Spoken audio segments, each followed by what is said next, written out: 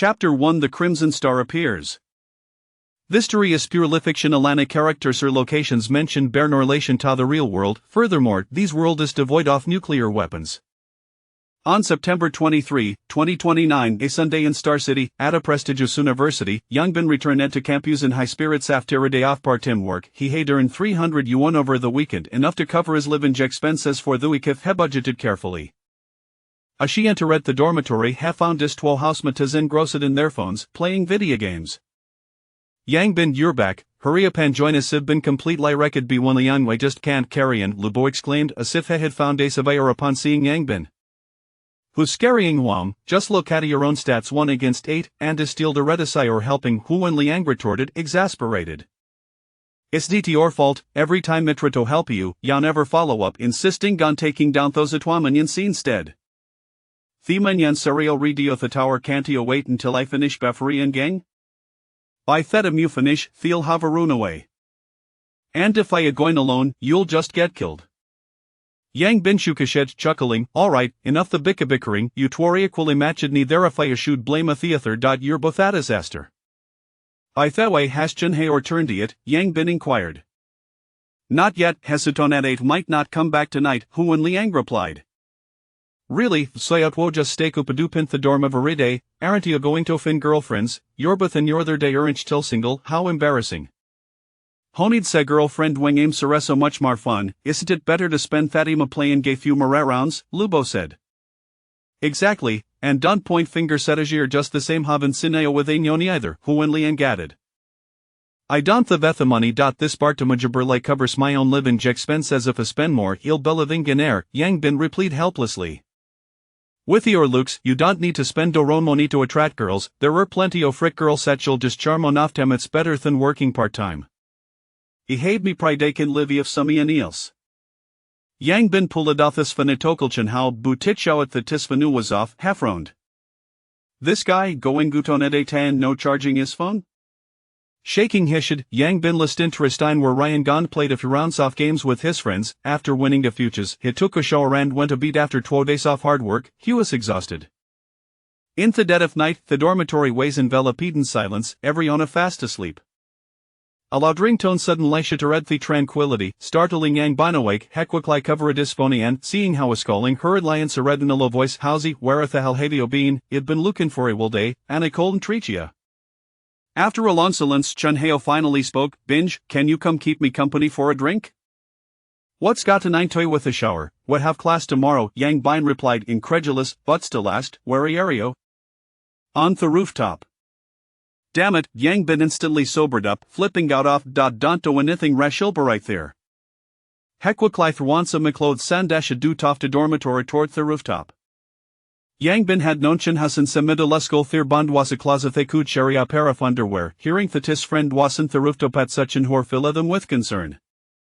Heron from the 3rd floor to his event without stopping normally, students were not allowed on the rooftop and the iron door was usually locked. However, these was noobs to clef for the resourceful students. The lock had long been duplicated countless times. Somehow Chunheo had managed to key, and when Yang Bin reached the rooftop, he found Chunheo's lumped on the ground, surrounded by a pile of beer bottles. Yang Bin breathed as a gopher leaf, thuff was still in re, what worry I thinking coming up here at the shower, if audio are we going to jump? Chunheo looked Yang Bin, whose face was filled with anger yet concern, a flicker of gratitude crossed his eyes. "I'm sorry, Binge, I didn't mean to worry you." Yang Bin shook his head, sitting down beside Chunheo and grabbing a bottle of beer to take a sip. "Now, tell me what's going on." Chunheo gulped down a mouthful of beer, painted on his face. Finally spoke.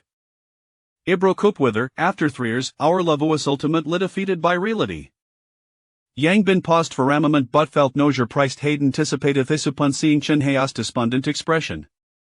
This guy had invested too deeply in that relationship, and thus a hollow v too intensely often end up suffering themist. Hepid Chen householder, offering consolation, looking the bright side get yard to find a 3-legged frog but woe-legged women are everywhere. "You're no tugly what's the retari about?" "But I really loved her," Chunheo said, his voice cracking. "Love can beaten, can it?" "It can, just seeing her makes me forget me hunger." "Boot shestilkia tedonia." "How do you know?" "Just look at your personality, if she didn't she it, would you have broken up?" Kamian, Telmuth. Binge Ario Hiri Torab Sultin Mwans, Chun Hao said, exasperated. Of course not, I just want to know which skundrel dared to betray my brother, I need to take revenge, Yang Bin declared earnestly. Hearing this, Chun Jose is filled with gratitude on Simoria Shigrita Distith. It was that scoundrel Wan Yuehao, relying on his famolais wealth as if the sites and Shia. Themo stun barableperdis that she actually betrayed for him. Ah, Soichim, Yang Bin nodded, don't worry, brother'll help you break his legs. Don't binge, that silly gallet's not worth it, Chun Hea quickly protested. Fine, then Li help you make he him suffer in other ways. Youth is already with Shayano. Are you really going to target Shia? Chun Hao's widened. Don't overthink it. That guy has plenty of girlfriends. Lu Shia wouldn't have an rank. Why would she betray him for Simeon like he him? Chun Hea lamented. Because he has money. Binge or yao really hairy to comfort me, because I feels more like yao trying to irritate. It's like yao pulling off even de dan pouring siltinthwound, Chun Hao said, exasperated. I just want yao to realize a thought just not worth it. Remember, Yori man you need to take things slightly. Don't lose yourself over a woman. Kamion, tonight you'll drink with you until we're roasted, and tomorrow welstertain, Yang Bin clapped Chun Hea to shoulder. Sure, but Bingu, we have class in the morning. Forget about that, our well-being is more important. Binge, you read the best. Shut up, don't go talmashi, closet the dorva don't want the teacher sketching us. Alright. The compuswasalent helators thoth whispers could occasionally be heard from some terms, indicating that a few students were still awake. All-nighters for gaming gone thin attending class 10 next day were a common occurrence as an university life. Tonight, the moonlight was particularly dim, while it has starlight shone exceptionally bright, illuminating thirth with a brilliant glow. On the rooftop of the boys' dormitory, two young men lay sprawled out, surrounded by discarded beer cans. Ina days, Chen Hasuden Lippo went to Detheskian said, Binge, don't you think the Big Dipper. The Nina Starsery special bright tonight? You're a real drunk. Ivianly hard off Big Dipper with 7 stars. Where do you 9 stars from? Oh, I guess I really am drunk. Wait. It seems there are an esters. Let me count. 1.2.3.8.9. There are really a running. It looks like we're both drunk. Yeah, this drunken feeling is so strange. Even see North Star falling down. I see it too. Trailing a long tail. It's magnificent. Much prettier than a shooting star. Hey, there's another one. The North Star is skimming good again. Really, and it's red. I'm really drunk. I can't eat anymore. I'm going to sleep, and everything will be fine tomorrow, Chun Hao said, collapsing onto ground. Yang Bin, also feeling thiefig soft alcohol, stared curiously at the crimson North Star above. After a while, he could no longer resist the pull of sleep and succumbed to slumber. Following the celestial phenomenon, it seemed as if some kind of seal had been lifted, and suddenly, an abundance of spiritual energy surged across Blue Star, quickly enveloping the entire planet. However, this no limerged spiritual energy carried a fey and sent off decay. Ultimately, the energy infiltrated the body is so far living beings in Blue Star. Some individuals showed no signs of change, but the majority experienced mutations. Thyreus turned bloodred, thyrobodeas began to decay, and event their consciousness was consumed, leaving them as mindless, flesh-eating zombies. A small number of people gained special abilities, most of whom were those directly illuminated by the Crimson Star. Chapter 2: The Apocalypse Descends. On the morning of September 24, 2029. Help me. There are remonsters. Countless screams and cries shattered Themmerninkom, filling the entire campus with disparate hulls. What's all this noise? Yang Bin was awakened by the screams from below, rubbing his delaching-headed groggy heckling bed to his feet and walked to the off the rooftop to look down. What they saw made his scalp tingle. Below, the ground in front of the dormitory was littered with dismembered corpses, the entire area nedred with blood. Figures covered in blood, were gnawing on severed limbs, their bloodied mouths, crimson eyes and decaying skin sending chills down his spine. Yang Bing quickly stepped back when Simeonia's mentally strong Ashuas felt a surge of panic. Imist still dreaming, Yang Bin shook his head, pinching his thig hard. Askria muscapitus Chen Hoa jolted awake with the pain.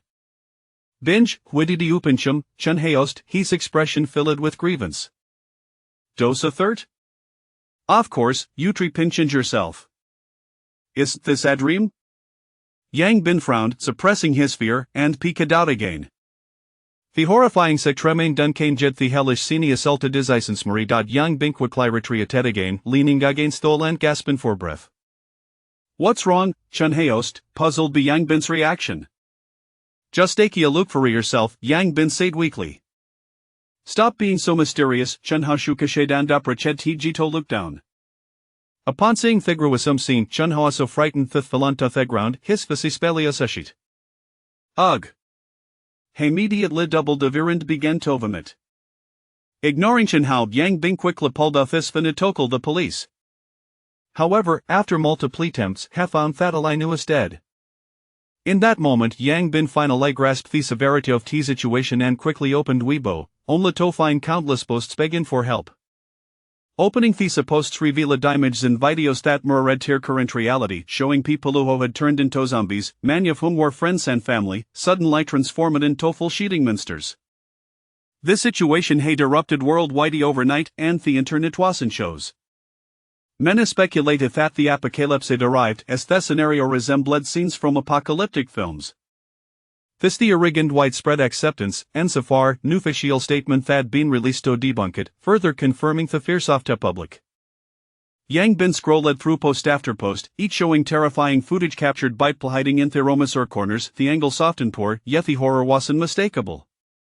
After viewing several posts, Yang Bin shared sanka to acknowledge it the zombie theory, perhaps the apocalypse truly come, and Nunanu with a shed suddenly occurred.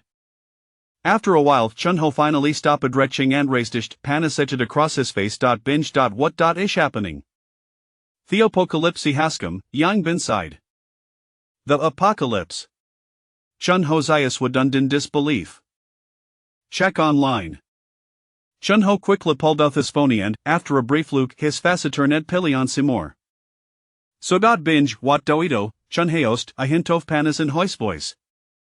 First, we need to find something to prop fire and or shut we can't let the zombies get in here.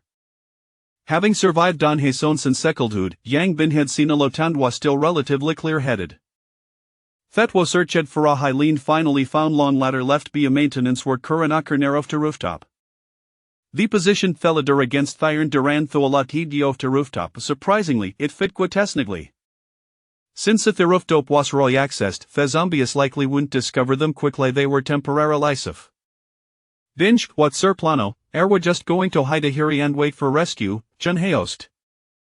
Waiting for rescue is definitely not an option. Based on what we've seen in line, the entire world is sinchos. The officials are likely overwhelmed and won't be able to provide the assistance and edemison if wait around, will probably starve, Yang Bin said solemnly. Then what do we do? Let's observe the situation with these zombies first. One need to understand what we're dealing with. Our vantage point is good, and we can keep an eye on what's happening down below, as well as look in line to see if anyone has found a way to deal with zombies. Okay. At this point, the screams from below had dwindled, likely because Ethosohauer shouting Hadel Redis accompanied the zombie emid particularly sensitive to sound, shouting wouldn't hasten their demise. In addition to their dormitory building, the nearby dorms were experiencing the same situation, transitioning from frantic Ryastoislozolans, leaving gonly the groll soft to zombies. Binge, how do you think these zombies came so many people down here have turned into zombies, yet were just fine? Is it because who have a special physiques? Chun Hao wondered. I don't know, maybe we're just lucky. After all, while many have turned into zombies, there are still a few who are normal with just the twofus, Theatsaren Thadlo. As Yang Bin spoke, a flash of memory struck him last night's blurry vision of Tanina Starsoft Big Dipper and that Crimson Star.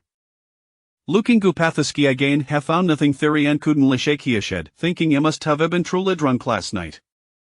True by Theway, Binge, do you think Lubon the other swill? Chun Haost, a hint of worry in Hoy's voice. Thufus Glacesto Yang Bin has still had a sent relationship with Theother Two, and in such duress circumstances, it was natural to be concerned. I don't know Yang Bin Shukashed in Temes Lakithus it Salabadluk with just that wolf tem in the dorm, they're relatively Zephyrthanethers, beautiful enough tem turns into a zombie, the other is to med too.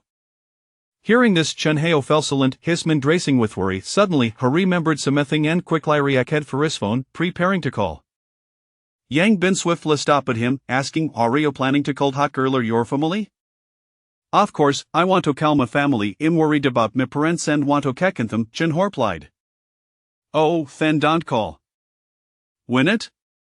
Given the situation below, you so wachacho decidus if I owe your parents are a finna beauty ukal them, verringing fanime tetrak zombies from nearby, then they'd baindanger." Ada Chen Hao is startled, quickly putting his phone away, feeling gash of arafier, thank goodness or serational, binge. "If you really want to call, you can check in on that girl." Forget it, while shedded murong, I walden twa harmer, since we've broken up, let's just consider each other strangers, Chen Hao said with a bitter smile.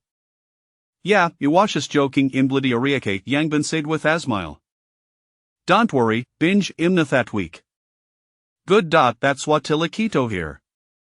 Binge doya vinquelos signala nurphone later?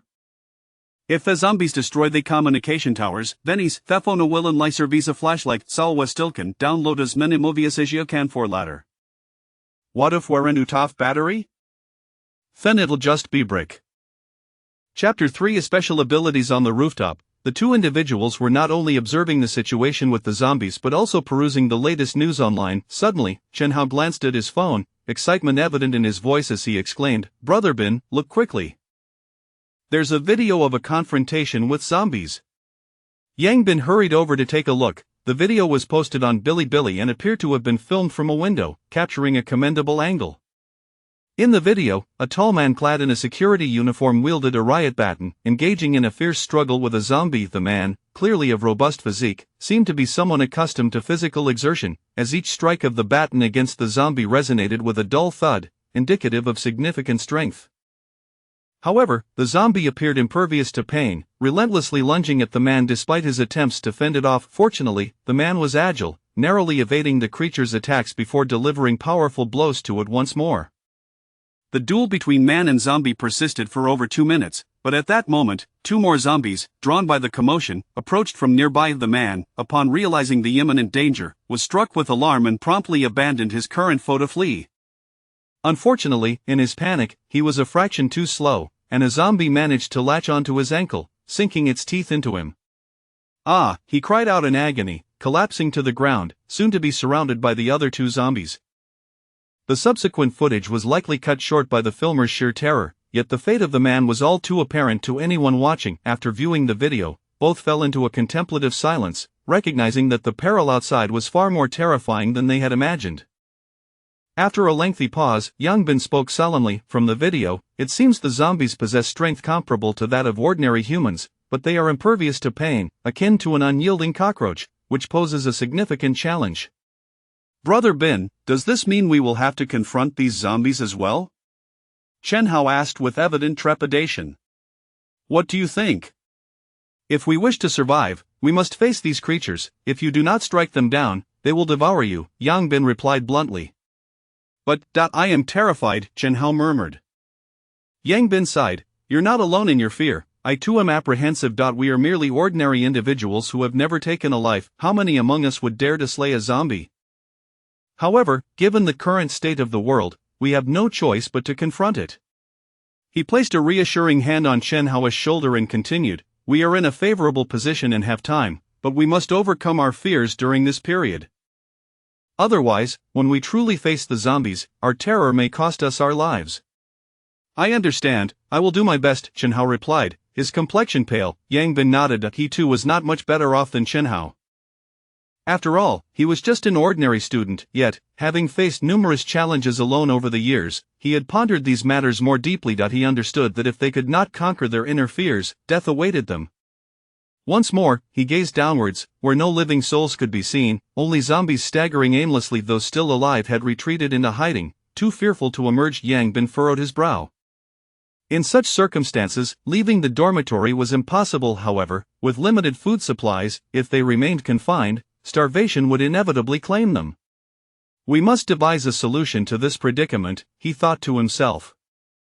Glancing up, he noticed movement in the female dormitory across from him, as if a scuffle was unfolding. Given the distance separating the male and female dormitories, he could not discern the specifics, but he speculated that someone might be battling zombies there, stirring his curiosity about who possessed such audacity. Yang Bin fixed his gaze intently in that direction, striving to gain a clearer view when suddenly, the surroundings became hazy, and the image of the female dormitory magnified before his eyes, akin to adjusting the focus of a telescope, growing increasingly clear. Soon, the scene within the female dormitory became vividly apparent. On the sixth-floor corridor, for tall young women wielded various makeshift weapons such as chairs, drying racks, and bedboards, fiercely striking at the zombies before them. Judging by their physiques, these women likely belonged to the physical education department. Evidently, the four were from the same dormitory, as none had succumbed to zombification, a stroke of remarkable luck. However, in such dire circumstances, their audacity to venture beyond their dormitory doors was truly commendable. Fortunately, their physical stature provided them with a distinct advantage, as the zombies before them were significantly shorter. The narrow corridor allowed them to wield their weapons in an attempt to push the zombies back. Seemingly intent on reaching another dormitory ahead, Yang Bin shook his head, acknowledging their naivety. Despite their advantage in physicality and possession of weapons, their actions would inevitably attract more zombies, and soon they would realize their grave misjudgment. True to Yang Bin's foresight, within moments, zombies from neighboring dormitories emerged, drawn by the noise, and surged toward the scene. The four women, upon witnessing this, turned pale with fright and hastily retreated to their dormitory, promptly locking the door behind them. A horde of zombies surged to the entrance, battering against the door frantically. Observing the violent shaking of the door, Yang Bin surmised that if they had not fortified it with something substantial, it would likely not hold for long. Yang Bin diverted his gaze, suddenly feeling a wave of dizziness wash over him, his body swaying precariously as he nearly stumbled. Fortunately, Chen Hao was quick to catch him. "Brother Bin, what's wrong with you?" Chen Hao inquired with concern. Yang Bin shook his head, gesturing toward the distant female dormitory. "Haozi, can you discern what is transpiring over there?" "Are you joking? How could I possibly see anything clearly from this distance?" Chen Hao replied, exasperated. Yang Bin nodded thoughtfully, plagued by confusion. "I have over 100 degrees of nearsightedness. Although I do not wear glasses, my vision is hardly exceptional. How could I see so far? Moreover, the clarity is beyond mere eyesight. Could it be a special ability?" Yang Bin's eyes suddenly lit up. "But why have I never noticed such a capability before? Surely it couldn't have just manifested overnight. Could it be that this apocalypse not only transforms individuals into zombies but also grants them special abilities?" A glimmer of excitement flickered in Yang Bin's gaze. Although such phenomena had never been substantiated in reality, as individuals of the 21st century, they had all seen their fair share of similar films. The current circumstances could only be explained by an extraordinary power, especially with the emergence of zombies.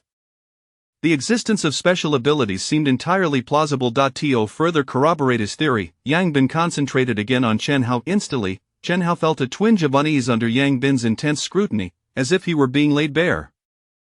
His hands instinctively moved to cover himself, as though that would provide some solace. "Stop hiding. It's not like I haven't seen you before," Yang Bin chuckled. At that moment, Yang Bin was overwhelmed with exhilaration.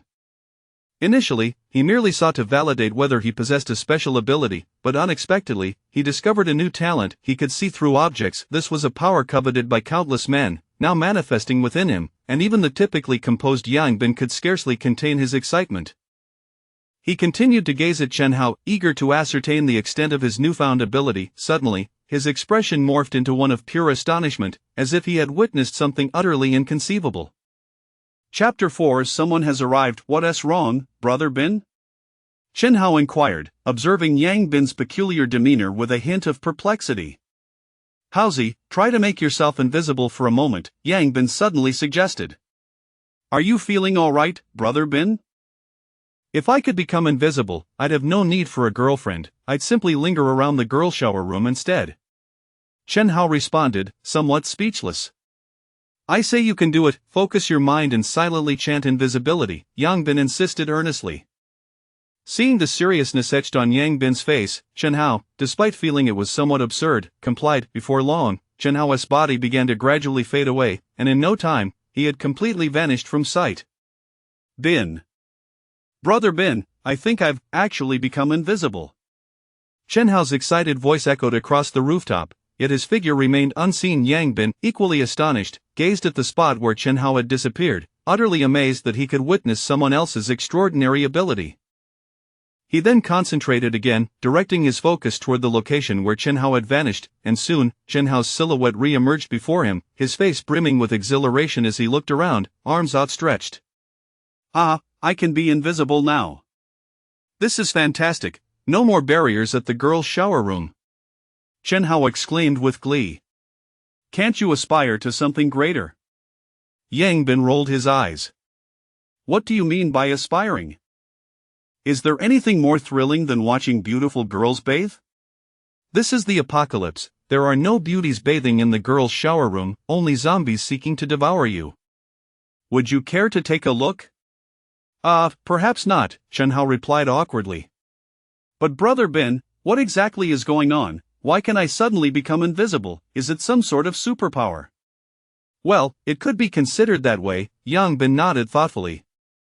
But why have I suddenly acquired a superpower? It's likely a result of this apocalypse. Whether it's good or bad remains uncertain, however, given that we possess unique abilities, we now have a better chance of survival in this dire situation, which is certainly a positive. Yang Bin remarked. Indeed, Brother Bin, what is your special ability? Chen Hao inquired with curiosity. Yang Bin pondered for a moment before responding. I can see things that others cannot. Such as your invisibility. Wow, it seems you are my nemesis, Chen Hao lamented, looks like I won't be able to turn the tables in this lifetime. What's the matter? Do you desire for me to call you brother? Yang Bin teased with a smirk. No, Chen Hao hurriedly waved his hands. Nevertheless, Brother Bin, since we both possess special abilities, do you think we might accomplish something grand during this apocalypse? Chen Hao asked with enthusiasm. That would be premature to say. Let's focus on surviving first. Our abilities are not designed for combat, and navigating through a world teeming with zombies is no simple task. Yang Bin shook his head. True, but with my invisibility, I could steal food. At least we won't starve. Don't be overly optimistic, from my observations, these zombies seem to have particularly keen hearing. If you cannot move silently, your invisibility will not serve you well against them. You'll need to practice more, striving to make no sound while you move. Perhaps we can find a zombie to test whether it can detect you. Are you certain it won't lead to my demise? Not at all, you must have faith in yourself. Alright then. By the way, Hausi, it seems that when you become invisible, even your clothing goes with you. I wonder if the objects you hold can also become invisible. Yang Bin suddenly inquired. I'll give it a try. Chen Hao picked up a brick from the ground and activated his invisibility once more. Sure enough, as he became invisible, the brick in his hand vanished along with him. This really works. Chen Hao exclaimed, filled with excitement. Yang Bin nodded, then asked, Now, let us see if you can pull me along with you when you become invisible. Alright. Chen Hao reappeared, grasped Yang Bin's hand, and activated his invisibility again. However, to his dismay, he found that not only could he not bring Yang Bin along, but he himself also became visible once more. It seems that doesn't work. Chen Hao frowned.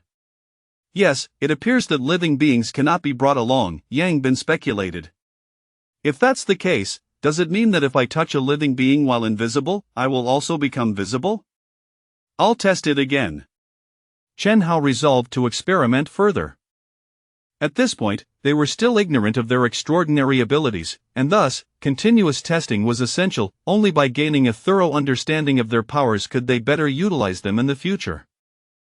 Chen Hao became invisible again and then tapped Yang Bin on the shoulder. As soon as his hand made contact, his form became visible once more. After several trials, whether by using his body or the brick to make contact, as long as he touched Yang Bin, he would reappear. It seems clear.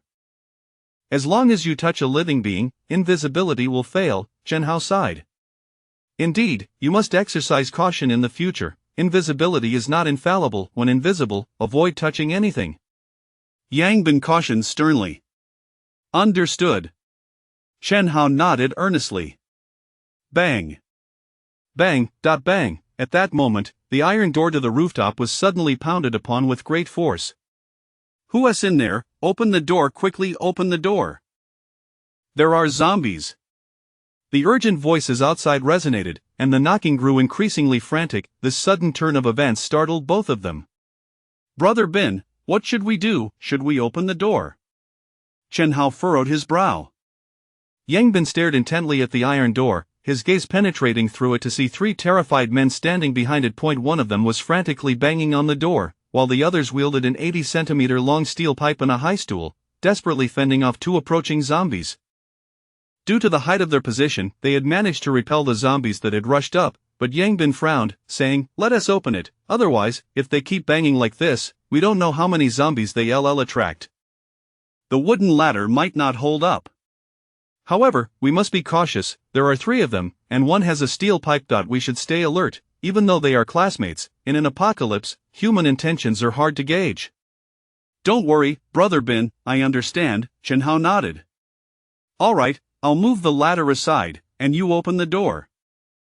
Once they come in, quickly close it." "Okay."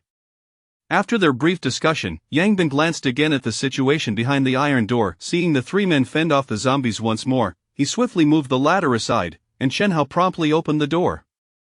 The three men rushed in as soon as the door swung open, quickly shutting it behind them. Yang Bin hastily repositioned the ladder against the door. Soon, sounds of pounding echoed from outside, clearly indicating that the zombies had managed to reach their location, but the strength of the two zombies was insufficient to push open the iron door, which was now secured by the ladder.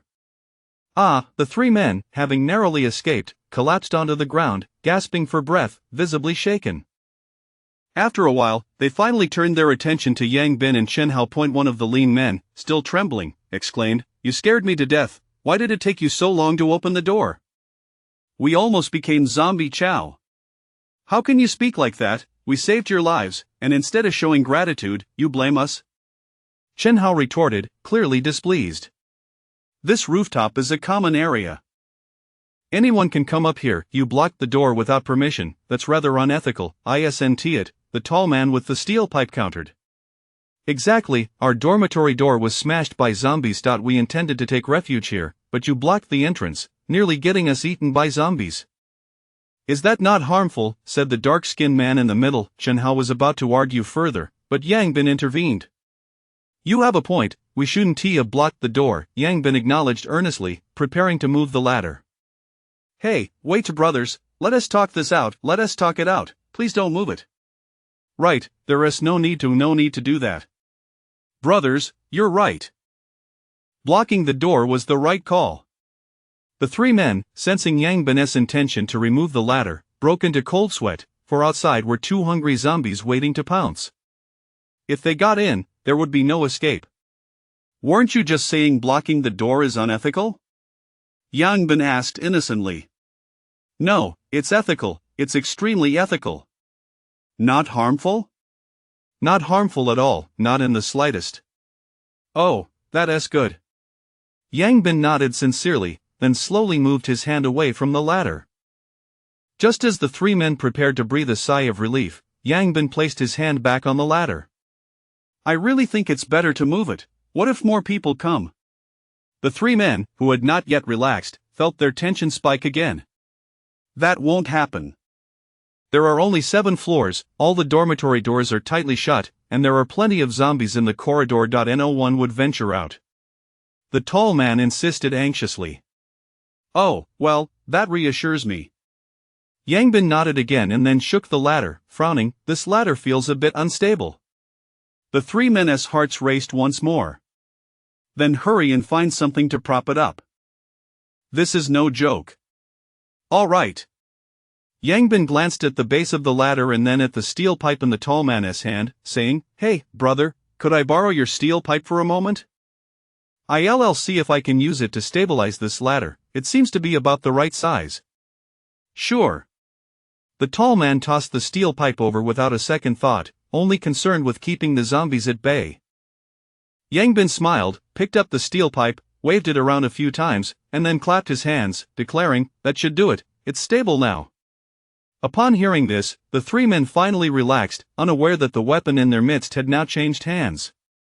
Chapter 5: Conflict with weapons in hand. A smile graced Yang Bin's face. It is not to be blamed on his petty mindset. During such extraordinary times, he must eradicate all threats in their infancy if he hopes to survive a little longer. We are from Dormitory 308. My name is Yang Bin, and this is Chun Hao. May I ask how you are addressed? Yang Bin introduced himself proactively. We are from Dormitory 716, my name is Zhao Kuan, and these are Shou Ho and Lao Hei, replied the tall man. Is it just the three of you in your dormitory? Yang Bin inquired curiously. There is one more, but he is turned into a zombie. Fortunately, we discovered it early this morning, otherwise, we would have all been done for, Zhao Kuan said, somewhat shaken. Impressive, to have escaped from a zombie, Yang Bin remarked, astonished. Not quite an escape. There were three of us against him. He fell from the upper bunk, and we managed to bind him to the bed with a bedsheet. That's how we survived. That is still quite remarkable. What about you? You are from the third floor, how did you end up here? We were drinking and chatting up here last night and didn't return to the dormitory at all. Well, you certainly have good fortune. I think so too, Yang Bin chuckled. The two parties began to converse amicably, finding common ground as fellow students. In the absence of conflicting interests, camaraderie was easily established. As midday approached, several gurgling sounds echoed through the air. Shou-ho, clutching his stomach, awkwardly said, Do you have anything to eat? We haven't had anything since this morning and are quite hungry. Does it look like there is food up here? Yang Bin replied with a shrug, feeling helpless. They too had not eaten since last night and were equally famished, though they had been enduring it. What should we do? Without food, even if the zombies don't get in, we will eventually starve, Zhao Kuan said. Just hold on, perhaps official rescue will arrive soon, Lao Hei suggested. What if the authorities don't come for days? That is unlikely. Nothing is impossible. We cannot rely solely on others for hope, we must find a way to procure food ourselves, Chen Hao stated. How can we? There are two zombies guarding the entrance, we can't even step outside, let alone fetch food. Perhaps we could lure them in and deal with them first, then find a way down to the dormitory for some food, Yang Bin proposed earnestly. Have you lost your mind? Letting them in would mean our doom, the others exclaimed in alarm. They had encountered zombies before and were acutely aware of their terror. Having finally found a safe haven, they were loath to face zombies again. There are only 2 zombies outside, and there are 5 of us. We still stand a chance against them. If more zombies appear, it will be impossible to venture out, Yang Bin argued. You're overestimating this situation. You haven't faced zombies before and don't grasp their horror. These creatures feel no pain. A blow to them has no effect, and if they catch or bite you, it's all over, Zhao Kuan frowned. Indeed, letting them in is tantamount to seeking death. We wish to live, Shou-ho shook his head. Even Chen Hao looked at Yang Bin with concern, saying, Bin Gu, are you confident? Whether I am confident or not, we must take this step. We are on the rooftop, zombies lack intelligence. As long as we find a way to push them off the roof, we can resolve this. This is the simplest way to deal with zombies. If we can't manage even this, we might as well give up on escaping, Yang Bin asserted. Alright, Bin Gu, I support you, Chen Hao declared resolutely. No way, we absolutely refuse to let zombies in, the other 3 shook their heads. We were here first. When did we need your approval? Yang Bin retorted, his anger rising. Humph, we disagree, and I want to see who dares to let them in. Zhao Kuan also grew furious, reaching for a steel pipe, only to find it had somehow ended up in the hands of the other group, his face darkening immediately. Return my steel pipe. Do you think that is possible? Yang Bin scoffed. That was mine to begin with. It belongs to me now. Damn it, without the steel pipe, there is no way I'll let you bring the zombies in. This isn't your call. Yang Bin shot him a cold glance and suddenly kicked the ladder, sending it crashing down. What the hell? The 3 of them were instantly alarmed and hurriedly braced against the iron door. You lunatic, you're going to get us all killed. Zhao Kuan shouted angrily. Rather than waiting here to die, it's better to take a chance. If you're too afraid to fight, then brace yourselves, I want to see how long you can hold out, Yang Bin said coldly, as both sides stood their ground, the tension escalating to its peak. Bang! Bang! The iron door reverberated again as the previously silent zombies, alerted by the commotion inside, began to pound against it once more. The three struggled to hold the door, their faces paling as they saw that Yang Bin and Chen Hao showed no intention of assisting. What do we do, Cohen go? Shouho said anxiously. At this rate, we won't last much longer. Zhao Cohen's expression shifted several times before he gritted his teeth and said to Yang Bin, if we're going to fight, we need a battle plan. What do you think kicking the ladder away accomplishes? Well, you do have a point there. Yang Bin nodded seriously, then leisurely returned the ladder and propped it against the iron door once more. Ugh! The three collapsed onto the ground, having thought their ascent to the rooftop ensured their safety, only to find it was far more harrowing than anticipated. After a while, Zhao Cohen looked at Yang Bin and asked, so, what is the plan? Yang Bin surveyed the surroundings and said, in a moment, Shouho and Lao Hei will move the ladder aside. Once the zombies enter, you two will use the ladder to pin one against the wall while the three of us deal with the other, striving to push both zombies off the roof as swiftly as possible. Easy to say, but zombies are fast, and that ladder is cumbersome. If they get too close, the ladder will not serve as a weapon but rather become a burden, putting us in peril, Zhao Cohen countered. From my observations, zombies possess physical capabilities similar to ordinary humans. Their only advantage is their lack of pain sensitivity. However, they also have a fatal weakness: they lack intelligence and cannot evade attacks. Once the zombies enter, you two just need to pin one against the wall with the ladder. I don't believe it will have a chance to get close. If that goes awry, then we must look to our own shortcomings, Yang Bin insisted. Fine, even if you're right, what about the remaining one? I have no weapon, I can't go barehanded against a zombie, Zhao Cohen grumbled, eyeing the steel pipe in Yang Bin's hands with displeasure, for it had originally been his. He had also had a high stool, but in the rush to enter, he had left it outside, and now he was weaponless. There are plenty of bricks on the ground. Just grab a couple to use as weapons, Yang Bin suggested. Bricks, how clever of you, why don't you use bricks to fight the zombies yourself? I have a steel pipe, I don't need it. Chapter 6. The initial confrontation. Are you ready? Yang Bin inquired solemnly, casting a serious gaze upon the group. The others nodded nervously, their apprehension palpable. Although Zhao Cohen and his companions felt somewhat disgruntled, they ultimately succumbed to Yang Bin's overwhelming authority. I will count to 3. Lao Hei, you all move the ladder, Yang Bin instructed. Understood. Lao Hei and Shouho gripped the ladder, their palms slick with sweat. 1.2.3. As Yang Bin's voice fell, Lao Hei and Shouho swiftly removed the ladder. Bang! With a resounding crash, the iron gate swung open, and two bloodied zombies lunged onto the rooftop. This was the first time Yang Bin and Chen Hao had encountered zombies up close. The crimson glare in their eyes sent chills down their spines, and the overwhelming stench of blood was almost enough to induce nausea. Fortunately, both had prepared their minds for such a scenario. Although the experience was uncomfortable, they remained composed. As the zombies burst onto the rooftop, they immediately locked onto the group and charged forward. Lao Hei and Shouho hastily positioned the ladder against one of the zombies, pushing it against the wall. The creature thrashed wildly, but the strength of one could not compare to that of two, and ultimately it was pinned against the wall, unable to break free. Yang Bin and the others rushed towards the second zombie without hesitation.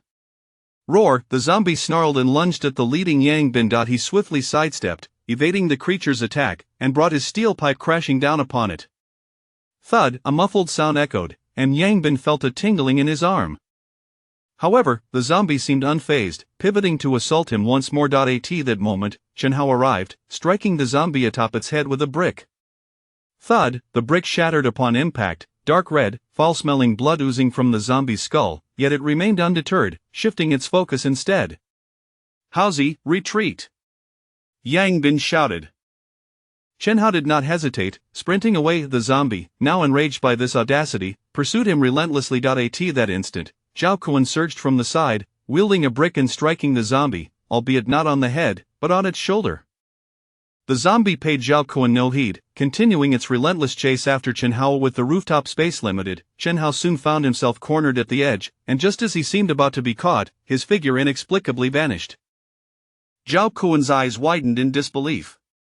Where did he go?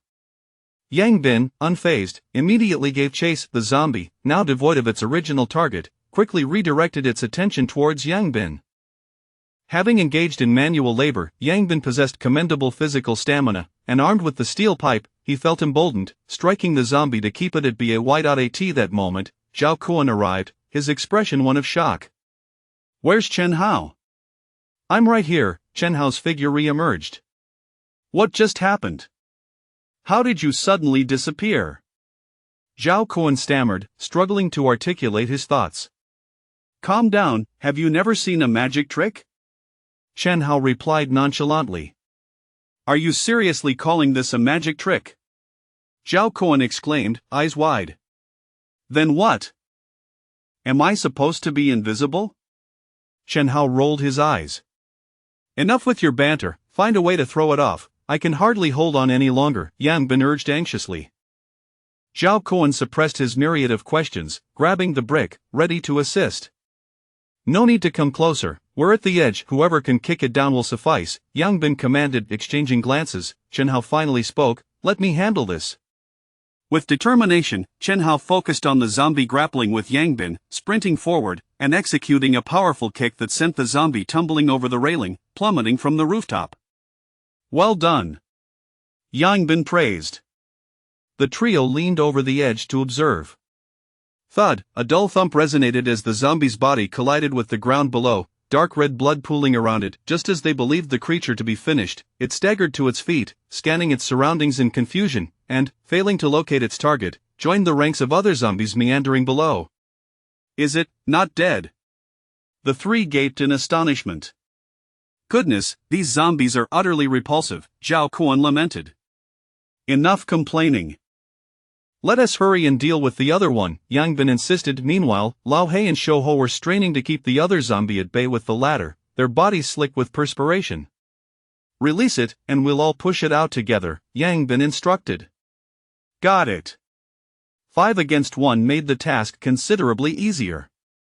As they released the ladder, the zombie surged towards them. The group hoisted the ladder, driving the creature to the rooftop's edge and propelling it outward. Bang! Another muffled sound echoed. Once more, they rushed to peer over the edge. The zombie lay motionless amidst a pool of blood, not attempting to rise. "Odd, why did this one die?" Zhao Kuan queried. "It smashed its head. How could it not die?" Chen Hao remarked. Yang Bin nodded thoughtfully. It seemed the zombies' weakness lay in their heads. No wonder the creature had relentlessly pursued Chen Hao after being struck. "Close the door. Let us take a moment to rest," Yang Bin suggested. They propped the door shut with the ladder and collapsed onto the ground. Although their encounter with the zombies had been brief, the psychological toll was immense. As ordinary university students, their willingness to engage in combat spoke volumes about their mental fortitude. Reflecting on the ordeal, each felt a tremor of fear within. Hiss! A sharp intake of breath pierced the air as Chen Hao clasped his foot, agony etched across his face. "What's wrong?" Yang Bin rushed to his side. Cautiously, Chen Hao rolled up his pant leg, revealing 3 lone, bloody scratches on his ankle. "What happened?" Yang Bin asked, a hint of anxiety creeping into his voice. "I must have been clawed by that zombie when I kicked it," Chen Hao replied with a wry smile. At his words, the atmosphere grew tense, and Zhao Kuan and the others instinctively distanced themselves. Yang Bin furrowed his brow, his gaze fixating on Chen Hao's injury. Realizing their expressions, Chen Hao quickly grasped the implication, his face paling as he trembled. "Bin Gu, am I going to turn into a zombie?" "Of course not, don't think like that. You'll be fine," Yang Bin reassured him. "How can you say that? The internet warns that being bitten or scratched by a zombie leads to transformation," Shou Ho interjected. "Shut up, if you don't speak, no one will consider you mute," Yang Bin snapped. "The facts are what they are. Can't I express my concern? Is it amusing to deceive oneself like this?" Zhao Kuan retorted. "This is my issue. If you keep babbling, I swear I'll make it so you can never speak again," Yang Bin threatened, gripping his steel pipe and glaring at them coldly. "What? You think you can take us all on?" Zhao Kuan challenged defiantly, having long harbored resentment towards Yang Bin. "You're welcome to try." Yang Bin shot back icily. Chapter 7. A false alarm. The atmosphere grew tense once more. At that moment, Chen Hao gently patted Yang Bin's shoulder and whispered, "Bin Gu, there's no need for this. I am fully aware of the situation." Yang Bin withdrew his icy gaze and turned to Chen Hao. His eyes reddened as he said, "Haozi, I am truly sorry. If it weren't for my urging you to kick it, this predicament would not have arisen." "Bin Gu, it's not your fault. I alone am to blame for being so careless," Chen Hao replied with a bitter smile. "You know, Bin Gu, the person I admire most in this life is you. Being your brother is my greatest pride. If should I truly become a zombie, could you please put me down beforehand? I do not wish to become a zombie and harm others." As he spoke, Chen Hao's eyes welled with tears. "That won't happen. Do not entertain such thoughts, there must be a solution," Yang Bin asserted, activating his special ability and intently observing the wound on Chen Hao's foot. Soon, he noticed a faint gray energy continuously eroding Chen Hao's injury. However, it seemed that a unique energy within Chen Hao was resisting the encroachment of this gray energy, resulting in a stalemate. Witnessing this scene, Yang Bin's face lit up with surprise. Although he could not fathom why Chen Hao was able to withstand the gray energy's invasion, he realized that perhaps Chen Hao would not turn into a zombie after all. "Bin Gu, can you promise me one thing?" Chen Hao continued, seemingly lost in his own thoughts. "After I die, could you please check on my parents? They have not replied to my messages, and I am somewhat worried about them." "Go find them yourself," Yang Bin chuckled. At that moment, he noticed that the gray energy eroding Chen Hao was gradually diminishing, allowing his anxious heart to finally relax. He knew that Chen Hao would likely be alright. "Bin Gu, why are you laughing when I'm on the verge of death? Is our brotherhood over the years just a facade?" Chen Hao lamented, a mournful expression on his face. "Who says you're about to die? You seem perfectly fine now," Yang Bin countered. "But I'm about to turn into a zombie." "Not anymore." "Really?" Chen Hao's eyes widened in disbelief. "Of course it's true. Do you not trust me?" "I certainly trust you, but that there are no buts." "If I say you won't, then you won't," Yang Bin declared firmly. Seeing the resolute determination in Yang Bin's eyes, Chen Hao let out a deep sigh of relief. He understood that his companion would never deceive him in such a moment. "All right, I believe you, Bin Gu." Chen Hao nodded affirmatively. "You are all too quick to celebrate. He has not transformed yet, merely because the time has not come. I advise you to get him away quickly, otherwise, we may have no choice but to push him down." "I cannot gamble our lives," Zhao Kun interjected suddenly. "Try it. If you dare to make a move, don't blame me for breaking your legs," Yang Bin retorted coldly. "You." Zhao Kun fumed, his anger causing him to jump on the spot. He wanted to confront Yang Bin but hesitated at the sight of the steel pipe in his hand, ultimately grinding his teeth and saying, "Fine, you're tough, but don't say I didn't warn you. You are closest to him. If he turns into a zombie, you will be the first to be devoured." With that, he led the other two away at a distance. "Bin Gu, maybe you should keep your distance from me too." "I am worried that if," Chen Hao expressed his concern hesitantly. "There will be no if. I assure you there is nothing to fear. Sit tight, I will tend to your bandage. Although the wound is not deep, the heat may cause inflammation," Yang Bin said, tearing a strip from his sleeve and crouching down to carefully bandage Chen Hao's injury. The gray energy on the wound had almost completely dissipated, and it seemed that everything would be fine. Chen Hao gazed at Yang Bin, his eyes glistening as he watched him tend to the wound. He did not utter a word of thanks. Their bond transcended such formalities. "There you go, rest well for a while. By tomorrow, you should be alright," Yang Bin said, clapping his hands as he stood up. Suddenly, he was startled to see Chen Hao's eyes were still red. "Don't scare me like that. You're not really turning into a zombie, are you?" "No, it's just that some dust got in my eyes," Chen Hao quickly rubbed his eyes and replied. "That's good to hear," Yang Bin sighed in relief. "Bin Gu, the truth is my foot is fine. Just a few scratches. As long as I don't turn into a zombie, it's nothing serious," Chen Hao assured him. "Regardless, you should still rest, we have battles ahead," Yang Bin advised. Half an hour later, Zhao Kun and the others, observing that Chen Hao still appeared normal, began to feel puzzled. "Isn't it said online that if you are scratched by a zombie, you will turn into one within minutes? How come he's fine?" "Exactly, it defies logic. Could it be that everything online is a lie?" That can't be. I have a video that clearly documents a person's transformation from a normal human to a zombie. It can't be fake. Then what's going on with him? Beats me, should we ask? I'm not going. That Yang Bin is intimidating. I'm a bit scared of him now. Koen-gu, you should go. I've already made my threats, so if I go ask, it would be a slap in the face. Then forget it.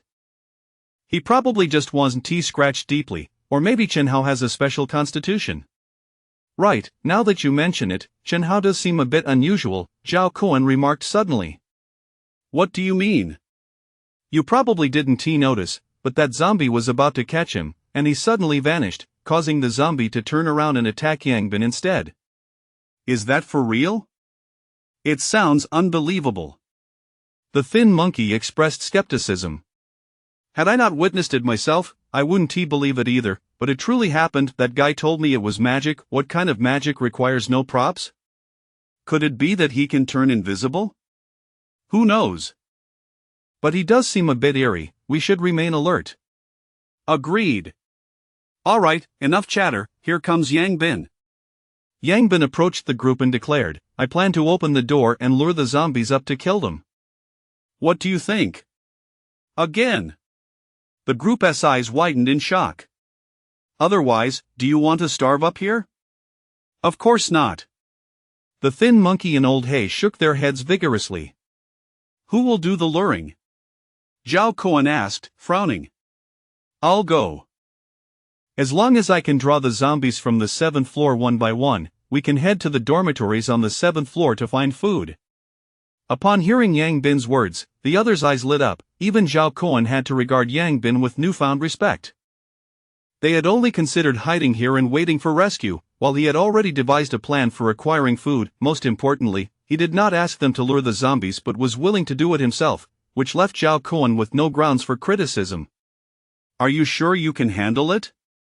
If not, I can go. I'm more familiar with the 7th floor, Zhao Kuan instinctively retorted. Fine, then you go, Yang Bin replied. Zhao Kuan was suddenly left dumbfounded, his eyes wide in disbelief as he stared at Yang Bin. Yang Bin paid him no mind and picked up a few stones from the ground, placing them in Zhao Kuan's hands. Be careful. If you encounter a zombie, throw the stones from a distance and lure it up. Just don't attract too many. Holding the stones, Zhao Kuan opened his mouth but found himself at a loss for words, wishing he could slap himself for his earlier bravado. Thus, under the watchful eyes of the group, Zhao Kuan descended the stairs with a face full of despair. Chapter 8, Luring the Zombies. Zhao Kuan cautiously descended the stairs, apprehensive of encountering danger around the corner. The task of luring zombies was fraught with peril, yet his own reckless tongue left him no choice but to swallow his fears. Upon reaching the stairwell's corner, he was relieved to find no zombies, but that relief was short-lived as he suddenly spotted two pairs of blood-red eyes fixed intently upon him from below. Damn it, Zhao Kuan cursed, swiftly retreating. Roar! The two zombies eagerly pursued him. Before long, he found himself back at the rooftop entrance. How many? Yang Bin inquired immediately. 2. Damn, weren't you supposed to lure them one at a time? Is this something I can control? Zhao Kuan retorted. Old strategy. Shouhou and Laohai will hold one back with the latter, and will deal with the other. Yang Bin quickly devised a plan. With the first encounter behind them, their second attempt was markedly more adept. As the two zombies burst through, one was promptly halted by the latter, while the other, still bewildered, was met with two bricks and a steel pipe aimed squarely at its head. The zombie let out an enraged roar and immediately turned to pursue the trio. The three hastily led the zombie to the edge, where Yang Bin engaged it in a fierce struggle with the steel pipe, while Zhao Kuan and Chen Hao brandished the high stool that Laohai had previously brought, delivering a forceful blow to the zombie. They dared not kick it, fearful of being caught. The high stool proved invaluable. It collided with the zombie, sending it plummeting from the rooftop without incident. Subsequently, the group united their strength to push the other zombie off as well. The entire process unfolded fluidly, resolved in just over a minute. Pleasant collaboration. Yang Bin approached Zhao Kuan, extending his hand. Despite their past grievances, when faced with zombies, the trio had not resorted to underhanded tactics, and each had contributed wholeheartedly, which improved Yang Bin's impression of them significantly. Ultimately, their conflicts were mere verbal disputes, devoid of true animosity. They needed to continue cooperating, and personal grudges had to be set aside to avoid potential disaster. Seeing Yang Bin extend his hand, Zhao Kuan hesitated momentarily but quickly reciprocated.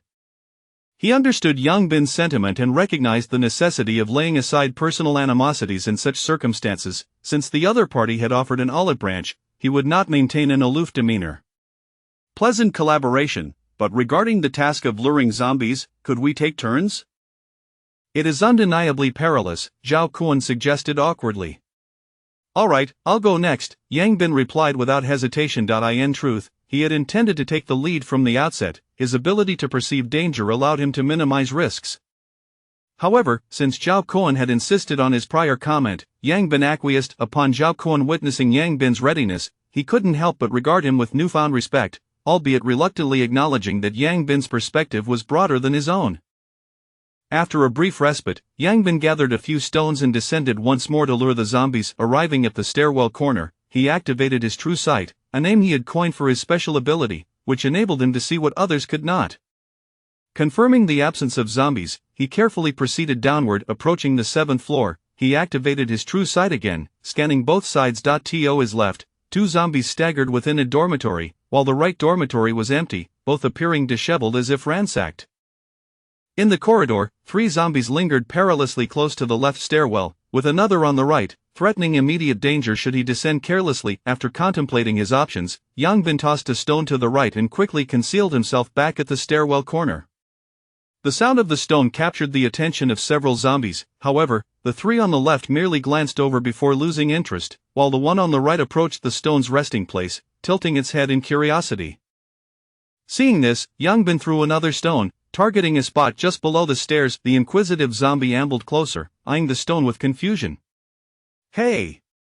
Yang Bin called softly, peeking out. Upon spotting a living person, the zombie became animated, charging toward Yang Bin at an alarming speed. Without hesitation, Yang Bin turned and sprinted back up the stairs, quickly returning to the rooftop. On the rooftop, Zhao Kuan and the others stood ready, urgently querying, "How many?" "1. All right." Before long, the solitary zombie followed Yang Bin to the rooftop, only to be met with a swiftly descending ladder that struck it forcefully. The zombie, taken completely off guard, was sent flying several meters away, landing at the edge of the rooftop. As it attempted to rise, the ladder struck again, propelling it off the rooftop entirely. The unfortunate creature had not even had the chance to register its surroundings before being unceremoniously discarded from above. In a dormitory on the 1st floor, 3 youths huddled together, trembling as they observed the relentless cascade of zombies plummeting from above. These zombies really know how to entertain themselves. What's the big deal? They don't feel pain. Jumping off a building is nothing to them. Sigh, it seems we must not only be wary of the zombies outside but also guard against those jumping down from above. At this rate, when shall we ever escape? Surviving is already a blessing. There's still some bread left in the dormitory. If we ration it, we should last a couple of days. Perhaps rescue will arrive by then. Indeed. On the rooftop, it's my turn now, Zhao Kuan declared, preparing to descend. He was the type who never shied away from his responsibilities. "Allow me to go instead," Yang Bin offered. At the stairwell's entrance stood 3 zombies, invisible to Zhao Kuan due to his lack of perception. If he descended blindly, he could easily fall victim to their combined assault, and that would spell disaster. Zhao Kuan regarded Yang Bin seriously before nodding in agreement. All right. The task of luring zombies was perilous. If he could avoid it, all the better. Yang Bin promptly descended again, employing the same method of tossing a stone. However, to his dismay, all 3 zombies converged at the stairwell entrance, causing him to furrow his brow. After several attempts, the 3 zombies remained stubbornly grouped, leaving Yang Bin exasperated. Finally, he gritted his teeth and resolved to lure them all together. As Yang Bin revealed himself, the 3 zombies instantly became excited, charging toward him with fervor. Yang Bin led the way back to the rooftop, urging his companions to be cautious. "Watch out, 3 of them!" Yang Bin shouted. "Damn, that's intense," the others exclaimed, startled. Same strategy. Shouhou and Laohai will hold one back with the latter, while Haozi and Zhao Kuan deal with another. I'll take care of the last one. Yang Bin rapidly adjusted their tactics. Soon, the three zombies followed Yang Bin onto the rooftop. Shouho and Laohai quickly held one back with the ladder, while Zhao Kun and Chen Hao cornered another against the wall with the high stool. Yang Bin, with the final zombie in tow, approached the rooftop's edge, swinging his steel pipe down upon the zombie's skull. With a resounding thud, the dark crimson blood erupted from the zombie's head, causing Yang Bin's steel pipe to vibrate violently, numbing his arm. Damn, I hit too hard. Watching the blood spray around, Yang Bin felt his stomach churn. Had it not been for the emptiness within, he might have retched on the spot. However, the forceful blow had visibly slowed the zombie's movements. With renewed determination, Yang Bin suppressed his nausea and struck the zombie's head once more. With three zombies present, Chen Hao and the others were unable to assist, leaving him to confront one alone. Unable to maneuver it downstairs, he resolved to eliminate it directly. Chapter 9. The special zombie Yang Bin relentlessly struck the zombie's head with the steel pipe in his hand, fully aware that the creature's weakness lay in its skull. Attacking any other part proved futile. With each successive blow, blood gushed from the zombie's head, causing its movements to grow increasingly sluggish. Ultimately, under Yang Bin's frenzied assault, the zombie's skull was brutally crushed. The creature finally ceased its movements, collapsing lifelessly to the ground. In that instant, the ground was splattered with a ghastly mix of red and white fog. Upon witnessing this gruesome spectacle, even Yang Bin, despite his boldness, found himself bent over and retching on the ground. In the heat of battle, he had not contemplated the horror of the situation, solely focused on subduing the creature. And now, however, as he beheld the carnage sprawled before him, waves of nausea surged within him. His stomach, already empty, protested violently, nearly expelling even the bitter bile. Ugh! The others, though standing at a distance, were no less affected. Each of them turned pale, succumbing to their own fits of vomiting. They were merely ordinary university students, unaccustomed to such ghastly sights. Moreover, their plight was far worse than Yang Bin's. While they retched, they were compelled to maintain their grip, for the slightest lapse could allow the zombie to break free, jeopardizing their very lives. It was an overwhelming ordeal. After some time, Yang Bin finally managed to rise from the ground, unwilling to glance at the lifeless zombie sprawled before him, and swiftly approached Chen Hao and the others. Observing the zombie they had restrained, still flailing its limbs, Yang Bin weakly suggested, "We should dispose of this one." Yes, Zhao Kun and Chen Hao nodded in agreement, fearing that Yang Bin might shatter its skull as well. At that moment, even Zhao Kun regarded Yang Bin with trepidation. After all, he could not fathom himself committing such an act, even against a zombie, which was, at its core, a grotesque mockery of humanity. Without further ado, Yang Bin instructed the two to release their hold on the zombie, then guided it to the edge. Following his lead, Chen Hao and Zhao Kun used a high stool to propel it over the side. Subsequently, they banded together to push another zombie off as well. Once this task was accomplished, the group collapsed to the ground, utterly drained and unwilling to move. It was not necessarily that this endeavor had been more exhausting than the previous ones.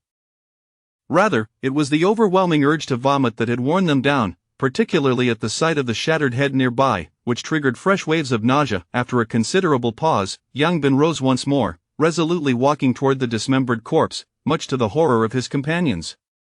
To survive in this apocalyptic world, such encounters will be inevitable. I must conquer this mental barrier swiftly, he reflected inwardly. Standing before the zombie's remains, he steeled himself against the revulsion, fixing his gaze upon the corpse.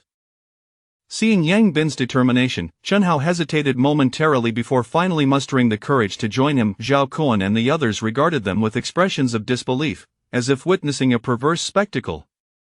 Although Zhao Kun understood their motives, he lacked the courage to approach. After a lengthy silence, Yang Bin turned to Chen Hao and said, "Haozi, well done, Brother Bin, whatever you do, I will follow."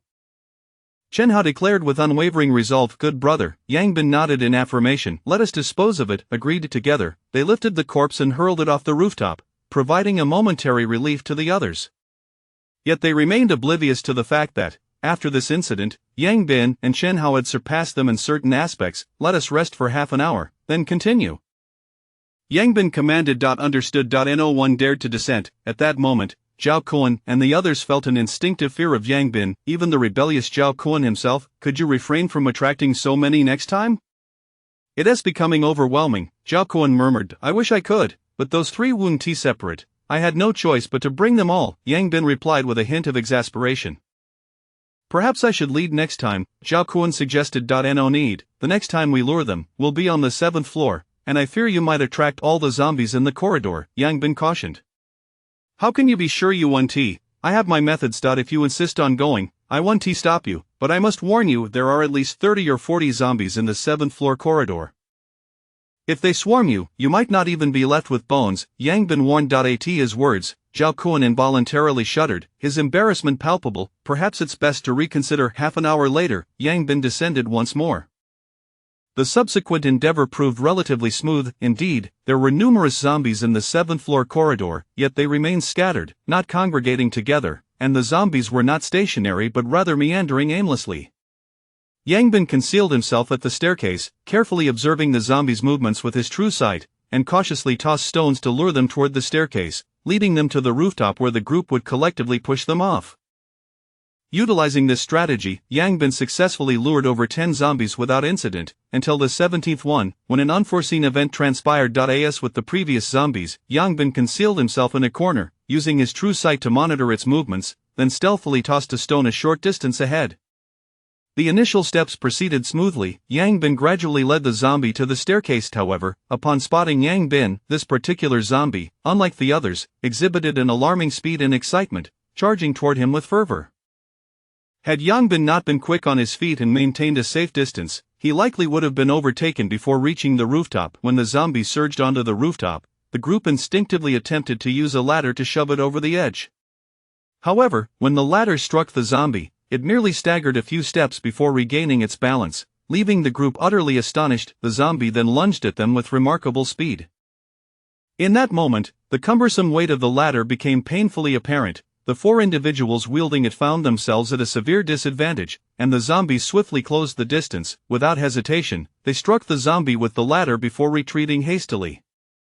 The zombie swatted the ladder aside effortlessly and continued its relentless charge. Seizing the opportunity, Yang Bin swung his steel pipe with all his might, landing a powerful blow upon the zombie's skull. The resounding thud echoed, and the steel pipe became slightly deformed, yet, astonishingly, the zombie's head remained relatively unscathed, with not a drop of blood shed. How can this be? Yang Bin's eyes widened in disbelief. He had exerted nearly all his strength, yet it had no discernible effect. At that moment, the zombie's gaze locked onto him once more, letting out a fearsome roar as it lunged toward Yang Bin. Yang Bin rolled aside just in time, narrowly evading the attack, and brought the steel pipe crashing down again upon the creature's head. Yet, once more, it inflicted minimal damage, and the zombie lunged at him again. Everyone, be cautious, this zombie is different, Yang Bin shouted, deftly dodging its frantic assaults. However, the zombie's speed was overwhelming, making it exceedingly difficult for Yang Bin to evade. Several times, he barely escaped its grasp. Faced with this formidable opponent, Yang Bin felt utterly powerless. Even his steel pipe seemed ineffectual against the creature's resilient skull. The others, though frantic, were unarmed and unable to assist. Chen Hao picked up a brick, ready to join the fray, but was swiftly halted by Zhao Kun. Going in like that is tantamount to signing your own death warrant. If the steel pipe can't even harm it, what use is a brick? Zhao Kun admonished. Then think of a solution. Brother Bin is on the verge of collapsing, Chen Hao implored desperately. Chapter 10 The Red Crystal. As Yang Bin found himself perilously pursued by the relentless zombies, the others were filled with anxiety. If Yang Bin were to fall victim to the zombies, their fates would be sealed as well. As Zhao Kun scanned the area, searching for anything that could be of use, when his gaze landed on a fallen ladder. After a moment's contemplation, he proposed, I have an idea. Let us position the ladder horizontally, with 2 individuals on each side, and charge at them. With the combined strength of the 4 of us, we should be able to topple it. If successful, we can pin it down with the ladder. Upon hearing Zhao Kun's suggestion, Chen Hao's eyes lit up. That plan is indeed feasible. The group swiftly retrieved the ladder, and 2 of them positioned it horizontally, forcefully colliding with the 2 combatants. Brother Bin, duck! Chen Hao shouted. Yang Bin reacted with remarkable speed, rolling to the ground in an instant. Bang! The center of the ladder struck the zombie, successfully knocking it to the ground. As the zombie attempted to rise, the 4 quickly pressed the ladder down upon it. With the ladder resting atop the zombie, 2 individuals on each end exerted their strength to hold it down, and the zombie thrashed violently, yet it was no match for the combined force of 4 determined individuals, and it could not free itself. Well done! Yang Bin exclaimed in admiration. However, before the group could revel in their success, a sudden crack echoed ominously. They were horrified to see a fissure appear in the middle of the ladder, causing their hearts to race. Alarmed by this development, Yang Bin sprang into action, wielding the steel pipe in his hands and relentlessly striking the zombie's head. Bang, bang, bang. Each blow resonated with a heavy thud, as Yang Bin poured every ounce of his strength into the strikes, each one landing squarely on the zombie's skull. Finally, blood began to flow from the zombie's head, and its struggles intensified. The crack in the ladder widened, heightening everyone's anxiety. Undeterred, Yang Bin continued his frenzied assault on the zombie's head, deliberately targeting its injuries. The steel pipe began to warp under the strain, yet Yang Bin pressed on, the sound of each impact sending shivers down the spines of his companions. After what felt like an eternity of relentless blows, the zombie's resistance gradually waned, eventually ceasing altogether. At that moment, Yang Bin's weapon was nearly rendered useless, his body smeared with a gruesome mixture of red and white, resembling a figure emerging from the depths of hell. Except for Chen Hao, the others gazed at Yang Bin with expressions of sheer terror. They had just witnessed him shatter a zombie's skull before their eyes, and the madness he displayed left an indelible psychological scar. With the zombie now motionless, Yang Bin collapsed onto the ground, gasping for breath. The horror of the encounter weighed heavily on him. Had the zombie managed to break free, their lives would have been forfeit. In that moment, his singular focus had been to eliminate the threat, for his own survival depended on it. After a brief pause, Yang Bin suddenly felt a searing pain coursing through his body and glanced down, his expression darkening. Numerous lacerations marred his skin, evidence of the zombie's desperate struggles. The others, noticing his injuries, exchanged worried glances. "Brother Bin, you won't be harmed, will you?" Chen Hao asked, his voice trembling with fear. Yang Bin remained silent, activating his true sight to examine his wounds. He observed gray energy encroaching upon him, yet he sensed a counteracting force within himself. Relieved, Yang Bin realized that, like Chen Hao, he possessed an energy capable of resisting the zombie virus's advance. The source of this energy, however, remained a mystery to it. Was an established fact that any injury from a zombie, be it a scratch or a bite, would lead to transformation into one of the undead. Yet both he and Chen Hao were unharmed, leaving him puzzled. Pondering their differences, he concluded that perhaps it stemmed from their unique abilities. Could this be the reason? Yang Bin mused inwardly. "Brother Bin, please say something. Don't scare me like this," Chen Hao implored, sensing Yang Bin's silence. Regaining his composure, Yang Bin shook his head and smiled. "It's nothing to worry about. If you're fine, how could I possibly be in danger?" "Ah," Chen Hao exhaled a profound sigh of relief. "That's a relief. You had me terrified. Are you truly unharmed?"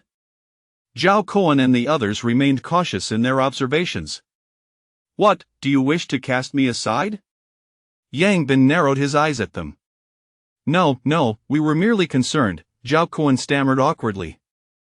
It was no joke. When pushed to extremes, this madman could crush skulls. Who would dare to provoke him? "Brother Bin, what is the nature of this zombie? How could it be so formidable?" Chen Hao inquired, still shaken. "I cannot say," Yang Bin replied, shaking his head.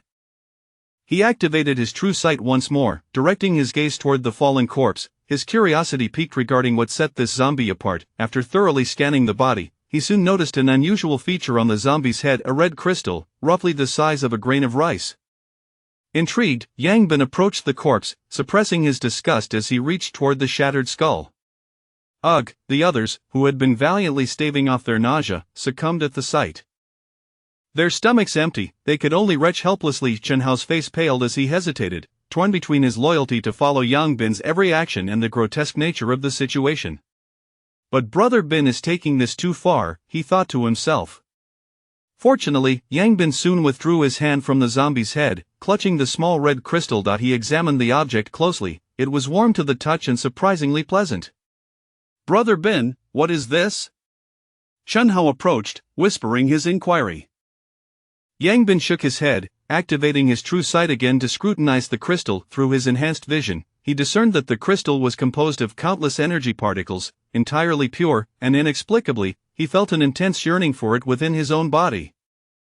After a moment of contemplation, Yang Bin steeled himself, wiping his hand on a clean part of his clothing before, to Chen Hao's astonishment, consuming the crystal whole. Ugh! Chen Hao, who had been valiantly suppressing his own nausea, could no longer contain himself and promptly doubled over, retching onto the ground. It was not a matter of weak constitution, rather, Brother Bin's actions were simply too extreme. The others, having just expelled their stomach contents, were once again driven to vomit at the sight, unleashing bile in their revulsion. Yang Bin paid them no mind, he was too engrossed in the profound sensations coursing through his body. As the crystal dissolved within him, it swiftly transformed into energy, permeating his limbs and invigorating his entire being. Yang Bin felt an unparalleled sense of invigoration, as if his body were undergoing a remarkable enhancement. Once the energy was fully absorbed, he sensed that his physical attributes had nearly doubled in strength. Astonishingly, the gray energy that had been eroding him had been entirely purged. As he reveled in the surge of newfound power, a sudden realization struck Yang Bin: something had shifted within his mind. Upon closing his eyes to focus, he discovered an image of the dimly lit Big Dipper constellation emerging in his consciousness. With one of the stars flickering to life, Yang Bin's eyes widened in shock. He recognized this constellation from the previous night, initially believing it to be a mere figment of his inebriated imagination. He now realized that the configuration of the stars in his mind mirrored precisely what he had witnessed. Is this mere coincidence, or is there a deeper connection? He pondered, lost in thought. Chapter 11: The Quest for Sustenance. After an extended period, Chen Hao finally expelled the contents of his stomach, and his gaze towards Yang Bin shifted dramatically. Brother Bin, I understand your hunger, but surely you cannot consume everything in sight. That was extracted from the brain of a zombie, and you dare to eat it. Yang Bin chuckled softly and replied, "This is a delicacy, I shall explain later." He then turned his attention to Zhao Kuan and the others, only to find them regarding him with peculiar expressions, akin to that of observing a monster. Yang Bin, feeling exasperated, remarked, "Is it really that shocking? It's merely food to satiate our hunger." You can't possibly be considering transforming into a zombie, can you? How else could you eat anything?" Zhao Kuan spoke with a hint of terror. "Don't be so naive. When hunger strikes with ferocity, you might find yourself willing to consume human flesh," Yang Bin retorted. "Absolutely not, I would rather perish than resort to cannibalism," the lean monkey declared firmly. "Indeed, we are not as twisted as you," Old Hay added. Yang Bin shrugged, "I hope you all remain true to your words." Though he had never tasted human flesh, he was acutely aware of the dire sensations of extreme hunger, a state in which he had once fought fiercely for a mere morsel against wild dogs. "Let us rest for a moment before continuing," Yang Bin suggested to the group. "I can't go on. I have no strength left. I was already famished, and now I've been rendered exhausted from vomiting. I doubt I could even lift a brick," Old Hay lamented, sprawled on the ground. "Same here. If we don't eat something soon, I won't even be able to stand," the lean monkey added. Yang Bin shook his head. "Who told you to succumb to such psychological weakness and vomit at every turn?" The others widened their eyes in disbelief, internally grumbling, "Isn't this all your fault? Yang Bin, we really need to find some food.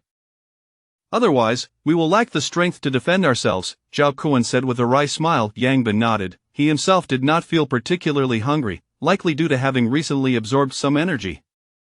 However, observing the state of the others, he realized that it was clearly impractical for them to confront zombies in their current condition.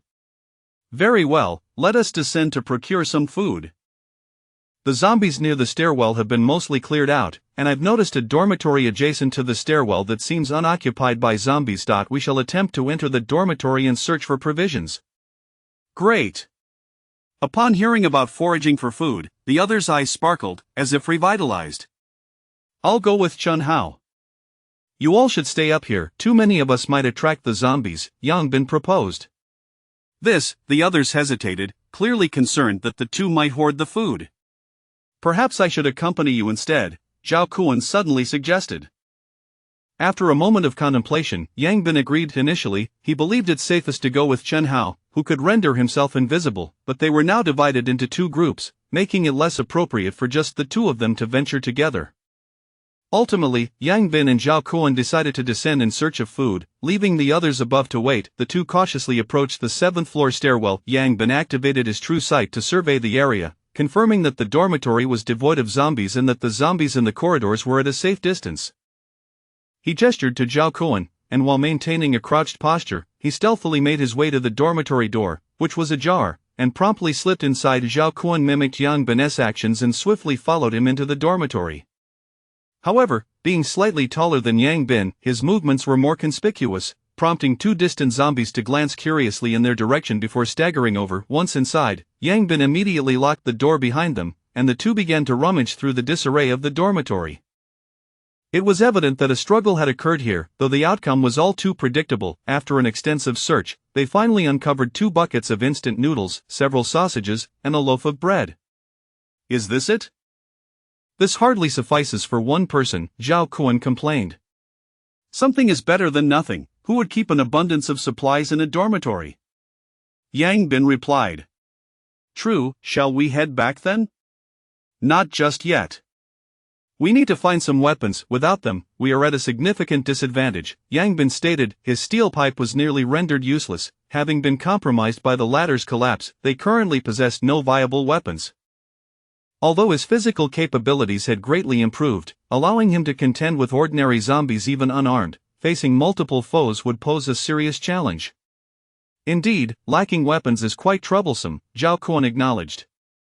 However, during my initial search, I didn't come across any suitable weapons in this dormitory. Where did you acquire that steel pipe? Yang Bin inquired. I found it outside some time ago and had kept it hidden under my bed, intending to use it for fights. Ironically, I never got to engage in any brawls, but it did serve well against zombies. The most infuriating part is that I barely had a chance to use it before it was borrowed by someone, Zhao Kun lamented. That's quite the accusation. How can you say it tricked you? Don't you think it serves a greater purpose in my hands than in yours? Yang Bin retorted awkwardly. Indeed, it served so well that it was rendered completely unusable, Zhao Kun rolled his eyes. Otherwise, if it hadn't been destroyed, it would have been our lives at stake. Let us not dwell on the matter of you losing your steel pipe. Clearly, this dormitory has no hidden weapons. Where shall we procure some? If there are none, we'll have to dismantle the beds, Yang Bin suggested, glancing at the iron ladder connecting the upper and lower bunks. If they could disassemble it and remove the crossbar, they would have 2 excellent iron rods. Don't bother, it's welded in place. Without tools, it cannot be removed, Zhao Kun countered. Yang Bin ignored him, approaching the ladder to inspect the welding points closely. The ladder was anchored to the upper bunk's frame, with one end of an iron pipe welded to the ladder's lower rung and the other end to the lower bunk's frame. This welding merely served to secure the ladder, not for bearing weight. Realizing this, Yang Bin felt confident. In the past, he might have struggled, but with his significantly enhanced physical prowess, he believed he could break it. With that thought in mind, Yang Bin grasped the ladder's base firmly and exerted a powerful pull. To Zhao Kun's astonishment, the welding point between the iron pipe and the ladder was abruptly severed. Whoa! Have you taken steroids or something? Zhao Kun exclaimed, eyes wide. This welding point was merely to stabilize the ladder, it wasn't secured too tightly. A bit of force was enough to pry it apart, Yang Bin replied casually. Really? Zhao Kun, skeptical, approached the other bed, mimicking Yang Bin's earlier actions. He grasped the ladder and yanked it forcefully, yet the ladder didn't budge. Unconvinced, Zhao Kun pulled several more times, but the ladder remained steadfast.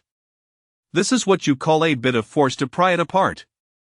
Zhao Kun retorted incredulously. You're likely just too hungry to have any strength left, Yang Bin chuckled.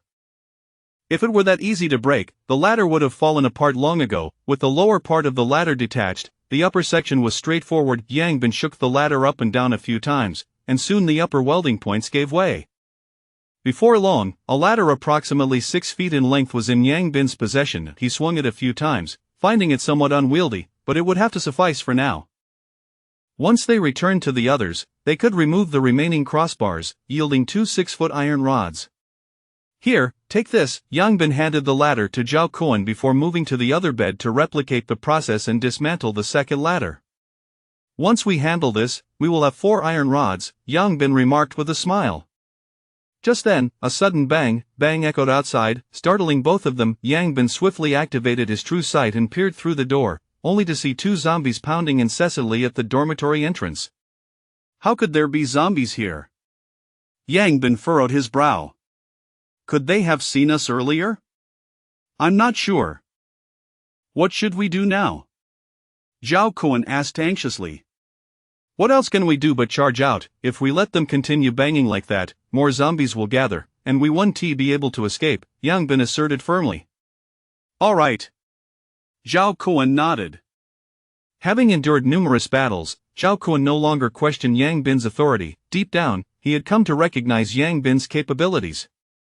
I'll lead the way, you follow with the supplies. Understood. Chapter 12. A single strike to the death. After a brief discussion, Yang Bin tightened his grip on the ladder and approached the door, casting a meaningful glance at Zhao Kuan. Zhao Kuan nodded in understanding and suddenly yanked the door open. Before the two zombies could react, Yang Bin raised the ladder and forcefully struck it against their bodies. Instantly, the two zombies were sent sprawling outside. Zhao Kuan's eyes widened in astonishment, clearly taken aback by Yang Bin's sheer strength. Seeing Yang Bin charge forward, Zhao Kuan dared not hesitate for a moment and quickly followed suit. The two fallen zombies swiftly regained their footing and lunged at the pair once more. Yang Bin swung the ladder with might, knocking the two zombies back to the ground. However, the commotion soon alerted the entire horde of zombies in the corridor. Suddenly, more than 20 zombies came barreling towards them. Run! Yang Bin shouted, and the two dashed towards the stairwell. Behind them, the cacophony of over 20 zombies howling in pursuit echoed ominously. They quickly reached the rooftop door, but Yang Bin abruptly halted. I'll hold the line here, you take the supplies up and distribute them, he instructed. Why don't you come in too, now that we're at the door? Zhao Kuan furrowed his brow. The long ladder has broken. It won't hold against the iron door. If those 20+ zombies breach the rooftop, we're all done for. The stairwell is comparatively narrow, allowing us to confront only 3 zombies at a time.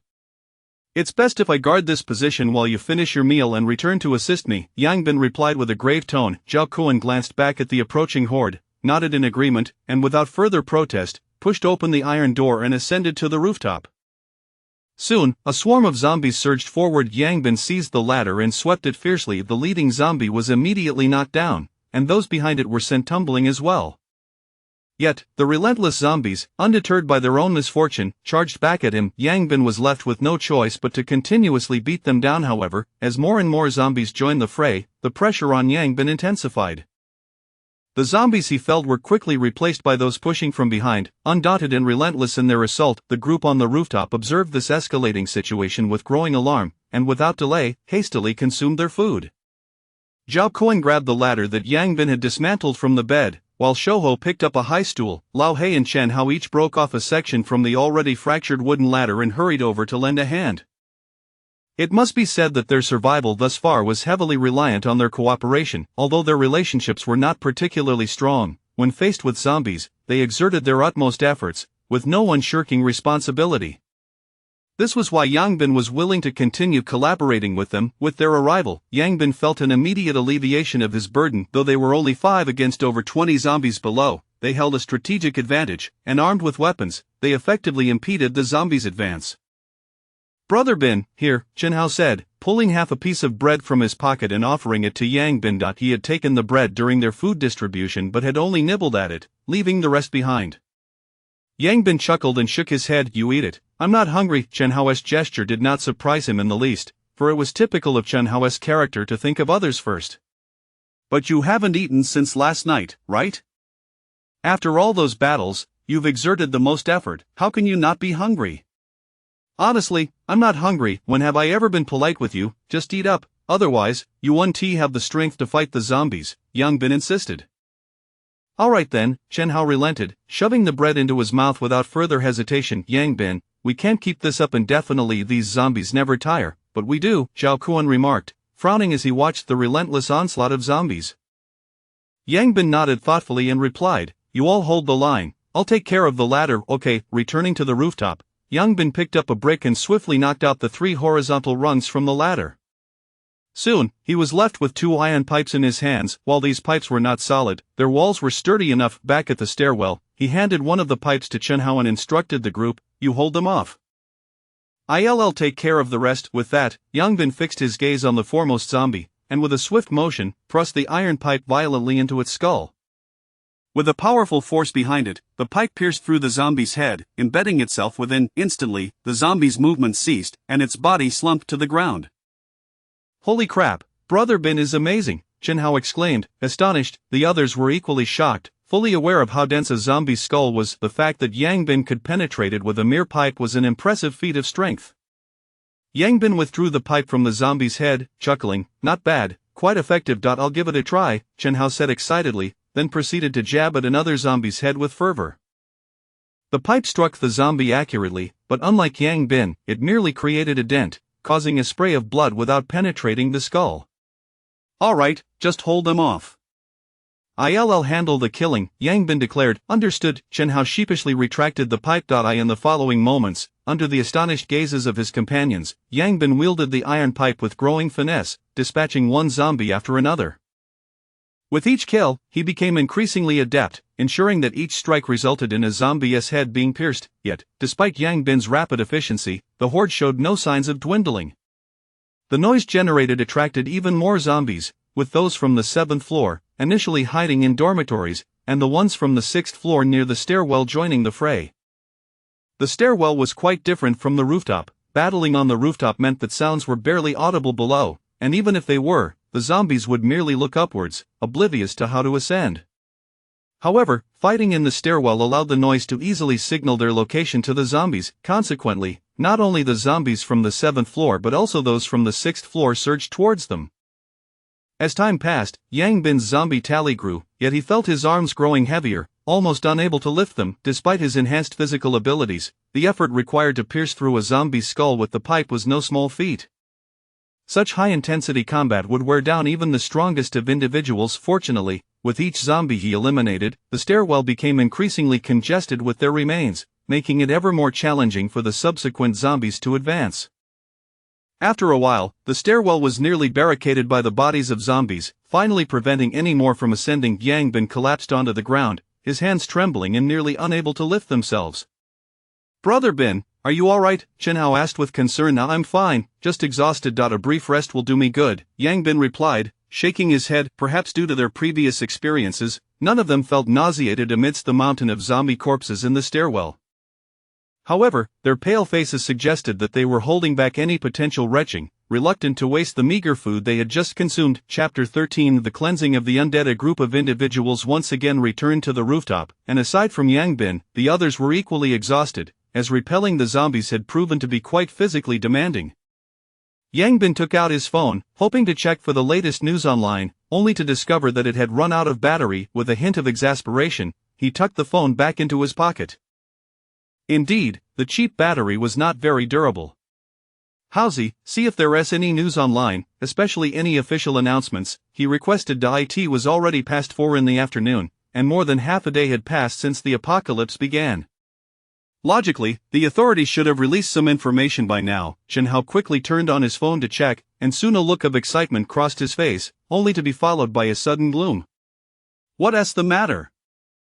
Your expression is quite the spectacle," Yang Bin inquired, intrigued. "Brother Bin, the authorities have indeed issued a statement, but it's not particularly useful," Chen Hao replied with a wry smile. "What did they say?" "They claim that zombies are not as terrifying as they seem, urging everyone to bravely take up arms against the undead. They assured us that once they resolve their internal matters, rescue operations will commence, and there is no need for concern," Chen Hao explained. That does sound rather official," Yang Bin chuckled. "It seems we cannot place our hopes in the authorities." Zhao coincided. "However, there's some truth to what they said. If we have weapons, normal people should be able to handle ordinary zombies, it's just a matter of whether one dares to take action." "Indeed, but this world is not devoid of ruthless individuals. I suspect many have already confronted zombies during this time," Yang Bin remarked. "You're right, Brother Bin, there are numerous videos online of people forming small groups to fight against the undead," Chen Hao added. "There are also quite a few videos on campus networks, where several dormitory buildings have started to self-organize into teams to combat zombies," Shouho chimed in. "ISNT are building one of them?" Chen Hao asked. "Aren't we part of that?" Yang Bin replied with a smile. "Well, I had hoped for some assistance, but it seems that's an unrealistic expectation now." "Not necessarily. Perhaps those on the lower floors have already taken action." "True. Let us rest for an hour, then find a way to clear the remaining zombies on the 7th floor, check how many survivors are left, and look for food and water, Yang Bin suggested. Agreed. The group nodded in unison and promptly lay down on the rooftop to rest. Facing dozens of zombies at once had left them physically and mentally drained. An hour later, Yang Bin sat up, raising his arms, still feeling some soreness, but at least he was ready for battle. During this time, Zhao Kuan had modified his ladder into 2 iron pipes, with each of them taking 1. As for Shouo, he picked up the steel pipe that Yang Bin had bent earlier and straightened it out with a brick, making it somewhat usable. "Let us go," Yang Bin declared as he led the way toward the stairwell. At that moment, the stairwell was filled with a pungent, bloody odor, and upon entering, an overwhelming stench assailed their senses. The group bore the nauseating smell as they gazed downward.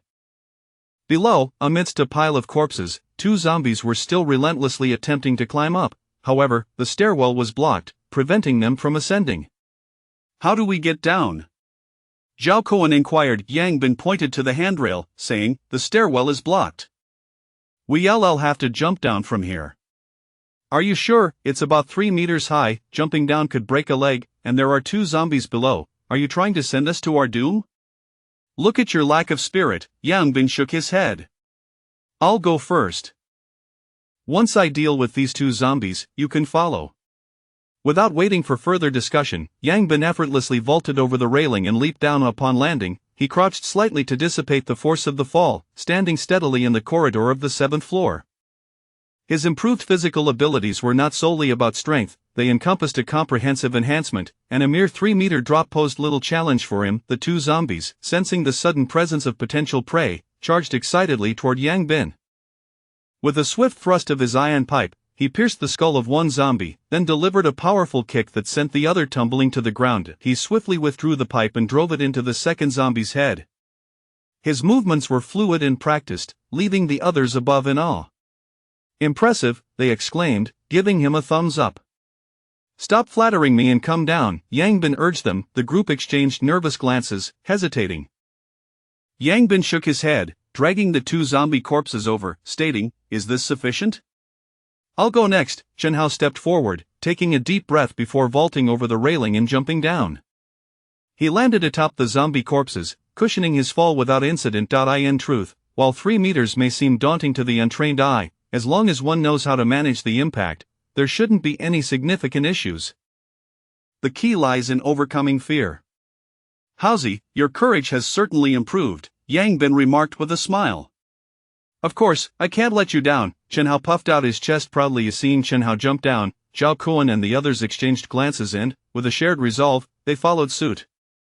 The unfortunate zombies, having been slain, now served as makeshift cushions, barely able to withstand the weight of their new role. The corridor on the 7th floor was devoid of zombies, yet numerous remained within the rooms.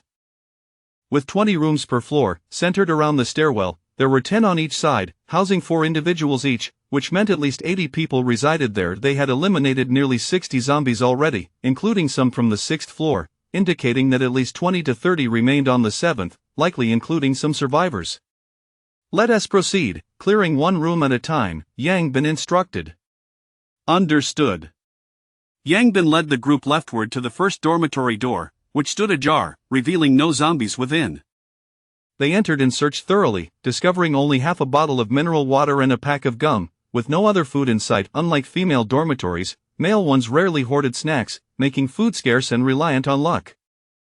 Yang Bin took a swig from the mineral water before passing it to Chen Hao, who then shared it with Zhao Kun. At this moment, there was no room for pretensions. All were parched and eager to drink, valuing water far more than food. After circulating the bottle, they drained it, and Yang Bin took the opportunity to dismantle the ladder in the room, fashioning 2 iron pipes, giving one to Shouo while replacing his deformed pipe. With gum in their mouths, the group sauntered toward the second dormitory. This one, too, was empty, and after rummaging through it, they continued onward. They traversed several rooms without encountering any zombies. It seemed the nearby rooms had likely fled in response to the commotion in the stairwell. Finally, upon reaching the 5th room, they encountered one with a tightly shut door. Yang Bin activated his true sight and discerned 3 zombies feasting on a mangled corpse inside. He signaled to the others and decisively kicked the door open. The 3 dining zombies, caught off guard by the sudden entrance, were swiftly met with a flurry of strikes before they could react. By the time they regained their senses, it was far too late. Point 2 had their skulls punctured by Yang Bin, while Chen Hao and Zhao Kuan worked together to snap the neck of the third. Lacking Yang Bin's strength, they resorted to stabbing the zombie's neck, which proved effective, as targeting the neck was far easier than the head. After thoroughly searching the dormitory, they pressed on further.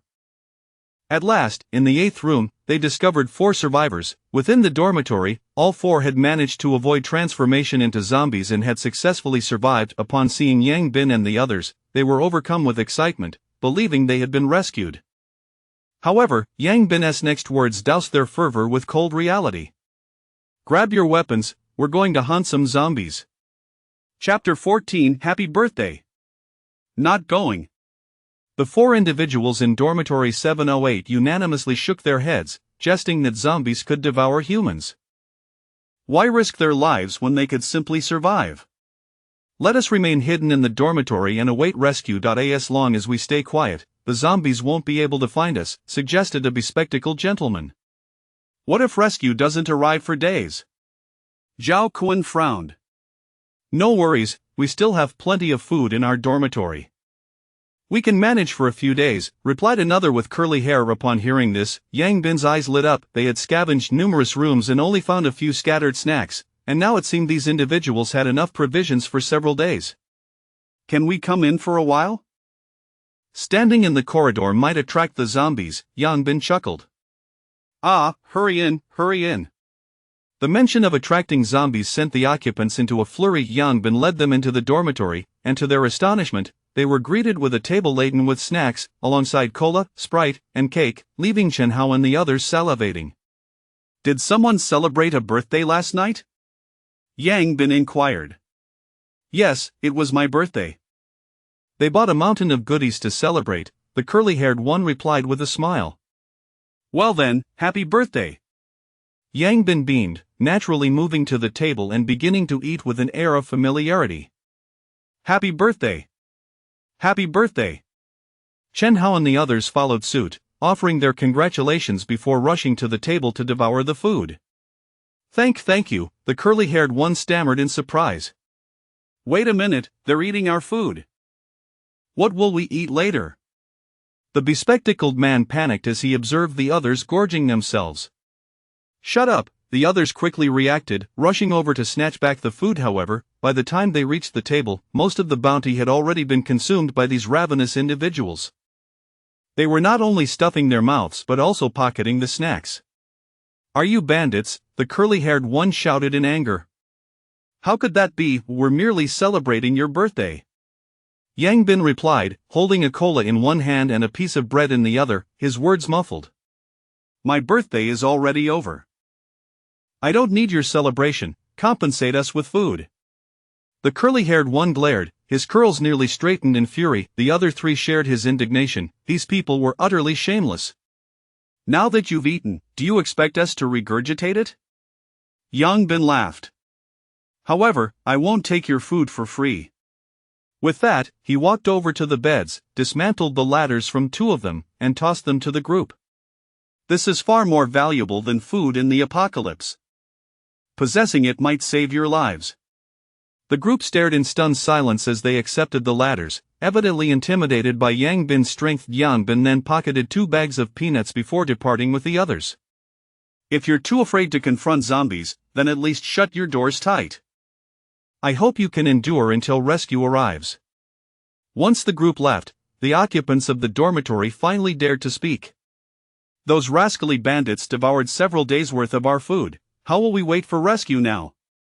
Exactly, they're cutting off our escape route. Outside in the corridor, the group happily consumed Sprite and cake. This is delightful. Yang Bin, do you think we went too far? Zhao Kuan frowned. Too far? Heh, do you really believe rescue will come? Yang Bin replied. Well, even if it does, it would be at least 10 days to half a month. Do you think they can survive on that little food? No. Then it's settled.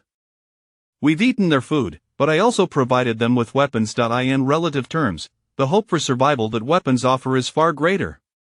That makes sense, Zhao Kuan nodded, clearly agreeing with Yang Bin's reasoning. Subsequently, they dealt with a few zombies in the adjacent dormitories before moving on to the other side. After spending over half an hour clearing out the 10 dormitories on the right, they managed to find some snacks, bottled water. Each of them shouldered a backpack, having scavenged them as well. The absence of survivors in the 10 rooms illustrated the dismal survival rate. Out of nearly 80 individuals on the 7th floor, only the 4 from dormitory 708 and 3 from Zhao Kuan's group remained alive. The rest had either turned into zombies or been devoured by them. A survival rate of less than 10% weighed heavily on their hearts. However, this was largely due to the high occupancy of the school dormitory. Conditions were likely better elsewhere. After clearing the 7th floor, the sun was nearing its descent. The group decided to find a clean dormitory for the night, postponing further considerations until the morrow. For the time being, they had sufficient food and water, alleviating their concerns about hunger. Ultimately, they located 2 intact dormitories, with Zhao Kuan's group taking one and Yang Bin and Chen Hao sharing the other. After tidying up the rooms, Yang Bin and Chen Hao collapsed onto the beds, utterly exhausted from the day's tribulations. Yang Bin retrieved a charging cable he had scavenged and plugged in his phone, soon falling into deep contemplation. "Brother Bin, do you think we can survive in this apocalypse?" Chen Hao whispered. "Absolutely," Yang Bin affirmed with conviction. Chen Hao nodded, his gaze betraying uncertainty. Watching apocalyptic films had felt exhilarating, but experiencing the dread of potentially dying at any moment was an entirely different matter. "Don't dwell on it too much, just focus on the path ahead." "Soon, you'll come with me to the 6th floor, Yang Bin instructed." "Why go to the 6th floor, isn't it fine here?" Chen Hao asked, puzzled. "While clearing the zombies, I activated my special ability and noticed a unique zombie in the corridor on the 6th floor, Yang Bin explained." "A unique zombie? The kind that nearly wiped out our group of 5? "Exactly. Isn't that incredibly dangerous? Why would we go down there?" Chen Hao questioned, perplexed. "Do you think my strength suddenly increased for no reason?" Yang Bin asked suddenly. I've been meaning to ask how your strength surged so dramatically." "Could it be that crystal?" Chen Hao's eyes widened in realization. "Indeed, after consuming that crystal, my physical capabilities have been significantly enhanced," Yang Bin confirmed with a nod. "This crystal may very well be the key to survival in the apocalypse, so we must gather as much as we can before others catch on." "Brother Bin, do you mean that this type of crystal is only found on unique zombies?" Chen Hao inquired. "Yes, we've encountered only one despite slaying so many zombies, indicating that unique zombies must be exceedingly rare." "We cannot afford to miss this opportunity." "Understood, should we bring them along?" Chen Hao gestured toward Zhao Kuan and his group. "No need. Our relationship with them is merely one of cooperation. As long as there are no conflicts of interest, we are fine. However, once interests are involved, problems will inevitably arise, and I certainly won't share this with them." "All right, when shall we venture down?" "After a brief rest, we will go down, but let us try not to disturb them." "Understood." Chapter 15. The second crystal in another room. "Kuan, do you feel like Yang Bin's strength has significantly increased?" the thin monkey whispered. "Yes, I noticed that quite some time ago. His strength is simply outrageous now," Zhao Kuan replied, furrowing his brow. "What on earth is happening?" "Initially, that guy was fierce, but if it came down to a fight, the 3 of us could easily take him down, and now, I feel like even if the 3 of us band together, we would still be utterly defeated by him," Lao He said with a grim expression. "If I'm not mistaken, it should be due to that red crystal he extracted from the zombie's head," Zhao Kuan mused thoughtfully. Upon hearing Zhao Kuan's words, the thin monkey and Lao He began to reflect. "Now that you mention it, it does seem plausible. It appears he gained this strength after consuming that thing. But how did he know that such a thing existed in the zombie's head, and how could he dare to consume it?" Lao He asked, perplexed. "That's precisely what I can't comprehend. It feels as though these 2 are somewhat extraordinary. Despite being injured, they didn't transform into zombies. Moreover, did you notice how, during the zombie clearing operation this afternoon, Yang Bin seemed to possess an uncanny awareness of whether or not zombies were present, consistently setting up his strategies in advance?" Zhao Kuan remarked. "Indeed, I noticed that too." "I was going to ask, but I held back," the thin monkey nodded. "With that in mind, It seems they both are rather peculiar. Should we continue to associate with them? Lao He frowned. Zhao Kuan contemplated for a moment before responding. It is still better to stick with them before we leave the dormitory. At the very least, our lives would be somewhat more secure in their company. Indeed.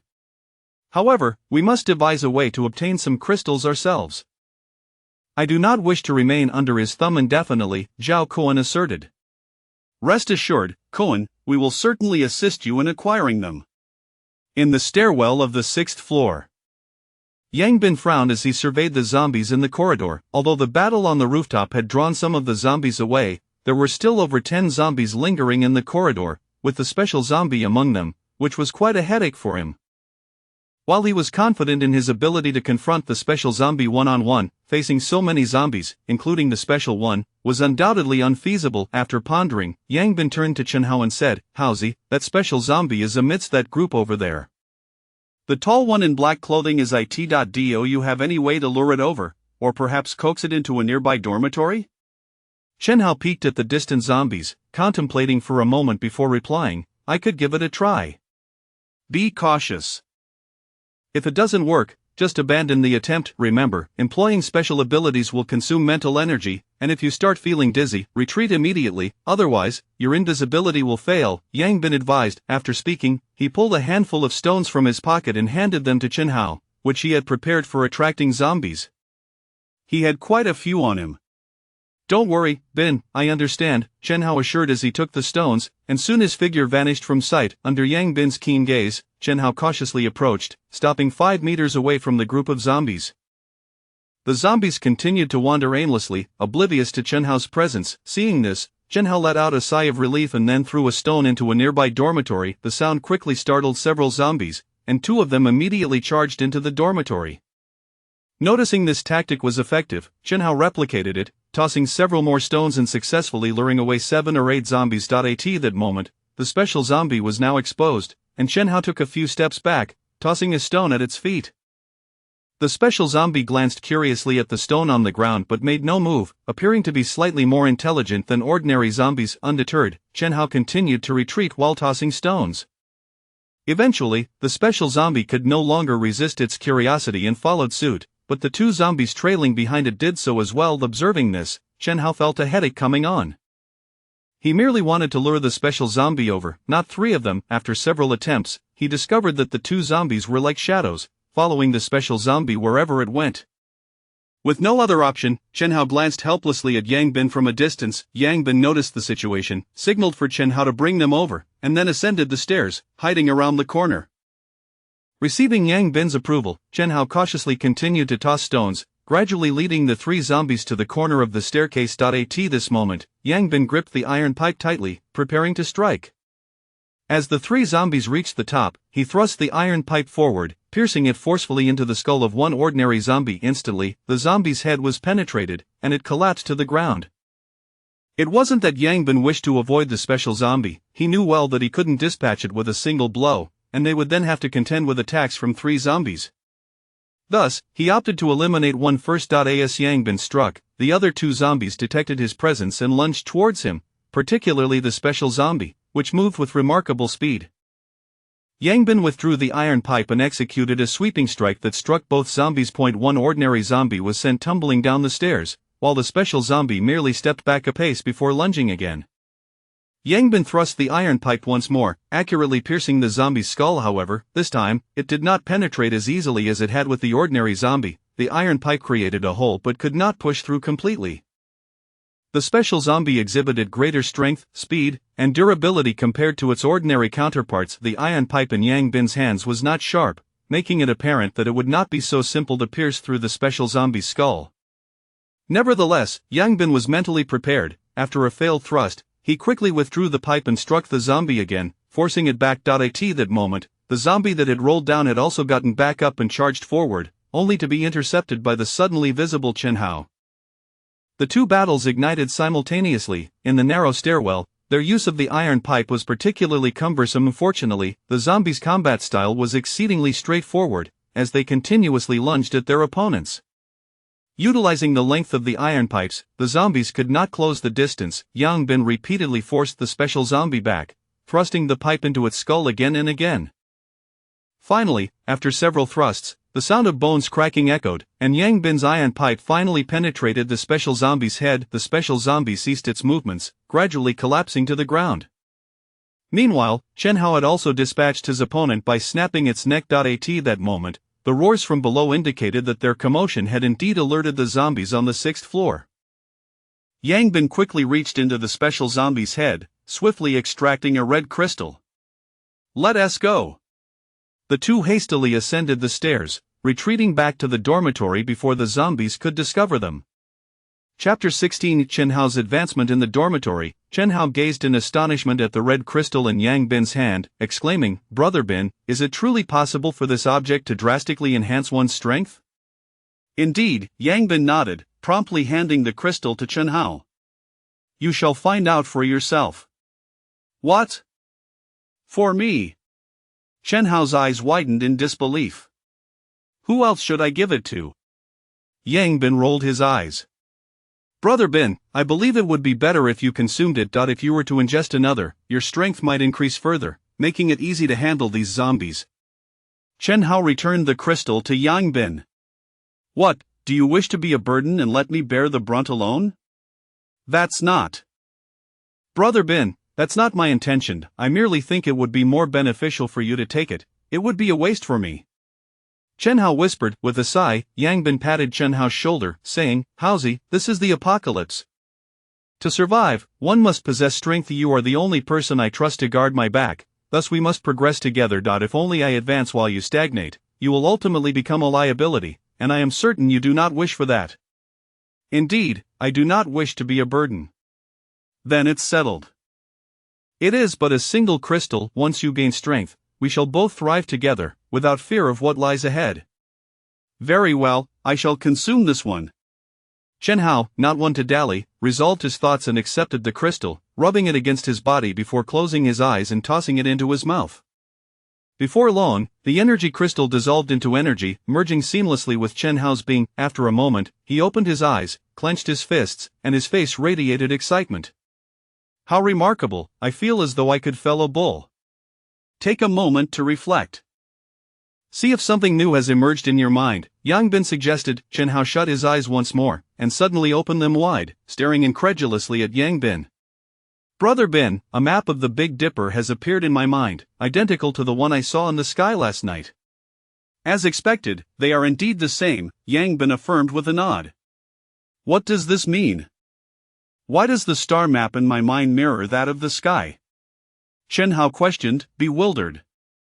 "I do not know. I have pondered over it for quite some time, and the only conclusion I can draw is that we may have unlocked a cultivation system." "How so?" "The stars in the map within our minds are dim, and by consuming an energy crystal, we have ignited the first star's corner, nearly doubling our strength. If I am not mistaken, as more stars illuminate, our power will continue to grow, potentially granting us various abilities in the future," Yang Bin contemplated. "Why does this feel so mystical?" Chen Hao expressed his skepticism. "Do you find your invisibility to be mystical?" "Indeed." "Then there you have it. Having supernatural abilities makes the notion of cultivation entirely plausible." "That seems to make sense. Now, do not dwell on this too much. Rest well tonight. Tomorrow we must continue to fight." "Agreed." As night descended, the air across the globe was thick with dread. The sudden outbreak of zombies caught everyone off guard, leading to a drastic shift in the global situation. In the span of a single day, bustling streets were transformed into realms ruled by the undead, forcing humanity to hide in secluded places, desperately seeking a glimmer of hope. The chaos within official circles mirrored the turmoil outside, with many in key positions succumbing to the zombie plague, resulting in a near collapse of social order. The streets resembled scenes of disaster, littered with abandoned vehicles as zombies wandered aimlessly among them. Within the confines of countless homes, muffled cries could be heard, as people cowered in fear, unwilling to step outside. Of course, a few brave souls emerged to confront the undead, but they remained the minority.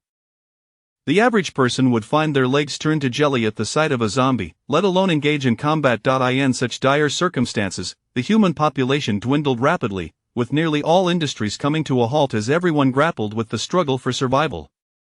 On the first day of the apocalypse, the world had descended into chaos. In the dead of night, the Big Dipper reappeared in the sky, yet the brightest star, Polaris, was absent, and the mysterious red star had not returned.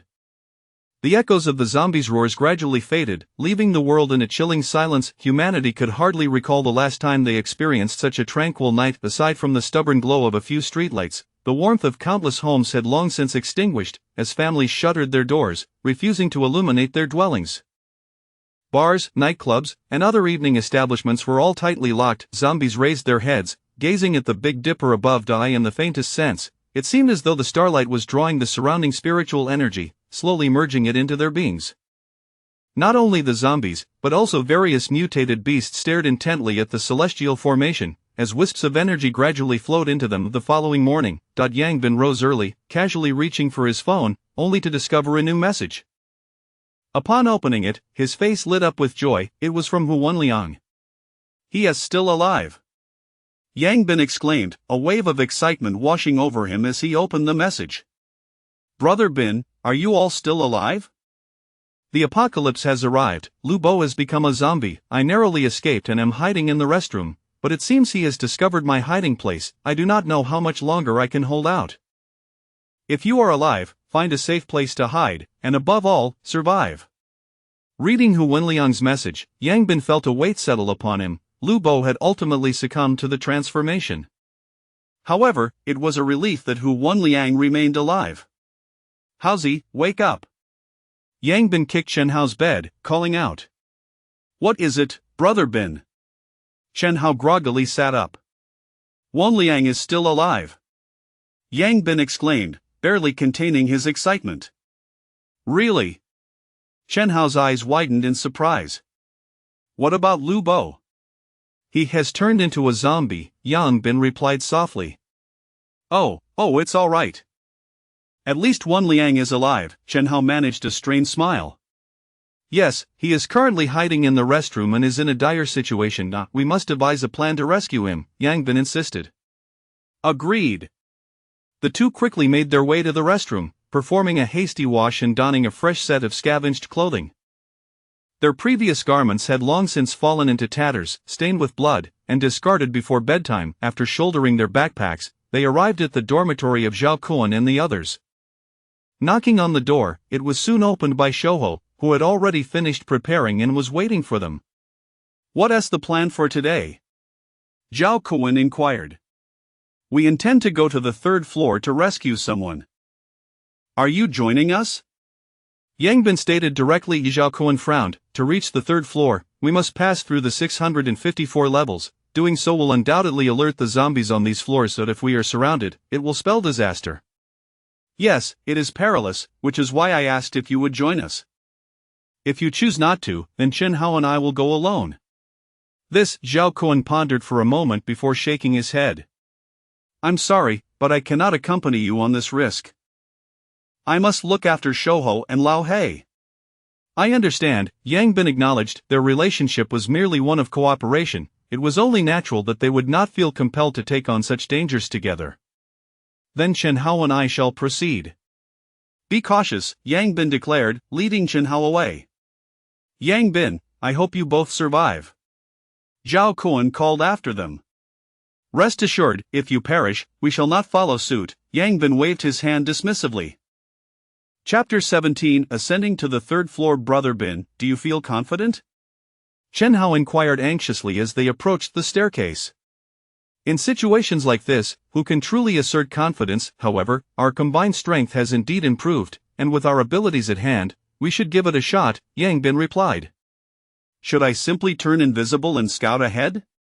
Chen Hao suggested. "That is unnecessary. Your invisibility won't last long enough, and we have no idea how many zombies lurk below. But if you inadvertently come into contact with one, it would spell disaster. Our cooperation is our best strategy," Yangbin reasoned. "Very well." The two cautiously descended the stairs. The sixth-floor staircase was devoid of zombies, and they swiftly arrived at the fifth floor, only to encounter a sight they had hoped to avoid. 3 zombies were meandering in the fifth-floor stairwell. Given their abilities, it would be straightforward to dispatch these 3 zombies. However, engaging them would undoubtedly create noise, potentially attracting a horde of zombies, which would be problematic even with their current strength. If they were flanked from above and below, their fate would be sealed. What should we do, Brother Bin? Chunhao looked to Yang Bin for guidance. Yang Bin contemplated the situation and responded, "Let us avoid confrontation if possible, try to go invisible and see if you can divert them with some pebbles." Understood. Chen Hao nodded and immediately turned invisible, cautiously proceeding downwards. "Be careful, and do not make a sound." Got it. Chen Hao stealthily approached the group of zombies, then threw a pebble into the corridor in an attempt to lure them away. To his dismay, the zombies in the staircase remained unfazed, while those in the corridor were drawn towards the sound. Witnessing this, both were filled with exasperation. Chen Hao, undeterred, tossed another pebble in a different direction, only to have 2 more zombies emerge from that side, while the 3 in the stairwell showed no reaction whatsoever. Fearing further attempts might attract even more zombies, Chen Hao hesitated. Given the current predicament, unless he could descend and throw pebbles into the corridor, it seemed impossible to lure the 3 zombies away from the staircase. However, passing by them would be akin to walking a tightrope. Though the 3 zombies did not stand side by side, they were perilously close to one another, moving about restlessly. A misstep could lead to an unwanted encounter. Just as Yang Bin was about to call Chen Hao back for a more cautious approach, Chen Hao gritted his teeth and pressed on. Yang Bin was taken aback, realizing it was too late to stop him, and gripped his iron pipe tightly, ready to intervene if necessary. Chen Hao took slow, deliberate steps, the distance between him and the zombies shrinking, causing Yang Bin's heart to race. Yet, Chen Hao remained remarkably calm. The moment the first zombie passed him, he swiftly stepped forward, maneuvering past it and inching closer to the second zombie. Patiently, he awaited the moment this zombie would turn away before attempting to sidle past it. Just then, several zombies approached from behind, unsteadily moving towards Chen Hao's position. At that instant, both Chen Hao and Yang Bin broke into a cold sweat. Should they draw near, a collision with Chen Hao would be inevitable. In a critical moment, Chen Hao quickly threw a few pebbles behind them. The zombies halted, turning their heads in confusion before shuffling away in search of the noise. That was close. Both Yang Bin and Chen Hao exhaled in relief, the nearest zombie having nearly brushed against Chen Hao. Had it not been for Chen Hao's experience, that moment would have surely caused him to panic. With the zombies, including the third one, distracted, Chen Hao quickly pressed himself against the wall, retreating to the corner, and threw another handful of pebbles into the corridor. Successfully lured, the zombies shifted their attention, even though still on the staircase, curiously following suit. Before long, all the zombies had vacated the stairwell. Chen Hao signaled to Yang Bin, who quickly descended, and the two hastily reached the corner of the staircase between the 5th and 4th floors. "Haozi, don't take such reckless risks next time," Yang Bin chastised. "Rest assured, Brother Bin, I have it under control," Chen Hao replied confidently. "Confidence? You were mere inches from kissing a zombie just now." That was purely accidental," Chen Hao admitted, feeling embarrassed. "Next time, we must discuss such matters together," Yang Bin insisted firmly. "Agreed," Chen Hao replied softly. Yang Bin nodded and activated his true sight to survey the area below. The 4th floor staircase was clear of zombies, but several were wandering in the hallway. This posed no challenge for them. Chen Hao turned invisible again and tossed some pebbles, easily diverting the zombies into a nearby dormitory. The two quickly descended, but as they reached the 4th floor hallway and prepared to move downward, Yang Bin suddenly halted. "What's wrong?" Chen Hao whispered. "A horde." Yang Bin's expression darkened. "Are they in the stairwell?" "Indeed, feasting." "Feasting?" Chen Hao was momentarily bewildered. "Yes, long legs, fair skin, it must be that effeminate one from room 312, Yang Bin explained. "Ah, they're eating humans," Chen Hao finally comprehended. "Do zombies eat rice?" "Brother Bin, I believe you're becoming increasingly deranged," Chen Hao remarked. "What's so deranged about this? Haven't we encountered similar scenes before?" "But you've never scrutinized them so intently, identifying someone by just a leg. Standard procedure. Should the day come when you're devoured, I could recognize you by a single bone," Yang Bin retorted. "Enough of that. Our current dilemma is that those creatures are indulging themselves. They likely won't leave anytime soon," Yang Bin frowned. "Should we wait?" Chen Hao suggested. Wait, our position here is precarious. If the zombies from the fourth floor come our way, we'll be trapped. You may be able to turn invisible, but I cannot, Yang Bin replied. What then?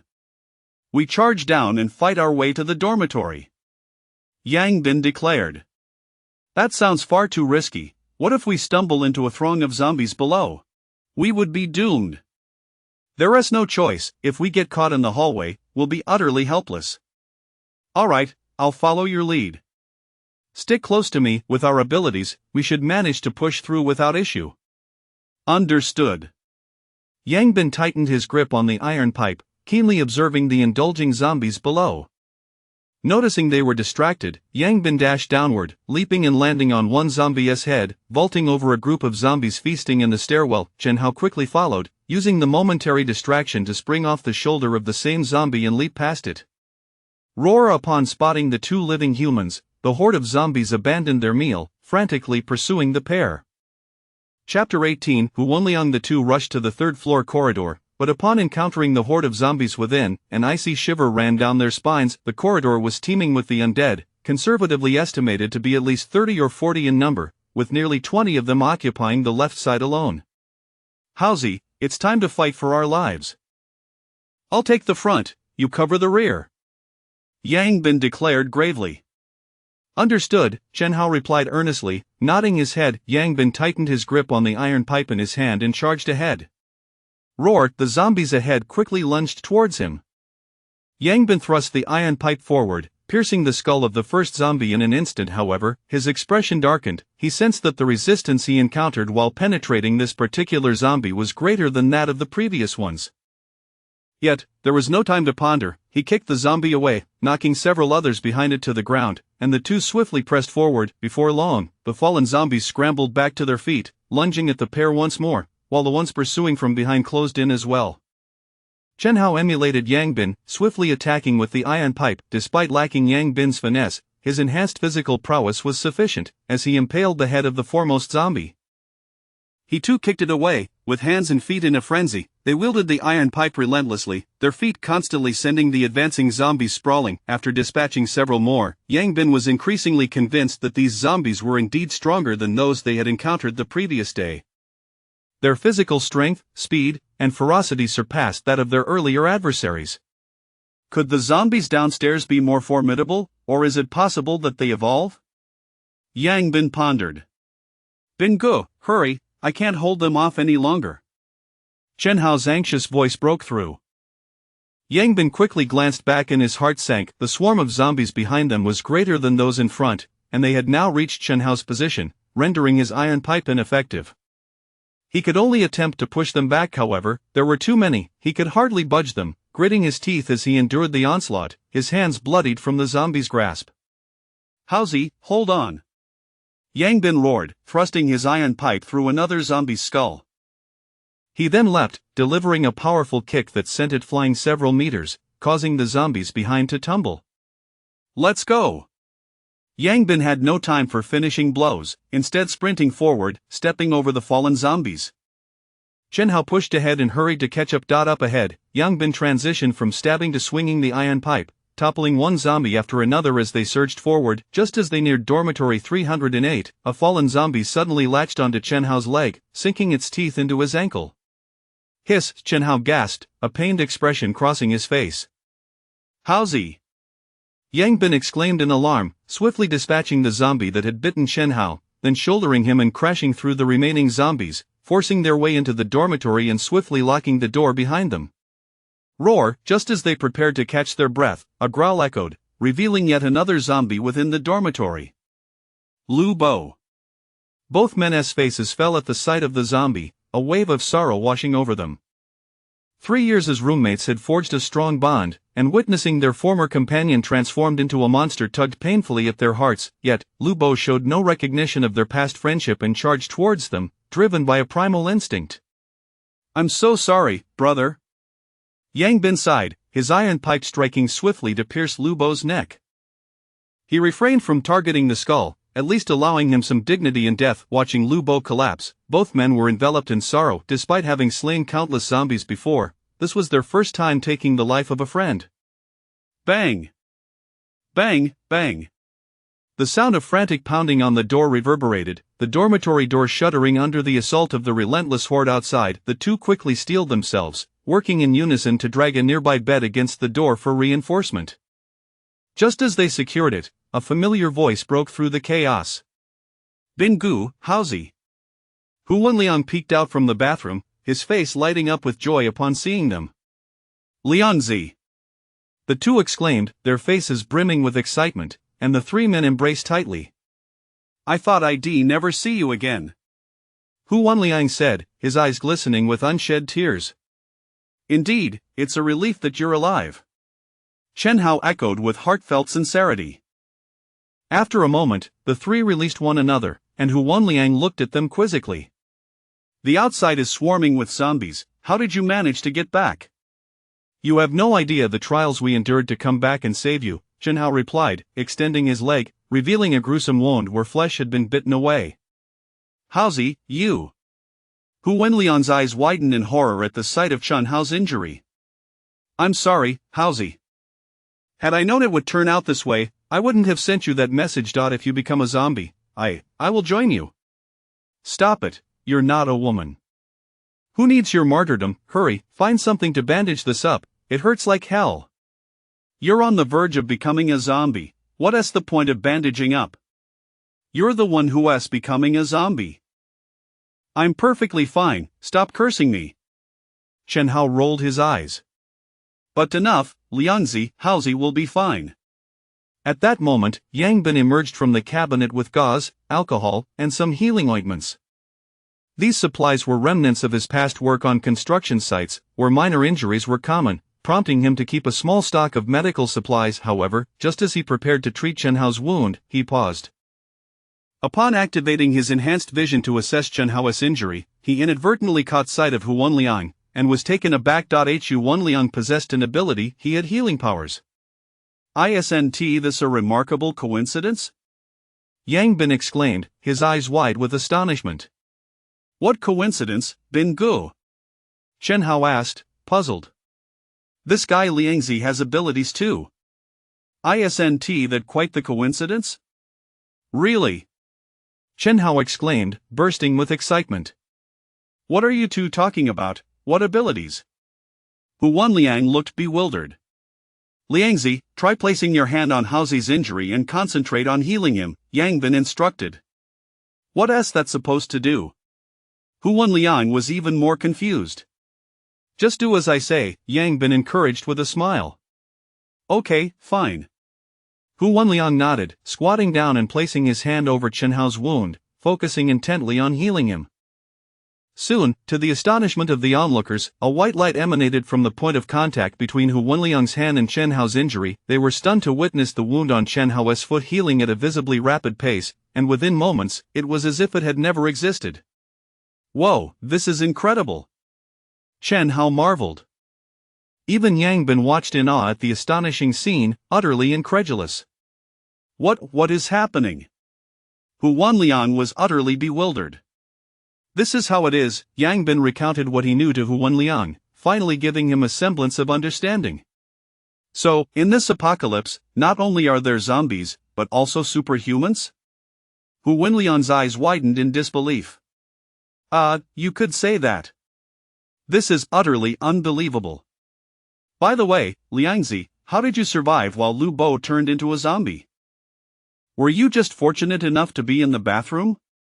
Yang Bin inquired curiously. Not quite. That night, I was awakened by your phone ringing and couldn't fall back asleep. I got up to play some games, thinking I'd play a couple of rounds and then sleep. But I kept losing, and the more I played, the angrier I got, so I kept at it until after 4 in the morning when I finally won a match. Just as I was about to log off to sleep, I noticed a bright red light outside through the window. Curiosity got the better of me, and I stepped outside. Can you guess what I saw? Hu Wenliang recounted, still in shock.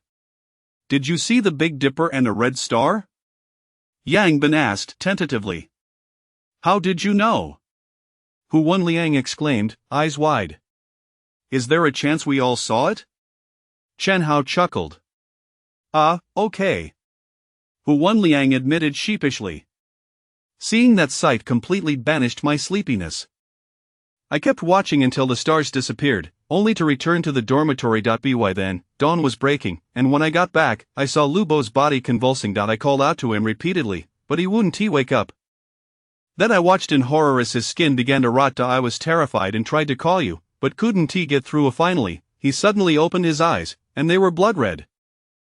It was just like those zombies in the movies. I quickly hid in the bathroom and kept trying to call the police, but the lines were down. Eventually, I read online about the zombie outbreak and stayed hidden in the bathroom, too scared to come out. Hu Wenliang recounted, still shaken. Wow, you witnessed the birth of a zombie firsthand, Chen Hao marveled. Meanwhile, Yang Bin fell into deep thought. He had abilities, Chen Hao had abilities, and Hu Wenliang had abilities too. The only common thread among them was witnessing the Big Dipper and the Red Star. Could it be that their powers were somehow linked? Chapter 19. The school broadcast. Bang, bang, bang. The dormitory door continued to be relentlessly battered by the zombies outside. These creatures seemed to have fixated on Yang Bin and his companions, persistently assaulting the door with unwavering determination. The three of them observed the bed shaking incessantly and hurriedly dragged another bed over, knowing that Yang Bin and Chen Hao possessed considerable strength. With both beds propped against the door, the tremors diminished significantly, allowing them to finally breathe a sigh of relief. Brother Bin, do you have any food? I haven't eaten in nearly 2 days, Hu Wenliang said awkwardly. He had hidden in the restroom for an entire day and night, without daring to eat or sleep, and was now on the verge of starvation. I do, Yang Bin replied as he unzipped his backpack, revealing a variety of food and water, all scavenged during their search. Wow, did you guys go on a heist? How did you gather so much? Hu Wenliang exclaimed, astonished. Pretty much, so hurry up and eat, Yang Bin urged. Without hesitation, Hu Wenliang seized a pack of bread and a bottle of mineral water, devouring them ravenously. Watching Hu Wenliang eat like a starving man, Yang Bin couldn't help but chuckle. Hu Wenliang's special ability brought him immense joy. With him around, they had at least an added layer of assurance for survival. In this apocalyptic world, injuries were inevitable, and with their lack of medical knowledge, simple bandaging was manageable, but serious injuries would pose a significant problem. Finding a hospital was out of the question. Thus, Hu Wenliang's ability was nothing short of miraculous at this moment. After a considerable while, Hu Wenliang finally felt full and said contentedly, "It's so good to have something to eat." Indeed, in the apocalypse, acquiring food is no easy task. We found these supplies after scouring an entire floor of the dormitory, Chen Hao boasted proudly. Impressive. Hu Wenliang gave a thumbs up. Brother Bin, what should we do next? Those zombies are still blocking the entrance. We can't go out, Chen Hao expressed his concern. Don't worry, they can't get in. Let's rest for a bit. Eventually, some zombies will wander off, and when there are fewer of them, we can devise a plan to exit, Yang Bin reassured him. Okay. Howsy, it seems your hand is quite injured as well. Let me help you treat it, Hu Wenliang said, noticing the gruesome state of Chen Hao's hands. Sure, Chen Hao quickly rolled up his tattered sleeves, revealing a series of wounds. What were you thinking? You both came together, and Brother Bin is fine, yet you're covered in injuries, Hu Wenliang pointed out. How can I compare myself to him? If I were that capable, I wouldn't be calling him brother, Chen Hao replied. However, I must say, Liangzi, your ability is truly remarkable. I won't have to worry about injuries anymore, Chen Hao said, examining his now healed arm with excitement. Just as Hu Wenliang was about to respond, he suddenly felt a wave of dizziness wash over him, nearly collapsing. Fortunately, he managed to steady himself against the table. What's wrong? Chen Hao asked, puzzled. I don't know, I just feel a bit lightheaded and weak, Hu Wenliang replied, bewildered. It should be due to the continuous use of your ability. A short rest should help, Yang Bin suggested. Ah, using abilities can cause this, no wonder I felt fine, yet suddenly became dizzy, Hu Wenliang mused. Come on, Liangzi, you really need to build up your stamina, Chen Hao teased. Using abilities consumes a lot of energy, especially in the early stages, but it seems that with increased strength, it will improve over time, Yang Bin explained. Yes, I feel that too, Chen Hao nodded in agreement. Alright, let's all take a break, especially you, Liangzi. You've gone 2 nights without sleep, your eyes are bloodshot. Get some rest, and we'll wake you later. But what about the zombies outside? Don't worry, with the beds blocking the door, they can't get in. You can lie on the bed and let them rock you to sleep, Yang Bin replied playfully. Fine, I'll take a nap. Hu Wanliang nodded and promptly collapsed onto the bed, utterly exhausted. Meanwhile, on the 7th floor, Brother Cohen, do you think Yang Bin and the others can survive like this? The thin monkey inquired. I don't know, but they should be fine. Yang Bin is quite clever, Zhao Cohen replied. Should we continue scavenging for food on the 6th floor, our supplies will only last until tomorrow, and if we don't gather more, we'll be starving, the thin monkey suggested. Just the 3 of us won't be enough, unless we bring those 4 from room 708 along. Those cowards definitely won't dare. Don't worry. Their food supplies are dwindling as well. Once they can't stand the hunger any longer, they'll naturally come looking for us. True. On the 2nd day of the apocalypse, shadows could be seen flitting about the various dormitory buildings on campus. After a day and night, many people found themselves unable to endure the hunger any longer, compelled to venture out in search of food. However, in a dormitory teeming with zombies, the difficulty of finding sustenance was evident. One misstep could result in becoming an unwitting delivery person for the undead. Fortunately, around noon, the school's broadcast system suddenly blared to life, successfully attracting a large number of zombies. The undead were particularly sensitive to sound, and upon hearing the broadcast, hordes of them surged towards the source of the noise. Thankfully, the zombies were unable to comprehend the content of the broadcast, which was delivered by a school administrator urging the surviving students to gather at the dining hall. The campus boasted 4 dining halls of varying sizes, but when it came to the main dining hall, everyone understood that it could accommodate up to 3,000 diners and was the closest to the dormitory buildings. This administrator likely knew that the zombies couldn't understand human speech, hence their boldness in making such an announcement. Upon hearing the broadcast, all the students were filled with joy. The school had not abandoned them. However, despite the proximity of the main dining hall to the dormitory, it still required considerable effort to reach it. Soon, the campus forum buzzed with activity once more. Students from Building 16, please respond if you're still alive. Let's gather and head to the dining hall together. Students from Building 12, I've created a group, everyone join in to discuss our plan to get there. Those in adjacent dormitories, let's meet downstairs shortly. The more people, the safer we are. Students from various dormitory buildings were actively gathering and discussing how to reach the dining hall. Likewise, students from Building 21 were also posting messages. How many people are still alive in Building 21? Let's take stock and combine our strengths to go to the dining hall. Before long, numerous comments poured in, and after some tallying, it became evident that only 53 individuals were still alive in Building 21, not including Yang Bin and his companions, who had remained silent. On average, there were only 7 or 8 survivors per floor, which cast a pall over everyone's spirits. At that moment, someone suddenly said, "There are those in our building who have already started clearing out zombies. The 7th floor has been entirely cleared of them, and we can let them lead the way." Is that true? Are there really such formidable people? Yes, it's true, there are no zombies left on the 7th floor because they took care of them. However, those people are rather unscrupulous, they took all our food. How can they do that? Stealing food from fellow students is reprehensible. Exactly, in these dire times, when everyone is struggling for food, how can anyone steal from others? Such people are truly despicable. One by one, they took the moral high ground, pointing fingers at Yang Bin and his companions, as if they had committed some unspeakable atrocity. Yang Bin and Chen Hao, meanwhile, were scrolling through their phones and found themselves at a loss for words upon witnessing this spectacle. Is it really such a crime just to have eaten a few pieces of cake? Chen Hao lamented. There's no need to pay these people any mind. They're merely sour grapes, and if they were in our position, they would likely act even more shamelessly. Yang Bin shook his head. Yes, I think so too. Then, Brother Bin, should we venture out? There are significantly fewer zombies outside now. With our strength, we should be able to break through without issue. Let's not rush, having more people isn't always an advantage. We should assess the situation before making any decisions. Understood. Chapter 20. The scapegoat on the forum. Someone finally recalled the matter at hand. Let us set that aside for now, we should focus on how to get to the cafeteria. Since they are capable of slaying zombies, why not have them escort us to the cafeteria? Yes, I believe that would work. Hey upstairs, who are those people? Come out.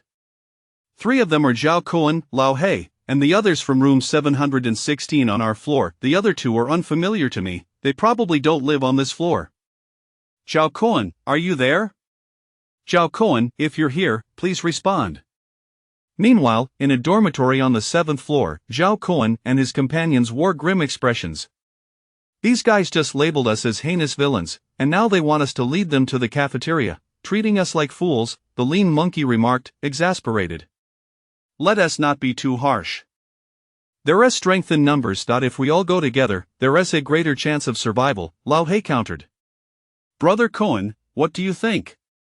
Ignore them, Zhao Kuan replied. But we need to go to the cafeteria too. Our food won't tea last much longer. Since everyone shares this notion, wouldn't it be better to go together? Lao Hei questioned, puzzled. While there is indeed strength in numbers, larger groups also attract greater danger, Zhao Kuan warned. Yet, hiding indefinitely is not a solution either. Everyone online is going mad, the lean monkey added. Let us wait and see, Zhao Kuan said, feeling agitated. Damn it, why haven't these fools recognized Young the madman? Shall we expose him? Lao Hei suggested. Feel free to try if you wish to meet your demise. Zhao Kuan rolled his eyes. As if sensing the approach of zombies, the school officials wisely kept the loudspeakers broadcasting incessantly. The volume was set to an ear-splitting level, drawing more and more zombies towards the source of the sound, while the number of zombies in the dormitories dwindled.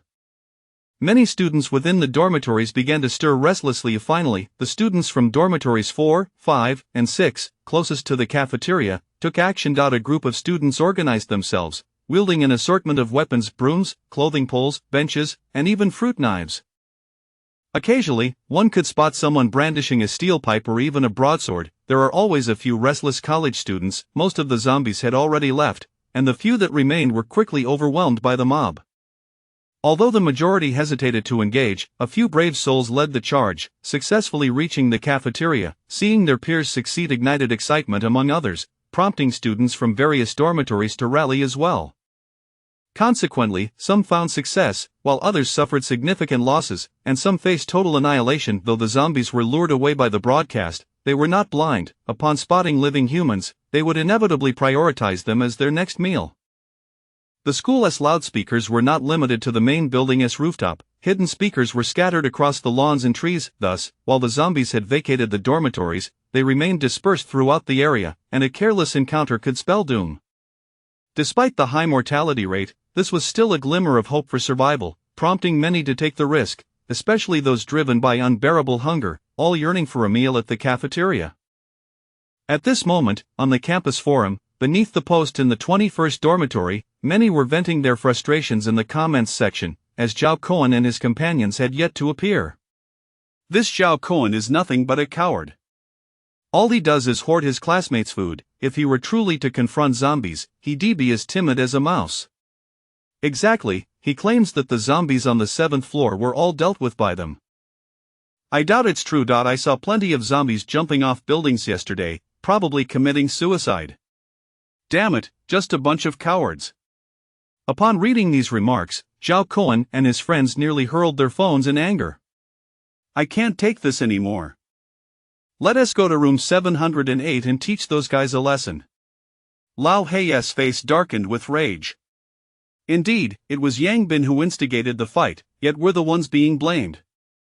I can't swallow this indignation, the lean monkey chimed in. Let us go, I'm eager to hit someone too. Even Zhao Kuan stood up, fueled by indignation. Thus, the group made their way directly to dormitory 708. Bang, bang, bang, Lao Hei pounded on the door. What do you want? Curly Hair, seeing their furious expressions through the window, felt a twinge of fear. We're not here for anything malicious. Didn't you ask us to take you to the cafeteria? Let us go, Zhao Kuan said, suppressing his anger. Really? The bespectacled boy, skeptical, noted that their demeanor hardly suggested they were there to assist. Of course. Many from other dormitories have already left. Do you want to join us or not? If not, we'll be on our way. Zhao Kuan insisted. Ah, yes, we want to go. The four in the dormitory, terrified of being left behind, hurriedly opened the door. However, as soon as the door swung open, they regretted it, for they were met with the sight of evil grins from Zhao Kuan and his companions. What are you planning? Don't do anything reckless. Soon, piercing screams echoed from dormitory 708. Though there were 4 individuals inside, they stood no chance against Zhao Kuan and his 2 allies, who had faced countless zombies and were far superior to these timid souls who didn't dare to engage in combat. Minutes later, Zhao Kuan and his companions emerged from the dormitory, looking quite pleased with themselves. Up behind them, 4 battered and bruised individuals lay trembling on the ground. Let us go, there are no zombies around for now. We should head to the cafeteria, Zhao Kuan stated. Should we bring the others along? The lean monkey inquired. We'll go our way, let them be. All right. As they departed, Curly Hair and the others quickly rose from the ground. They left. They're likely heading to the cafeteria. Let us follow them. Yes. Although they harbored immense resentment towards the ones who had assaulted them, they recognized that these individuals were truly willing to confront zombies, and it was better to follow them than to venture out alone. Meanwhile, beneath the post regarding Dormitory 21 on the campus forum, news quickly surfaced. They've gone to the cafeteria. Before long, those hiding in their dormitories cautiously began to emerge, following suit. In Dormitory 308, Yang Bin shook his head at the messages on the forum. Zhao Kuan just can't seem to keep his cool. Now that the zombies have mostly dispersed, they have weapons and experience in fighting zombies. If they proceed with caution, they should manage to reach the cafeteria without issue, Chen Hao remarked. If it's just the 3 of them, they'll definitely make it to the cafeteria, but if they're trailed by a crowd, that changes the scenario entirely. True, more people means a larger target, but since they're all classmates, it wouldn't hurt to bring a few along, especially since staying in the dormitory could lead to starvation. You'd best dismiss such thoughts.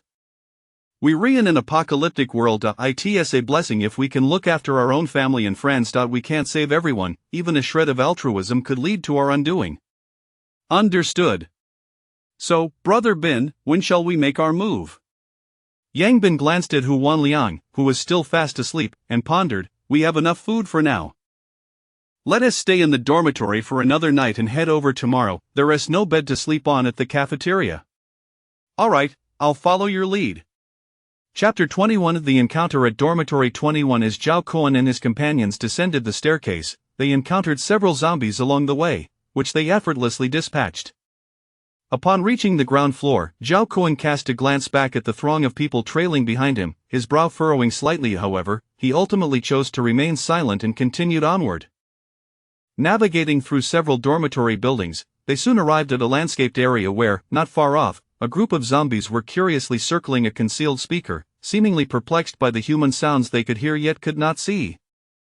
Zhao Kuan signaled to his companions and stealthily maneuvered around to the other side. The individuals following him quickly complied, acutely aware of the precarious situation, holding their breaths and stifling their voices. Yet, with so many people, mishaps were inevitable. Someone inadvertently stepped on the heel of the person in front, causing that individual to stumble, which led to a chain reaction of falls. Damn it! Zhao Kuan cursed upon witnessing the chaos. Indeed, a dozen pairs of blood-red eyes turned toward them, and one by one, the zombies charged excitedly in their direction. Seeing the approaching horde, panic ensued among the group, with some individuals frantically fleeing in all directions. Stop! Anyone who runs will be the first to face my wrath. Zhao Kuan bellowed. Arm yourselves and prepare for battle. Having experienced numerous skirmishes, Zhao Kuan and his 2 companions remained composed, swiftly retrieving iron pipes as weapons. The others, startled by his declaration, suppressed their fear upon seeing his readiness for combat. With over 50 of them facing merely a dozen zombies, they should have had the upper hand. Soon enough, the zombies lunged forward, and Zhao Kuan and his companions struck first, aiming their iron pipes at the necks of the nearest zombies. Their combat experience shone through as each of their strikes successfully severed a zombie's neck. However, the others lacked such expertise, wielding weapons of varying quality, some even arriving unarmed, burdened with backpacks and laptops instead. As the zombies surged forward, some attempted to defend themselves while others stood frozen in fear. It was easy to be brave when typing behind a keyboard, but facing real zombies proved too daunting. Fortunately, their numerical superiority, combined with Zhao Kuan and his companions, ultimately led to the demise of all the zombies. Nevertheless, the victory was not without cost. 6 individuals bore bite wounds inflicted by the zombies. Zhao Kuan frowned as he surveyed their injuries. "You either leave now or I will put you down myself," he declared sternly. "No. There must be a way. I refuse to become a zombie." Panic ensued among the afflicted. "Yes, there must be a solution. Don't abandon us." Yet, the very people who had stood shoulder to shoulder with them moments ago now hurriedly distanced themselves. "You should go. It would be more dignified." "No, you can't do this. We are in this together. Didn't we agree to head to the cafeteria?" But the others remained unresponsive, regarding them as though they were pariahs. Before long, the faces of the bitten individuals began to rot, their expressions contorted in agony, their eyes turning a sinister shade of red. The sight sent a shiver down everyone's spine. At that moment, Zhao Kuan and his companions acted decisively, their iron pipes swiftly piercing the necks of the afflicted, leaving the onlookers in shock. However, no one dared to voice their objections, fearful of meeting the same fate. "If you wish to survive and reach the cafeteria, heed my warning, be cautious. Should a repeat of this situation occur, I won't hesitate to take you down." Zhao Kuan admonished fiercely before resuming his march toward the cafeteria. The path ahead was relatively uneventful, with only an occasional zombie appearing, swiftly dealt with by Zhao Kuan and his companions. However, as they neared the cafeteria, they stumbled upon a horde of zombies pursuing a group of people, the sheer number of zombies being alarmingly high, at least 100. Upon witnessing this scene, Zhao Kuan's expression shifted dramatically. "Retreat!" Yet at that moment, the fleeing individuals noticed them, rushing toward them as if they had discovered a lifeline. "Help us! Students in front, please save us! There are so many zombies! Damn it!" Zhao Kuan cursed before turning to Lao He and Shou Ho. "Run, we can't help them." The trio hastily took flight, and the others instinctively followed suit, a large mass of zombies hot on their heels. "What do we do, Kuan Go? We can't outrun them!" Lao He exclaimed, his gaze fixed on the rapidly approaching zombies. "Follow me to the library!" Zhao Kuan shouted, veering toward the library's direction. The group, now fully reliant on Zhao Kuan, mirrored his every move. They sprinted toward the library, encountering a few scattered zombies along the way, which were swiftly taken down by the trio. Upon reaching the library, they found the door locked. "Break the door down!" Zhao Kuan commanded, unleashing a barrage of blows against the lock with his iron pipe. However, the lock proved remarkably sturdy, resisting several attempts to breach it. Lao He and Shou Ho quickly joined in to assist. "Help, please, someone save us!" Soon, the air was filled with screams as the zombies closed in. "Hurry!" The urgency was palpable among the group. "Shut it! Help us break the door!" Zhao Kuan shouted in frustration. "All right, we're on it." Under the frantic effort of the group, the lock finally gave way as Zhao Kuan flung the door open, and a throng of people surged inside. However, a few individuals remained trapped outside, ensnared by the advancing zombies. Zhao Kuan decisively shut the door. "Quickly, move the tables to barricade the door," he ordered. Yes, we're on it." In the ensuing chaos, the others scrambled to comply with his command. The door was met with relentless pounding. "Open up, you can't do this, we haven't gotten in yet, this is murder. Please, open the door, I don't want to die." Outside, desperate cries echoed, and many faces reflected a mix of despair and urgency.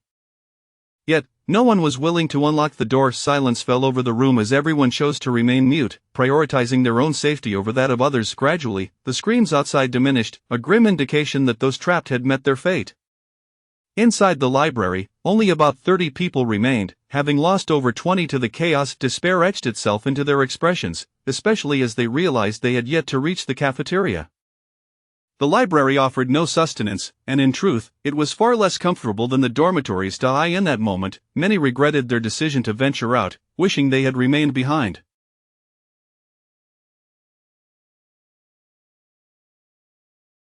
Zhao Cohen and his companions wore equally grim expressions, taken aback by the outcome.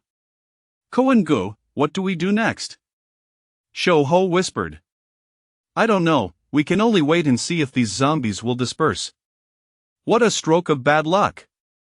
Lao He lamented. "It's not merely bad luck. It's our own fault," Zhao Cohen replied. "Why? Had Yang Bin been here, he would never have allowed these people to follow us." Chapter 22: The Search for Special Zombies, Dormitory 308. "It seems those people have left," Yang Bin remarked as he gazed out the window. "Indeed, it appears that we are the only ones left in this dormitory building," Chen Hao responded. Wei Kun Liang. "We must continue our search through the dorms." "Brother Bin, is your intention to linger in the dormitory for this?" "Of course not, it's primarily because the bed is rather comfortable," Yang Bin chuckled. "Moreover, after the zombies have vacated, those individuals must have already scavenged the nearby dormitories, so we likely won't find much. However, our main objective this time isn't to seek food but rather to gather everyday necessities, such as clothing, power banks, and lighters." "Understood." Chen Hao nodded, promptly rousing Hu Wenliang as the three of them moved the beds aside to exit. Inside the dormitory building, zombies were scarcely visible. The loudspeakers continued to blare, playing energetic songs that particularly attracted the undead, yet it would not be long before those loudspeakers were destroyed by the zombies, at which point the creatures would roam freely.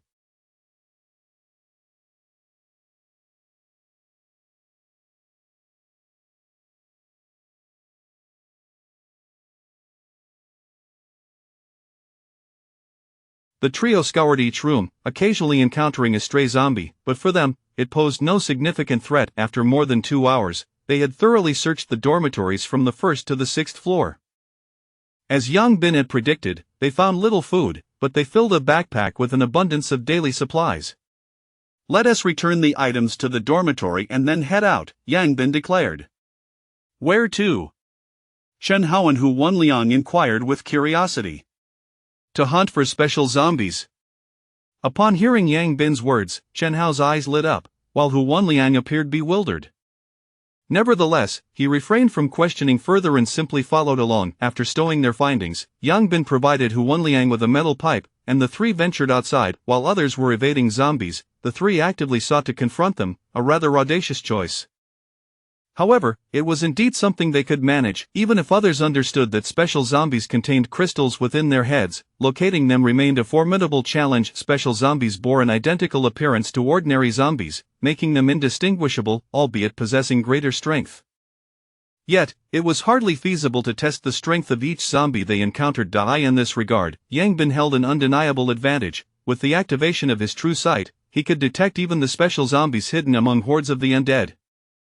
After departing from the dormitory building, it was not long before they encountered a group of zombies gathered around a speaker. Entranced by the music, Yang Bin glanced at them, shook his head, and continued on a different path. They walked for quite a while, crossing paths with several waves of zombies, yet not a single special one appeared. Fortunately, with Yang Bin's true sight, he consistently spotted the zombies ahead of time, enabling them to evade danger and minimize risk.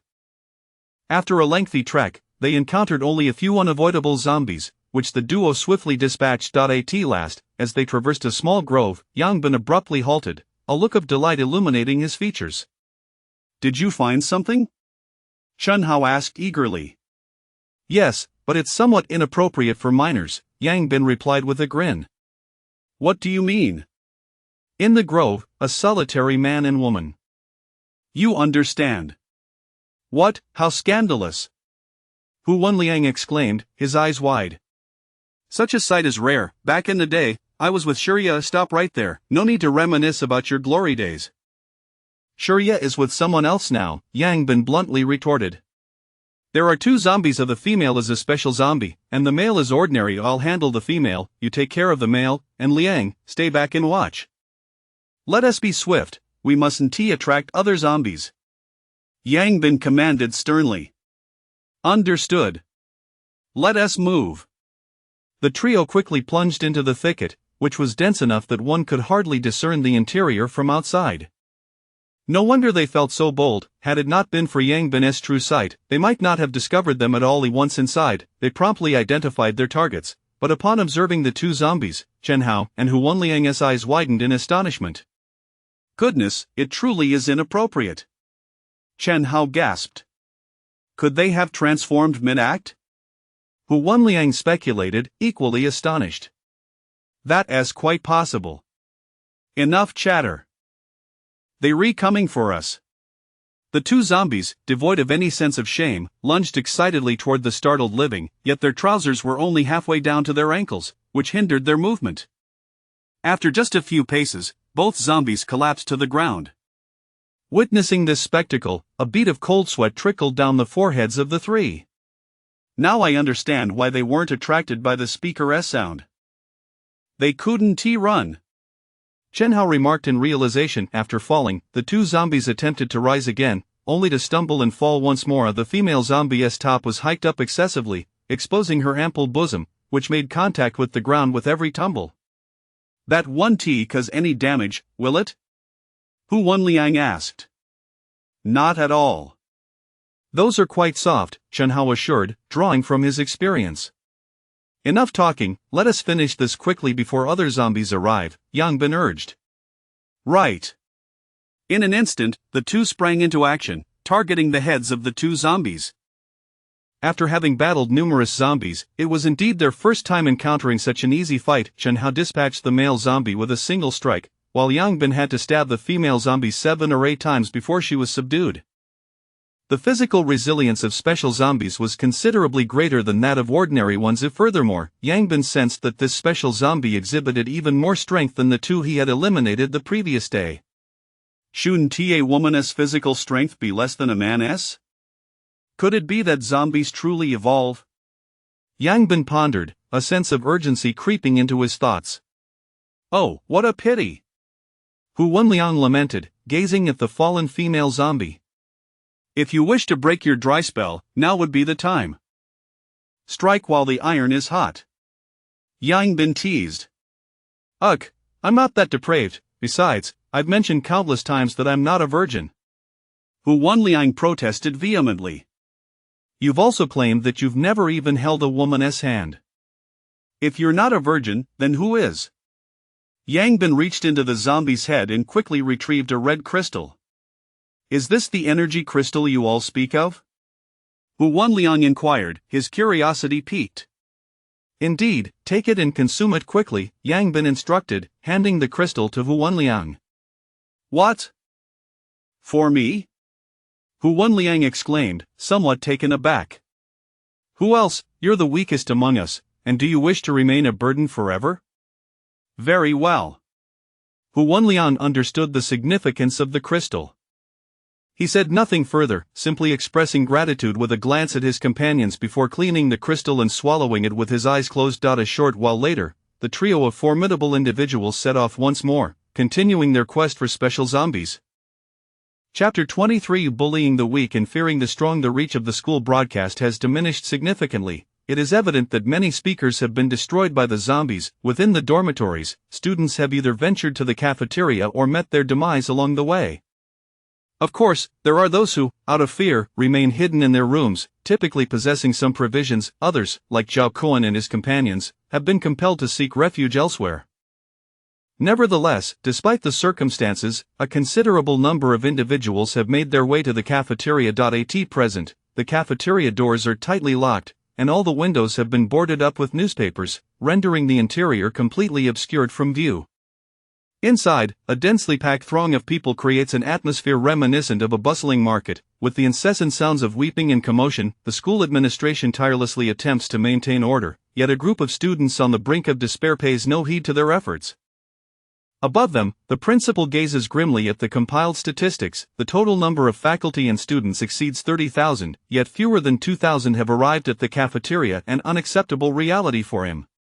Are there any survivors who have yet to arrive? The principal inquires. Certainly, but the area outside the cafeteria is swarming with zombies.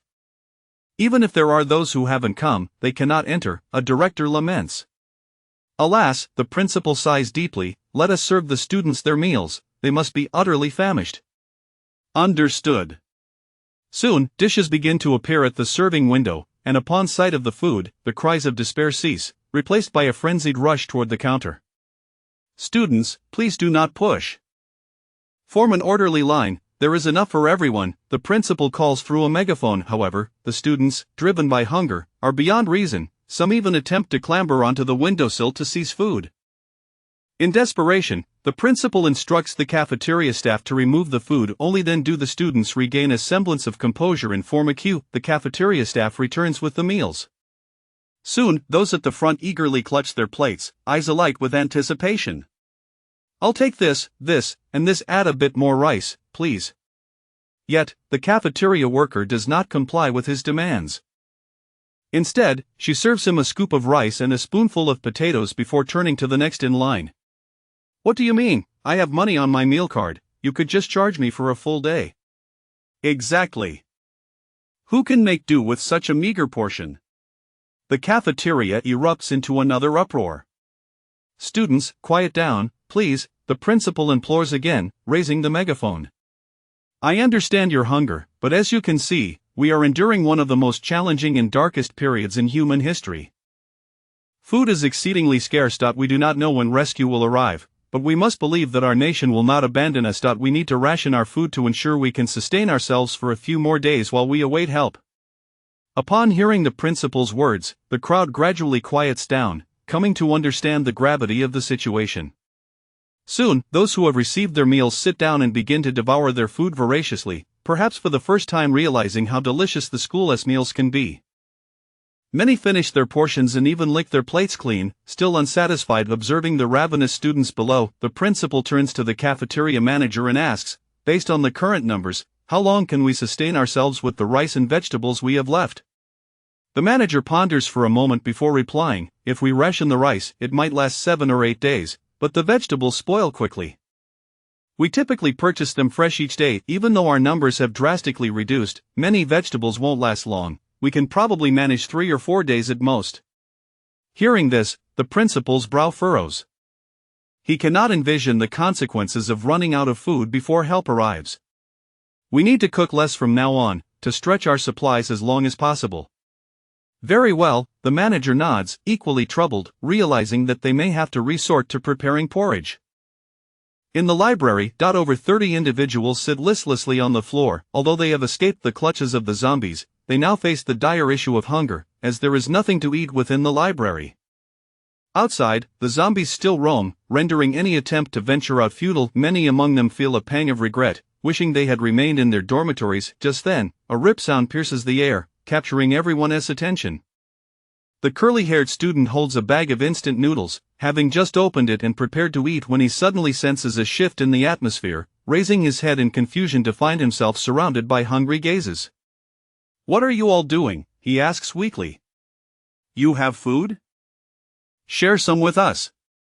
Yes, we're all classmates, we should help one another. A crowd edges closer to the curly-haired student. Seeing their intent, he nervously stammers, I only have this one pack. No sooner had he spoken than the group lunges at him, snatching the noodles from his grasp and rifling through his backpack and belongings. What are you doing?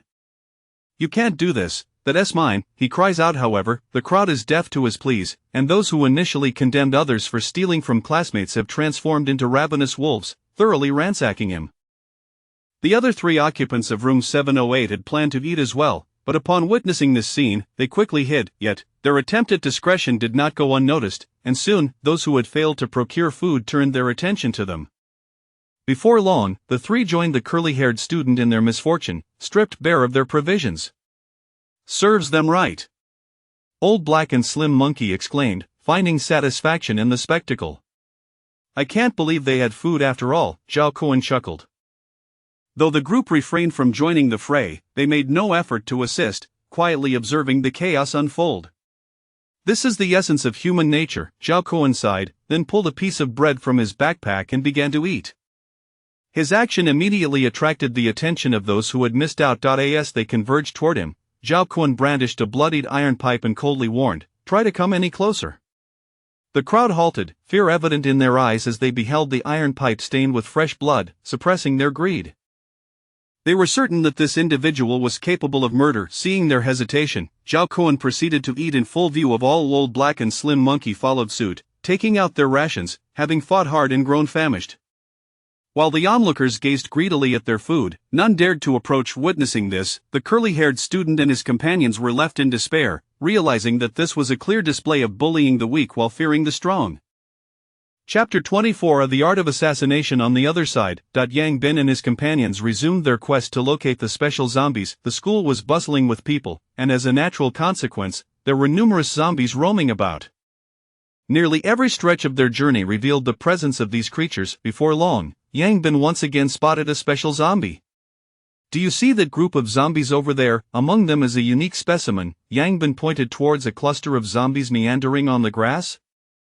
This group consisted of over 20 zombies, likely drawn here by the sound of the loudspeaker, which had already been dismantled by them. "More than 20, that's somewhat troublesome," Chen Hao remarked with a furrowed brow. "Indeed, especially since there are several more waves of zombies in the vicinity. If we take too long, we might easily attract them all," he added. "Should we still attempt to eliminate it?" Hu Wenliang inquired. "Of course we must, special zombies are not easily found," Yang Bin asserted. "Haozi, see if you can lure away a portion of them. It would certainly make our task more manageable," he suggested. "Alright, I'll give it a try," Chen Hao replied. Without hesitation, Chen Hao turned invisible and cautiously crept closer to the horde. Once near, he tossed a few stones into their vicinity. However, what had worked well in the dormitory proved futile on the grass. The stones made no sound upon landing, failing to attract any attention from the zombies. After numerous attempts yielded no results, he reluctantly returned. "I couldn't lure them away," Chen Hao admitted, slightly embarrassed. "It seems we have no choice but to engage them head-on," Yang Bin said with resignation. "Wait, perhaps I could try the assassination technique I've been developing," Chen Hao suddenly proposed. "Assassination technique? What is that?" Yang Bin asked, somewhat perplexed. "Just give me a moment to rest and recharge," Chen Hao replied with a smile, leaving his explanation unfinished. "Alright, I look forward to your demonstration," Yang Bin encouraged. After a brief interlude of more than 10 minutes, Chen Hao stood up. "Alright, I'm going in, you all hold back until I signal," he instructed. "Is it reliable? Don't push yourself if it's beyond your limits," Yang Bin cautioned. "Rest assured, I've mentally rehearsed this countless times," Chen Hao assured him. "Then proceed with caution," Yang Bin nodded in agreement.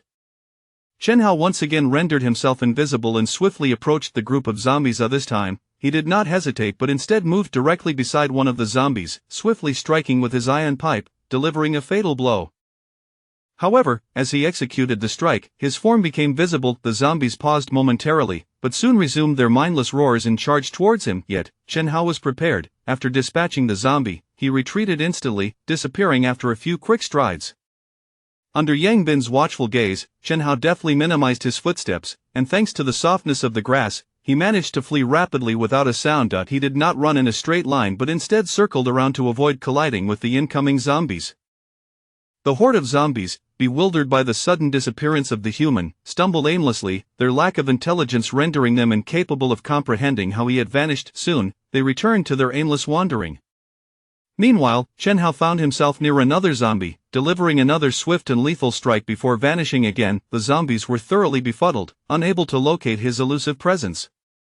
So this is what he means by the assassination technique. It indeed possesses some merit, Yang Bin observed with surprise. How Gu is amazing! Hu Wenliang exclaimed, having only witnessed Chen Hao's sudden appearances, each followed by a swift kill and subsequent disappearance, executed with remarkable precision. After successfully eliminating 9 zombies in succession, Chen Hao could no longer withstand the toll it took on him. Dizziness began to cloud his senses, signaling that he had reached the limits of his powers. He fought through the vertigo and hurried back to rejoin his companions in the safety of the greenery. Once there, he promptly deactivated his invisibility and collapsed onto the ground. "Phew, this technique is immensely draining," Chen Hao gasped weakly. "Nonetheless, you performed admirably, Haozi. You've nearly dispatched half of them," Yang Bin commended him. "Indeed, Hao Gu, you were incredible," Hu Wenliang added, his admiration evident. "It was necessary," But I suspect I won't be able to utilize my powers for at least half an hour now, Chen Hao lamented. No worries, there are still 13 left. Once you've recuperated, we can launch a direct assault, Yang Bin proposed. Sounds good. After a brief rest, Chen Hao stood once more. Although he could not use his powers for a short while, it would not hinder their ability to fight normally. The three of them armed with ion pipes charged towards the remaining group of zombies. As they approached, the zombies quickly detected their presence, excitedly surging towards them. As they closed in, the trio struck with their ion pipes, swiftly taking down 3 zombies. At that moment, the remaining 10 zombies lunged forward with their pipes drawn. The trio transitioned from piercing to sweeping motions, forcefully clearing a path through the oncoming horde. Their overwhelming strength sent the zombies tumbling backward. It was then that the special zombie revealed its resilience. While the others staggered several steps back, this one only retreated a mere 2. I'll handle the special zombie, you two take care of the rest, Yang Bin declared. Understood, the others agreed, immediately rushing towards the remaining zombies. Yang Bin directed his ion pipe toward the special zombie with fierce determination. The open expanse of grass allowed him to unleash his full repertoire of strikes, thrusts, swings, and bludgeons, each aimed at the special zombie. In no time, he shattered the creature's skull, causing its body to collapse onto the ground. At that moment, Chen Hao and Hu Wenliang each dispatched 2 more zombies, leaving only 5 remaining. Yang Bin quickly extracted the crystal from the shattered head of the special zombie and dashed over to join his companions in eliminating the last of their foes. Let us go. After finishing the fight, they swiftly departed, seeking safety in a distant location. Once they found a refuge devoid of zombies, Yang Bin retrieved the special crystal. Before he could speak, Chen Hao interjected, Brother Bin, don't question it, just consume it. Yes, Brother Bin, hurry and eat it. Let us see what changes occur, Hu Wenliang urged. Very well, Yang Bin nodded, not hesitating. After cleaning it, he swallowed it whole. Soon, the crystal transformed into energy, surging throughout his body. However, once the energy fully integrated within him, Yang Bin frowned. What's wrong, Brother Bin? Did it lose its effectiveness? His companions inquired, puzzled by his expression. Yang Bin shook his head, responding, It does have an effect, but it's not as pronounced as I had anticipated. I initially thought that consuming the second crystal would illuminate the second star on the first corner, yet it remains dark. Nonetheless, my strength has increased. It just isn't as apparent as the first time. I see, as long as there is an enhancement, that's what matters, Chen Hao smiled. I suspect that perhaps the crystal is insufficient. It may take more to ignite the second corner. I believe that could be the case as well. Let us continue our search. The school is vast, and with so many zombies, we should have no trouble finding more, Hu Wenliang suggested. Indeed, let us proceed. Chapter 25. Can zombies swim outside the library, Brother Bin? Are you certain this will work? Chen Hao swallowed nervously as he gazed at the hundreds of zombies ahead. We have to give it a try. It's not every day we encounter a special zombie, Yang Bin admitted, feeling uncertain himself, as the sheer number was indeed quite terrifying. Haozi, why don't you employ your assassination techniques and wear them down gradually? Hu Wenliang suggested. With this many, even if I resorted to my assassination skills, I wouldn't have anywhere to hide. They would simply overwhelm me in a rush, Chen Hao replied helplessly. Then what should we do? Yang Bin activated his true sight, scanning the surroundings, and suddenly his eyes sparkled with inspiration. I have a solution. What solution? Both men turned to him in unison. Yang Bin pointed towards the rear of the library and remarked, Isn't that Uxian Lake over there? The arch bridge in the middle of the lake is merely 2.5 meters wide. We can simply bring these zombies to that bridge and deal with them there. It will be straightforward to push them into the lake. But the bridge is over 1,000 meters away. What if we are intercepted by other zombies along the way? Hu Wenliang frowned in concern. I observed just now that there aren't many zombies between the library and Uxian Lake. However, I couldn't see everything due to the distance and numerous obstacles, which hinder my abilities. Therefore, let's move ahead and clear the zombies on the way first. Haozi, you stay here, and once we've cleared a significant number, you can bring the zombies over. With your current physical condition, as long as there are no obstructions ahead, those zombies won't be able to catch up with you, Yang Bin explained. The reason for sending Chen Hao to lure them was, of course, due to his ability to become invisible. Even if unexpected circumstances arose, he could escape. All right. Chen Hao nodded without hesitation. Pay attention to the one on the left wearing a blue t-shirt, the one with a crew cut. That's the special zombie.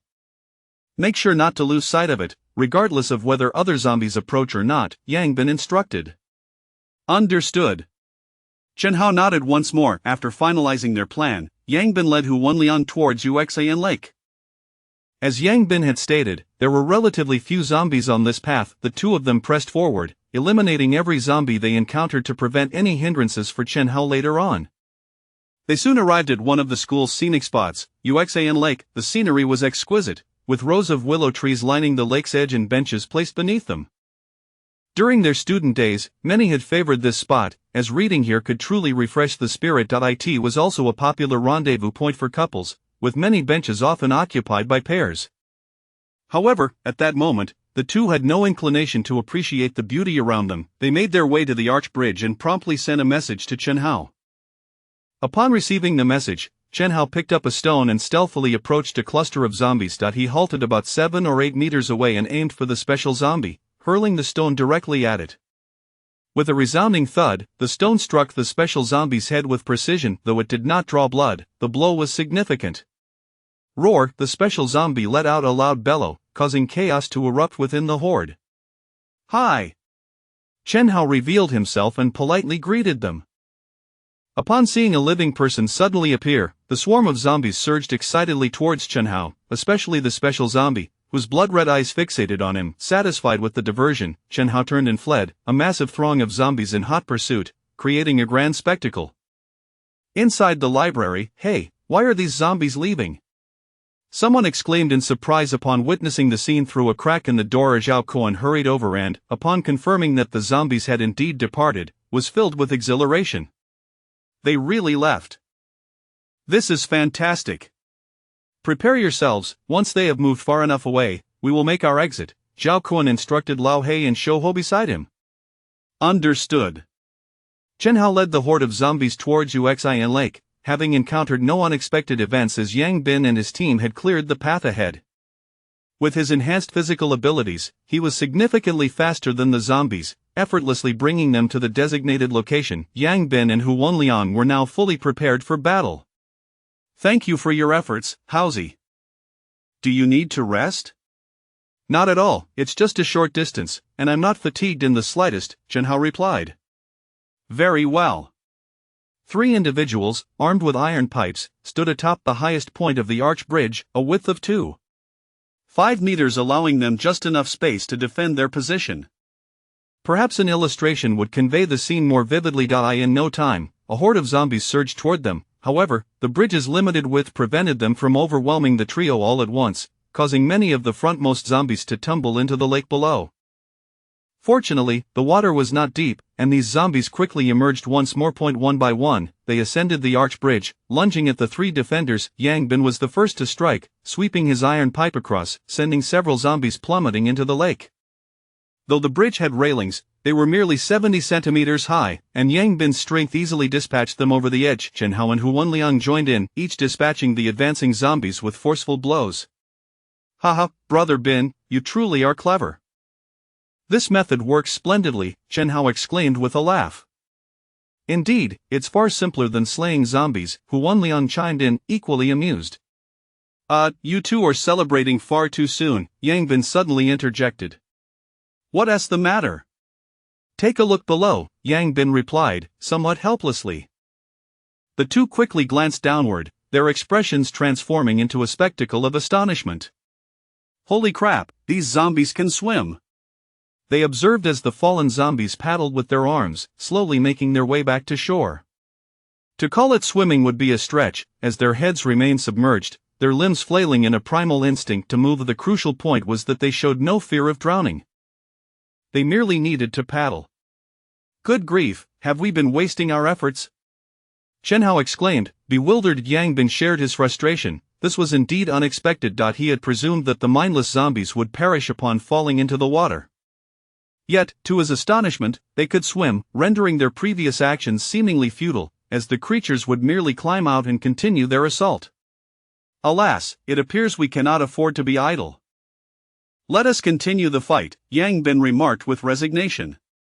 Very well, Chen Hao and Hu Wenliang replied, shaking their heads in wry amusement before transitioning their tactics from sweeping to stabbing. Fortunately, with the three of them leveraging their advantageous position, dispatching the zombies proved manageable, albeit exhausting. Before long, one zombie after another fell beneath their iron pipes, staining the bridge with blood. After dispatching over 30 zombies, the unique zombie finally charged forth. Yang Bin gripped his iron pipe tightly, summoning all his strength to thrust it forcefully into the creature's skull. Despite the considerable resistance, Yang Bin's iron pipe pierced through the zombie's head, delivering a fatal blow. After consuming the second crystal, Yang Bin's strength surged once more. Even under maximum exertion, the special zombie could not withstand his strike. Chapter 26 Dormitory Conflict. After the peculiar zombie fell, Yang Bin swiftly delivered a kick to the zombie behind it, then proceeded to drag the corpse of the special zombie over, saving himself the trouble of having to turn back to search through the body later. Half an hour later, all the zombies had been dealt with, the bridge and its surroundings were strewn with corpses, and the lake's waters were nearly stained crimson with blood. The three of them collapsed onto the ground, utterly exhausted. After a while, Yang Bin managed to rise, walking over to the body of the special zombie, skillfully extracting the crystal from its head. Before he could say anything, Chen Hao interjected, "Brother Bin, there's no need to ask us. Hurry and consume it, and see if it can illuminate the second corner." "Indeed, Brother Bin, I share your curiosity," added Hu Wenliang. Yang Bin nodded, not hesitating in the least, and promptly swallowed the crystal. After a moment, however, Yang Bin furrowed his brow once more. "What's wrong, Brother Bin, did it not light up?" Chen Hao inquired. "It did not," Yang Bin replied with a shake of his head. "Then has your power increased?" "Yes, but it's not as effective as the previous one," Yang Bin said, somewhat resigned. "That's alright. As long as there's an increase, we can always consume a few more. It will eventually illuminate," Chen Hao assured him. After resting for a while, the group stood and made their way back to the dormitory. By now, darkness had descended, making it evident that further combat was unfeasible. Upon returning to the dormitory building, they were taken aback to discover that the inhabitants of their dormitory had returned as well. A group of people stood before the dormitory, their expressions grave, evidently just back from their own endeavors. The arrival of Yang Bin and his companions immediately drew their attention. Zhao Kuan and his group regarded Yang Bin with a hint of resentment in their eyes. Yang Bin looked at Zhao Kuan, puzzled, and asked, "What brings you back?" "Sai, it's a long story," Zhao Kuan replied with a wry smile, then recounted the events of their journey. "The area outside the cafeteria is swarming with zombies. We simply couldn't get in, so we had no choice but to return." "Well, that does sound rather unfortunate," Yang Bin expressed with sympathy. "If it weren't for a foolish individual who lured those zombies away, we'd likely still be trapped in the library," Old Hay said, his voice tinged with lingering fear. Upon hearing this, Chen Hao immediately bristled. "Hey, Blackie, who are you calling foolish?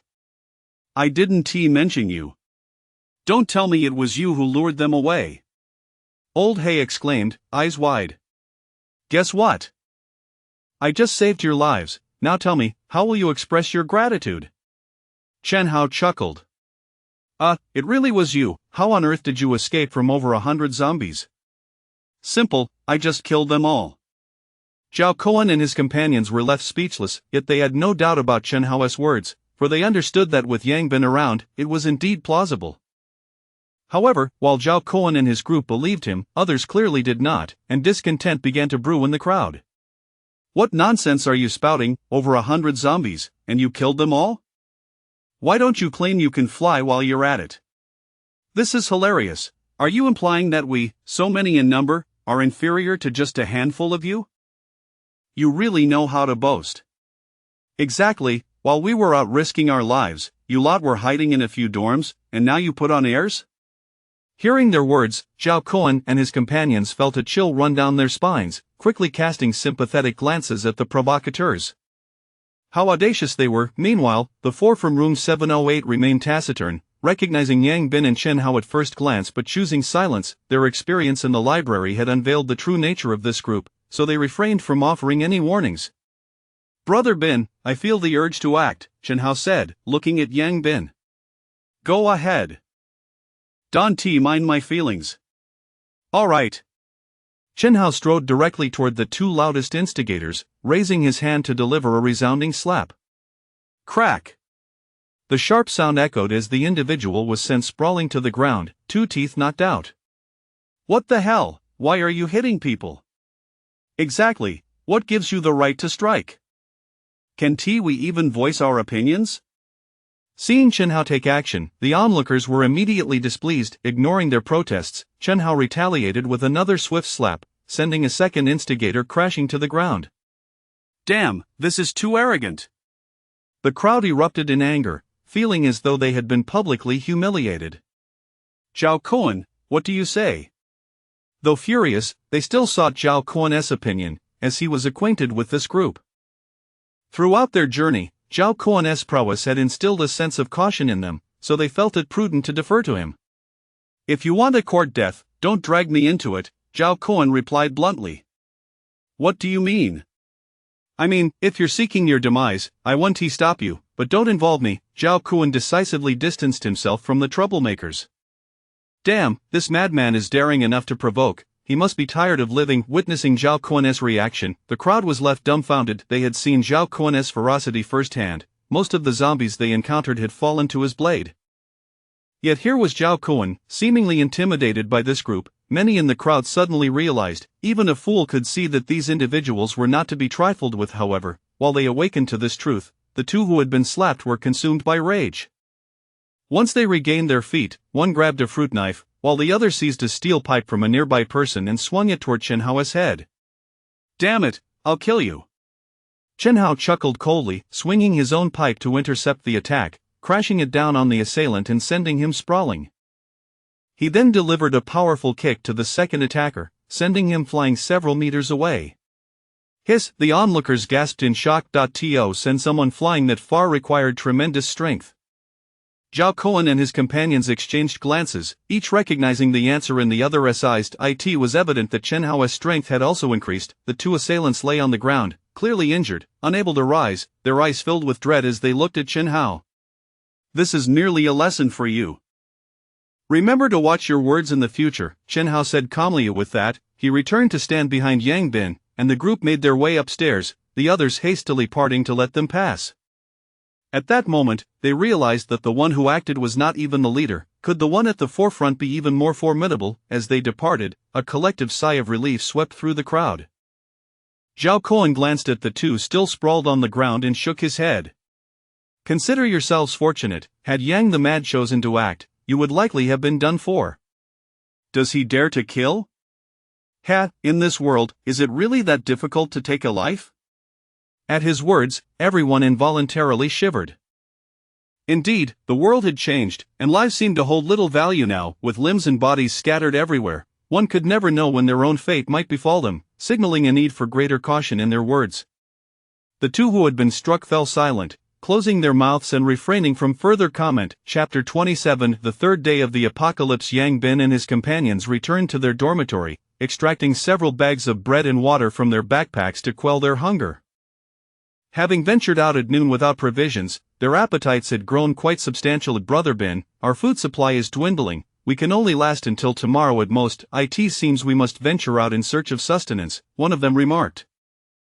"Indeed, we must contemplate where to procure food," Yang Bin replied. Given Zhao Kuan and the other's situation, it seems the cafeteria is no longer an option. He continued. It's evident that with so many people heading to the cafeteria, it would undoubtedly attract a horde of zombies. At this point, entering or exiting the cafeteria seems implausible, he added. Then it appears avoiding the cafeteria was a fortuitous decision, his companion remarked. Certainly. If we had entered the cafeteria, we might not have been able to exit. With so many individuals inside, how long could the food possibly last? Yang Bin shook his head thoughtfully. True, if rescue does not arrive, those trapped in the cafeteria will be in dire straits, came the reply. That is a concern for the school authorities. let us focus on where we might acquire food, Yang Bin suggested. I have thought of a place where we could procure provisions, Chen Hao interjected. Where might that be? The supermarket. With so many supermarkets at the school, even if we seize one, we could sustain ourselves for a week or two, he elaborated. Yes, the supermarket sounds promising. Very well, we shall set out for the supermarket tomorrow, Yang Bin decisively concluded. Indeed. By the way, Haozi, check online for any information regarding the crystals, Yang Bin instructed. Sure. Chen Hao quickly opened his phone and browsed for a while before saying, I found nothing.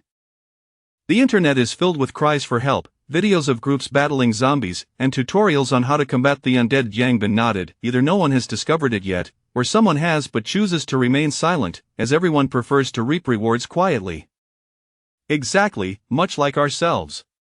Alright, let us retire early. Tomorrow, we continue the fight. Agreed. In the stillness of the night, the constellation of the Northern Dipper re-emerged, silencing the zombies.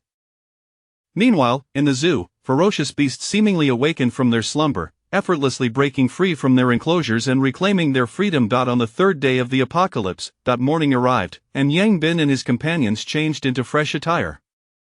After a modest meal, they stepped out of the dormitory. Upon descending the stairs, they were startled to find a large crowd of individuals gathered below, seemingly waiting for them. Yang Bin frowned and turned to Zhao Kuan, asking, What is going on? Zhao Kuan smiled wryly. These folks are starving and couldn't bear it any longer. They attempted to venture out for food early this morning but were forced back by the zombies, and now they are hoping you will lead them out. I certainly lack the capacity to guide so many deadweights, Yang Bin replied candidly. We are not deadweights, we dare to fight the zombies. One voice protested, Precisely, we no longer fear the undead. Another chimed in. Ha, then why did you return in such a disheveled state? Chen Hao laughed. That was because the zombies have grown stronger, and we were unable to defeat them, came the hesitant reply. Do you think I would believe that? Chen Hao chuckled. It's true, I'm not lying. The group exclaimed in unison. Yang Bin's gaze shifted as he said, Let us go take a look. And them, if they can keep up, let them follow. However, I must warn you, it is perilous to accompany us, do not expect me to rescue you, he cautioned. Upon hearing his words, the crowd hesitated momentarily, and nevertheless, Zhao Kuan and his two companions swiftly decided to follow. Seeing this, the others gritted their teeth and joined them. The loudspeakers had not broadcast any announcements since the previous evening, perhaps because the leaders deemed it futile, as most of the speakers were now inoperative, rendering their reach minimal. Just after Yang Bin and his companions stepped out of the dormitory, they encountered two zombies gnawing on a corpse. Upon spotting the group of living individuals, the zombies charged towards them with excitement. Yang Bin was the first to act, swinging a metal pipe with force, shattering one zombie's skull. He quickly thrust the pipe into the second zombie, dispatching it with equal efficiency. The entire sequence was as fluid as water flowing in a stream. All present stared in astonishment. Could slaying zombies be this effortless? Even Chen Hao and Huan Liang were taken aback. They had always resorted to stabbing zombies with pipes. This was the first time they had witnessed such a crushing blow. It seemed Brother Bin's prowess had indeed escalated significantly. At that moment, Zhao Kuan and his companions looked at Yang Bin in awe, clearly recognizing that his strength had grown once more. They exchanged wry smiles, realizing that the gap between them was widening. Yang Bin, puzzled, turned to the awestruck crowd. Do you not sense any improvement? The crowd stared at him, speechless. With such ease he had dispatched the creatures, it would be absurd to claim otherwise. The overwhelming astonishment regarding Yang Bin's abilities filled their minds, finally revealing why he was their leader. Those who had previously harbored grievances against him quickly suppressed their thoughts, fearful of incurring his wrath. Shall we let us try the next one? Zhao Kuan suddenly suggested. They had battled numerous zombies. If their strength had indeed increased, they would find out soon enough. Very well, Yang Bin nodded. The group had not ventured far when they encountered 5 more zombies, which charged at them upon sighting the living. Yang Bin refrained from intervening as Chen Hao, Huan Liang, and Zhao Kuan sprang into action simultaneously. Chen Hao and Huan Liang thrust their pipes into the zombies' heads, but their strikes did not prove fatal. Frowning, the duo exerted further strength, finally penetrating the skull and putting an end to the creature. Meanwhile, Zhao Kuan and his companions found themselves in a precarious situation. Their pipes struck the zombies' necks but failed to sever them, resulting in the zombies' formidable strength causing them to stumble backward several paces. Fortunately, the group possessed sufficient combat experience. they regrouped and thrust once more. To the astonishment of onlookers, Zhao Kuan and his companions repeatedly staggered back from the relentless zombies while attempting to stab at their necks. Ultimately, after several attempts, they managed to sever the zombie's neck. Once they dispatched the creature, Zhao Kuan returned to the group, somewhat shaken. These zombies have indeed grown stronger, approximately 50 more than when we first encountered them. Yang Bin nodded, affirming that his suspicions were correct. The zombies were indeed evolving, seemingly growing stronger with each passing day. In that case, even if humanity possesses food, they cannot simply hide away. Otherwise, extinction is inevitable, Yang Bin contemplated grimly. At this moment, the weight of despair settled heavily upon everyone. The zombies had already been formidable foes, and now with the revelation that they were becoming even more powerful, survival seemed increasingly bleak. Let us proceed, Yang Bin declared, shaking off his troubling thoughts. They would focus on the path ahead for now. Chapter 28. Eliminate him. With Yang Bin's true vision eye in play, although the group encountered numerous zombies along their journey, they were generally few in number, rarely exceeding 5 or 6. Whenever the count surpassed 10, Yang Bin would deftly divert their path. Soon, they arrived at a small supermarket in close proximity to their dormitory. The sight of the supermarket ignited a wave of excitement among the group, for it signified the prospect of food at last. Strange, it's not locked? Chen Hao remarked, perplexed. Someone inside has locked it from the inside, Yang Bin replied. Oh, that makes sense. Should we attempt to enter? Let them in, we shall seek provisions elsewhere. We've done our part by bringing them here, Yang Bin suggested. Agreed. Yang Bin turned to Zhao Kuan behind him, saying, you all stay here. There are people inside, let them open the door. We will search for food elsewhere. All right, Zhao Kuan nodded. In truth, he longed to accompany Yang Bin and the others, but he was acutely aware that when Yang Bin had previously inquired if they wished to join him in rescuing others, they had declined. The bond of camaraderie had become strained, making it difficult for them to revert to being teammates. Although Yang Bin had said nothing at that time, Zhao Kuan could sense the deliberate distance Yang Bin was maintaining. Before long, Yang Bin departed with Chen Hao and Huan Liang. The remaining group paid no heed to their whereabouts. For them, the supermarket before them was the sole focus. Soon, someone approached and knocked on the door. However, after a prolonged effort, there was no response from within. Inside the supermarket, a group of 7 or 8 individuals remained silent, hearing the knocks yet choosing to stay quiet. Eventually, the people outside resorted to forceful attempts to break down the door. The resounding bangs startled those within, as they feared that such commotion would attract nearby zombies. Reluctantly, the group inside had no choice but to open the supermarket door. As the door swung open, a throng of people rushed in, eagerly beginning to scavenge for food. Those inside attempted to intervene, but faced with a number vastly superior to their own, they could only capitulate. Unbeknownst to Yang Bin and his companions, events were unfolding behind them as they made their way to a larger supermarket. As they walked, Yang Bin scanned for any special zombies. Whether by fortune or an increase in the number of special zombies that day, he soon spotted one, accompanied by a small cluster of 7 or 8 regular zombies. Without hesitation, he charged toward the group with his companions in tow. In no time, they collided with the zombies. Yang Bin struck first, swinging his iron pipe and shattering a zombie's skull, swiftly following up with a direct thrust to dispatch another. Chen Hao and Huan Liang also sprang into action, quickly eliminating the zombies before them. Within moments of engagement, they had dispatched 4 zombies. At that juncture, the special zombie lunged at Yang Bin. He had just thrust his iron pipe and had yet to retract it, so he resorted to kicking the creature away. As he withdrew the pipe, he swiftly pierced the special zombie's skull before it could regain its footing, delivering a fatal blow.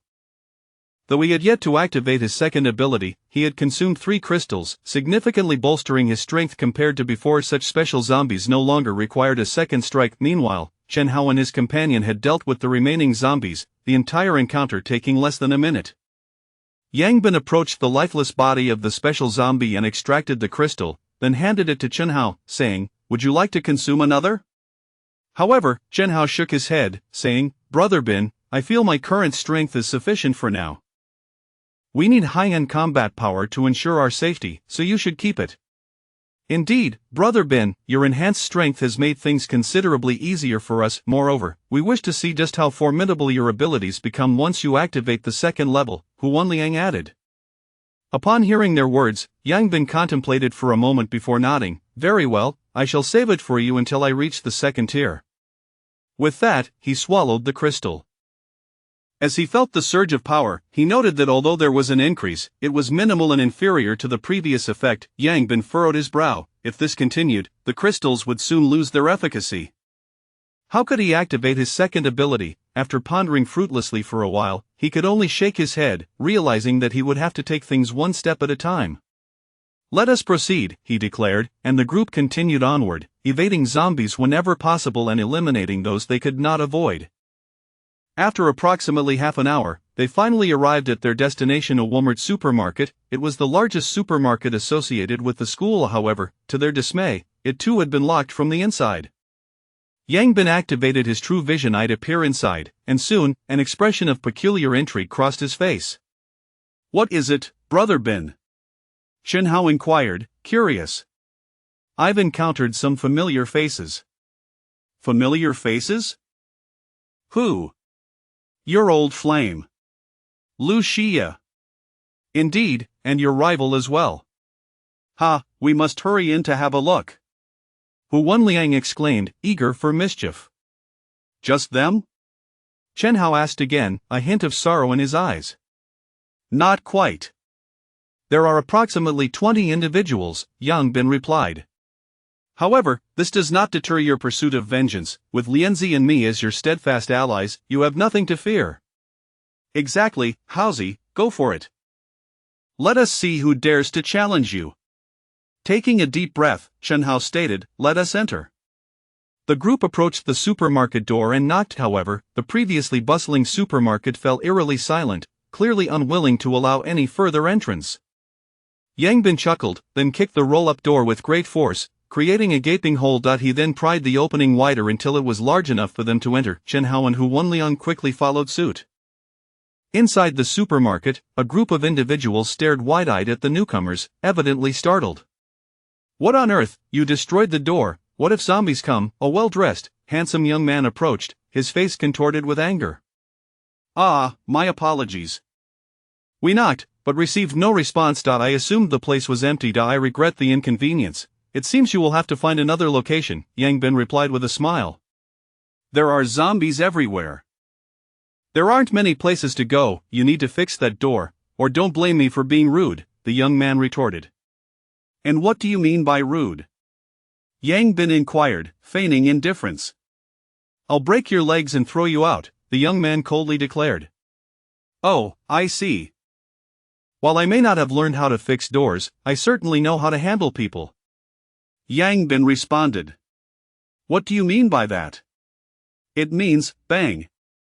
With a dull thud, the young man was sent sprawling several meters away, curling up into a ball. Chapter 29: The Supermarket Turmoil. Brother Hao. The others were immediately taken aback, as several women hurried to help the man up, while the remaining men seized steel pipes, glaring menacingly at Yang Bin. "How dare you hit Brother Hao? You re-asking for death, aren't you? What, do you intend to make a move?" Yang Bin raised the bloodied iron pipe, pointing it at the crowd, his voice icy. The group momentarily faltered, intimidated by Yang Bin's imposing demeanor, their steel pipes hesitating in their grips. At that moment, with the assistance of a few individuals, the beaten man struggled to his feet, glaring viciously at Yang Bin. "You dare strike me? You're seeking death, get rid of him." Just as a brawl seemed imminent, a woman's voice suddenly pierced the tension. "Chen Hao."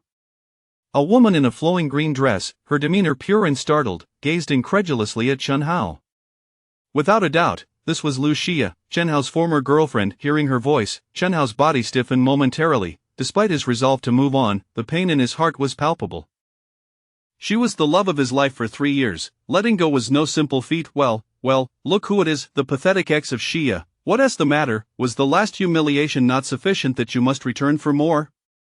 The man's eyes glinted with derision as he regarded Chen Hao.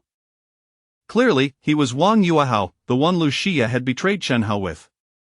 "Chen Hao, you should leave, we are over," Lu Xia coldly stated, clearly assuming Chen Hao had come to seek her out. With a bitter smile, Chen Hao muttered, "I'm such a fool, still harboring fantasies that you might reconsider."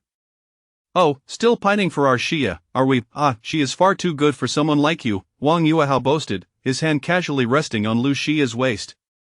Just wearing a pair of second-hand shoes, and look at how proud you are, Yang Bin chuckled, then patted Chen Hao on the shoulder. Forget about that woman.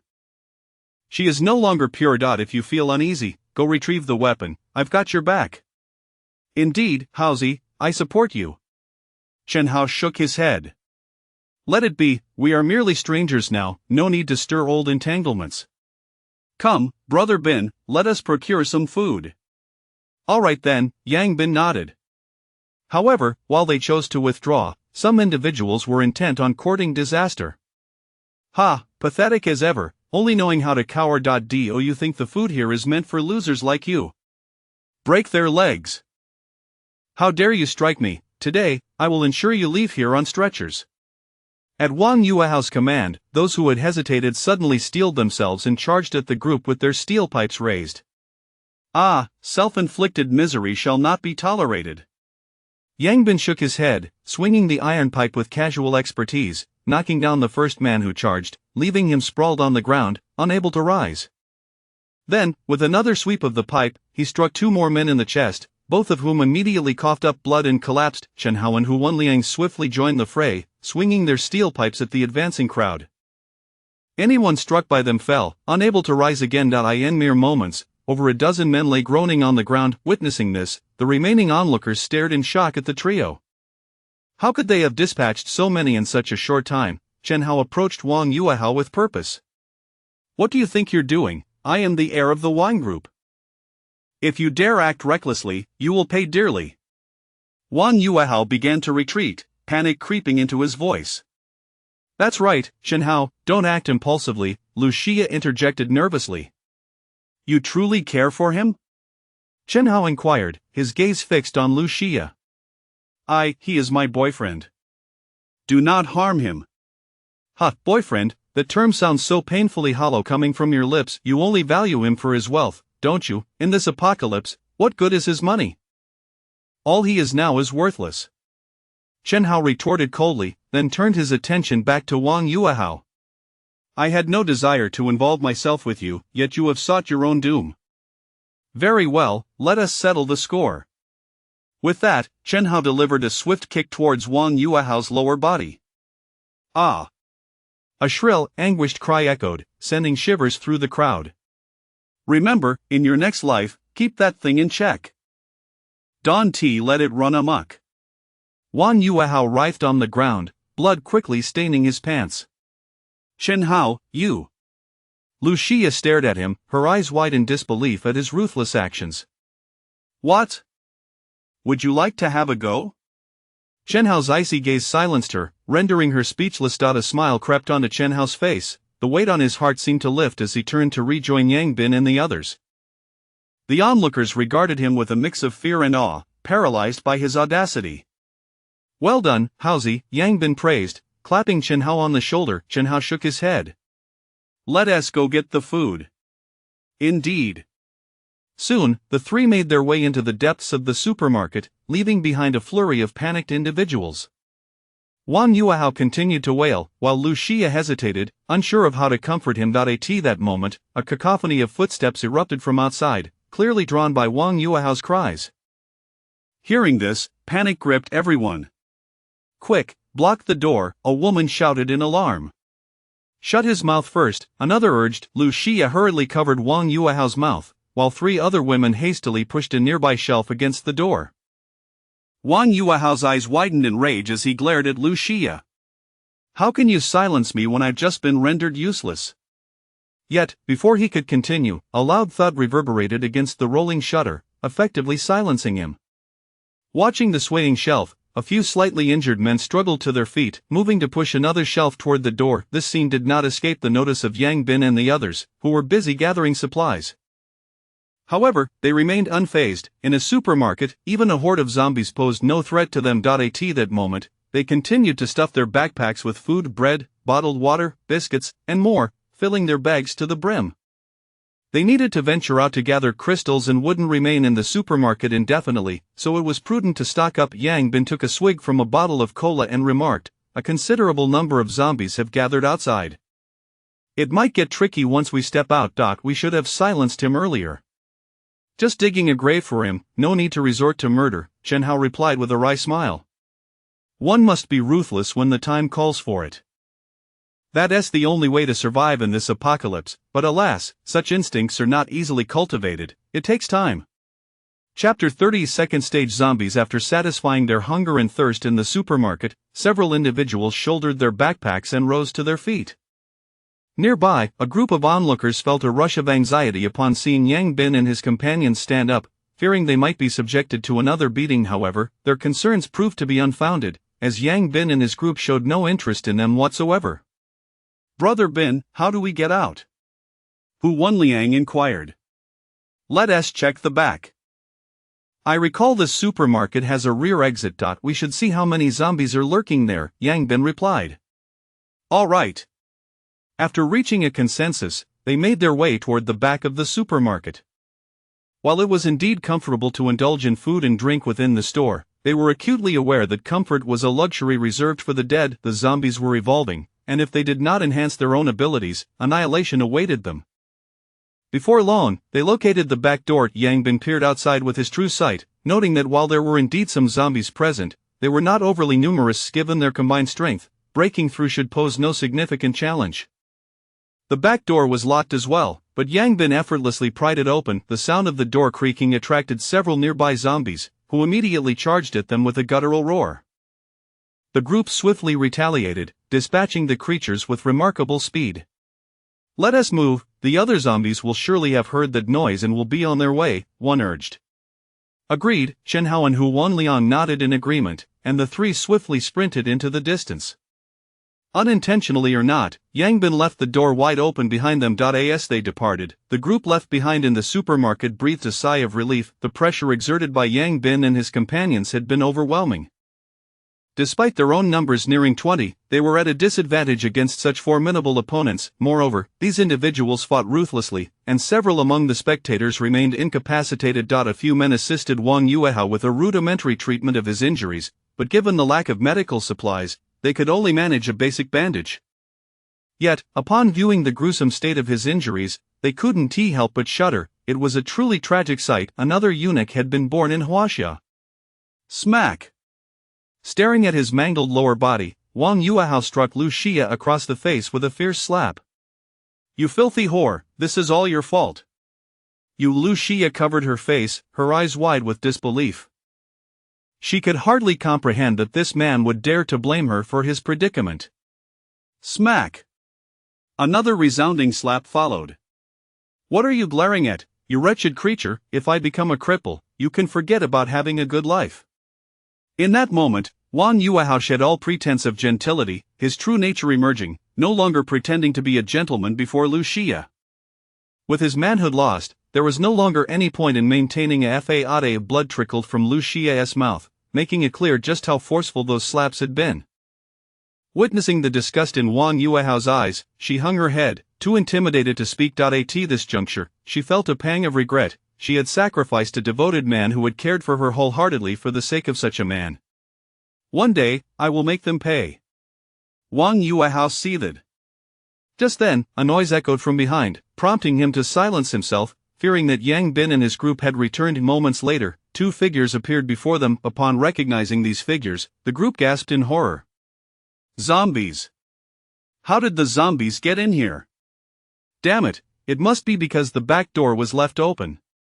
Upon spotting the humans, the zombies surged forward with fervor, their frantic movements sending the group scrambling to defend themselves with pipes and improvised weapons. Yet, more and more zombies flooded in, and the already injured individuals were gradually overwhelmed by the horde. Meanwhile, Yang Bin and his companions were making their way toward the cafeteria, in search of unique zombies, as that area was likely to be teeming with them. Along the way, they encountered numerous zombies. Despite Yang Bin's efforts to evade most, many were still unavoidable. With over 30,000 individuals in the school, it was estimated that at least 27 or 8,000 had turned into zombies, making encounters inevitable. Had it not been for Yang Bin's true sight, venturing outside would have been a daunting task. They soon arrived near the cafeteria and gasped at the sight of the throng of zombies surrounding it. "Good heavens, there must be at least a few thousand here," Hu Wenliang gulped.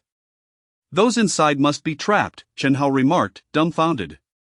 "It seems we need to avoid densely populated areas in the future," Yang Bin murmured. Agreed, the other two nodded in affirmation. Yang Bin activated his true sight to scan the zombies, and astonishment flickered across his face. What's wrong, Brother Bin? Chen Hao inquired. There are approximately 100 special zombies among them. Yang Bin replied gravely. That many? Chen Hao and Hu Wenliang's eyes widened in shock. Yes, it's evident that the number of special zombies has increased, Yang Bin continued. Moreover, there is one particularly unique zombie among them. What makes it so special? While the crystals in the heads of other special zombies are about the size of a grain of rice, this one's crystal is nearly the size of a mung bean. Could it be that special zombies vary in type? This is my first time witnessing such a phenomenon. If I'm not mistaken, the special zombies we encountered earlier belonged to the first stage, while this one is likely a second stage zombie, Yang Bin asserted. Does that mean it's stronger? The two exclaimed, eyes wide in disbelief. Certainly, Yang Bin nodded, a weight settling on his heart. He had believed his current strength was adequate to handle these zombies, only to discover that even more formidable ones existed. It appears these zombies are indeed evolving continuously. Ordinary zombies gradually transform into first-stage zombies, and first-stage zombies subsequently evolve into second-stage zombies. If humanity continues to hide, extinction is inevitable, Yang Bin mused, furrowing his brow. Should we make the matter of the crystals public? Chen Hao asked. Yang Bin pondered before replying, it must be disclosed, or humanity is doomed. However, it's best if we don't announce it ourselves, otherwise, we will face endless troubles. The military has likely been clearing out zombies these past few days, armed with powerful weapons, making it relatively straightforward for them. They've probably discovered the crystals by now. Let us wait a bit, an official announcement would be more prudent. That makes sense. So, should we engage them? Engage? Not a chance, let us find another location. This place is untenable. All right. The group hastily vacated the area inside the cafeteria. Why is it porridge again? I can't get full on this, I want rice. Exactly, eating porridge every day, do they want to starve us to death? Many individuals began to stir restlessly, driven by hunger. If you don't want it, give it to me. If you're so capable, go find food outside, someone retorted. Exactly, you should be grateful for what you have. Do you not understand the current situation? Stop reminiscing about your past privileged life. You're destined to eat porridge. The school surely has food, they just refuse to distribute it. If we don't fight for it, how can we fill our bellies? The outside is swarming with zombies. Even if there is food, we need to ration it. Who knows when rescue will come? If we continue like this, we'll starve to death before rescue even arrives. The crowd was divided into two factions, arguing vehemently, much to the chagrin of the principal. Only 3 days had passed since the apocalypse began, yet the situation had deteriorated so rapidly. What would happen in a few more days? It must be said that this principal was undeniably responsible. Even in the face of the apocalypse, he was the first to think of his students, fearing they might go hungry, which is why he summoned them to the cafeteria. However, human hearts are never satisfied. Chapter 31 Conditions for ascending to second rank. After leaving the cafeteria, Yang Bin continued to lead Chen Hao and the others in search of special zombies. It must be said that there were indeed significantly more special zombies today compared to yesterday. After more than half an hour, they successfully eliminated 2 more special zombies. All the crystals were consumed by Yang Bin, bringing his total to 5 crystals, yet he still had not illuminated the second corner. Moreover, with each consumption, the effectiveness of the crystals diminished, and the last one offered a mere fraction of enhancement. Yang Bin furrowed his brows, sensing an ominous premonition that the next crystal might yield no effect at all. Brother Bin, haven't you illuminated it yet? Chen Hao asked, puzzled. No, let us try one more, Yang Bin replied. Alright, the two had no objections. For them, Yang Bin's enhancement equated to their own improvement. The group resumed their search and soon stumbled upon another special zombie. However, the numbers were overwhelming, with at least 40 to 50 of them present. Consequently, Chen Hao's assassination skills came into play once more. After expending energy twice, he stealthily took down over 20 zombies, while the remaining ones were swiftly dealt with by the group. Although they sustained some injuries, Hu Wenliang was there to heal them promptly. Yang Bin extracted the crystals once again and, under the expectant gazes of his companions, swallowed them whole. "How is it, Brother Bin, did you illuminate it?" Chen Hao inquired eagerly. Yang Bin shook his head. "Still no luck." "Is it truly impossible?" "It's not that it's impossible, rather, it has become ineffective," Yang Bin said with a wry smile. "Ineffective? Yes, there is almost no enhancement." "How could this happen?" Both Chen Hao and Hu Wanliang knitted their brows in concern. After pondering for a while, Yang Bin suddenly had a realization. "I believe I understand the situation now." "What situation?" "If I'm not mistaken, to illuminate the second corner, one must consume a second-rank crystal." Yang Bin stated earnestly. "A second-rank crystal?" "Yes, the very one we just spotted outside the cafeteria." "I think that is quite possible," Chen Hao concurred. "Then shall we go after it?" Hu Wanliang suggested. "Let us first check if there are any second-rank zombies in other areas. We should avoid that place unless absolutely necessary, as it could be deadly," Yang Bin cautioned. Understood. The group continued their search. In the following period, they encountered several first-rank zombies, and the crystals obtained were given to Hu Wanliang and Chen Hao, significantly boosting their strength. However, they still had yet to encounter any second-rank zombies.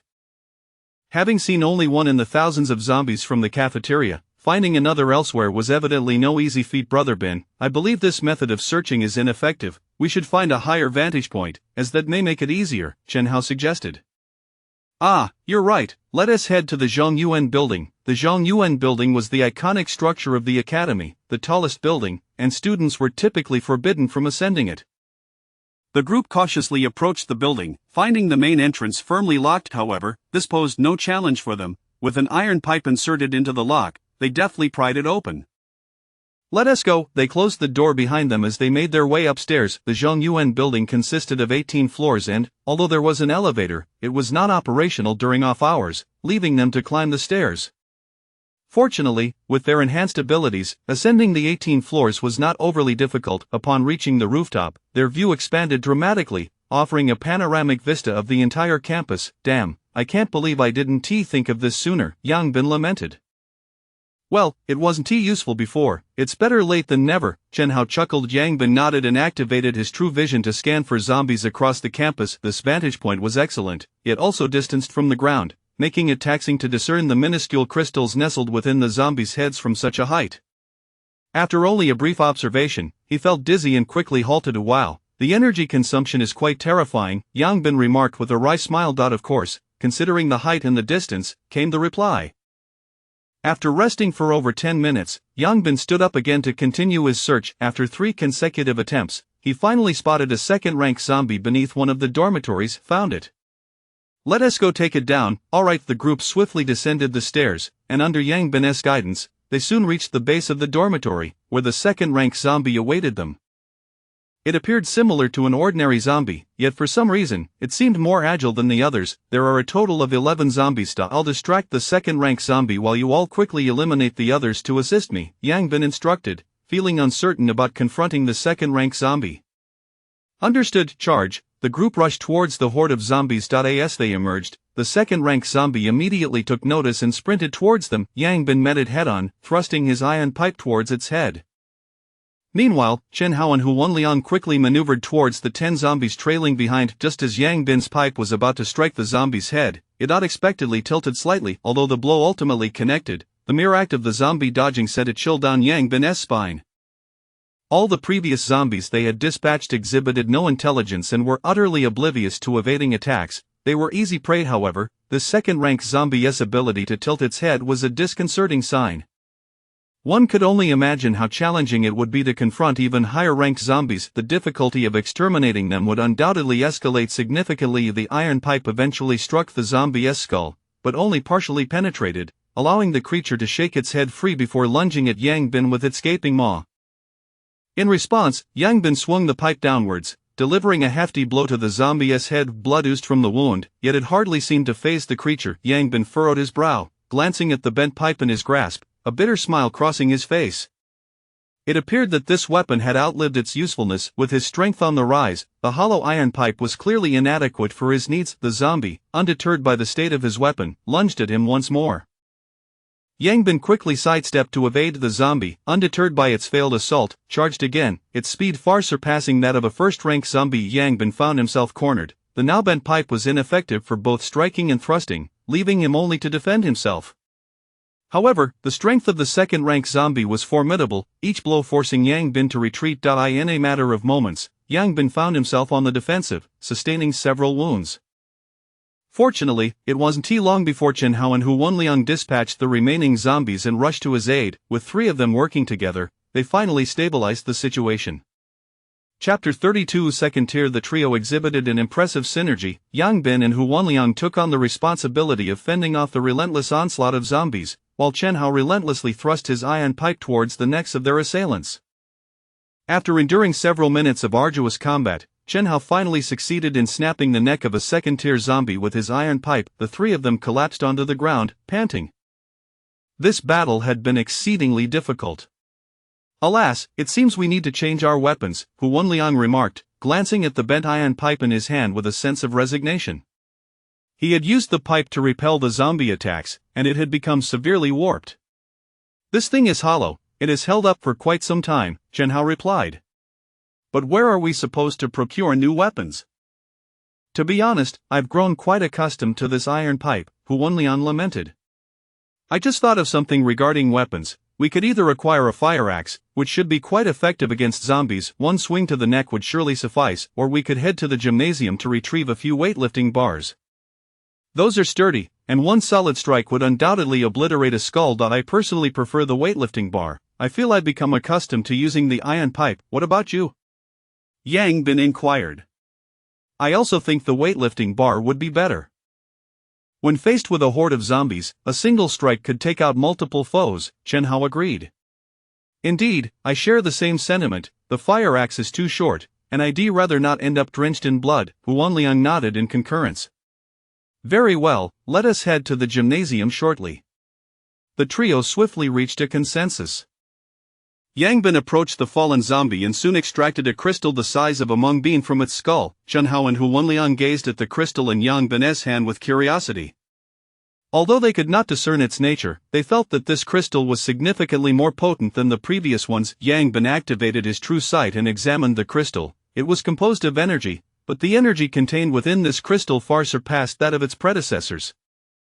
A flicker of fervor ignited in Yang Bin's eyes as he rubbed the crystal against his body before swallowing it whole. Upon entering his system, the crystal instantly transformed into immense energy that surged through Yang Bin's limbs and internal organs. In his mind's eye, the second corner of the first star in his star map illuminated. As this corner glowed, an even greater surge of energy coursed through him, enveloping him in an overwhelming sense of exhilaration. After a while, the energy was fully absorbed. Yang Bin clenched his fist, feeling the newfound power within him, his eyes sparkling with excitement. Prior to consuming the crystal, his punch had possessed a force of approximately 50 to 60 kilograms. Now, with the first corner illuminated, his strength had surged to over 100 kilograms. After consuming a few more crystals along the way, he estimated that he had reached around 200 kilograms. Now, with the second corner lit, his strength had escalated dramatically, reaching at least 300 kilograms. The sensation of such formidable power thrilled Yang Bin. With this enhancement, his chances of survival in this apocalyptic world had significantly increased. It seems my suspicions were correct. As more corners of the star map illuminate, my strength increases correspondingly, he mused. There were 9 stars in his mind, each with 5 corners. Illuminating one corner resulted in a substantial boost in power. He wondered what surprises awaited upon fully illuminating a star, and what the world would be like if all 9 stars were to shine brightly. Brother Bin, how are things progressing? Chen Hao and Hu Wenliang inquired, their faces alight with curiosity. The second corner has been illuminated, Yang Bin replied with a smile. Has your strength increased significantly? Indeed, it has improved considerably. I estimate that my punch now carries a force of at least 300 kilograms. That's fantastic. With Brother Bin's enhancement, our chances of survival have improved tremendously, Chen Hao exclaimed joyfully. Let us not be overly optimistic. Future enhancements will undoubtedly become more challenging, Yang Bin cautioned, shaking his head. Regardless of the difficulties ahead, I firmly believe we will survive, Chen Hao asserted with determination. Yes, we should be akin to the zombies. Illuminating one corner signifies first tier, 2 corners signify second tier. Next, we must elevate you both to the second tier as well. Each of you has consumed 3 crystals, so with 2 more first-tier crystals, you could reach the pinnacle of first tier. Then, with 1 second-tier crystal, you could ascend to the second tier. However, acquiring first-tier crystals is manageable, while second-tier zombies are exceedingly rare. That poses a challenge, Yang Bin remarked, furrowing his brow. Do not worry, Brother Bin. The strength of the zombies is on the rise. There were hardly any second-tier zombies today, but by tomorrow, I suspect there will be plenty, Chen Hao reassured him. Indeed, Yang Bin nodded. It is getting late.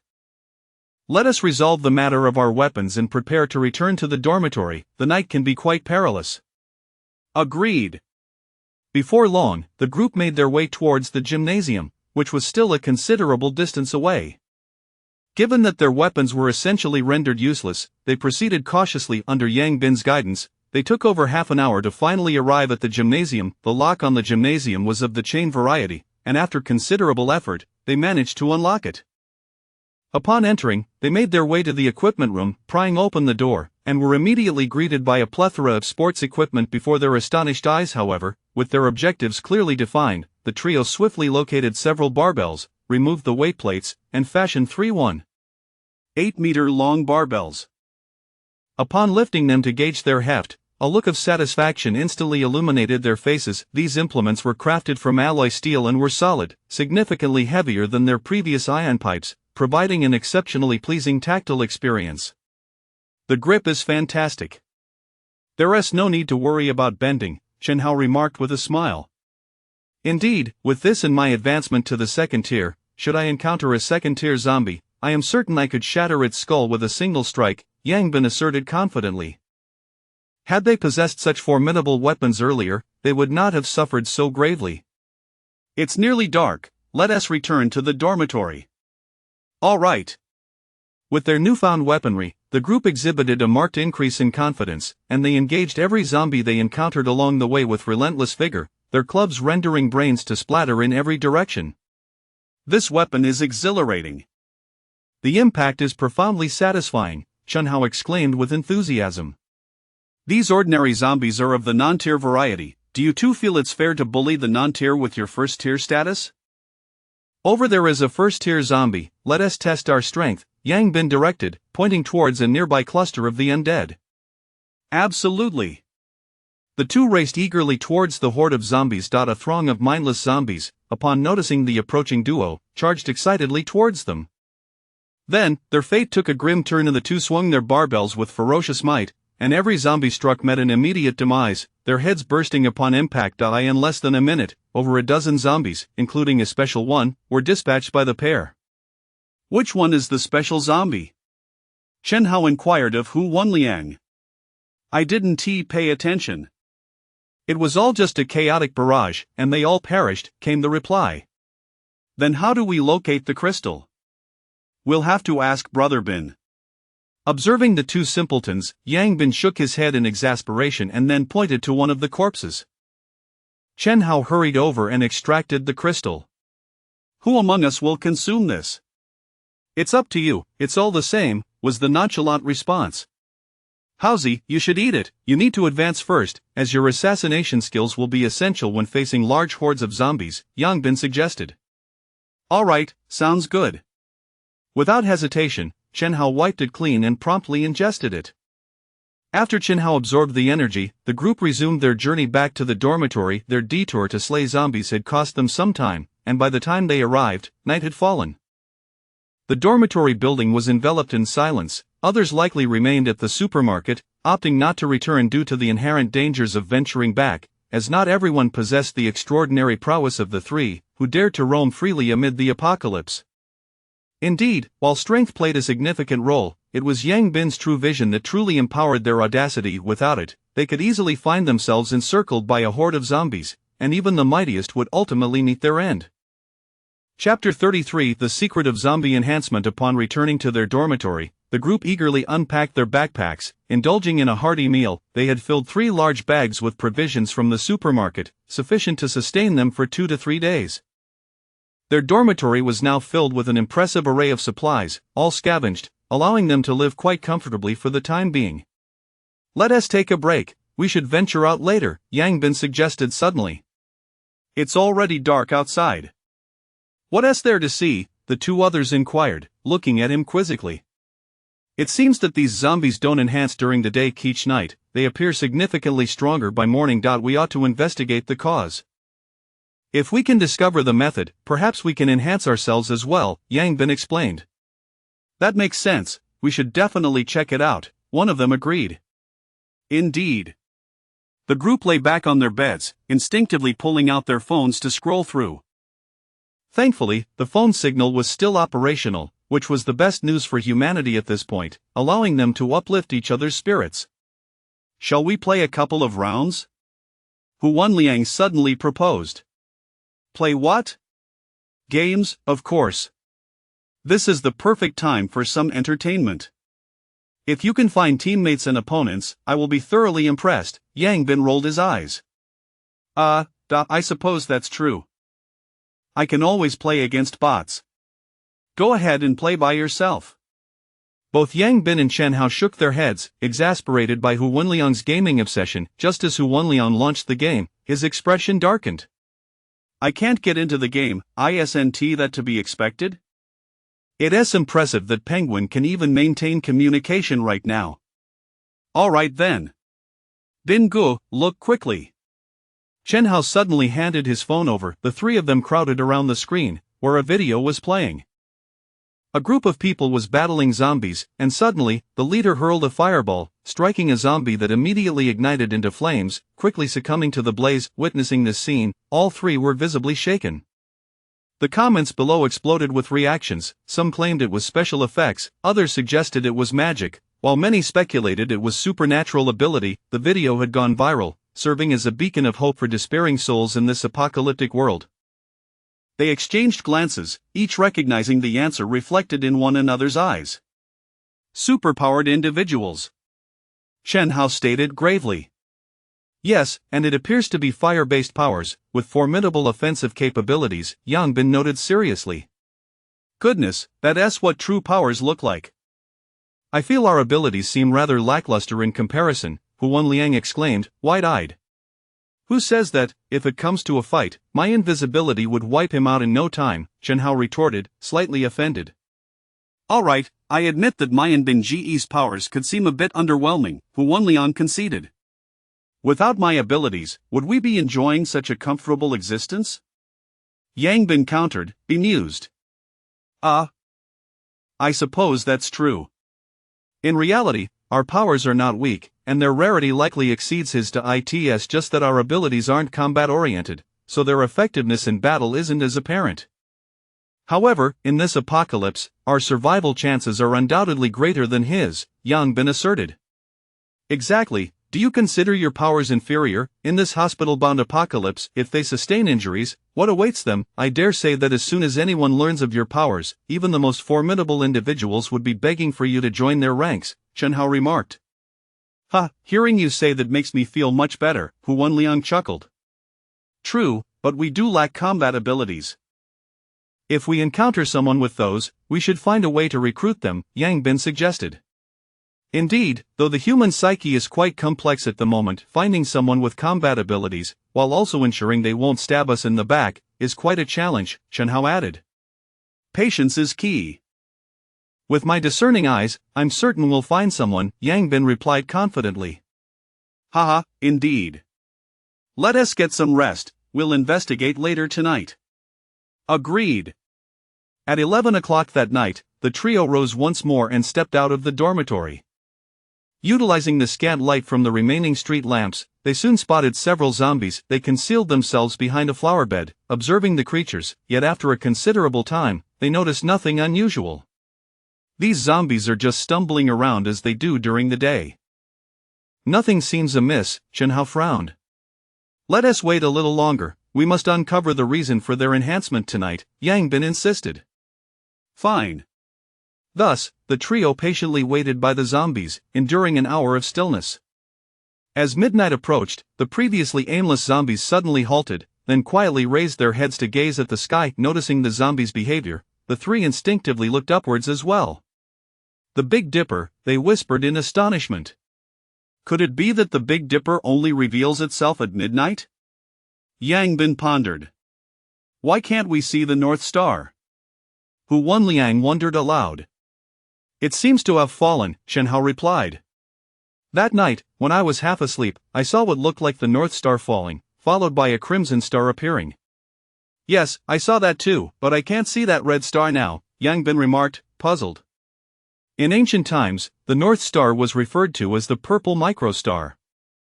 Its movement foretold significant events. If the purple microstar has fallen, it could cause great upheaval, Hu Wenliang mused, his brow furrowed. Considering we are already in an apocalyptic scenario, haven't we already witnessed upheaval?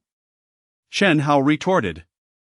That does seem to be the case. Yang Bin observed the nearby zombies, noticing they appeared entranced in some state.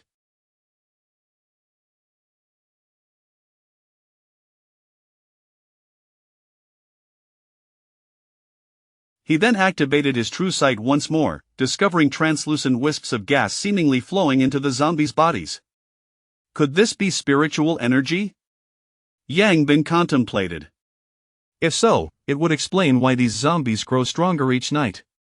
But how is it that zombies can absorb spiritual energy? Why can't humans?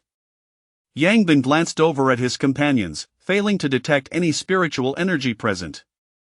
Haozi, Lianzi, focus your attention on the Big Dipper, Yang Bin instructed suddenly. Okay. Upon hearing Yang Bin's command, the two lifted their gazes, intently observing the celestial formation. Yang Bin, meanwhile, activated his true sight, scrutinizing the area around them. After a short while, to his astonishment, wisps of spiritual energy began to flow into both of them, albeit in lesser quantities compared to the zombies. My neck is really starting to ache from looking up like this, Hu Wenliang complained, rubbing his neck and shaking his head. However, under Yang Bin's watchful gaze, as Hu Wenliang moved, the spiritual energy surrounding him vanished instantaneously. I see now. It all makes sense, Yang Bin exclaimed with delight. Let us head to the rooftop, he declared, making his way towards the top of the building.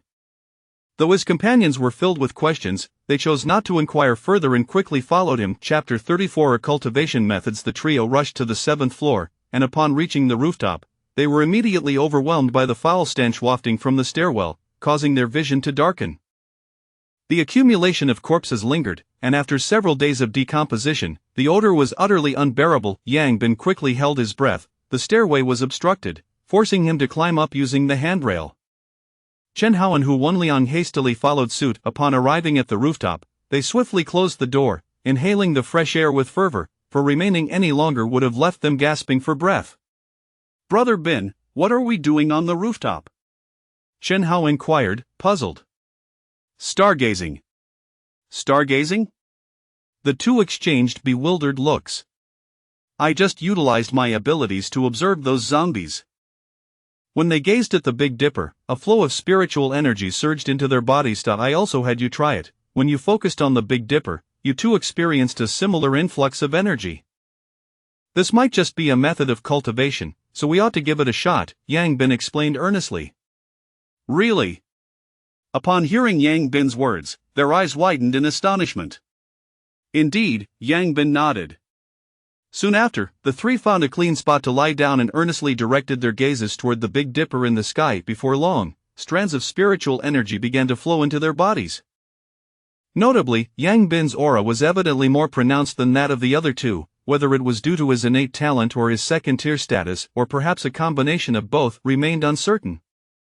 The trio felt little sensation, and were it not for their trust in Yang Bin, Shen Hao and Hu Wenliang might have given up. Staring at a single luminous object for too long was taxing on the eyes, and even though they were both above the first tier, they could only endure for 20 minutes before succumbing to fatigue. In contrast, Yang Bin seemed unperturbed, continuously fixated on the sky. The two exchanged glances, both recognizing the astonishment reflected in each other's eyes. Initially believing that Yang Bin's superior strength allowed him to maintain his focus longer, they soon realized it was far beyond mere strength. However, they quickly attributed this to Yang Bin's talent, understanding that if his gift lay in his eyes, it was only natural for him to possess heightened capabilities. Thus, the three spent the entire night on the rooftop, stargazing. Due to the strain on their eyes, they nearly succumbed to sleep multiple times, yet thoughts of enhancing their power compelled them to persist. Throughout this period, Chen Hao and Hu Wenliang took numerous breaks, while Yang Bin hardly rested, merely closing his eyes momentarily. As dawn broke at 5 o'clock, the Big Dipper gradually faded from view. Unable to resist the allure of sleep any longer, the three closed their eyes and drifted into slumber. On the fourth day of the apocalypse, the food crisis erupted in full force. Most households had only 2 or 3 days' worth of provisions, and by the fourth day, many found their supplies depleted. With food scarcity looming, some resorted to desperate measures, venturing outside to search for sustenance, while others opted for opportunistic theft, seizing what little food remained from their neighbors. In the absence of legal constraints during the apocalypse, the darker aspects of human nature began to surface. On this fourth day, the strength of the zombies escalated once more, and teams that had previously managed to clear them sustained significant losses, forcing them into hiding. Those who had once claimed to instruct others in zombie combat fell silent. Online, videos of battles against zombies dwindled, while pleas for help proliferated, saturating the internet with an atmosphere of despair. At this juncture, the authorities suddenly announced a momentous decision that would determine humanity's fate. They revealed that a certain type of special zombie possessed red crystals within their brains, which, when consumed, could significantly enhance human physical capabilities, enabling individuals to easily dispatch ordinary zombies. Accompanying the announcement were images of the crystals, along with the warning that these special zombies were stronger than their ordinary counterparts, necessitating a group effort to defeat them. The authorities urged people to bravely step forward to eliminate zombies, asserting that strength was essential for survival in this new world. The revelation sparked an uproar across the internet. In a time when humanity was on the brink of despair, this news served as a beacon of hope in the darkness. Promptly, many began to emerge from their homes to confront the zombies, hoping to obtain a crystal to bolster their own strength. Some ambitious individuals even began to form alliances. Meanwhile, the three individuals resting on the rooftop remained oblivious to the unfolding events, having slept soundly until noon after an exhausting night. Yang Bin was the first to awaken, stretching and assessing his physical condition, a look of excitement illuminating his face. As he had surmised, this method truly enhanced his strength. He could feel that, over the course of the night, his power had increased by at least 30 kilograms. He nudged Chen Hao and Hu Wenliang awake, inquiring, "You two should check if your strength has improved." The two clenched their fists, their expressions mirroring Yang Bin's exhilaration. "I feel stronger, like I've gained about 10 kilograms, Chen Hao remarked. "Yes, I feel the same," Hu Wenliang agreed. Hearing their responses, Yang Bin furrowed his brow, noting the discrepancy in their progress. However, recalling how often they had needed breaks while he had hardly rested, he felt reassured. From now on, we should commit to this form of cultivation daily. This way, even when news of the crystals spreads, we will maintain our advantage, Yang Bin proposed. Agreed, the other two nodded in unison. Let us head down, grab something to eat, and continue hunting zombies. Today, I aim for both of you to reach the second tier, Yang Bin declared. What about you, Brother Bin? I'm not in a hurry, we'll discuss my progress once you both achieve the second tier. All right. The trio then descended, returning to their dormitory to brush their teeth, wash their faces, and eat. In this apocalypse, they were likely the only ones living so freely. Brother Bin, I think we need to switch dormitories. This one is a hassle to access the rooftop, and even with the door closed, the stench still permeates, Chen Hao complained. Indeed, I noticed it too. It is quite unbearable, Hu Wenliang added. Fine, let us pack our belongings and find a dormitory with better conditions, Yang Bin agreed. How about we move to the graduate dorms? I've heard they have 2-person rooms, fully equipped, and it's far superior to ours. Plus, they also have a rooftop, Chen Hao suggested. Sounds good, let us head there, Yang Bin nodded. The three of them quickly organized their belongings, clothes, food, and daily necessities, filling several backpacks, each carrying one in front and one on their back. Once they were ready, they left the dormitory building and headed toward the graduate student housing area, Chapter 35 of the new abode. As they journeyed onward, the presence of zombies remained pervasive. Despite the fact that the route to the dormitory had been cleared several times, the erratic movements of the undead ensured that it would soon become infested once more. The group discerned, from the zombies' running speed, that their capabilities had significantly increased. Ordinary individuals would find it exceedingly difficult to contend with them unless they possessed formidable weapons. Furthermore, the number of special zombies encountered today was markedly greater, as they came across several within merely 20 minutes, a stark increase compared to the previous day. Both Chen Hao and Hu Wanliang had reached the pinnacle of their first tier of strength. With the acquisition of second-tier crystals, they could elevate their abilities accordingly. As they traversed a cluster of dormitories, they unexpectedly encountered another group of individuals.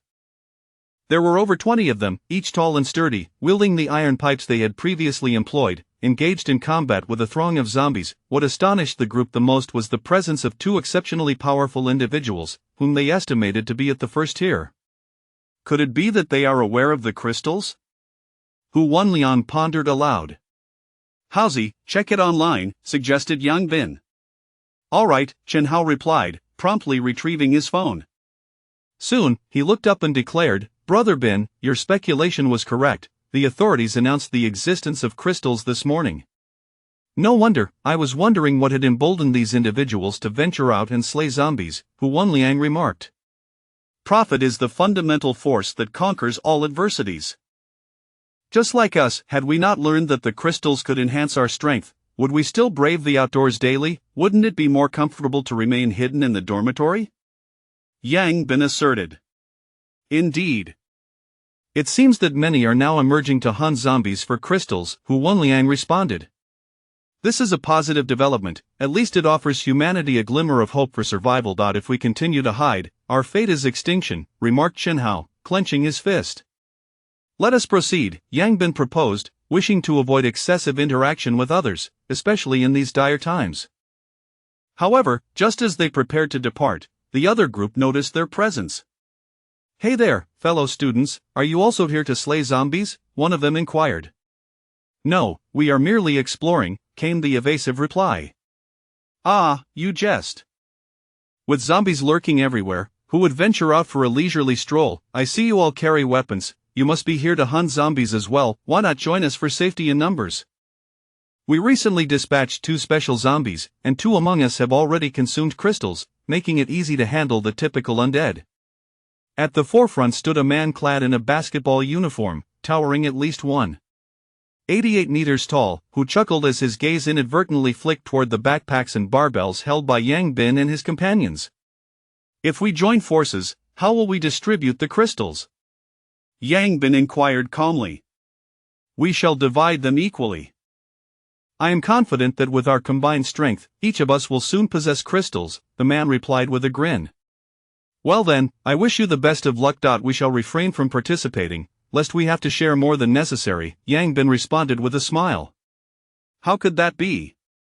I see you wielding 20-kilogram barbells as weapons, you must possess considerable strength. If you were to join us, our team's prowess would undoubtedly increase, and if you prove strong enough, perhaps we could prioritize the crystals for you, the man insisted.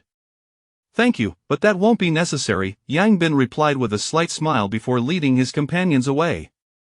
Observing their departure, several individuals among the group wore disgruntled expressions. I wonder what's so special about them, they'll soon realize their folly when they are devoured by zombies.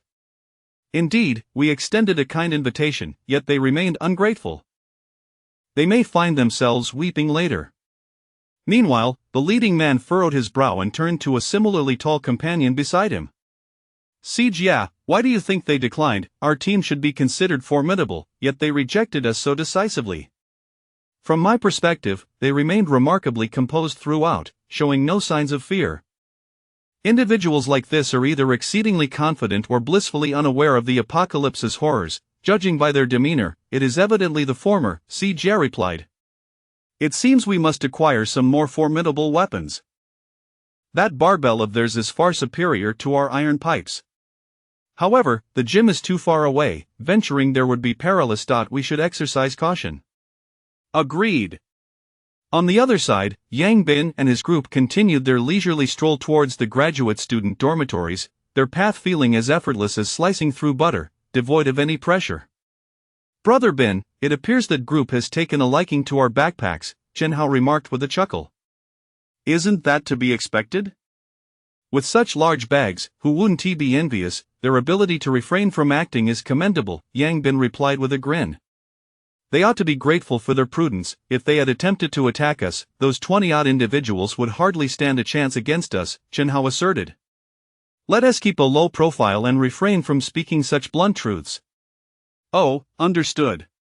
Before long, they arrived at another dormitory area, the residence of graduate students.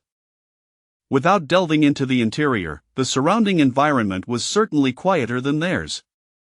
Let us settle on the 7th floor, it will be convenient to access the rooftop, Yang Bin suggested. Agreed. They selected a relatively secluded dormitory building and proceeded upstairs. Inside, they encountered no one, but a few zombies unexpectedly lunged at them as they ascended. They swiftly reached the 7th floor, where most dormitory doors had been damaged, and the air was thick with the stench of blood. Fortunately, they found a room at the far end that remained relatively intact. After tidying up the space, they prepared to make it their temporary residence. The graduate student dormitory was markedly superior to theirs, equipped with various amenities such as washing machines and water heaters, and even boasted a small balcony. Once they had settled their belongings, they were ready to venture out. As others were already hunting zombies, they could not afford to be idle. "Brother Bin, what if someone comes while our things are here?" Chen Hao suddenly questioned.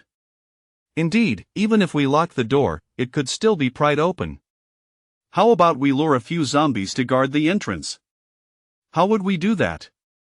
Simple, we can draw them to the 2nd floor, then jump down from there. Ordinary zombies seem incapable of climbing walls. Alright, let us proceed. The group descended, luring a few zombies to the 2nd floor before they elegantly leaped down, departing with finesse. Meanwhile, the zombies in the corridor continued to howl, unable to escape. Following this, Yang Bin and his companions resumed their search for special zombies. Today, there seemed to be an abundance of them. By their estimation, they constituted at least 1/5 of the total. From a mere 1% on the first day to 1/5 by the 4th, the escalation of zombies was astonishingly rapid. Before long, they had dispatched several first-tier zombies. Yang Bin consumed another crystal, eager to ascertain whether a second-tier zombie's crystals would still prove effective. The outcome was clear, it was of no use. Chen Hao also tried one, with the same lack of effect. "Brother Bin, what should we do with these? They appear to be of little value now," Chen Hao lamented, holding the remaining crystals with a hint of frustration. "Let us keep them for now. Although they are ineffective for us, they are highly coveted by others, and should we wish to expand our team later, they might come in handy," Yang Bin advised. Understood, Chen Hao nodded, subsequently storing the crystals in his bag. No more first-tier zombies. "Let us seek out the second-tier ones," Yang Bin declared. "Shall we head to Zhongyuan building?" "Indeed." Chapter 36, The Gamble of Human Nature. A few individuals ascended the Zhongyuan building once more. Yang Bin promptly activated his true vision eye to survey the surroundings. From this vantage point, the Zhongyuan building offered a panoramic view of the entire school, and through his enhanced sight, he could discern every nook and cranny of the campus. Unlike the previous day, the school today was not merely a tableau of zombies. After a thorough observation, he was surprised to witness several groups engaged in combat against the undead, comprising both boys and girls. "The allure of the crystals is indeed substantial," Yang Bin remarked with a sigh. "Given the stakes of survival, it's only to be expected," Chen Hao replied. Indeed, had the majority not been trapped in the cafeteria, their numbers would likely have multiplied several times over, Yang Bin deduced. "I wonder if those confined within the cafeteria harbor resentment towards the school administration. There's no need to ponder. They surely do. Even if the intentions of the school leaders were noble, the outcome is evidently unacceptable to the students," Yang Bin stated. As Yang Bin had anticipated, chaos reigned within the school cafeteria.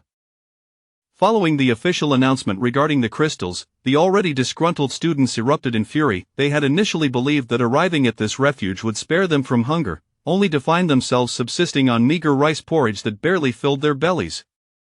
With the outside swarmed by zombies, venturing out in search of crystals was no longer an option. Observing numerous videos online of individuals who had consumed crystals and subsequently experienced significant power boosts, even on the campus network, only exacerbated their discontent.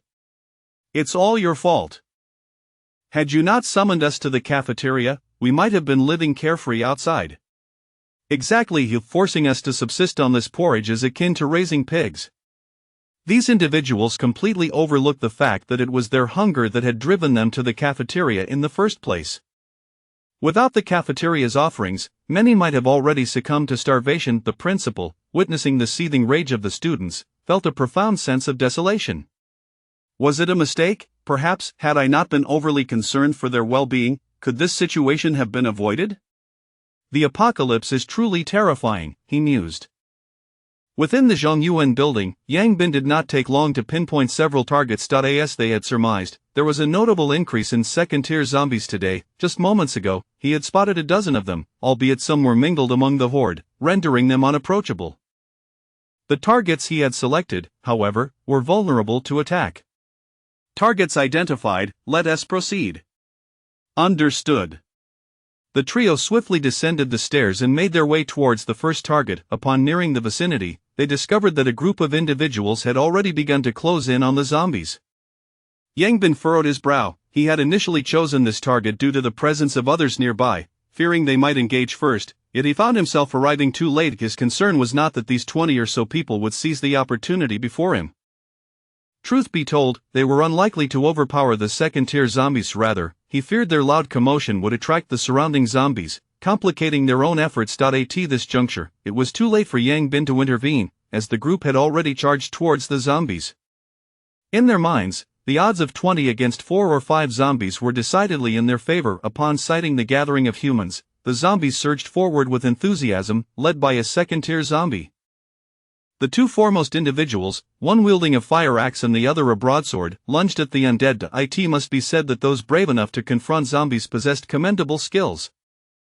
At the very least, they came well equipped. However, their misjudgment would exact a grave toll. Both individuals struck the zombies in the head. Had they been first-tier zombies, they might have achieved a kill. Yet, the foe before them was a second-tier zombie. Although their weapons fractured its skull, it was insufficient to deliver a fatal blow. The zombies swiftly pounced on one of them, sinking its teeth into his neck. The overwhelming strength of the second-tier zombie rendered any resistance futile. The others, witnessing this horrifying scene, were struck with panic. The man wielding the broadsword struck the zombie once more, leaving a gash across its back. Yet, it was of no consequence, as the zombie immediately turned and lunged at him. Reacting quickly, he rolled aside, narrowly evading the attack. "It's a special zombie. It must possess crystals," he exclaimed, exhilarated. They had already dispatched several zombies and were finally facing a special one. "But can we defeat it?" someone expressed concern. "If others can take it down, so can we. Let us all engage." "I refuse to believe we can't kill it. If we succeed, we'll be empowered," he proclaimed loudly. Though others felt trepidation, the thought of gaining immense power from the crystals spurred them onward, overcoming their fear as they charged at the zombie. They had ventured out solely to slay zombies for crystals. How could they retreat now that they had encountered a special one? What they failed to realize was that special zombies also came in varying tiers. Before long, the group engaged in battle with the zombie, wielding an array of weapons against it. However, their attacks barely registered on the second-tier zombie, while each of its strikes resulted in near-certain death. In a short span, several of them had already perished. The second-tier zombie was far beyond their capabilities, though they managed to dispatch a few ordinary zombies through sheer chaos. "Brother Bin, should we intervene? Not only could we secure crystals, but we could also save them. After all, they are our classmates," Hu Wenliang said, visibly distressed. Yang Bin shot him a glance and replied, "Do you believe that if we step in to save them, they will not only fail to express gratitude but will also attempt to wrest that second-tier crystal from us? Surely not. They should recognize they cannot defeat this zombie. If they continue, they will all perish. Ha, let us make a wager. If I'm right, you shall never again mention the topic of saving others. If I'm wrong, I will wash your underwear for a month," Yang Bin proposed. Hu Wenliang, still a student and inexperienced, often failed to see the deeper complexities of human nature. He believed that rescuing these individuals would be a simple matter, neglecting the nuances of human sentiment. Unlike Chen Hao, who accepted Yang Bin's words without question, Hu Wenliang remained skeptical. Thus, Yang Bin seized the opportunity to impart a lesson. From the frenzied glimmer in these individuals' eyes, he discerned their intense obsession with the crystals. They would not perceive their intervention as a rescue, but rather as an attempt to seize their precious crystals. "Very well." Hu Wenliang nodded, not out of disbelief in Yang Bin's words but because some things must be witnessed firsthand to be believed. On the battlefield, over half of the 20 or so individuals had already fallen, with several sustaining injuries. The fate of these wounded was all too apparent. They would soon join the ranks of the undead. At this juncture, the group finally panicked, abandoning thoughts of the crystals as they began to flee in desperation, yet the zombies had no intention of letting them escape, pursuing the panicking crowd relentlessly. Chapter 37. Is it possible that this is a cat? The speed of the second-tier zombie far surpassed that of these individuals, and it appeared that the leader was about to be overwhelmed by the creature. At that critical moment, a barbell suddenly hurtled through the air, striking the zombie squarely in the chest and forcing it back several paces with tremendous force. Almost immediately, 3 individuals burst forth from behind a nearby wall. Yangbin dashed forward to retrieve the barbell. Just then, the zombie rose once more, lunging directly at Yangbin. With a cold snort, he swung the barbell with all his might at the zombie's head. Bang! The sound of shattering bones echoed as the zombie's skull was crushed like a watermelon by Yangbin's blow. A group of onlookers stood in stunned disbelief, their faces etched with incredulity. How could this individual, who was alone, defeat a zombie that 20 of them could not? Yangbin, as if he had merely accomplished an insignificant task, hoisted the barbell onto his shoulder and approached the zombie's lifeless body to retrieve the crystal, which he then pocketed, preparing to leave with the 2 others. "Brother, that crystal belongs to us as well, right?" The leader, wielding a tang dao, exclaimed urgently upon witnessing Yangbin's actions. "We've lost so many for this crystal, and you arrive only to take it for yourselves. That seems rather inappropriate." Yangbin remained silent, casting a smirk towards Hu Wenliang. Angered by the words, Hu Wenliang's face turned ashen as he retorted, "If it weren't for us, you all would have been killed by the zombies. We saved your lives, and instead of gratitude, you dare to claim the crystal. That is not how it works. Were it not for our efforts in injuring this zombie, could you have dispatched it so easily?" "Regardless, we deserve a share of that crystal," another member of the group interjected. "There is no such thing as injuring a zombie." Hu Wenliang was at a loss for words. "Look at its body, it's covered in wounds. Those were all inflicted by us, you merely dealt the final blow. Clearly, you're just reaping the rewards." Listening to their arguments, Hu Wenliang was rendered speechless, his frustration mounting. It was common knowledge that zombies could only be defeated by striking their heads. Any other injuries were utterly pointless, yet these individuals insisted they had merely weakened it. Observing Hu Wenliang's expression, Yangbin shook his head with a smile, then patted Hu Wenliang on the shoulder, saying, "How does it feel?" "Like I just ate a pile of dung." Hu Wenliang replied with a bitter smile. He was genuinely disgusted by these shameless people. "Do you know how to deal with such individuals?" Yangbin asked with a grin. Hu Wenliang numbly shook his head. "Allow me to demonstrate, watch closely." With a cheerful demeanor, Yangbin approached the crowd, declaring, "Do you wish to share in this crystal?" "Indeed, we have a share in this, so hand it over." "Let us discuss how to divide it," the leader insisted. "Ha, very well, I shall show you." Yangbin responded, actually producing the crystal. Upon seeing it, the leader's eyes ignited with fervor, and he hastily reached out to grab it. Bang! In a flash, the barbell swung through the air. "Ah!" A scream erupted as the man's outstretched hand fell limply, clearly shattered at the bone. Everyone present was taken aback, shocked that he had acted so violently and ruthlessly. "Damn it!" The leader, undeterred, seized his tang dao and lunged at Yangbin. Bang! Another strike landed, and the man's head exploded like a watermelon, blood splattering everywhere. Subsequently, the headless corpse collapsed to the ground. This scene left everyone frozen in place, unable to comprehend that Yangbin had dared to kill in broad daylight. Although the world had succumbed to chaos, it had only been a few days since the apocalypse began, and most people still clung to their old beliefs. Murder remained an unfathomable act. The others pointed at Yangbin, their faces contorted with terror, momentarily rendered speechless. "Get lost!" Yangbin commanded coldly. Although they attempted to protest, the sight of Yangbin raising the barbell once more sent them fleeing in fear. Yangbin shook his head and turned to find Shen Hao and the others staring at him in shock. Sighing, he looked at them seriously and said, "To survive in this apocalypse, one must be ruthless. Only then will others fear you, allowing you to endure longer. Do you understand?" "Understood." Shen Hao quickly adjusted his mindset. Hu Wenliang pondered for a moment before nodding. "I understand. That is good to hear. Now, let us depart, a horde of zombies is approaching." Yang Bin stated. All right.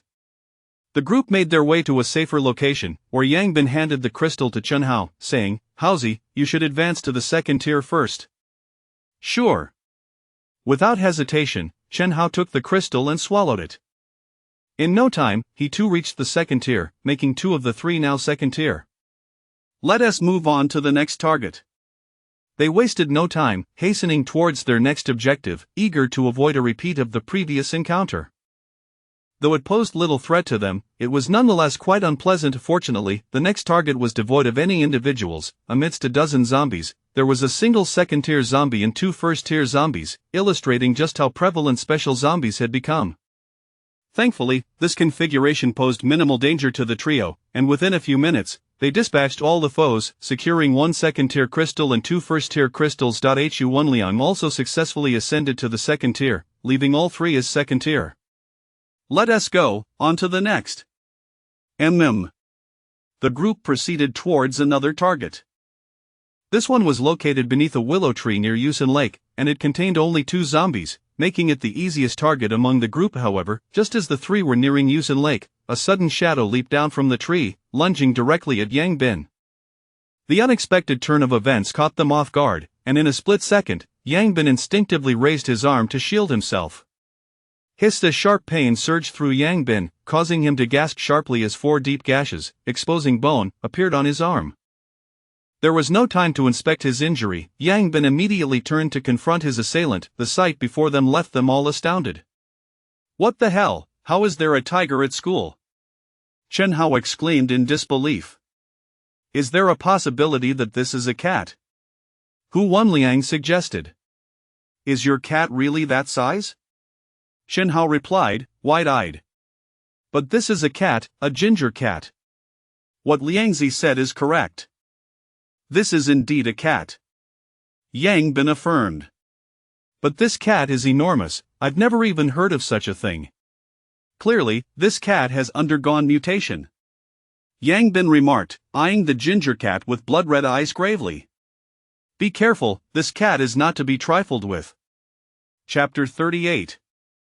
The transformation of the cat. The 2 were poised to say something more, but the cat swiftly seized the opportunity to interrupt them, launching yet another attack with astonishing speed, its form darting towards Chen Hao before he could even react. Chen Hao swung the barbell forcefully in the direction of the advancing orange cat, yet it struck nothing but air. Hiss, a sharp pain erupted from his shoulder, where the cat had left 4 deep scratches. I can't hit it. This creature is far too swift. Chen Hao grimaced in discomfort. Well, cats are naturally quick, and after its mutation, it must be even faster. Hu Wanliang remarked, his brow furrowed. Yang Bin also frowned, noting that, in terms of sheer strength, the cat appeared to be no more than a second-tier creature, but its speed was the real issue at hand. At that moment, the disadvantage of wielding a heavy barbell became apparent. While it was exhilarating to smash a zombie's skull with such a weight, against a creature so agile, the barbell proved nearly useless. Put down the barbell and use your fists, Yang Bin instructed. Agreed, the 2 replied, discarding the barbell and tightening their fists, their eyes locked onto the orange cat before them. This feline stood over 60 centimeters tall and nearly a meter long. It was no wonder Chen Hao had initially mistaken it for a tiger, as he had never encountered such a large cat before. As the orange cat observed their movements, a mocking glint flickered in its eyes. What the hell, this cat is mocking us! Chen Hao exclaimed, visibly irked. Can we tolerate this? This is intolerable. Let us take it down.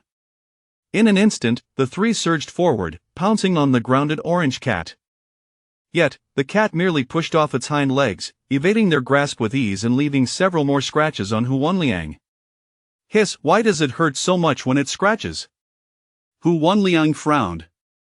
It seems this cat has a sense of fairness, sharing the love equally, Chen Hao chuckled.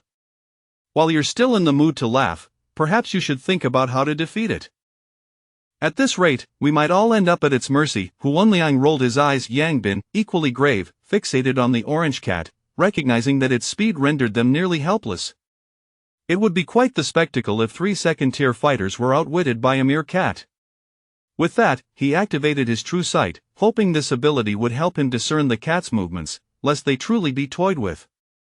Soon, the orange cat sprang into action once more, launching itself towards Yang Bin after leaping onto a tree and propelling itself off with renewed speed. Under the gaze of his true sight, although the creature's speed remained formidable, it was not entirely elusive. Just as the cat was about to claw Yang Bin's face, he delivered a sudden punch, striking the cat squarely in the abdomen before it could react, sending it flying. Awesome, Brother Bin! Chen Hao and Hu Wenliang exclaimed in unison, elated to finally land a hit. Though the orange cat hit the ground, it quickly regained its footing, its gaze towards Yang Bin filled with astonishment, clearly unprepared for the impact. Now, it began to tread cautiously, pacing back and forth in search of another opportunity. Yang Bin dared not relax his vigilance, remaining firmly focused on the feline as he awaited its next move. As for taking the offensive, that was out of the question. They wouldn't even graze its fur. Brother Bin, how did you manage to hit it just now? Chen Hao whispered. I activated my ability, Yang Bin replied, somewhat resigned. No wonder, Chen Hao nodded, initially thinking Yang Bin had a secret technique. It turned out he had merely activated his power, something Chen Hao could not replicate. After a few minutes of exhausting effort, Yang Bin felt himself nearing his limits when the orange cat suddenly launched another assault. This time, it did not charge directly at him but instead leaped onto a tree, using its legs to springboard forward once more. With his true sight finely tuned, Yang Bin captured every movement of the creature, tightening his fists as the cat's claws approached him. In that instant, just before contact, he struck out fiercely. The orange cat's fur bristled, instinctively attempting to avoid the blow, but it was too late. Bang! A deep thud echoed as Yang Bin's fist connected with the cat's waist, delivering a far more powerful blow than before. The orange cat tumbled to the ground, rolling several times before struggling back to its feet. As it rose, the cat's fur stood on end, sensing impending danger, and it quickly darted aside. However, it was still too slow. From behind, a figure emerged from nowhere, delivering a punch directly to its head just as it leaped. Bang! The orange cat's body slammed back to the ground, skidding several meters away. It was Chen Hao, who had stealthily concealed himself while the cat was distracted. The downed cat attempted to rise, but Hu Wenliang, who had been waiting for the opportune moment, swiftly pinned it down with a foot. Immediately, Yang Bin and Chen Hao rushed over, their combined weight of 3 hefty feet immobilizing the orange cat. Damn it, daring to scratch me, let's see how arrogant you can remain now. Chen Hao exclaimed, exhilarated. This creature is far more troublesome than a zombie, Yang Bin remarked with a wry smile.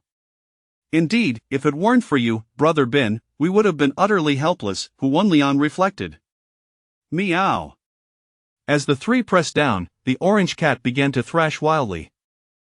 Unfortunately, its strength paled in comparison to theirs, rendering it unable to escape. What should we do with it? Kill it? Chen Hao inquired. If we don't kill it, do you plan to let it go? Aren't you afraid it will claw you? Hu Wenliang chuckled. Let us kill it. It has a crystal on its head, and it appears different from the zombies, Yang Bin suggested. All right, Chen Hao nodded, picking up the barbell to strike the cat's head. The orange cat seemed to sense its impending fate, displaying no fear or pleas. Instead, its eyes reflected a mix of relief and reluctance. It was hard to fathom that a mere cat could exhibit such a spectrum of emotions. As Chen Hao prepared to bring the barbell down upon the orange cat's head, Yang Bin suddenly exclaimed, "Wait!" Chen Hao halted abruptly. It was challenging to stop the momentum of a 20-kilogram barbell mid-swing. He quickly adjusted the direction, slamming it into the ground beside the cat's head instead. With a resounding thud, dust and debris erupted, demonstrating the force of the blow. The orange cat stiffened, clearly startled. Ouch, my old back. Brother Bin, could you please speak up sooner next time? You nearly gave me a back injury. Chen Hao complained, rubbing his lower back. My apologies, it was a spur-of-the-moment decision, Yang Bin replied awkwardly. Gazing down at the orange cat, he mused, this creature seems quite distinct from other cats. It appears to possess a high degree of intelligence. Do you think there's a chance we could keep it as a pet? Brother Bin, you have quite the imagination. I bet if we loosen our grip even a little, it will vanish without a trace, Chen Hao replied confidently. True, let us just dispose of it then. Agreed. Chen Hao raised the barbell once more. Meow. Meow. The orange cat, which had seemingly accepted its fate, suddenly began to cry out urgently, as if it had something to convey. What does it mean? Who knows, could it possibly understand our words? That's unlikely, right? However, to their astonishment, the cat nodded, its eyes brimming with urgency. What the hell, could this cat have attained sentience? Chapter 39. Little Orange. This cat was probably previously domesticated. It has spent a considerable amount of time around humans. Coupled with its mutation, it seems to have developed a capacity to comprehend certain human speech, Hu Wenliang speculated. Yang Bin nodded in agreement with Hu Wenliang's observation, then crouched down to gaze at the orange cat below. What do you mean? Do you want us to release you and become our pet? The orange cat rapidly nodded in affirmation. Why should I trust you? What if we let you go when you run away? Truthfully, Yang Bin was quite keen on having such a pet. It would be a significant advantage, however, if loyalty couldn't be guaranteed. It would be better not to have one at all. The orange cat pondered for a moment, then lifted its neck. At that moment, the others noticed a small bell hanging from its collar. Due to its increased size, the bell was tightly constricted, hidden within its fur, which they had overlooked until now. You want me to take this bell off? Yang Bin asked, somewhat puzzled. The orange cat nodded, its gaze reflecting the sentiment of offering something dearly cherished. Curiosity piqued, Yang Bin grasped the bell and pulled it off. Examining it in his hand, it appeared to be nothing extraordinary, just an ordinary bell. Yet, the orange cat gazed at the bell in Yang Bin's hand with a profound sense of reluctance, for it was a gift from its owner, the most beloved item it possessed. Despite the pain it caused, it had never considered removing it. While most cats are notoriously wild and difficult to tame, there are gentle ones as well. This cat had been with its owner for 8 years, a bond forged in mutual dependence. Unfortunately, with the onset of the apocalypse, its owner had suddenly turned into a zombie, which had driven it to become fierce and aggressive, attacking Yang Bin and his companions. Nevertheless, deep down, due to its past with its owner, it did not entirely shun humans. In fact, it longed for companionship. Initially believing it was doomed, upon hearing the others' words, it eagerly expressed its intentions. In its mind, relinquishing its most treasured possession was a gesture of sincerity. However, Yang Bin was left bewildered. How could he trust it based on this? Yet, observing the longing in the orange cat's eyes as it stared at the bell, he felt a flicker of temptation. He then turned to Chen Hao and the others, saying, Why don't you loosen your grip a bit? Bin Gu, you can't possibly believe it, right? Let's give it a try. If it dares to play tricks, we can always deal with it again. If we caught it once, we can catch it twice. Yang Bin asserted confidently. Yet despite the cat's speed, it could not evade his keen perception. All right. The two released their hold, ready to act at a moment's notice. As they did, the orange cat flipped itself upright, yet it neither attacked them nor fled. Instead, it fixated on the bell in Yang Bin's hand and obediently lay down at his feet.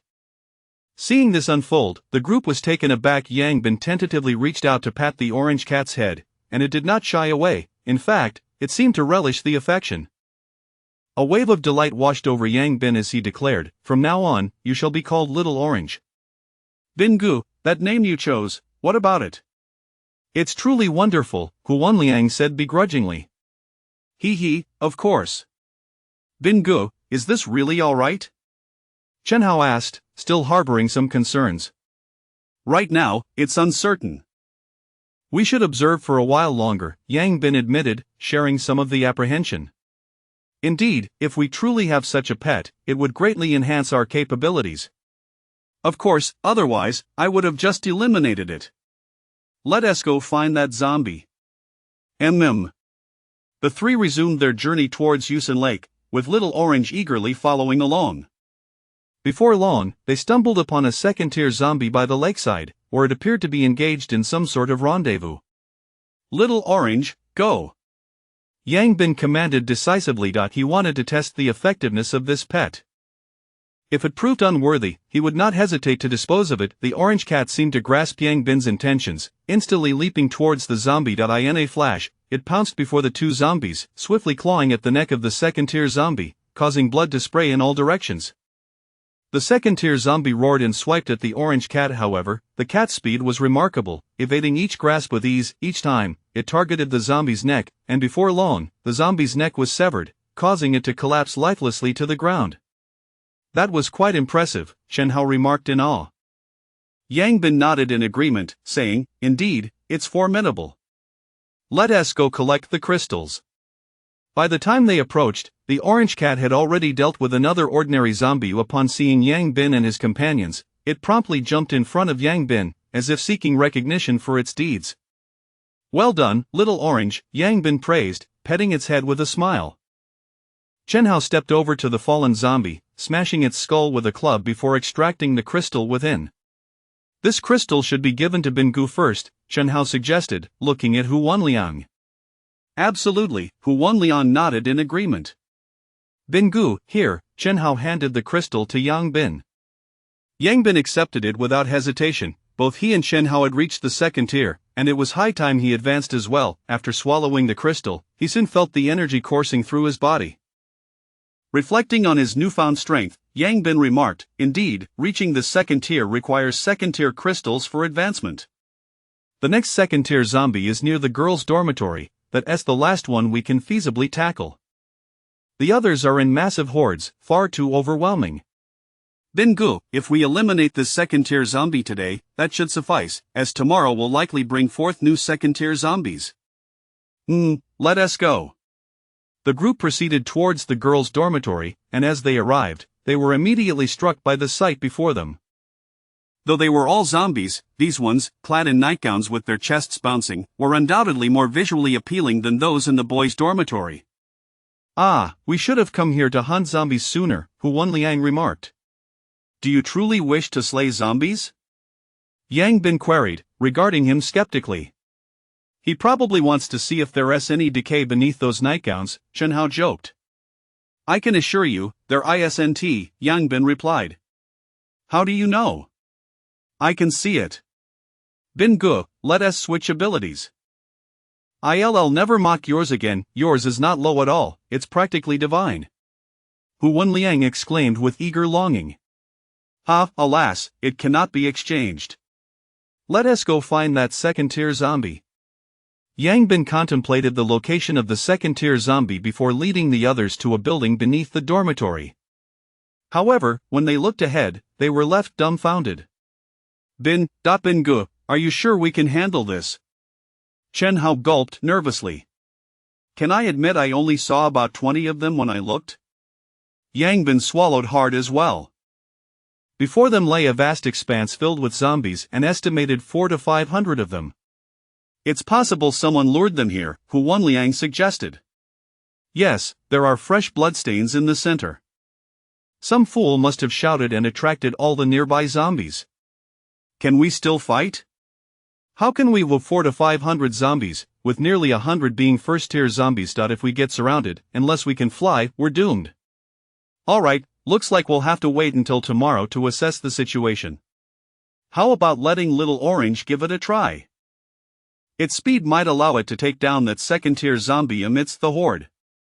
Upon hearing Chen Hao's suggestion, Little Orange instinctively crouched low, eyeing him warily. Clearly, it understood the implications of his words.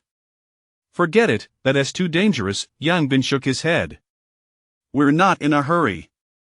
Let us return and get some rest tomorrow, there should be plenty of second-tier zombies." The group had reached a consensus and was preparing to head back when, suddenly, a cacophony of footsteps echoed behind them.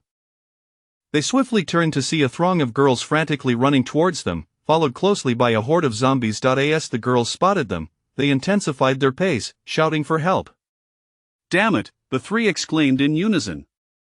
Before long, the 400 to 500 zombies in front of them also caught wind of the commotion and, with eager expressions, began to rush towards their direction. In an instant, the three found themselves trapped between two advancing hordes. We should never have come to the girls' dormitory," Hu Wanliang lamented. Chapter 40, A Grueling Battle. "Brother Bin, what should we do?" Chen Hao gazed anxiously at the nearly 1,000 zombies surrounding them. Their previous comfort stemmed from Yang Bin's eye of true sight, which had allowed them to circumvent large hordes of the undead, thus sparing them from being encircled until now. However, with an estimated 27 or 8,000 zombies in the school, it was improbable that they could continue to avoid such overwhelming numbers. Being besieged and slaughtered by zombies was, after all, the most commonplace occurrence in this apocalypse. The mere fact that they had managed to survive thus far while roaming outside was already miraculous. At that moment, Yang Bin felt an immense weight of gravity in his heart. He had not anticipated encountering such a dire situation during their visit to the female dormitory. Their current predicament was exceedingly precarious. Ahead lay 400 to 500 zombies blocking their path, while behind them, a throng of women, accompanied by a massive swarm of zombies, was rushing towards them. The dormitory buildings flanked them on either side. To the right, the back of the dormitory provided no escape, while the left side faced the front of the building, yet the main entrance was situated amidst the throng of zombies up ahead. The women seemed intent on fleeing back to their dormitory, oblivious to the fact that it too was swarming with a multitude of zombies. Haozi, Liangzi, prepare for battle, we must charge towards the main entrance. Once we enter the dormitory, we will be safe, Yang Bin declared with solemnity. Chen Hao and Hu Wenliang exchanged grave glances at the distant entrance, acutely aware of the 400 to 500 zombies ahead. Nevertheless, they understood that this was their only option. If the zombies on either side converged, their chances of survival would plummet. Get ready, charge. Upon uttering these words, Yang Bin was the first to break into a sprint, with Chen Hao and Hu Wenliang hastily following suit. In no time at all, they collided with the advancing horde, Yang Bin swinging his barbell at the first few zombies. Instantly, the skulls of the 3 zombies at the forefront shattered under his assault. Yet, the sheer number of zombies was overwhelming. Before the first 3 could fully collapse, the ones behind surged forward. Chen Hao and Hu Wenliang swiftly joined the fray, relentlessly striking the approaching zombies. The trio fought fiercely, pushing forward, but soon found themselves completely surrounded. Standing back to back, each man took charge of a different direction, fervently combating the zombies that lunged at them. Meanwhile, Little Orange had already scaled the wall. It was evidently impossible to confine a cat in an area with buildings. Watching the feline leisurely perch on a second-floor window, the 3 men could only cast envious glances. Species advantages were not to be underestimated. As for calling upon it for assistance, that would be futile. In such circumstances, Little Orange was of little help. Zombies lunged at the trio with wild abandon, forcing them to swing their barbells in a desperate bid for survival. Each swing felled several zombies, yet momentarily more would take their place. The zombies appeared utterly unafraid, relentlessly advancing, with some being first-tier zombies, which significantly heightened the pressure on the trio. The barbell, while a weapon of tremendous power, was exhausting to wield, especially against such a vast horde. Each strike demanded immense physical effort, and its lack of agility made it increasingly difficult to fend off the zombies closing in. If there were merely dozens of zombies, they could have kept them at bay, but hundreds pressed forward, rendering it impossible to maintain their defenses. Once zombies closed in, the trio inevitably sustained injuries. Yang Bin, at the forefront, felt particularly burdened. The densely packed zombies made it exceedingly difficult to carve a path, and as he dispatched one zombie, another would immediately take its place. They could only inch forward, one small step at a time. The group of women behind them had also become aware of their dire situation, yet they continued to rush forward, having run out of options. Classmates, please help us. Our chances of survival will increase if we unite, cried a woman clad in athletic wear, her voice filled with desperation. That would likely hasten our demise. Chen Hao replied, exasperated, as he surveyed the horrifying mass of zombies trailing the women, at least 500 or 600, conservatively estimated. Even Hu Wenliang hesitated to attempt a rescue, fully aware that trying to save others in such a scenario would only jeopardize their own lives. Seeing the women prompted a portion of the zombies surrounding the trio to shift their focus towards them, momentarily alleviating some of the pressure on the men.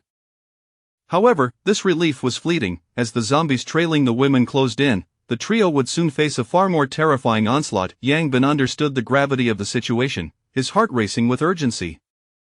They were now a mere 5 or 6 meters from the entrance, yet that distance felt insurmountable. As every movement became increasingly arduous, in no time, the group of women was completely engulfed by the horde, and soon, silence enveloped them. The outcome was all too evident. This was the brutal reality of the apocalypse, a scene playing out across the globe at any given moment. Crystals were not so easily extracted. Toc crystals was to be prepared to lose one's life at any moment. The men had no time to contemplate the fate of the women, for the zombies pursuing them were now surging towards the trio. The pressure on Chen Hao and Hu Wenliang increased dramatically. Witnessing this, Yang Bin gritted his teeth, seizing the barbell and thrusting it against the advancing zombies. Pushing forward with all his might, under his immense strength, the zombies were forced back, colliding with those behind them, creating a pile-up.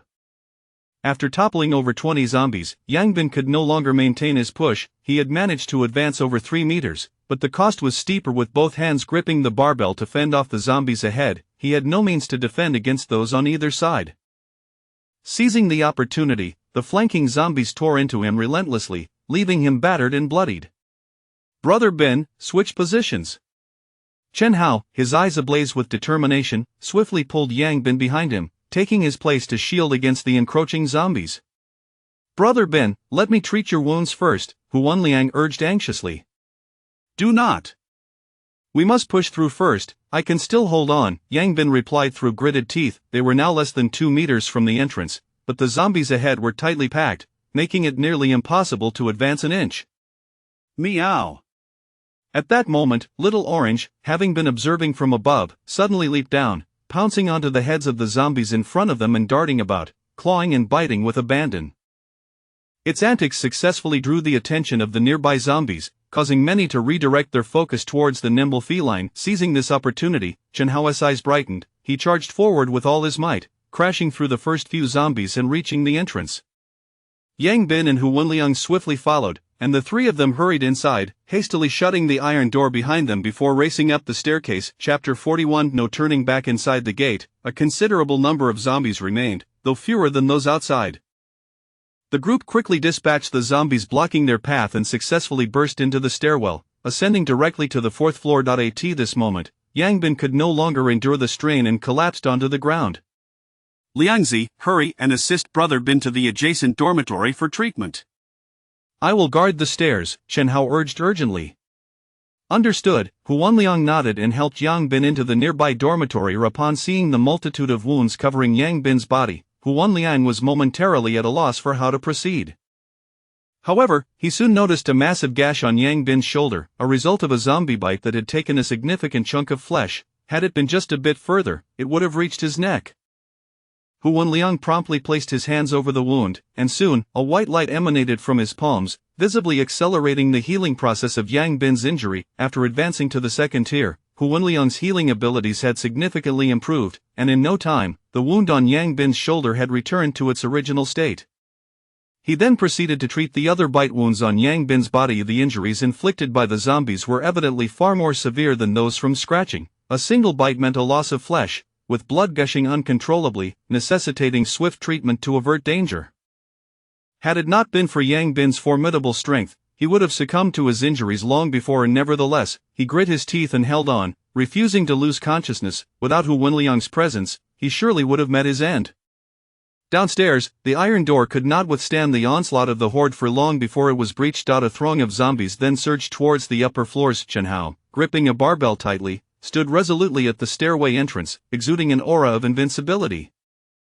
Before long, zombies reached the 4th floor, and Chen Hao swung the barbell, shattering their skulls before kicking them down the stairs, causing a number of zombies below to topple.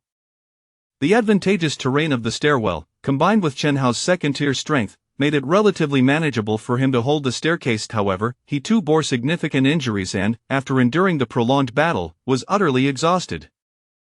Each swing of the 20-kilogram barbell drained immense energy, and his arms ached painfully, making it difficult to lift. Yet, thinking of the gravely injured Yang Bin in the dormitory, Chen Hao resolutely gritted his teeth and persevered. As the corpses accumulated in the stairwell, they finally managed to slow down the advance of the zombies. However, many of the creatures below were 1st-tier zombies, adept at climbing the railings, and Chen Hao's burden remained heavy.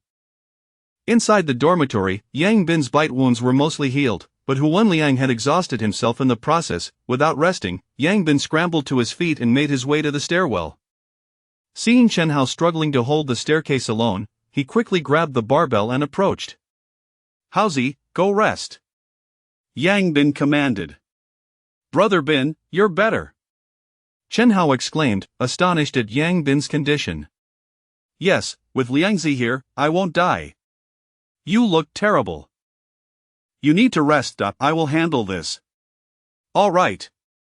Chen Hao, not one to overexert himself, nodded and retreated to the dormitory, utterly fatigued. With Chen Hao gone, Yang Bin took over his position, effectively barricading the stairwell against the horde of zombies. Given his strength, these creatures were incapable of breaching his defenses. Before long, the stairwell was entirely clogged with the bodies of fallen zombies. Seeing that no more zombies were ascending, Yangbin finally collapsed onto the floor. This battle had undoubtedly been the most arduous they had faced in recent days, even more so than the last time they had descended to rescue Hu Wanliang, and he had nearly lost his life. Struggling to return to the dormitory, he found Hu Wanliang attending to Chen Hao's wounds. However, due to the excessive energy expended in treating Yang Bin, Hu Wanliang required frequent rests after each wound he treated on Chen Hao. "Brother Bin, is everything sorted?" Chen Hao inquired. "Yes, the stairway is completely blocked. For the time being, the zombies cannot ascend, but descending will be quite troublesome." "No worries, the most important thing is that we are all alive," Chen Hao replied cheerfully. "Indeed, I almost thought I would meet my end," Hu Wanliang remarked with a wry smile. "We owe a great debt to Little Orange. Had it not lured the zombies away in the end, we might have truly perished," Chen Hao reflected. "Indeed. By the way, where is Little Orange?" At this moment, they realized that Little Orange had not followed them. Could something have happened? They exchanged worried glances towards the outside. Initially, their attitude towards Little Orange was utilitarian: keep it if it was useful, dispose of it if it wasn't. However, after this incident, their perspective had entirely shifted. It had saved their lives. Meow! Just then, a weak meow echoed, and shortly after, a large orange cat stumbled in. Little Orange! The three stared in astonishment at the approaching feline. At this moment, Little Orange was covered in blood and bore numerous injuries, causing the onlookers to gasp. The wounds were no less severe than Yang Bin's. "Liangzi, quickly treat Little Orange," Yang Bin urged anxiously. "Of course." Hu Wanliang hurriedly placed his hands on Little Orange and began to heal it. Meanwhile, Yang Bin pulled a crystal from his pocket and fed it to Little Orange. It seemed that mutated beasts differed from humans. Little Orange had already reached the second tier but could still consume first-tier crystals. While it wouldn't enhance its strength, it appeared to absorb the crystal's energy to replenish its energy reserves, making Little Orange quite fond of them. "I never expected Little Orange to move so swiftly and yet sustain such injuries," Chen Hao lamented. "Leaping atop zombies is akin to dancing on a tightrope. With so many zombies clawing and snapping, there was scarcely a place for it to land. To have avoided being caught and killed was already fortunate," Yang Bin replied. "True." Before long, Hu Wanliang had successfully treated most of Little Orange's wounds, allowing him some time to tend to his own injuries, as he too had sustained significant harm. After healing himself, Hu Wanliang collapsed onto the bed, unconscious from exhaustion. "Thank goodness for Liangzi," Chen Hao remarked, gazing at the unconscious Hu Wanliang. "Indeed, without him, I would have been left to await my demise," Yang Bin said with a wry smile. "This damned apocalypse truly takes a toll on lives." "Oh no, Brother Bin, we didn't bring any supplies." "We'll have nothing to eat tonight," Chen Hao suddenly exclaimed. Yang Bin's expression changed as he realized that they had left their belongings in the dormitory, hindered by their backpacks. They had not anticipated that conditions would deteriorate so swiftly, rendering their return impossible with thousands of zombies lurking below. "Alas, I never thought that even after reaching the second tier, I would still experience the pangs of hunger," Chen Hao lamented helplessly. "How about this? You guard Liangzi here while I scour these dormitories to see if I can find anything useful," Yang Bin proposed. "All right." Chapter 42. There are people in the dormitory building. Upon exiting the dormitory, Yang Bin began his meticulous search through each room. He had always been particularly curious about what the girls' dormitory was like and had longed for an opportunity to see it, yet had never found the chance. To his surprise, amidst the apocalypse, he finally had the opportunity to enter the girls' dormitory. He had initially thought that the girls' quarters would be cleaner and more orderly than the boys', but he soon realized he had underestimated the situation. The chaos within was comparable, if not worse. Of course, it could be attributed to the zombies, but the sight of undergarments strewn across the floor was somewhat eye-watering. Furthermore, this revelation challenged his perceptions. Were girls truly this liberated nowadays? Yang Bin looked at the disarrayed dormitory with a wry smile, yet he found himself compelled to scavenge for food amidst the scattered lingerie. After rummaging for quite some time, he discovered nothing edible. As he had suspected, it was improbable that any food remained in the dormitory. Those who had come before him had undoubtedly cleared it out. He searched several rooms, each yielding the same disappointing results: plenty of miscellaneous items, and even a single contraceptive pill, but no food to be found. With a resigned sigh, he concluded that they would likely have to endure hunger. After thoroughly searching the 4th floor with no success, Yangbin ascended to the 5th floor, continuing his search room by room.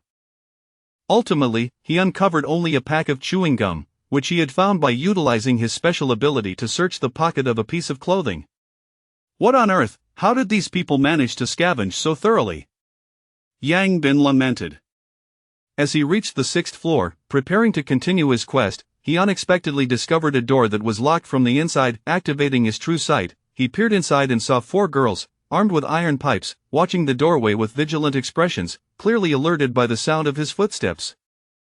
The pipes in their hands bore traces of blood, indicating they had likely dealt with zombies. Their dormitory appeared relatively tidy, with an abundance of snacks strewn across the beds. If he was not mistaken, these girls had effectively cleared out the food supplies from this building. Realizing this, Yangbin understood that there was no need to investigate the 7th floor. He would find nothing of value there. After a moment of contemplation, he decided against approaching them, content to know that food was available nearby. They had eaten earlier that day, and for the time being, they were not overly hungry. With their current physical condition, going without food for a night would not cause significant harm. If they could not devise an escape plan by tomorrow, they could always return to borrow some food from the girls. Having memorized the location of that dormitory, Yangbin turned and descended the stairs. Meanwhile, within the dormitory, upon hearing his footsteps fade into the distance, the 4 girls released a collective sigh of relief. Not a zombie? Probably not. Could it be a human? But our building is supposed to be empty? It can't be those people from below, right? Impossible. How could those people still be alive? Nothing is impossible. They managed to break into the dormitory amidst a horde of hundreds of zombies, so surviving is not surprising. Ah, but what if it really is them? Then we're in trouble. If it is them, you'd best comply and not resist, as we wouldn't stand a chance against them. Don't think I'm joking. Without the constraints of the law, anything could happen. Fine, but since they haven't come over, does that mean they didn't notice us?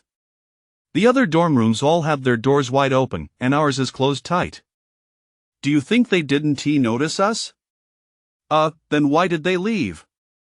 I have no idea. Just be cautious and hide everything. Okay. Ching, how do you think they became so formidable? If I'm not mistaken, they must be the 2nd-tier revolvers that the authorities mentioned. 2nd tier. Yes, only 2nd-tier revolvers could survive an attack from hundreds of zombies. I can't believe our school has already seen 3 2nd-tier revolvers emerge. Those guys from the Taekwondo club really think they're the strongest in the school, but if they encountered those 3, they'd likely be wiped out in no time. Remember, if they come back, don't resist. Survival is the priority. Understood. Yangbin returned to the 4th floor dormitory, where Hu Wenliang remained in a state of unconsciousness, while Chen Hao sat on the bed, engrossed in his phone, and Xiao Juzi lay on the bed, asleep. Brother Bin, how did it go? Did you find anything? Chen Hao eagerly inquired upon Yangbin's return. Well, sort of. There are 4 girls on the 6th floor, and they have food, but if we get too hungry, we can ask them for some, Yangbin replied. In this apocalypse, food is so scarce. Who would lend food to anyone? Chen Hao rolled his eyes. I have a feeling they would, Yangbin said, wiping the barbell. I think so too, Chen Hao nodded. Alright, let us rest. We still plan to go to the rooftop tonight to stargaze. Yeah. By the way, Brother Bin, the authorities just released a document online categorizing zombie strength and human levels. Oh? How are they classified? Yangbin asked curiously. Just as you mentioned before, both zombie and human strengths are defined by tiers. Currently, we mostly encounter 1st and 2nd-tier zombies, and there have been no sightings of 3rd-tier zombies. According to the official information, 1st-tier strength ranges from approximately 100 to 200 kilograms, while 2nd-tier strength is around 300 to 500 kilograms. The status of 3rd tier remains unknown. So, the authorities have confirmed the existence of pinnacle second-tier beings? Yang Bin frowned. Absolutely, we hit with iron rods, while they assault with machine guns and artillery. How can we compete? Indeed, the authorities possess an undeniable advantage in that regard. Yes, the internet is flooded with posts about crystals. Many have acquired crystals to enhance their strength, but even more have lost their lives in the process. That's to be expected. It feels like this apocalypse is a massive cleansing. Who knows how many will survive in the end, Yang Bin sighed. Indeed. By the way, Brother Bin, the campus forum is quite lively right now, and we've become a topic of discussion. Shen Hao said with a bitter smile. From your expression, it seems that it's not a good thing? Yeah, it's likely due to those guys spreading rumors this afternoon, claiming we killed people for crystals. Now the campus is filled with calls for our condemnation. I should have dealt with all of them when I had the chance, Yang Bin replied coldly. Did they have any information about us? Actually, yes. They described our appearances, and our overly enthusiastic class monitor ended up exposing us. Chen Hao said with a forced smile. That guy has always had a grudge against us. Forget it. Let them say what they want, these people haven't truly experienced the harshness of the apocalypse. Once they do, they'll understand how gentle we really are. Chapter 43. A collaboration. A few individuals slumbered from dusk until nearly midnight, rousing at 11:50 p.m. At this juncture, Huan Liang had also regained his composure. The trio, accompanied by a cat, made their way to the rooftop terrace. The iron gate leading to the terrace of the dormitory remained locked, indicating that it had likely seen no visitors. Utilizing a barbell, they pried open the lock and subsequently secured the door behind them. Finding a clean spot, the trio reclined, awaiting the emergence of the Big Dipper. As the clock struck midnight, the celestial formation appeared punctually in the night sky. Having experienced it once before, the group quickly settled into their vigil. The small orange cat, too, raised its head, entranced by the sight of the Big Dipper above. A subtle flow of spiritual energy gradually seeped into their beings. Below, thousands of zombies simultaneously lifted their heads, gazing skyward, while the night began to envelop itself in tranquility. Most of the surviving humans, weary from their trials, slipped into a deep slumber. After several days of exploration, humanity had discerned a pattern among the zombies. They tended to quiet down in the late hours of the night, ceasing their relentless pursuit of humans. It was during this lull that humans could rest. As was the case the previous night, Chen Hao and Huan Liang took turns watching and resting, while Yang Bin remained steadfastly focused throughout.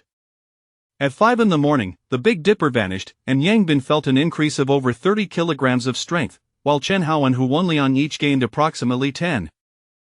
The trio, alongside the cat, descended back to their dormitory, secured the door, and collapsed onto their beds. This time, they awoke shortly after 9 o'clock, for they had pressing matters to attend to, finding a way to escape their current predicament. Brother Bin, the zombies down below haven't dispersed. How do we plan to leave? Chen Hao inquired, his gaze fixed on the densely packed horde below, feeling a shiver run down his spine. If they haven't left, then we must eliminate them, gradually whittling them down using the stairwell, Yang Bin replied, his tone grave. They could not remain confined indefinitely, they needed to venture out and strengthen their abilities. However, the stairwell is too confined. We could be completely blocked by fewer than 100 corpses. How long would that take? We'll divide our tasks. One person will handle the zombies in the stairwell while the other two drag the bodies to the adjacent dormitory. We'll take it slow, but we will finish eventually. Agreed, the two nodded in affirmation. By the way, Brother Bin, didn't you mention there are 4 girls upstairs? Perhaps we could summon them to assist with transporting the bodies. We 3 could focus on the killing while they handle the moving. Wouldn't that expedite the process? Indeed, that's a viable idea. Yang Bin's eyes lit up. You really dare to suggest that those delicate girls should haul corpses? If they agree, it would be quite extraordinary, Huan Liang remarked, incredulous. Just offer them a few crystals. I assure you, they wouldn't hesitate to assist, even if it meant dissecting the bodies, Yang Bin chuckled. Goodness, how could I have overlooked that? Let us go. Little Orange, you stay here in the dormitory or entertain yourself, avoid venturing out if you can help it. Meow, the small orange cat responded, promptly leaping down the corridor and disappearing from sight. Brother Bin, do you think it will run away? Chen Hao expressed his concern. It shouldn't. Had it wanted to flee, it wouldn't have come to our aid yesterday, Yang Bin reassured him. True enough. The trio proceeded to the locked dormitory on the 6th floor, where Yang Bin approached and knocked on the door. Who is it? The 4 girls inside jumped in surprise, their expressions tense as they peered toward the door. We're the ones who entered this dormitory yesterday. Please open the door. We wish to discuss something with you, Yang Bin called out. Upon hearing Yang Bin's words, the girls exchanged apprehensive glances, reading each other's expressions for understanding and anxiety. What should we do, Sister Chang? They really have come. I don't want to comply, a girl with an endearing visage lamented as Sister Ching inhaled deeply. What is meant to be will be. Open the door, this barrier cannot hold them back. Very well. A petite girl approached cautiously and unlocked the door. Upon seeing 3 bloodied men standing outside, her eyes widened in shock. They had entered the girls' dormitory, where Yang Bin and his companions found no suitable clothing, prompting them to remain in their attire from the previous day. As the door swung open, Chen Hao and Hu Wenliang's eyes brightened. The girls were quite appealing, particularly one tall girl whose beauty suggested she might be the belle of the class. At that moment, the tall girl, Sister Ching, stepped forward and politely inquired, "Hello, what brings you here?" "We intend to clear the zombies downstairs. If you have no pressing matters, would you join us in transporting the bodies?" Yang Bin directly stated, undistracted by their beauty. The girls exchanged incredulous looks at Yang Bin's blunt request. It was rather unconventional to demand that girls assist in corpse removal without preamble. Had they not known that this group was formidable, they might have retorted as Sister Ching suppressed her urge to scold, maintaining her smile as she replied, "Well, we probably can't be of much help." "Oh, that's unfortunate. I had hoped to offer each of you 2 crystals if you agreed to join us. Since you decline, we shall manage on our own." Yang Bin feigned disappointment, turning to leave with Chen Hao and Hu Wenliang. "Wait." The girls, initially reluctant, suddenly widened their eyes in excitement, exclaiming, "Are you serious?" "Of course, I have no reason to deceive you," Yang Bin assured them. "All right, we'll help," the girls exclaimed, visibly thrilled. "Very well, let us proceed." With that, Yang Bin led the way downstairs. Watching their retreating figures, another girl quietly asked, "Sister Ching, can we trust them?" "They have no need to deceive us. Let us go. This may be our opportunity," Sister Ching declared, her excitement evident as she hurried the others along.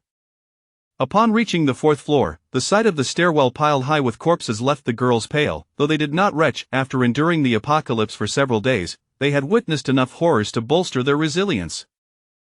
Yang Bin casually withdrew 4 crystals from his pocket and handed them to the girls. "Consider these a down payment. After consuming them, your strength will increase, making corpse transport easier." These crystals, unearthed from the very corpses before them, were of no immediate use to him, yet he could not let them go to waste. The girls stared wide-eyed at Yang Bin's nonchalance, momentarily at a loss for words. Such coveted items were typically sought after by countless individuals, yet he so readily offered them. Truly, he was extravagantly generous. Quickly, the girls accepted the crystals, their voices trembling with gratitude. Thank you.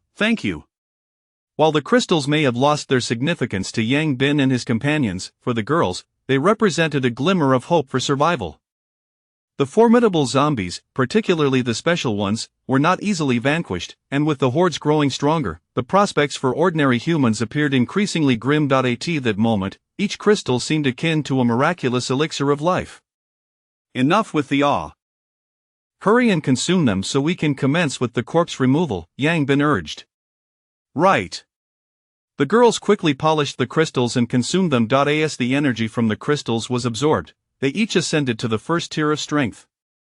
Subsequently, the girls eagerly set about the task of transporting the bodies. Though the undertaking was a considerable challenge for them, the allure of the crystals made the effort worthwhile. Yang Bin and his companions did not remain idle either, working together to move the corpses into the adjacent room. As they cleared the bodies, the stairwell below became visible, and soon, a horde of zombies surged upward. Thus, Yang Bin and his companions took charge of dispatching the zombies, while the 4 girls diligently removed the bodies, their collaboration proving to be quite harmonious. Chapter 44 of the disappearance of mobile signals. On the fifth day of the apocalypse, over half of the zombies had transformed into first-tier zombies, and the proportion of second-tier zombies had also significantly increased. The destructive power of these creatures surged dramatically. Ordinary doors could barely withstand their relentless assaults, rendering the human living environment increasingly dire. Although it appeared that the chances of obtaining crystals had risen, in reality, it had become even more challenging. In any random group of zombies, more than half were now first tier, making it nearly impossible for typical squads to contend with them. What proved even more fatal was the sudden loss of mobile signals on this fateful day. While the status in other cities remained uncertain, Star City was entirely cut off. Without mobile connectivity, access to external information and communication with family and friends became impossible. The void of mutual consolation further exacerbated the despair already felt by the populace. The issue of food scarcity intensified once more. With the vanishing signals, the darker aspects of human nature began to magnify rapidly. Those too afraid to confront zombies turned their gaze towards their fellow survivors. Meanwhile, those who had gained strength from crystals saw their inner desires swell. In the cafeteria, with the absence of mobile signals, the students' emotions erupted uncontrollably. No longer content with meager portions of kanji, they craved sustenance. They stormed into the kitchen to seize food, resulting in violent confrontations over mere morsels. In that moment, thoughts of teachers and school administrators were utterly cast aside. Chaos reigned supreme in the cafeteria. The principal, observing this scene, let out a helpless sigh, fully aware that this path would only hasten their demise. Yet, he also recognized that he could no longer manage these students.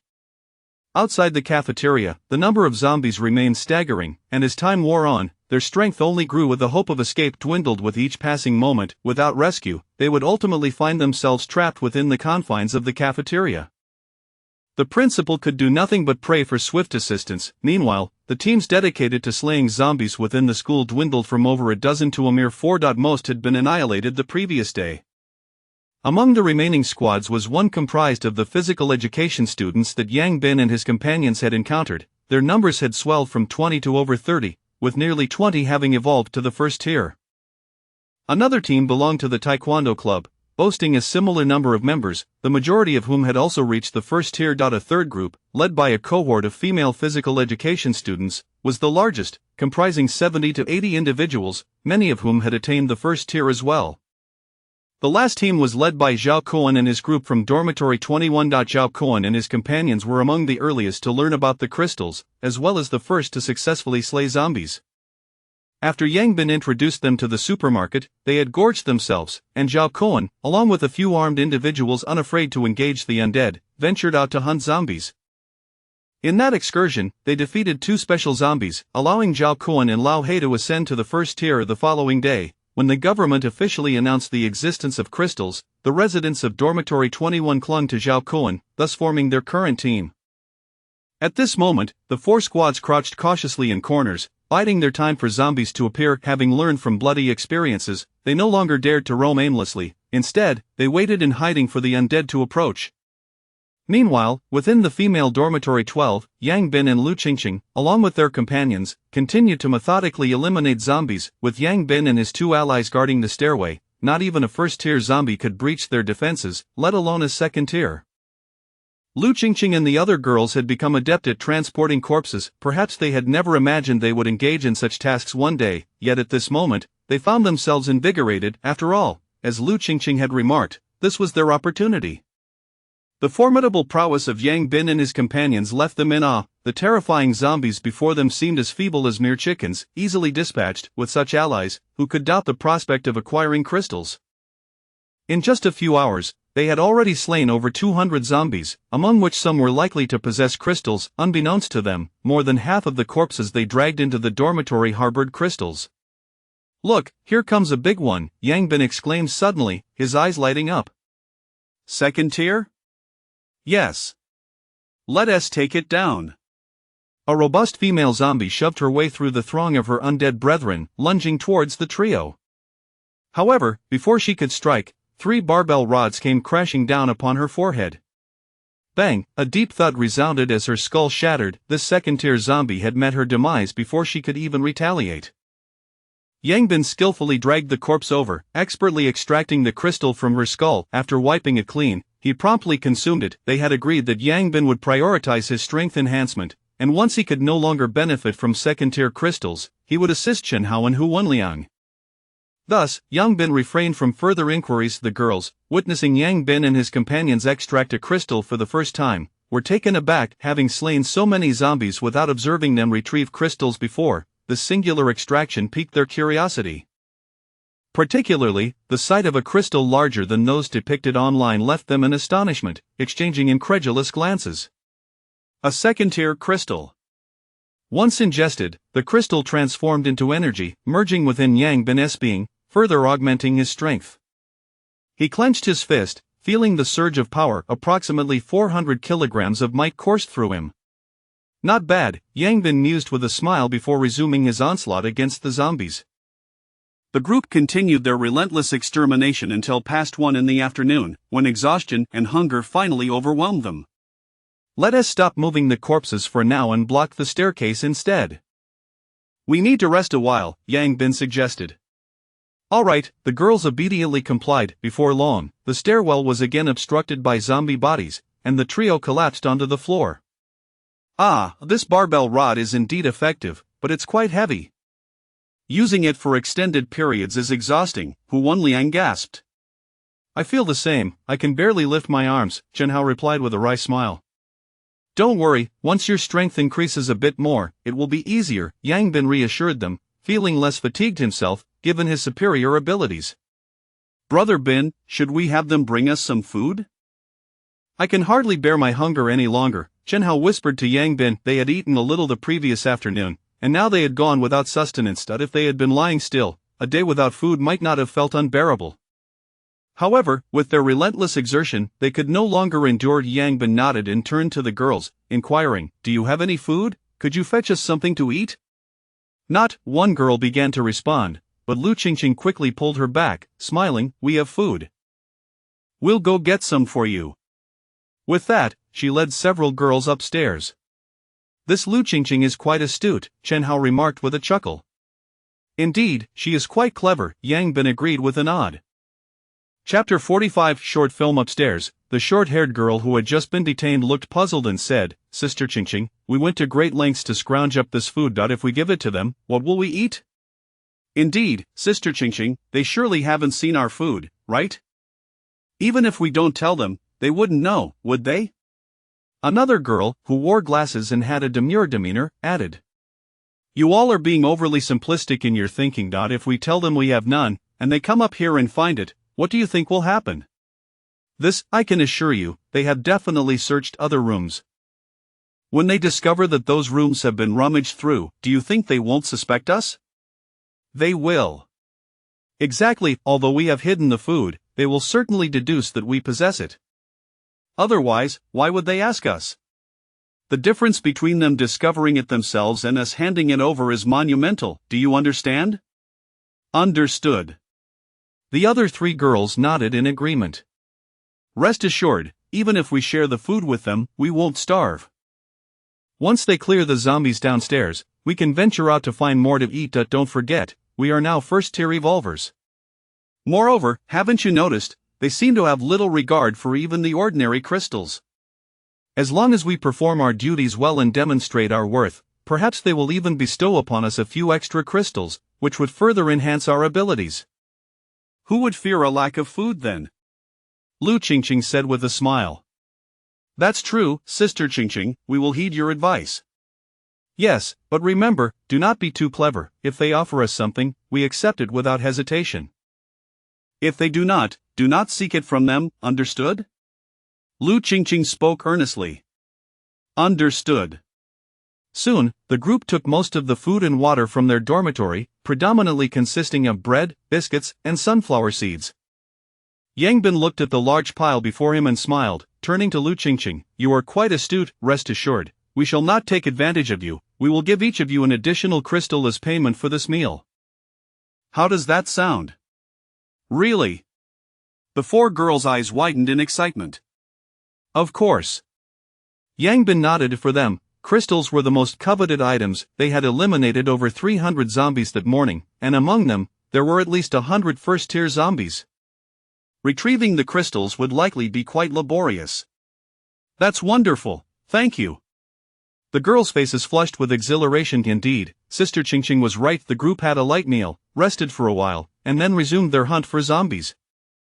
This time, they took turns eliminating them until after 6 in the evening, when darkness had finally descended. In one day's time, they had successfully slain over 700 zombies, leaving their hands numb from the effort. Among these, at least half were first-tier zombies, and they encountered 3 second-tier zombies, 1 in the morning and 2 in the afternoon. Yang Bin consumed all the second-tier crystals, and combined with the 1 from the previous day, he had now ingested 4 second-tier crystals since ascending to that level.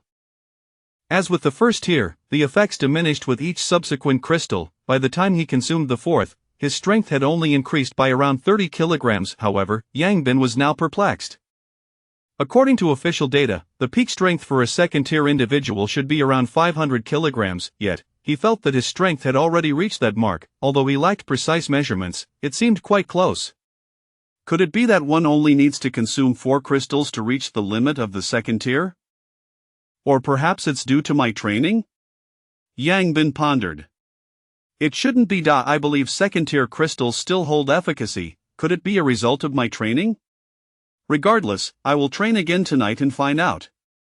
Yang Bin retrieved 4 crystals and handed them to the girls, fulfilling his promise of compensation for their meal. You all may return now. We shall continue tomorrow. Thank you. The girls expressed their gratitude immediately. No need to thank me, it is merely a matter of mutual benefit, Yang Bin replied with a smile. After Lu Qingqing and the others departed, Yang Bin and his companions glanced at the rooms piled with zombie corpses, feeling a shiver run down their spines. Brother Bin, shall we search for ourselves? What else is there to do? Why not call them to search together? I doubt they'd dare to take more than their share. There's no need, they aren't aware of how many crystals are inside. If they were to see so many, it would surely create some imbalance within them, and they wouldn't work as diligently. Moreover, crystals are still a scarce commodity. It's best not to let anyone know we possess so many, Yang Bin explained. But why do we need so many first-tier crystals? Hu Wanliang inquired, perplexed. Little Orange needs to eat, and if we plan to expand our team in the future, the more we have, the better, Yang Bin replied. Fine then, let us proceed. I'll direct. You two just search. On what basis? I know which corpses contain crystals. Would you prefer to check each one individually? The group worked in unison, spending over an hour extracting a total of 368 crystals, leaving the 2 exhausted. All right, put the crystals away. Let's return and rest. We need to wake up later to stargaze, Yang Bin instructed.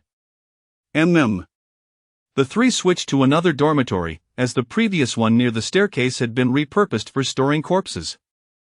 As they lay on the bed, Yang Bin instinctively reached for his phone, only to find it had no signal. Great, now this device can only serve as a flashlight, Chen Hao lamented. Weren't you supposed to download some short films? Did you manage? No, there hasn't been time for that. What a pity, Yang Bin sighed. His phone was too outdated, with nearly full memory, making downloads impossible.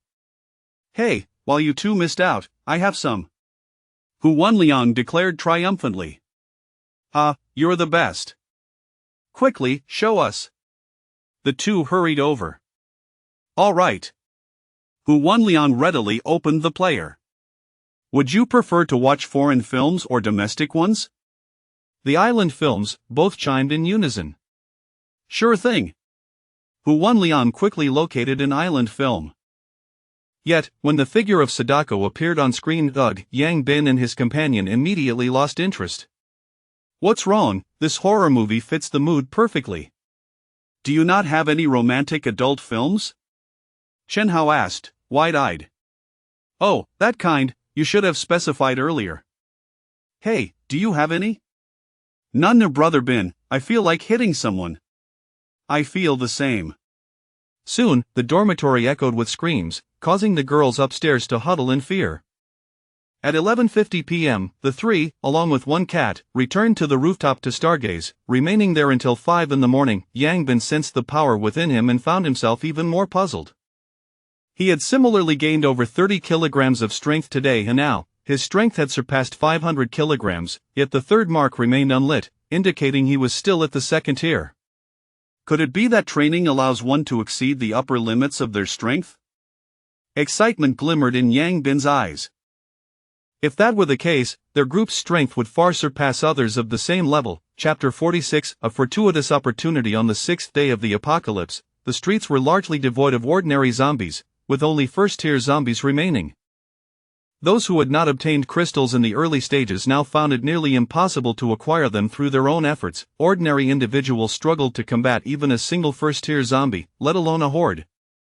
Of course, if one possessed a firearm, the scenario would be different. However, firearm control in Huaxia is exceedingly stringent, making it unlikely for common people to own guns. Moreover, even if one did possess a firearm, standard handgun ammunition is limited, and the noise it generates renders indiscriminate use perilous.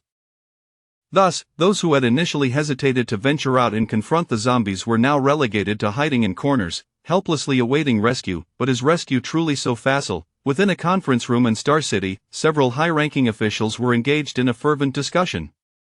We must initiate rescue operations at once. With each passing day, countless civilians perish. We can no longer delay, a young man in military attire proclaimed loudly. The population of Star City exceeds 10 million, we cannot ascertain how many remain alive. However, it is certain that the number of zombies is no less than 8 million. With our current ammunition, we are utterly powerless, countered a middle-aged man, shaking his head. Lack of ammunition? Then let the soldiers engage in close combat. I cannot stand idly by while the citizens are slaughtered by zombies.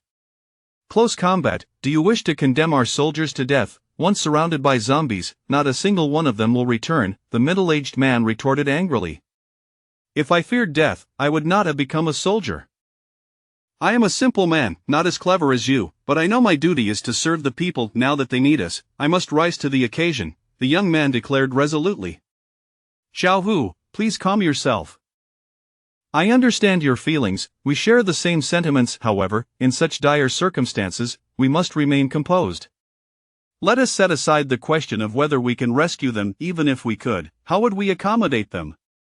With so many people needing food, water, and shelter, these considerations cannot be overlooked. It is not merely about rescue, the leading middle-aged man explained. Then what do you propose?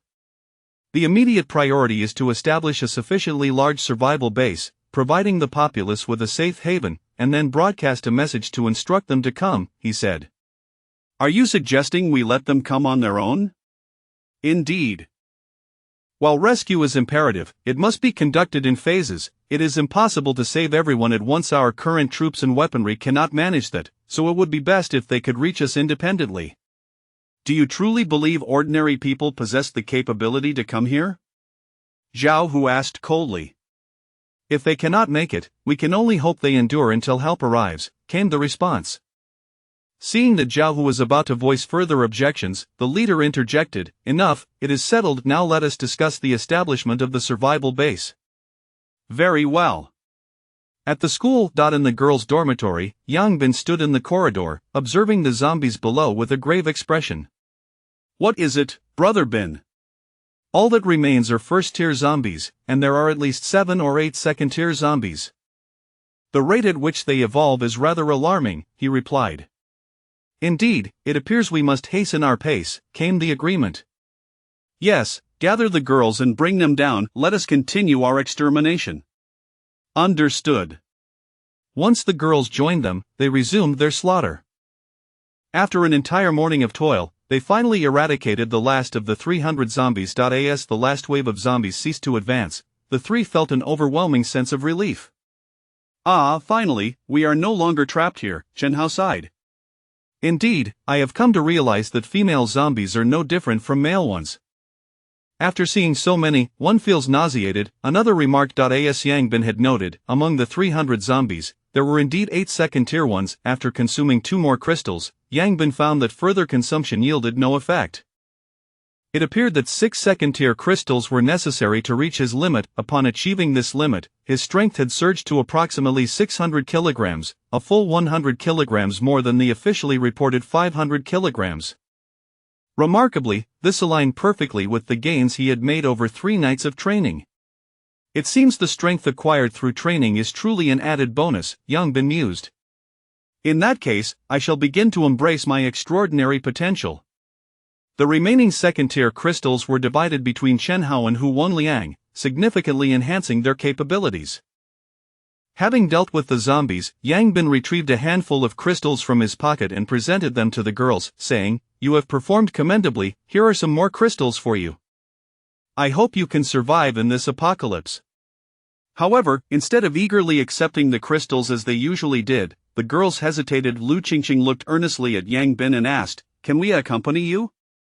Yang Bin was taken aback and replied, "Why do you wish to follow us?" "Because we want to survive," Lu Qingqing asserted firmly. Observing the unwavering expressions on Lu Qingqing and the other girls' faces, Yang Bin contemplated for a moment before shaking his head.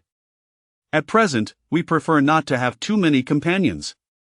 With your current strength, as long as you are willing to confront the zombies, survival should not pose a significant challenge. If we happen to cross paths again and your abilities have improved, I may reconsider." Upon hearing Yang Bin's words, disappointment flooded the girls' faces. "Do not worry. I believe we can endure. When we meet again, we will not let you down." Lu Qingqing quickly adjusted her mindset and smiled at Yang Bin. As Yang Bin gazed at Lu Qingqing, he couldn't help but admire her resolve. After a moment's thought, he suddenly proposed, "How about this? I shall bestow upon you a fortuitous opportunity.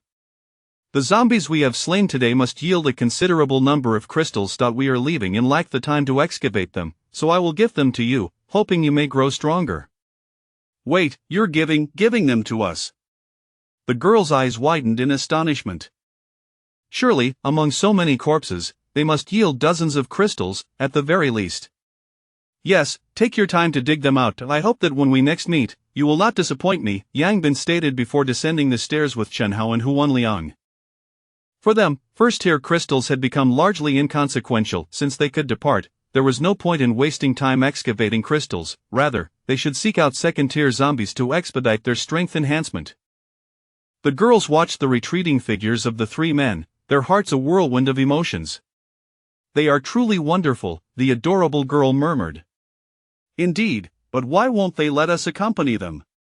Clearly, they find us too weak." Lu Qingqing gazed after the three, silently vowing, "I will ensure that you see me in a new light." "All right, let us hasten to gather the crystals." "Yes." After 2 days of moving corpses, they had built up their courage and no longer felt discomfort while collecting crystals. However, as they dug deeper, their astonishment grew ever more palpable. "How can there be so many crystals? Wasn't it stated that only a few zombies possess them? Could it be that they only killed special zombies?" Exchanging incredulous glances, they discerned the shared shock in each other's eyes. "This truly is an extraordinary opportunity." Chapter 47. "Have you achieved the second tier?" On the other side of Brother Bin, "I feel that those few girls are quite decent. They work efficiently and don't ask too many questions, plus they are beautiful." "Why don't you want them?" Chen Hao inquired, somewhat puzzled. "It's not suitable to bring too many people right now. The more individuals there are, the more resources we will require, which does not benefit us at all, unless they are ability users." "Otherwise, it's unnecessary," Yang Bin replied. "Then why did you give those crystals to them? If we don't give them the crystals, do you expect us to mine them one by one? Now that we can go out, wouldn't it be better to take that time to eliminate a few more second-tier zombies?" That does make sense. Currently, first-tier zombies are everywhere. We are not lacking in first-tier crystals, so there is no need to waste time on that. It's better to do a favor. Lu Qingqing is quite intelligent. As long as nothing unexpected happens, they might genuinely surprise us, so this favor holds considerable significance. Aren't you afraid they might repay kindness with malice? She is a wise individual. As long as there are no significant conflicts of interest, she wouldn't oppose us. They might astonish us, but they can never surpass us. I still have that much confidence, Yang Bin chuckled. Brother Bin, sometimes I feel you don't seem like someone in their 20s, Hu Wenliang remarked. Liangzi, you have known Brother Bin for 3 years, how can you still regard him as your peer? He merely resembles someone in their 20s, Chen Hao laughed.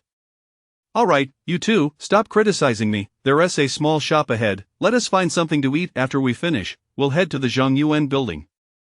We won T return to the dorm at noon. Today, let us strive for all of you to reach the pinnacle of the second tier, and also see if there are any third-tier zombies around, Yang Bin stated. The group arrived at the small shop, only to find it occupied by others. Inside were 4 individuals who refused to open the door, no matter how much the 3 knocked. Left with no choice, Yang Bin kicked the door open. What are you doing? The people inside were startled. Don't be alarmed, we're just taking a few things and leaving, Yang Bin smiled. No way, everything here belongs to us. You can't take anything. A frail man blocked the 3. Step aside, don't force me to take action. Yang Bin said coldly. Not moving, bang, a figure was sent flying. Yang Bin continued as if nothing had happened, walking directly to the shelves to take things. Youth, you're nothing but a bunch of bandits. The other 3 glared at them. Do you want to fly as well? Yang Bin shot a cold glance at them, causing them to immediately shut their mouths. The 3 took some food and a few bottles of water and left without further entanglement. They were pressed for time. After finishing their meal, they arrived at the Zhongyuan building, only to be dismayed to find the main entrance closed. Clearly, someone was inside. This place has no food. What are these people doing here? Chen Hao said, exasperated. They probably want to go up and observe the distribution of zombies. If I'm not mistaken, it's likely a team dedicated to exterminating zombies, Yang Bin explained. Apart from a zombie hunting team, ordinary people wouldn't venture here. Alright, should we wait for them to come down or just kick the door down? Let us kick the door, who knows how long it will take for them to come down. Fine. Chen Hao nodded and then delivered a powerful kick to the door, yet it didn't budge. What the hell, what are these guys using to brace the door? It's surprisingly sturdy. They might have replaced the door latch with iron pipes. They are quite cautious. Let me try, Yang Bin said. With that, he kicked the door with all his might, creating a crack. Through the gap, they could see 4 iron pipes bracing it. Just as Yang Bin suspected, they had indeed replaced the wooden latch with iron pipes, but under Yang Bin's immense strength, all 4 pipes bent. After a few more kicks, he finally kicked the door open. The group then proceeded upstairs and, upon reaching the rooftop, discovered a gathering of people engaged in discussion. There were over 20 individuals, each wielding weapons. Some held iron pipes, others fire axes, and tang knives among steel pipes. Most strikingly, every one of them was smeared with blood, evidently having killed numerous zombies. Upon seeing Yang Bin and his companions, the group's eyes widened in disbelief. They clearly hadn't anticipated anyone would come up. How did you get up here? A muscular man at the forefront frowned. We came up through the door, Yang Bin replied casually. Impossible. I replaced the latch, there is no way the door could be opened, the man said incredulously. The iron pipes were there, even a second-tier zombie couldn't break through. Then how do you think we got up here? Yang Bin smiled. Right now, I'm the one asking the questions. You better answer honestly, don't give me that cheeky grin, the man said coldly. What if I refuse? Ha, you probably haven't realized the dangers of the apocalypse. Let me tell you, even if we kill you, it would be in vain. No one will stand up for you. Don't think it's still the world before the apocalypse, the man sneered. Kill us, you probably don't have that capability. Yang Bin's tone turned equally frigid. Oh, quite the bravado. It seems you're also evolved beings. But what of being evolved beings? There are more than 20 of us here, who isn't an evolved being. You're underestimating the situation by acting so arrogant. Second in command, teach them a lesson. Let them know that even evolved beings have their strengths and weaknesses. Understood. Another brawny man stepped forward, brandishing a steel pipe. A cold grin plastered on his face as he approached Yang Bin and his companions. Kneel, he barked, swinging the steel pipe down towards Yang Bin's feet. Bang! A dull thud echoed as the second in command was sent crashing back, hitting the ground hard in front of the group. Damn it, do you dare to strike again? All of you, attack and kill them, the leader shouted furiously. Instantly, the 20+ individuals behind him charged at the 3. Yang Bin and his companions snorted disdainfully, seizing their barbells and swinging them at the approaching crowd. Upon contact, The air was filled with screams. These individuals might possess some strength, but the strongest among them barely reached the pinnacle of the first tier, vastly outmatched by the three. Under the relentless strikes of the barbells, they simply couldn't withstand the blows. With each swing, several were knocked to the ground, especially Yang Bin, with a force of 600 kilograms. Every casual swing of the barbell would leave a person either dead or severely injured, leaving them unable to rise. Wielding the 20-kilogram barbell for an extended period was indeed exhausting. It must be said, engaging in combat with the barbell was exhilarating. As the saying goes, an inch longer is an inch stronger. Combined with the weight of the barbell, these individuals barely managed to graze the hem of their clothes before being swiftly brought to the ground, groaning in pain. The leader's eyes widened in shock as he witnessed the scene. He could hardly believe that these three individuals were capable of such strength. You've already reached the second tier. Chapter 48. The Third Order Zombie. It's impossible. We have slain so many zombies and have yet to reach the second order. By what right do you claim to be at the second order? The man at the forefront seemed reluctant to accept reality. Yang Bin chuckled softly, offering no explanation. Compared to them, had they truly killed more zombies, not to mention their previous endeavors, even within the span of these 2 days, they had dispatched over 1,000 zombies. How could these individuals possibly compare? Furthermore, reaching the second order is not merely a matter of the quantity of zombies one has slain, it hinges on the ability to confront a second-order zombie.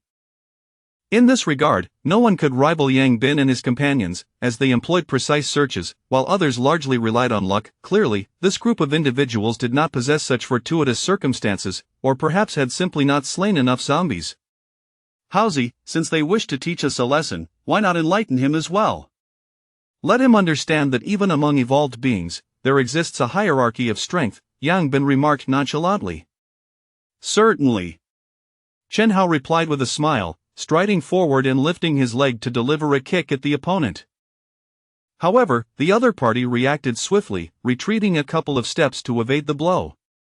Humph, what of the second order? I am a practitioner of Sanzhou, I have no fear of you. The man seized a fire axe from the ground and swung it menacingly at Chen Hao. With a cold smirk, Chen Hao met the attack with a barbell rod, the two weapons clashing with a resounding clang. The fire axe was sent flying from the impact. Sanzhou, is it? Chen Hao scoffed, discarding the barbell rod and launching a kick towards the opponent once more. The man quickly crossed his arms to shield himself. Bang! Chen Hao's kick connected forcefully with the man's arm, the sheer power propelling him several meters back until he collided with the wall, causing blood to surge and a trickle to escape from the corner of his mouth. How can he be this strong? The man gaped at Chen Hao in disbelief. He had already achieved the pinnacle of the first order, and though he assumed the second order would surpass him, he believed the difference could not be vast, having trained in Sanzhou for many years. Yet, facing the reality, he discovered the opponent's strength exceeded his expectations. What he was unaware of was that Chen Hao was far from merely a newly ascended second-order being. Are you not a practitioner of Sanzhou? Please, continue. Chen Hao taunted with a cold laugh. Damn it, I refuse to believe there is such a significant disparity. The man suppressed the tumult within him and charged at Chen Hao again, leaping into the air to deliver a powerful punch aimed at Chen Hao's head.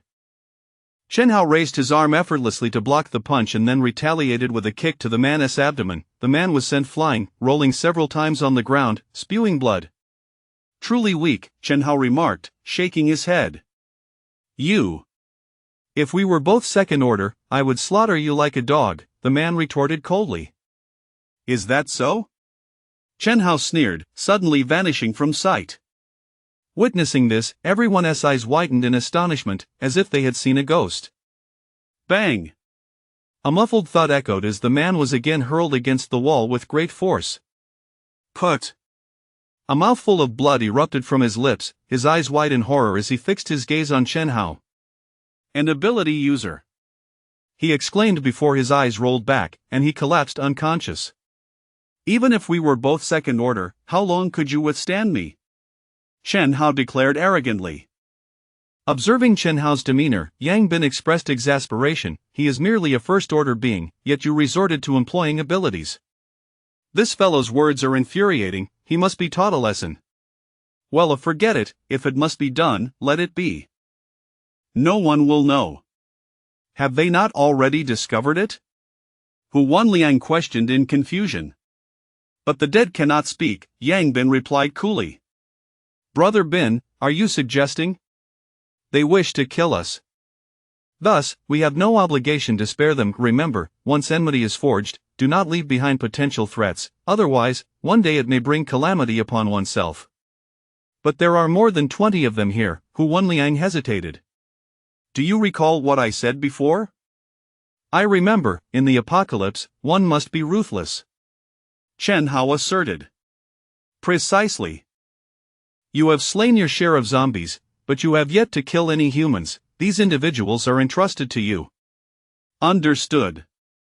Chen Hao nodded and then directly approached the group of people. He wholly trusted Yang Bin's words and never questioned his decisions. Hu Wanliang struggled for a moment but eventually followed along. Please, don't kill us, we realize our mistakes. Begging you, we are all classmates. Do not take our lives. A group of individuals knelt, pleading incessantly. Witnessing this scene, Chen Hao inhaled deeply and raised the barbell rod to strike down. A flicker of reluctance crossed Hu Wanliang's eyes, yet he steeled himself and lifted the barbell rod. Instantly, a cacophony of screams erupted. Before long, the sounds faded into silence. Chen Hao and Hu Wanliang returned to Yang Bin, their bodies splattered with blood. Chen Hao's expression remained largely unchanged, whereas Hu Wanliang bore a somber countenance. Yang Bin patted Hu Wanliang's shoulder, saying, Liangzi, I hope you understand that in this apocalypse, to survive for long, one must be ruthless, otherwise, no matter how strong we are, there will come a day when we fall victim to others. Brother Bin, I comprehend, though I find it difficult to reconcile with this in my heart. I will adjust, Hu Wanliang vowed earnestly. Good, that is all I wish to hear. Yang Bin nodded before moving to the window, activating his true vision to gaze below. They had not ascended merely to take lives but to seek out zombies. After several exhausting efforts, Yang Bin finally withdrew his gaze, a peculiar expression crossing his face. What is it, Brother Bin? Chen Hao inquired softly. I have spotted a third-order zombie. Yang Bin announced. A third order. Chen Hao and Hu Wanliang's eyes brightened. Is there a way to deal with it? Yang Bin shook his head. It's not feasible. It is rather strange. Throughout the entire school, I have observed 3 third-order zombies, yet each is surrounded by hundreds, if not thousands, of zombies. What is so strange about that? A large horde of zombies increases the chances of high-order zombies emerging, Chen Hao stated, perplexed. Perhaps, but I sense it is not that simple, Yang Bin replied, furrowing his brow. What do you mean? I suspect that third-order zombies possess the ability to summon nearby zombies. Yang Bin stated gravely. This cannot be. Chen Hao and Hu Wanliang exchanged incredulous glances. Are not zombies devoid of intelligence? How could they possibly summon their kind? Perhaps I am overthinking it, but if it is true, then exterminating third-order zombies will prove exceedingly difficult. Yang Bin sighed. It must be a coincidence. If we cannot engage these 3, then let us refrain from confrontation and new third-order zombies should emerge by tomorrow, we shall see then. Indeed, let us proceed to slay second-order zombies and elevate your strengths to their pinnacle. All right. After deliberation, the group departed from the Zhongyuan building. Yang Bin pinpointed 10 second-order zombies suitable for elimination and led the duo downstairs, systematically taking them down one by one. Upon finishing off the 10 second-order zombies, Chen Hao and Hu Wanliang finally found their strengths elevated to the pinnacle of the second order. Similar to Yang Bin, upon reaching this peak, their strength surpassed 500 kilograms, an increase of over 30 kilograms, a testament to their diligent training. After the zombie slaying, the 3 returned to their dormitory. With no means to confront the third-order zombies at present, they opted to rest early and assess the situation come morning. Chapter 49 Slaying the Tier 3 Zombie. The 3 individuals returned to their dormitory, had a light meal, took a refreshing shower, changed into clean clothes, and retired for an early night's rest. The graduate dormitory consisted of double occupancy, featuring 2 beds with desks underneath and beds above. Chen Hao and Hu Wanliang shared one bed while Yang Bin occupied another alone. As for Xiao Juzi, it had disappeared during the day but returned at night. Yang Bin provided it with a blanket, allowing it to curl up behind the door to sleep. Animals possess a heightened sense of alertness compared to humans. With it present, any potential danger would be detected promptly.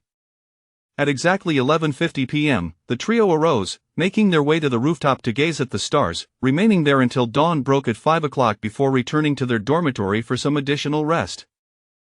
As Yang Bin had anticipated, although their consumption of crystals no longer yielded enhancements, their cultivation remained unfettered, allowing for continued growth. Yang Bin was uncertain if this advancement had a ceiling, but for the time being, there appeared to be room for improvement.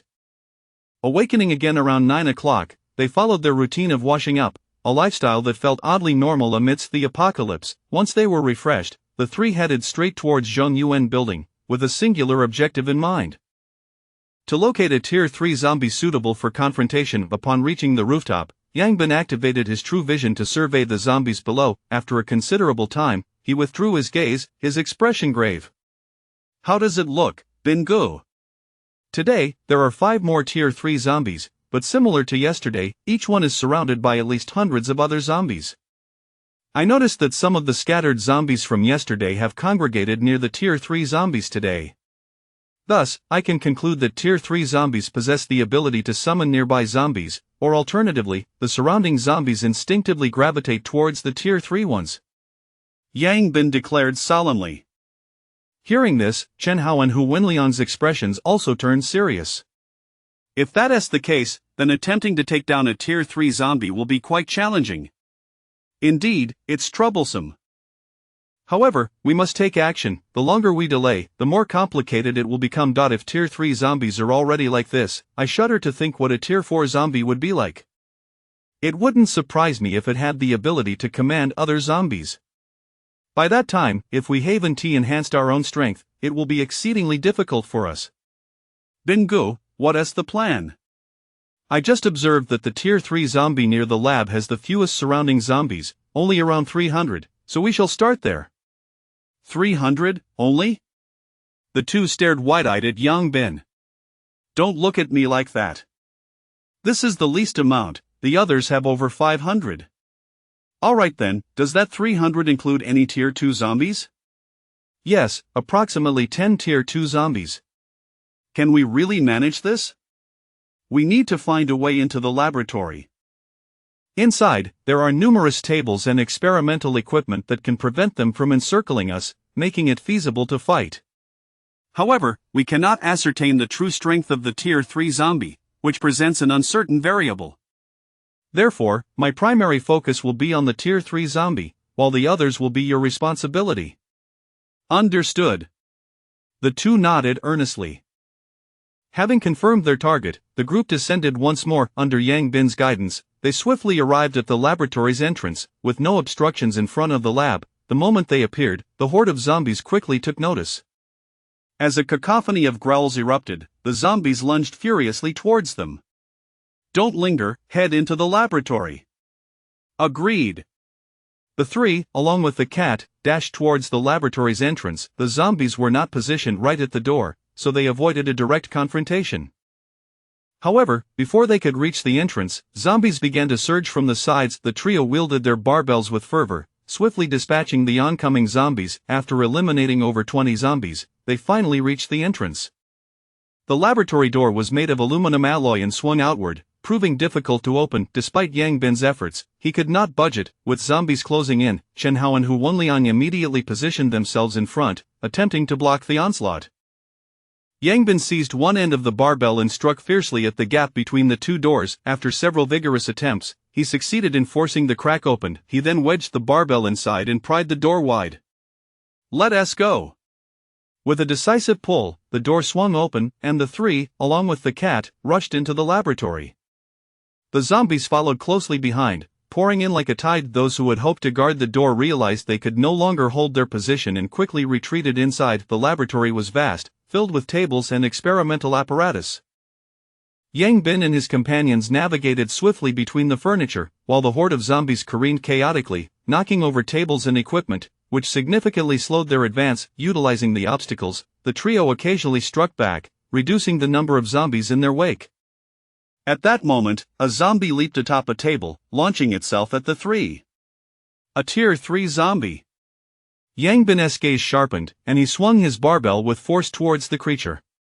Thud, the barbell connected solidly with the zombie, pushing it back, though Yang Bin staggered a few steps as well. What tremendous strength! Yang Bin muttered. Bin Gu, can you handle it? Chen Hao asked quietly. Don't worry, I've got this. You take care of the other zombies. Understood. After being repelled, the Tier 3 zombie charged at Yang Bin once more. He quickly retreated, leading it towards a less crowded area. The sheer number of zombies made the situation precarious. Soon, Yang Bin found himself at the far end of the laboratory, with the zombie hot on his heels, lunging at him. Yang Bin swiftly turned, thrusting the barbell towards the zombie's head. Just as he was about to make contact, the creature abruptly tilted its head, causing Yang Bin's strike to miss. The zombie continued its relentless assault, tackling Yang Bin to the ground and attempting to bite into his neck.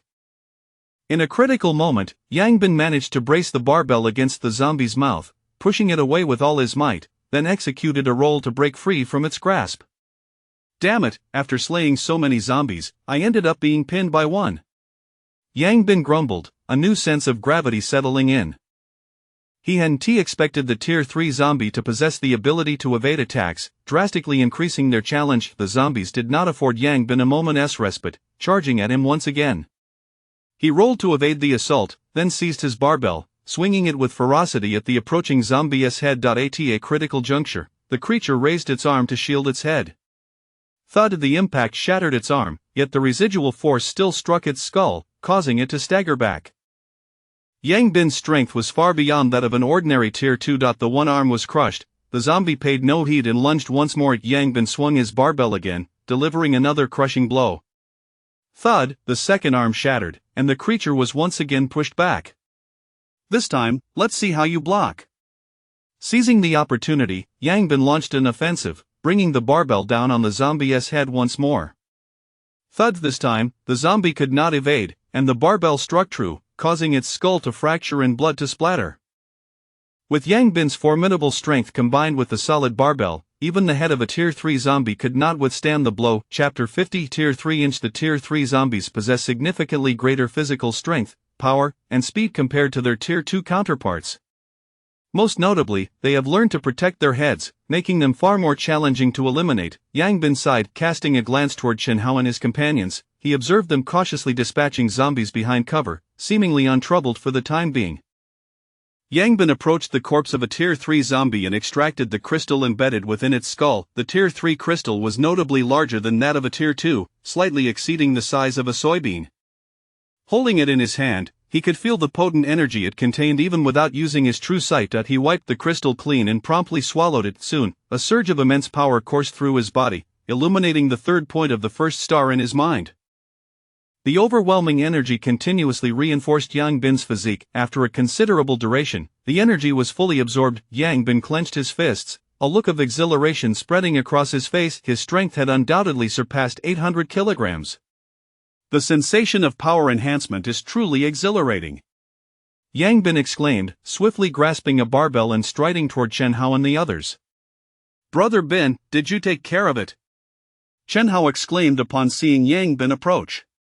Indeed, Yang Bin nodded, sweeping the barbell horizontally and shattering the skulls of several oncoming zombies. Tier 3? Impressive. Hu Wenliang remarked. Enough with the admiration, let's finish them off. Agreed. After more than an hour, the trio successfully eliminated all the zombies and collected the crystals. Brother Bin, shall we continue hunting Tier 3 zombies? Chen Hao inquired. Yes, but the other Tier 3 zombies will not be so easily dispatched. Yang Bin contemplated for a moment. Let's first check behind the teaching building for any opportunities. Understood. The three left the laboratory and headed toward the teaching building. However, halfway there, they suddenly felt the ground tremble slightly, accompanied by distant roars. Startled, Yang Bin quickly activated his true sight and peered in that direction, his expression shifting dramatically. What's wrong, Brother Bin? The zombies near the cafeteria have gone into a frenzy. Thousands of them are charging. We need to find a place to hide. Right. The trio swiftly took refuge in a nearby multimedia classroom. Who has the audacity to provoke the zombies near the cafeteria? Hu Wenliang exclaimed in astonishment. Rats, a horde of rats larger than cats. Yang Bin replied with a wry smile. Rats? Isn't that Little Orange's favorite? Chen Hao glanced at Little Orange, who was licking her lips, seemingly eager to join in. Yang Bin playfully smacked Little Orange on the head. Behave yourself, with hundreds of rats, you'd be devoured to the bone. Don't think today's rats still fear cats? Meow. Little Orange protested, but complied. How did these rats end up clashing with the zombies? Chen Hao asked, puzzled. It seems the rats were trying to relocate, only to be chased out by the zombies, Yang Bin chuckled. It appears that mutant beasts and zombies are natural enemies. In this case, humanity is not entirely surrounded, Hu Wenliang remarked. You're overthinking it, the three factions are all enemies, but for now, humanity is the easiest to bully. Fair enough. The commotion lasted for over 10 minutes before all the rats once again burrowed underground, bringing the chaos to an end. Yang Bin activated his true sight to observe the cafeteria area, and his eyes lit up. What an opportunity! What opportunity! Chen Hao and Hu Wenliang, let us take them down! Chen Hao exclaimed, excitement evident in his voice. Let us move quickly, we'll finish them off and then escape. I fear the zombies may return. Right. The group dashed toward the cafeteria. Meanwhile, another group of 70 or 80 individuals hid in a classroom, quietly observing the scene. Vivi, the zombies have left, and there are only a few dozen remaining here. Should we take action? Yes, let us move. The leader, a woman resembling a muscular Barbie, decisively commanded. Immediately, the 70 or 80 individuals stealthily exited the classroom, cautiously advancing toward the cluster of zombies. Before long, both parties converged simultaneously. Yang Bin and his companions were taken aback by the sudden emergence of such a large group, while the newcomers were equally astonished to see the trio. As the few dozen zombies by the cafeteria spotted the approaching crowd, they immediately charged toward them, completely disregarding Yang Bin and his friends. Prepare for battle, the muscular Barbie shouted, and the 70 or 80 individuals surged forward to confront the zombies. This group consisted of both men and women, all of whom were evolved beings, many having consumed more than one crystal, with 2 having reached Tier 2 evolution. 70 or 80 evolved individuals easily overwhelmed the 40 to 50 zombies, forcing them to retreat. Brother Bin, what should we do? Chen Hao asked anxiously at the sight of the unfolding situation. We'll join the fight. Forget everything else, we're only targeting that Tier 3. Yang Bin declared, charging toward the fray. This group was formidable. With a bit of effort, they would surely be able to take down the Tier 3 zombie. As a fellow student, he could not bear to see them suffer losses, hence his resolve to assist in eliminating the Tier 3 zombie. At that moment, the Tier 3 zombie had already engaged in combat with the muscular Barbie. To Yang Bin's astonishment, the muscular Barbie was holding her own against the Tier 3 zombie. This isn't right. Yang Bin activated his true sight to scrutinize the opposing team, quickly realizing the truth. She is a strength-type ability user. No wonder. As zombies fell one after another, the rest of the opposing group began to rush over to assist. Yang Bin wasted no time, launching a decisive strike from behind while the zombies were engaged with the others. Bang! The zombie's skull shattered, blood splattering everywhere. The sudden turn of events stunned the muscular Barbie. Seizing the moment, Yang Bin swiftly retrieved the crystal and tucked it away. You! The muscular Barbie pointed an accusing finger at Yang Bin, her face contorted with anger. How could you do this? What's the matter? I am helping you. Yang Bin replied with an innocent expression. Who asked for your help? Hand over the crystal now. The zombies were slain by me. It's only right that I keep the crystal, Yang Bin asserted, his tone unapologetic. What is going on? Vivi. At that moment, the others had cleared the remaining zombies and gathered around. He stole my crystal, the muscular Barbie exclaimed, pointing at Yang Bin. As her words fell, the rest of the group quickly surrounded Yang Bin and his companions. Chapter 51 of the incident in the canteen. Classmates, is it really appropriate for you to seize the crystals in such a manner? A handsome young man regarded Yang Bin and his companions with a scrutinizing gaze. Seize? I vanquished the zombie and retrieved the crystal, how can this be described as seizing? Yang Bin replied nonchalantly.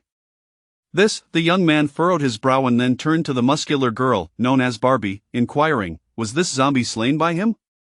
Yes. In that case, if he killed it, it seems there is no issue with him taking the crystal, right? This is a third-tier zombie. Barbie whispered urgently. Goodness, this complicates matters.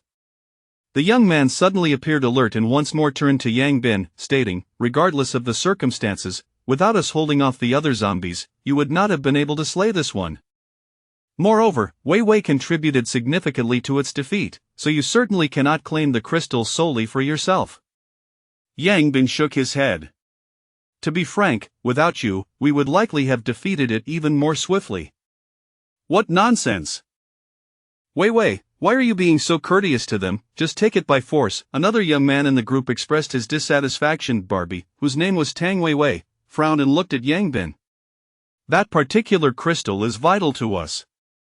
How about this, you can have all the others on the ground, I only desire that one. What do you think? Not a chance. I adhere to my principles and will only take what I have personally slain. The rest is rightfully yours, Yang Bin replied coolly. Have your people step aside, or do not compel me to take action. Who do you think you are, just 3 of you dare to act so arrogantly? Jin Xiong, be silent. Wei Wei reprimanded sharply, then turned her attention back to Yang Bin. What would it take for you to relinquish that crystal to me? Forget it. That crystal is not yours to claim. Of course, you could instruct your people to seize it, but I hope you can withstand the consequences. Yang Bin's tone turned icy. Wei Wei fixed a piercing gaze on Yang Bin, and after a prolonged silence, sighed and instructed her companions, step aside. Wei Wei! Step aside! Seeing Wei Wei's anger, the others reluctantly parted to create a path. Yang Bin smiled lightly and then led Chen Hao and the others away. Wei Wei, why did you let them go? That is a third-tier crystal. If you could reach the third tier, our chances of survival would significantly increase. The handsome young man frowned. Do you think I do not desire it? However, if it comes to blows, our group may not stand a chance against them. Wei Wei replied helplessly. How is that possible? There are only 3 of them. How can our 70 or 80 fail to subdue them? The young man looked incredulous. The leader among them is at least third tier. Even if I faced him, my chances of winning would be less than 1 in 10. Wei Wei said solemnly. Impossible, are you sure you did not misjudge? How could anyone reach third tier so quickly? The young man's eyes widened in disbelief. I cannot be mistaken. He crushed the skull of that third-tier zombie with a single blow. Even I am incapable of such a feat, and it seemed he did not even exert his full strength. Thus, this individual possesses at least third-tier strength. Wei Wei asserted gravely. There are only 3 of them, and one is already third-tier. Do you think the other 2 are lacking? The young man found it difficult to accept. It was well known that Wei Wei possessed abilities that amplified her strength and could effortlessly slay first-tier zombies even before her evolution. How could the opponents possibly be stronger than them?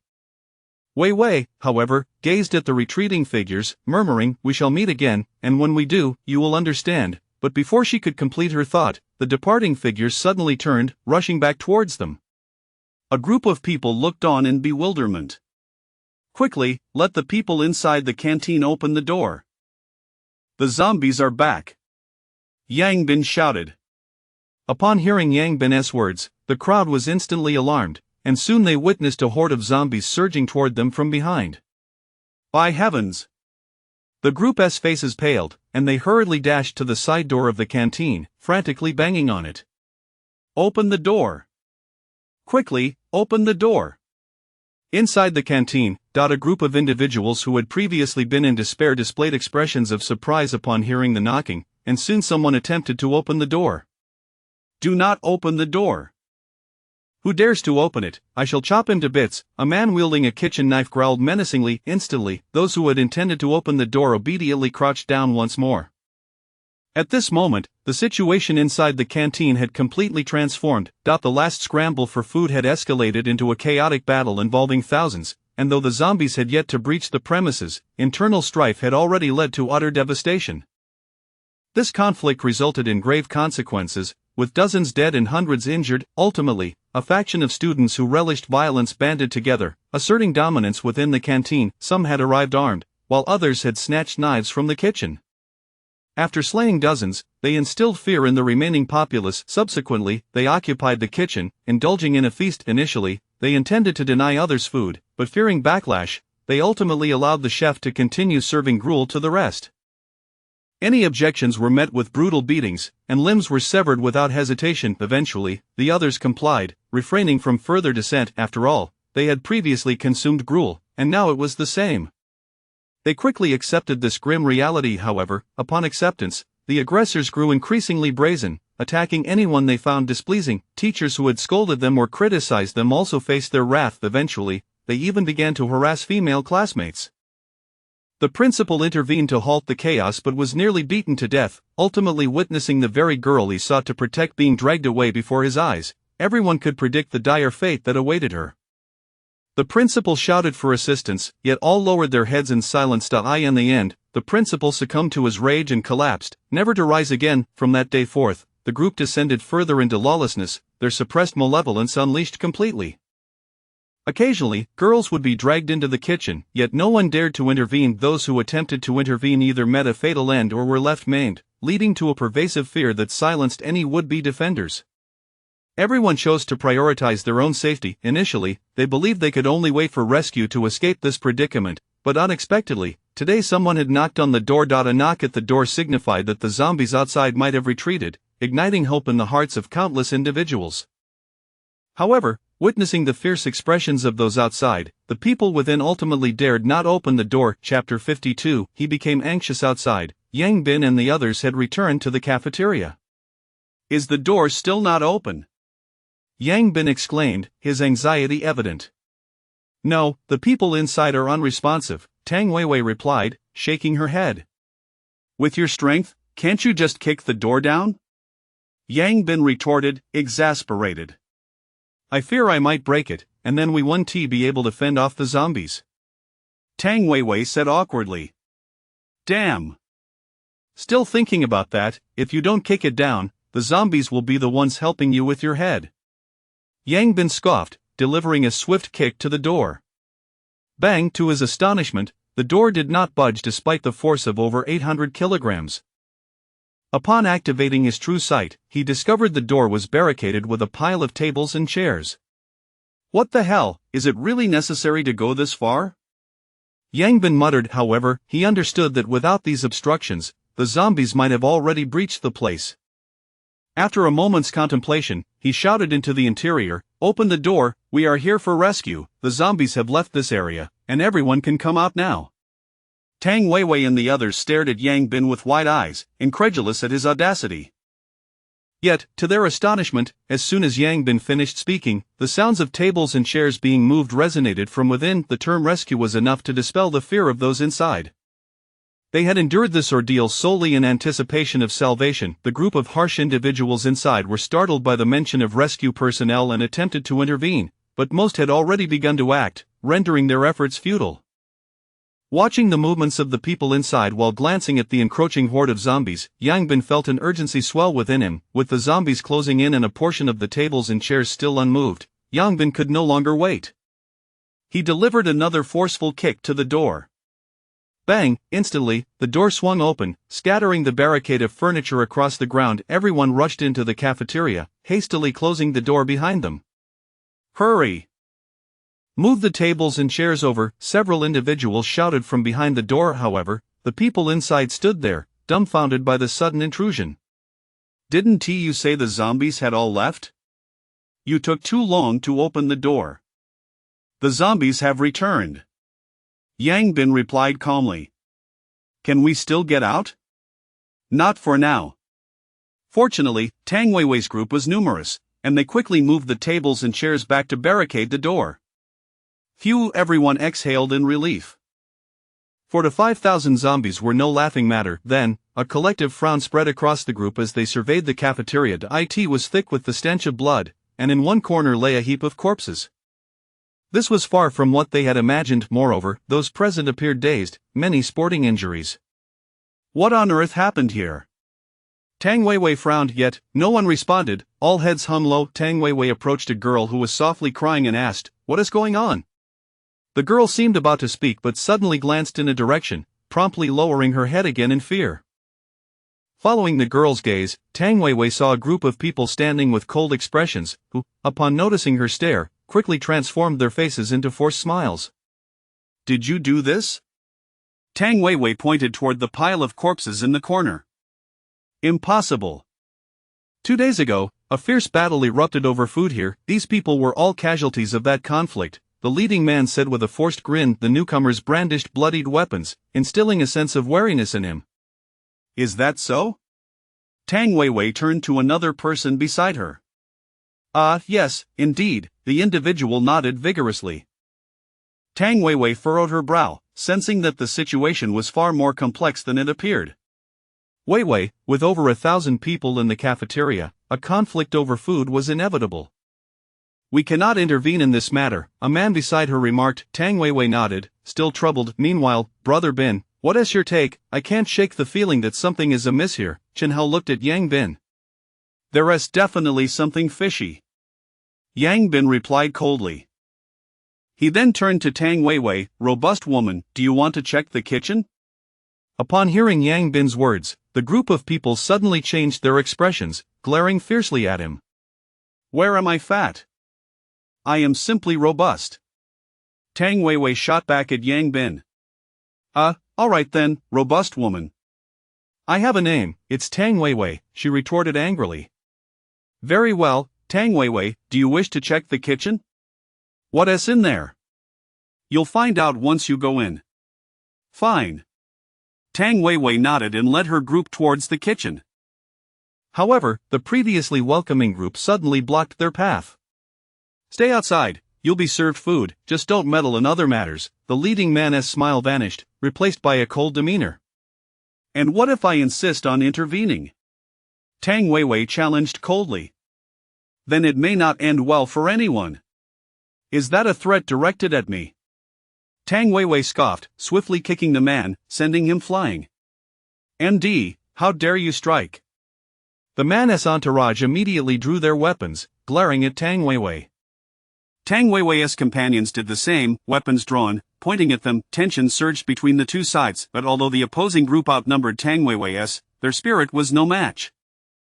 Tang Weiwei's team consisted entirely of first-tier individuals, most at the peak of that tier, with 2 at the second tier. In contrast, the others were merely a bunch of ruthless ordinary people, clearly not of the same caliber. "Step aside," Tang Weiwei commanded coldly. Though the group in front appeared frightened, they did not yield. "Attack!" Tang Weiwei ordered. In an instant, her team charged forward, and a fierce battle ensued. However, it was one-sided. The opposing group was utterly overpowered, unable to retaliate. Within 2 minutes, they were all subdued on the ground. Tang Weiwei stepped on them as she entered the kitchen. "I suddenly realize, having a large team gives quite an imposing presence," Chen Hao remarked. "Indeed," Yang Bin nodded. "We need to find a way to expand our team, but we must be discerning. Better to have fewer than to have the wrong kind. My only requirement is that they must possess abilities." "Is that what you call simple?" "After all, we aim for a high-end approach." "Very well, with you around, I'm not worried about finding ability users." "True, it's a pity that this robust woman already has a team. Otherwise, she would be quite suitable," Yang Bin said. "Where is she fat? She is healthy." Hu Wanliang interjected. "Do you have a preference for that type?" Yang Bin said, a grin on his face. What are you talking about?" Hu Wanliang stammered. "Admit it boldly if you like her." "Don't be shy, but honestly, she is quite attractive, just a bit too strong, yet she would complement your slender figure perfectly." "Liangzi, It's alright, later, I'll teach you some tricks to win over girls. You'll be sure to catch her. Chen Hao patted Hu Wanliang on the shoulder. Please, what you call winning over girls is merely licking dog techniques, you end up with nothing in the end, I refuse to learn that. If you dare bring this up again, do you believe I won't fight you? Alright, you're getting anxious. Chapter 53. The deranged woman. After a considerable time, Tang Weiwei emerged from the kitchen, her expression dark and foreboding. You damned wretches, she seethed, her body trembling with rage as she glared at the group before her. Her teammates, too, wore faces as pale as death. In this apocalypse, since we are all destined to perish, why suppress our instincts? I dare say many men present have entertained such thoughts. They simply lack the courage to act upon them, the man at the forefront raved madly.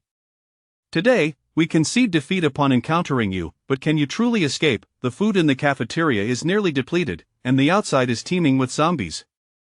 We are all destined to starve, waiting for rescue. Is that even plausible? Even if help were to arrive, you will not survive until that day. This is no concern of yours, Mou. Kill them. Tang Weiwei commanded coldly. As her words fell, a handsome man by her side stepped forward, wielding a fire axe that he swung fiercely at the adversaries. A massive head soared through the air, eliciting horrified screams from many. Brother Ben, what could possibly be so infuriating inside that it has driven this woman to such a frenzy? Chen Hao inquired, curiosity piqued. A group of naked women, tortured beyond recognition, Yang Bin sighed. Then these scoundrels truly deserve death. Before long, several women from Tang Weiwei's team emerged, leading a dozen or so dazed females. The eyes of these women were hollow, their faces ashen, yet, upon witnessing the fallen men, their expressions transformed into one of sheer madness, and they lunged at their tormentors, biting with fervor. Ah, get away from me! The echoes of their anguished cries reverberated through the cafeteria. After a prolonged struggle, those bitten managed to escape, but each bore wounds, with some even losing flesh following their outburst. The women collapsed to the ground, weeping uncontrollably. Sigh, in the apocalypse, if a woman lacks strength, being beautiful becomes a curse, Yang Bin remarked, shaking his head. Indeed, Chen Hao and Hu Wanliang nodded in agreement, acknowledging the unfortunate fate of the women before them, who were both attractive and well-proportioned yet tragically victimized. Clang, several tang knives were tossed before the women, accompanied by Tang Weiwei's icy command. What use is crying? Take up arms and slay those who have humiliated you. The women were momentarily taken aback, glancing between Tang Weiwei and the knives on the ground, unsure of how to proceed. However, soon a few gathered their courage, picked up the knives, and began to wildly attack the Me and I. In that instant, fear evaporated, replaced by an all-consuming hatred. They could never forget the atrocities these men had inflicted upon them. The scars on their chests, the agony in their lower bodies, served as constant reminders of their humiliation. Blood splattered, and screams echoed. Before long, several men lay lifeless, their bodies mutilated, while a few women were drenched in blood yet showed no signs of halting, continuing their frenzied assault. Others were paralyzed with fear, hastily retreating, terrified of being caught in the chaos. The ferocity of the women was truly terrifying. Shortly thereafter, the men were reduced to mere pulp. Only then did the women cease their onslaught, the madness gradually fading from their faces, only to be replaced by nausea as they beheld their gruesome handiwork. Most of the onlookers in the cafeteria were now crouched on the ground, retching at the horrific scene, which had far exceeded the limits of normal human endurance. Please, don't kill me. I was wrong. I promise I won't do it again. The remaining ruthless men, who had previously exuded bravado, now trembled in fear. Death was not terrifying, but being ground to a pulp certainly was. These men knelt, repeatedly bowing their heads in supplication, fervently confessing their sins. A few women, having grasped the tang knives, ultimately lacked the resolve to strike. Tang Weiwei shook her head and then addressed the women who had just acted, saying, "From now on, you shall join us." Yes, thank you, thank you. The women truly understood the brutal reality of the apocalypse and recognized the significance of belonging to a powerful group. The other women gazed at Tang Weiwei with anticipation, but she turned her attention to Yang Bin, who had been observing. What do you think we should do with the remaining ones? Yang Bin had not expected her to seek his opinion so suddenly, but considering her nature, it was likely a test. Kill them, of course.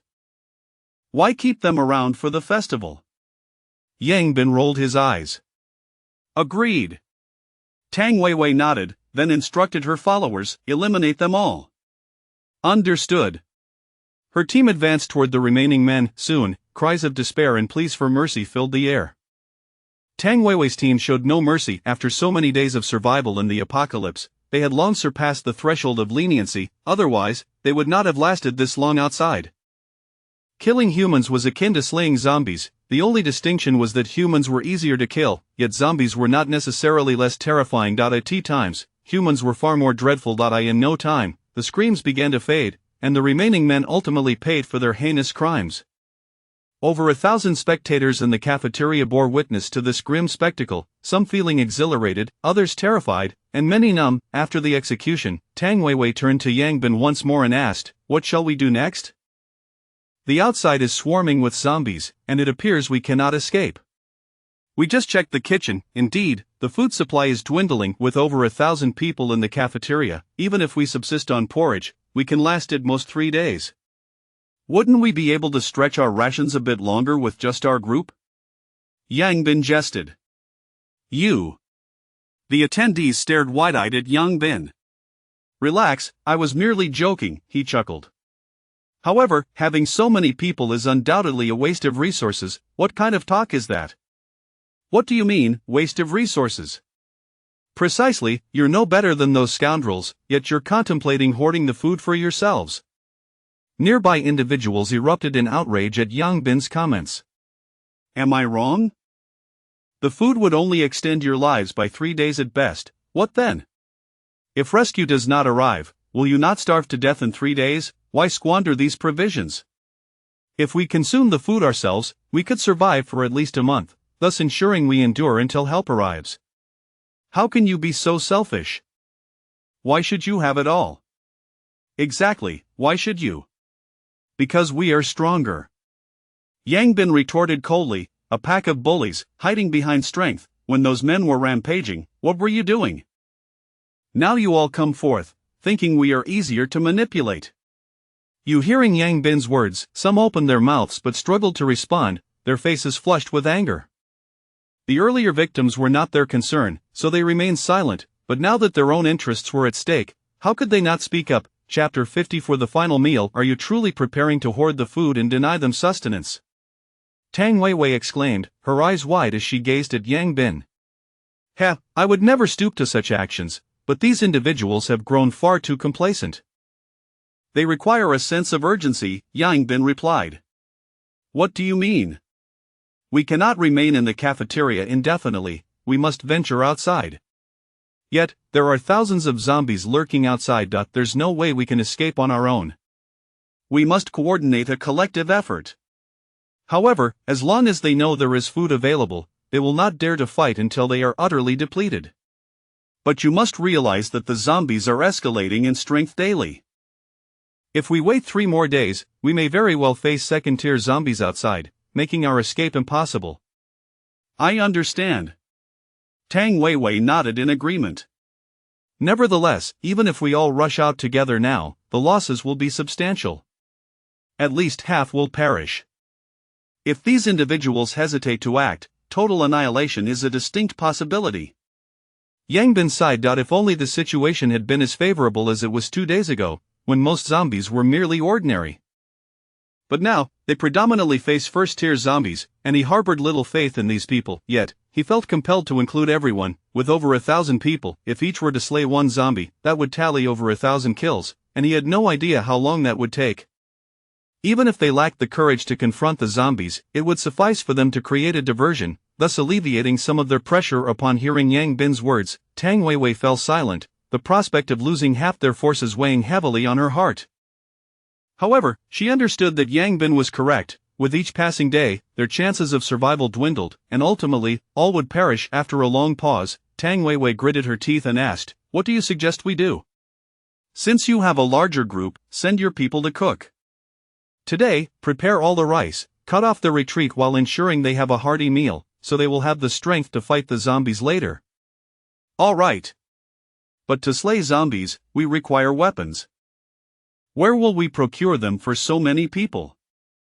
The legs of those tables in the cafeteria are made of iron. After the meal, we can simply dismantle them, Yang Bin proposed. That does seem plausible. Come on, you're so dull. Why not pair up with our Lianger, otherwise, I fear you won't survive in this apocalypse, Yang Bin lamented. I'm dull. Tang Weiwei pointed at herself, her eyes wide in disbelief. All along, she had been the core of the team, the architect of nearly every plan, which had allowed their group to flourish amidst the apocalypse.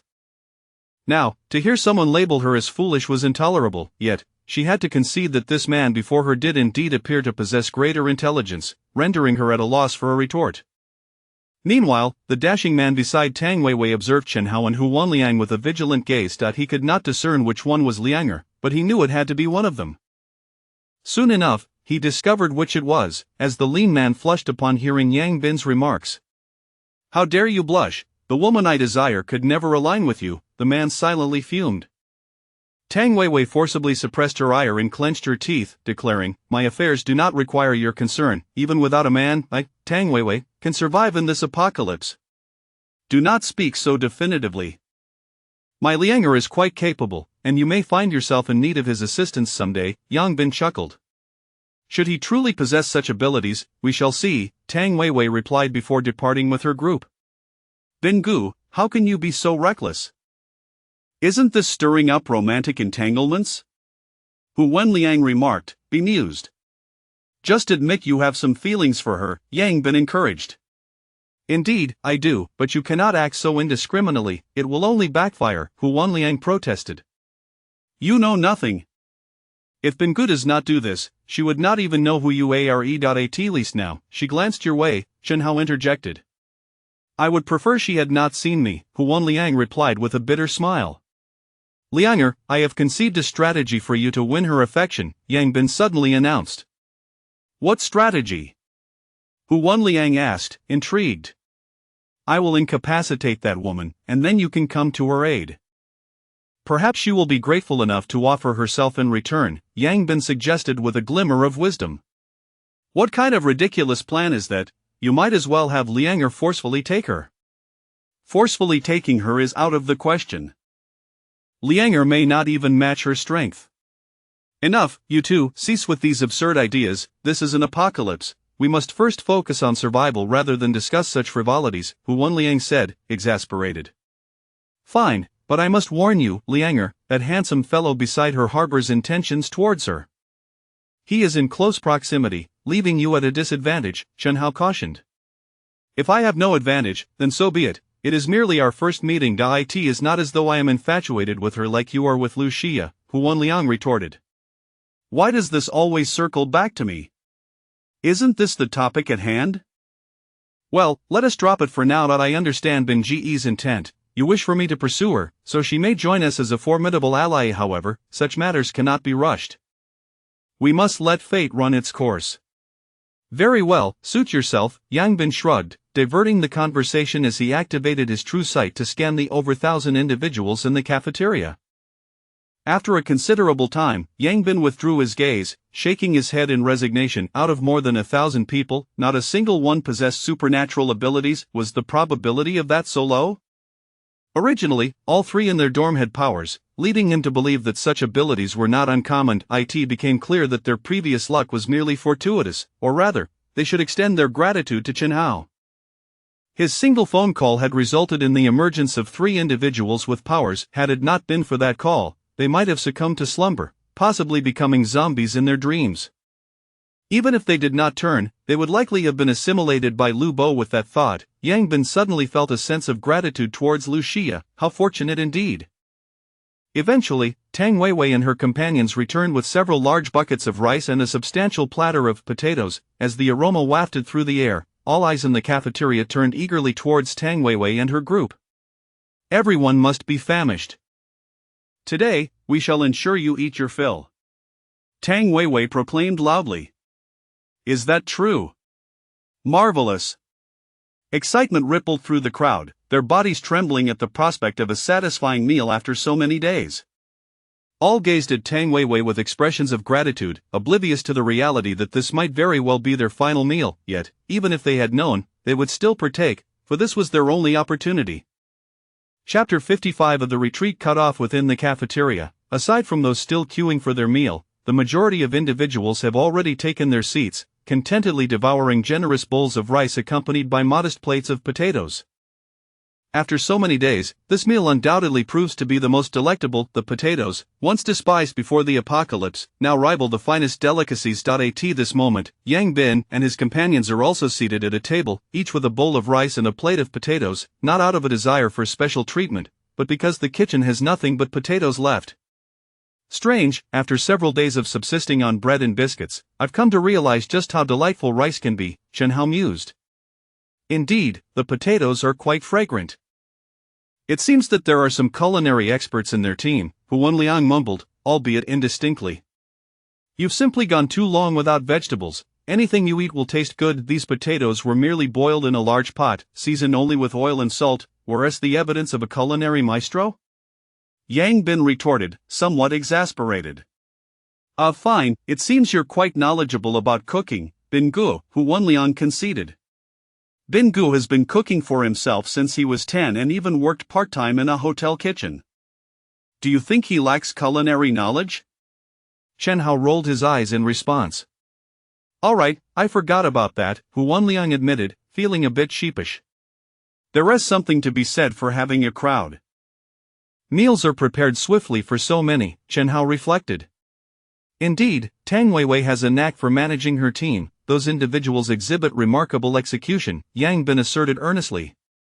I agree, but I believe you are undoubtedly stronger than her, Bin Gu, Chen Hao asserted with conviction, never wavering in his faith in Yang Bin's capabilities. I share that belief, Huan Liang echoed.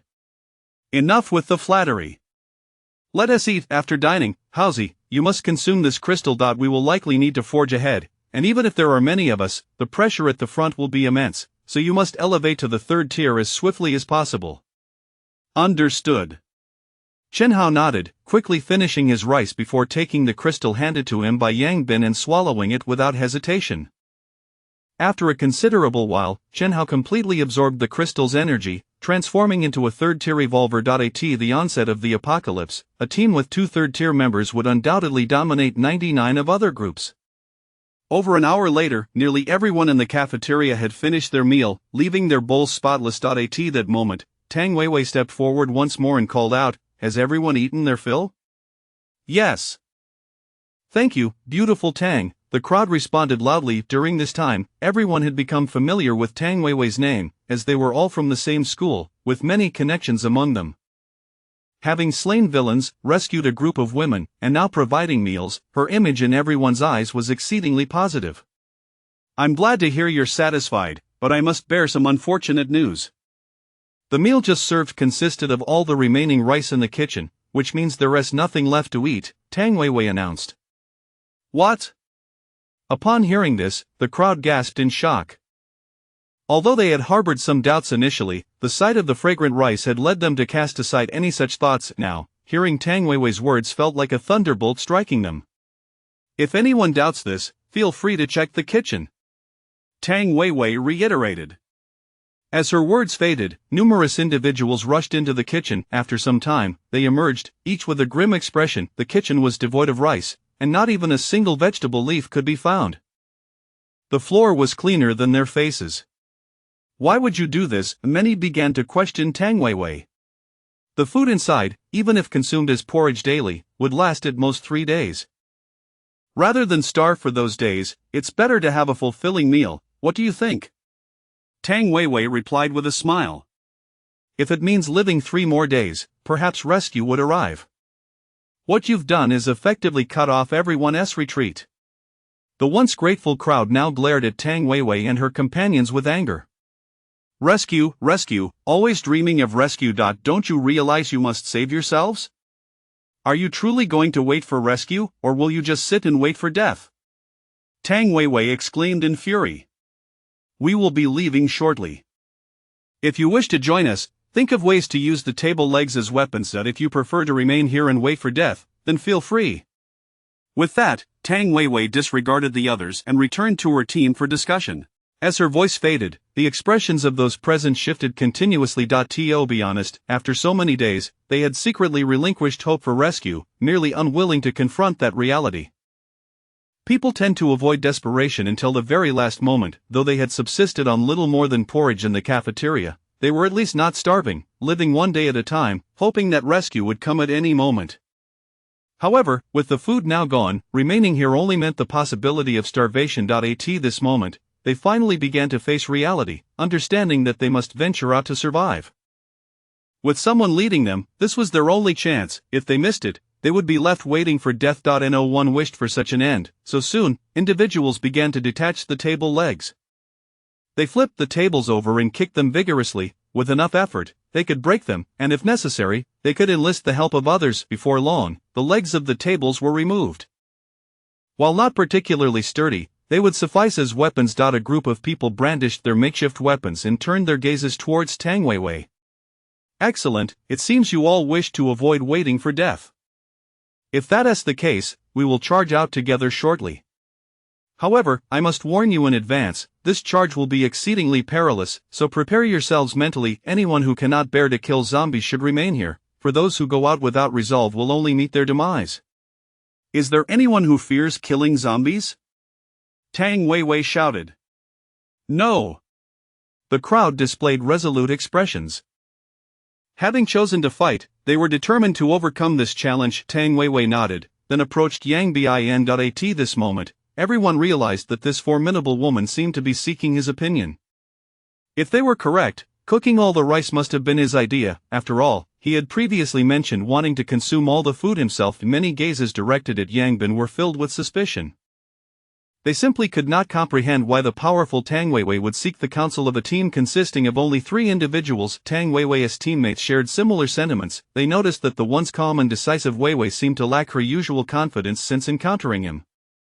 It appears we must distance ourselves from these individuals as swiftly as possible, the handsome man named Mou thought to himself. Chapter 56. Breaking out of the canteen. Regardless of what others thought, Tang Weiwei had now positioned herself before Yang Bin. When shall we commence?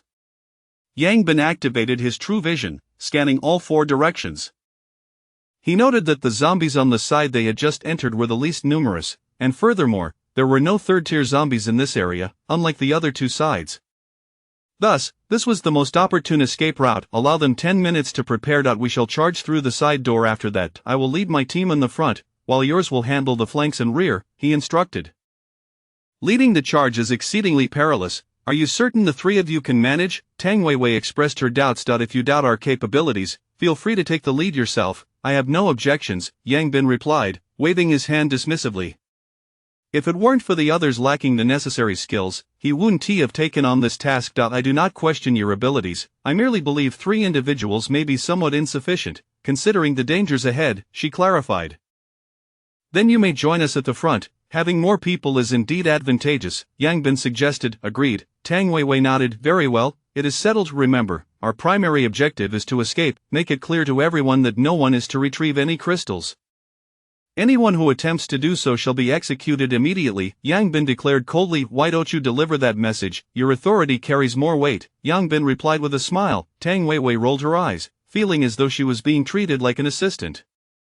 10 minutes later. Are we ready? Yang Bin shouted to the throng behind him. Everyone nodded solemnly. Yang Bin glanced at Tang Weiwei, who nodded in return. With a swift motion, her teammates began to clear away the tables and chairs. In an instant, Chen Hao yanked the door open. Yang Bin charged out, using his barbell to sweep away a few zombies at the entrance who had yet to react, then surged forward. Behind him, Chen Hao, Huan Liang, and Tang Weiwei quickly followed suit. Soon, the rest of the group also emerged in haste. The sudden appearance of a large group of humans excited the zombies, who then lunged wildly at them.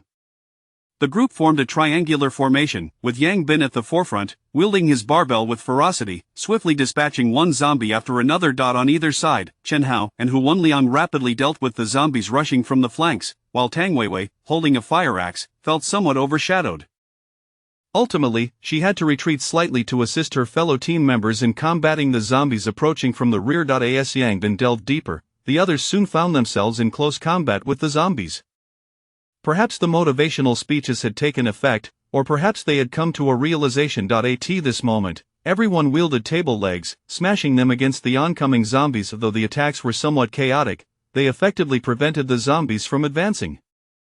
Here, the advantage of numbers became apparent. With 4,000 to 5,000 zombies, had they all targeted Yang Bin and his companions, fatigue would surely have overwhelmed them. However, with so many people sharing the burden, they at least avoided being caught in a pincer.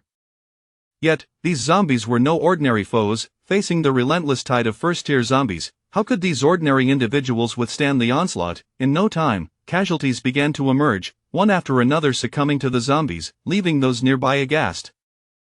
However, as more and more individuals fell victim to the horde, a peculiar transformation occurred. They seemed to become invigorated, shifting from fear to a frenzied determination. There was no turning back now, fight or die. Casting aside their terror, everyone fiercely struck at the advancing zombies. Up ahead, Yang Bin had lost count of how many zombies he had slain, yet the path remained obscured. For every zombie he dispatched, another would immediately take its place, causing his progress to slow significantly. Fortunately, having reached the third tier, his strength of over 800 kilograms rendered him an immovable force amidst the horde. No matter how many zombies charged at him, he stood his ground, unwavering, albeit slowly pushing forward, steadfastly leading everyone onward. Many were awestruck by Yang Bin's formidable prowess, finally understanding why even the strong-willed Tang Weiwei deferred to him. Tang Weiwei herself was equally astonished. Positioned closest to him, she could feel the magnitude of his strength.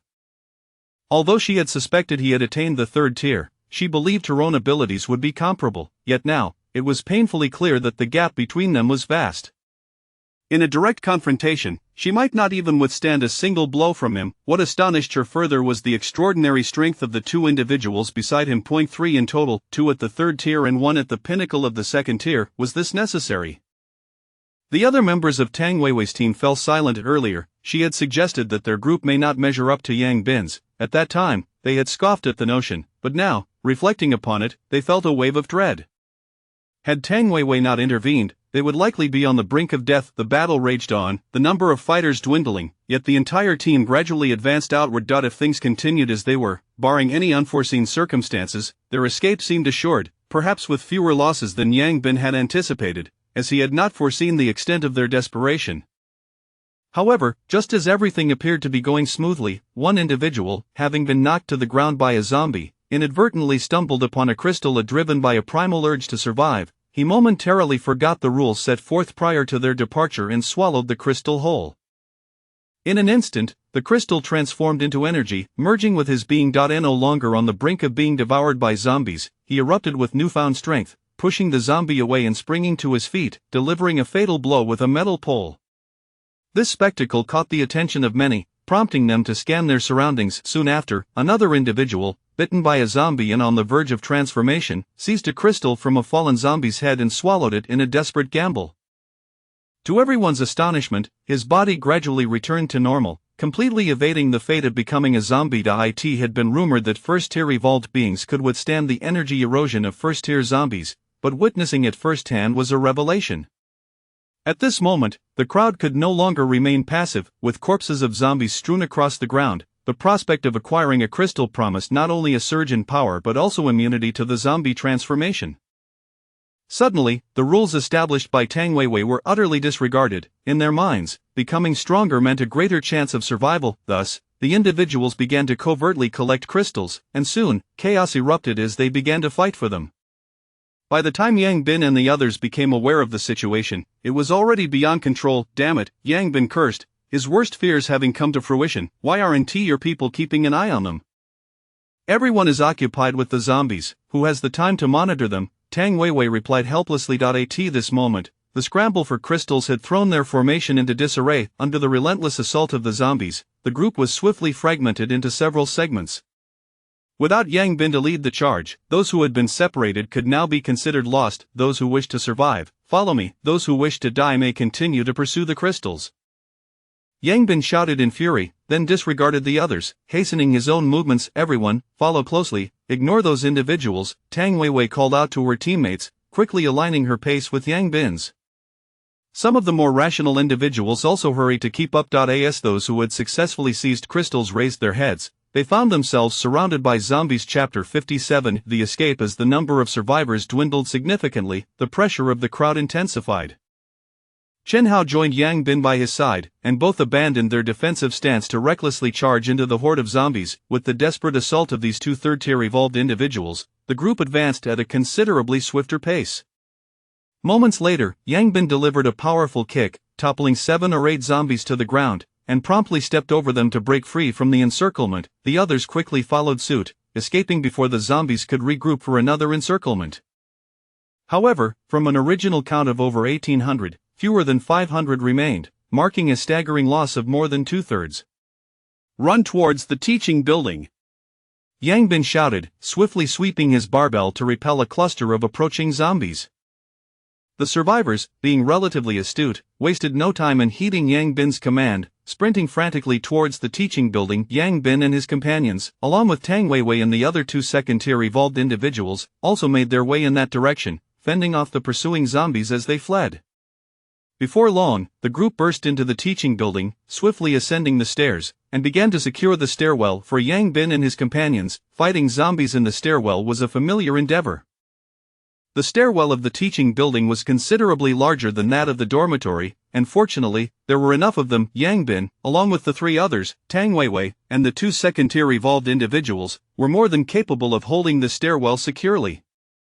The 5 of them, fatigued yet resolute, guarded the stairway while the rest of the group hurriedly took refuge in the classrooms. Yang Bin shook his head, initially contemplating lowering his standards to find some allies among these individuals, but it now seemed unnecessary.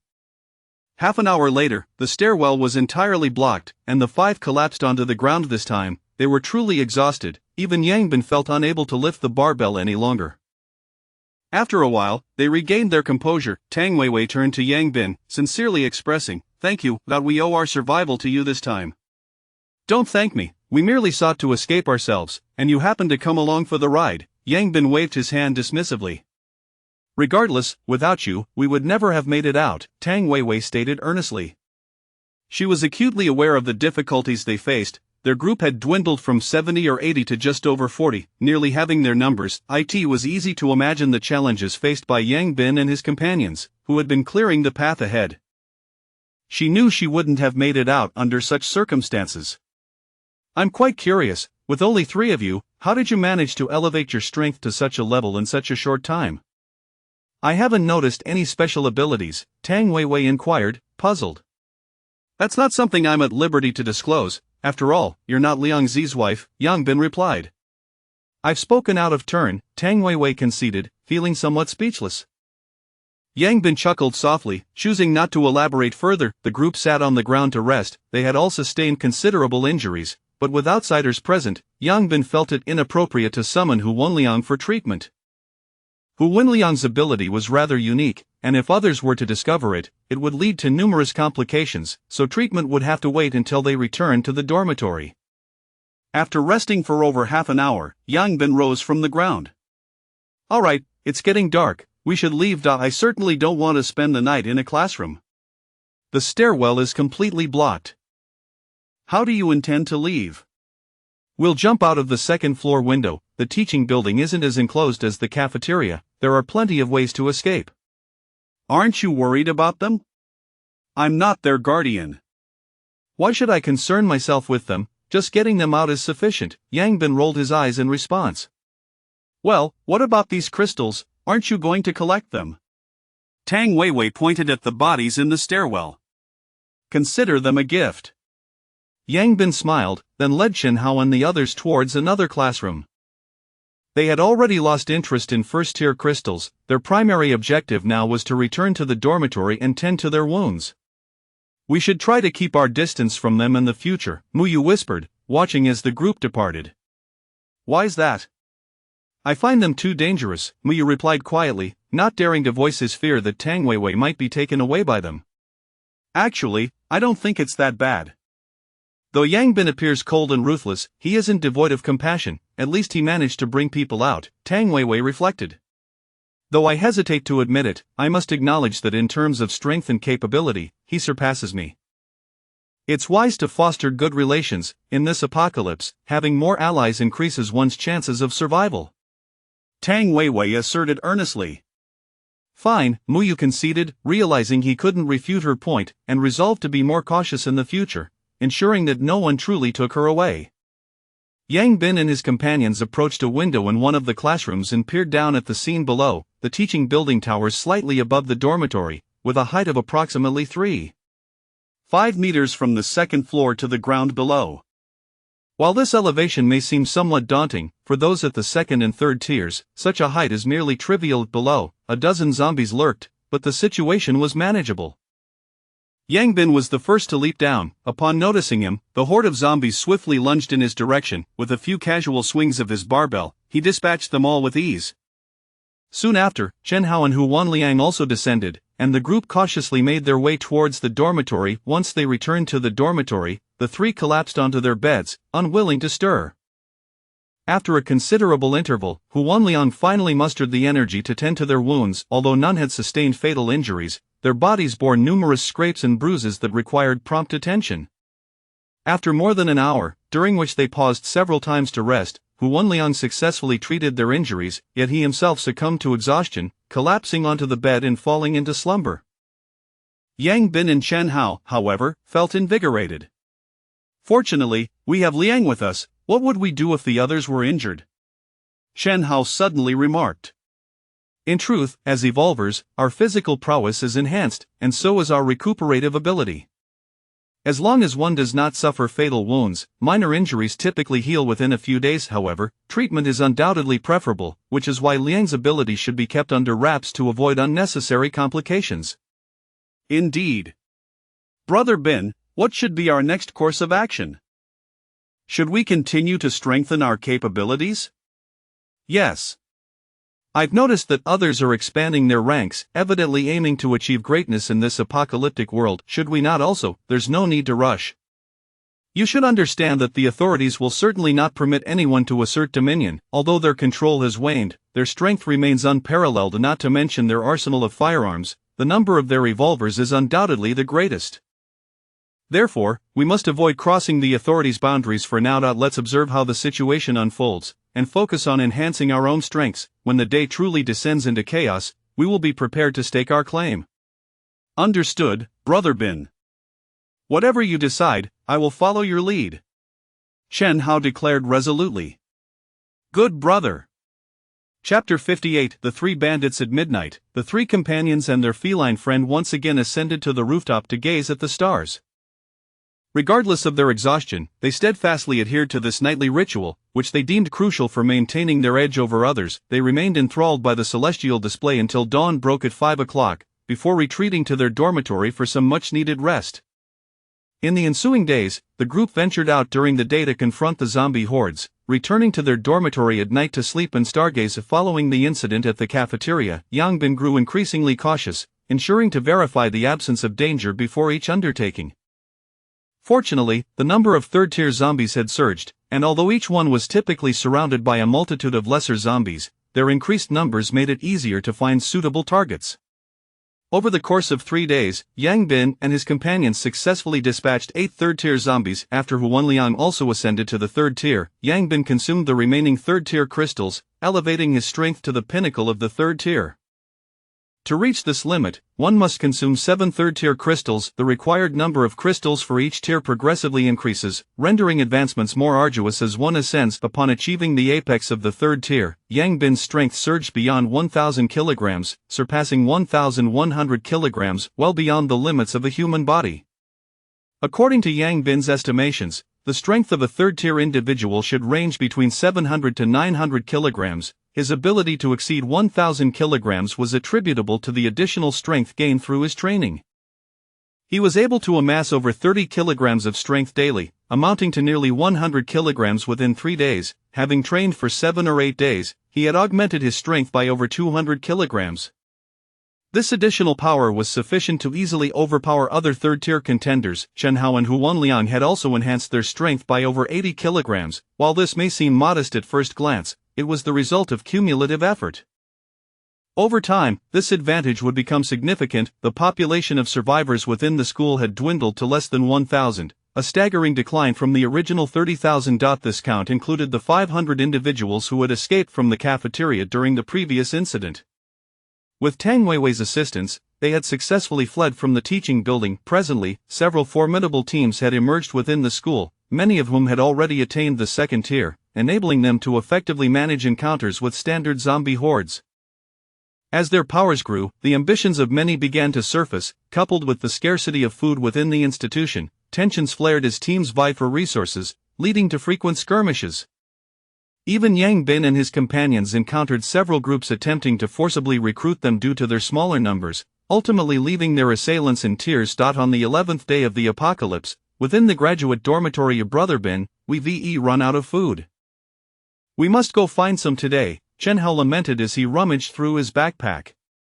At this point, the entire school likely has very little food left. The larger supermarkets have been claimed by those powerful teams, making it difficult to find anything, Hu Wenliang remarked with a frown.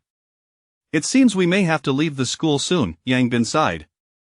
To be honest, he felt a twinge of reluctance about departing. Although the school posed its own dangers, it was a closed environment where the outside zombies could not infiltrate, making it considerably safer than the world beyond.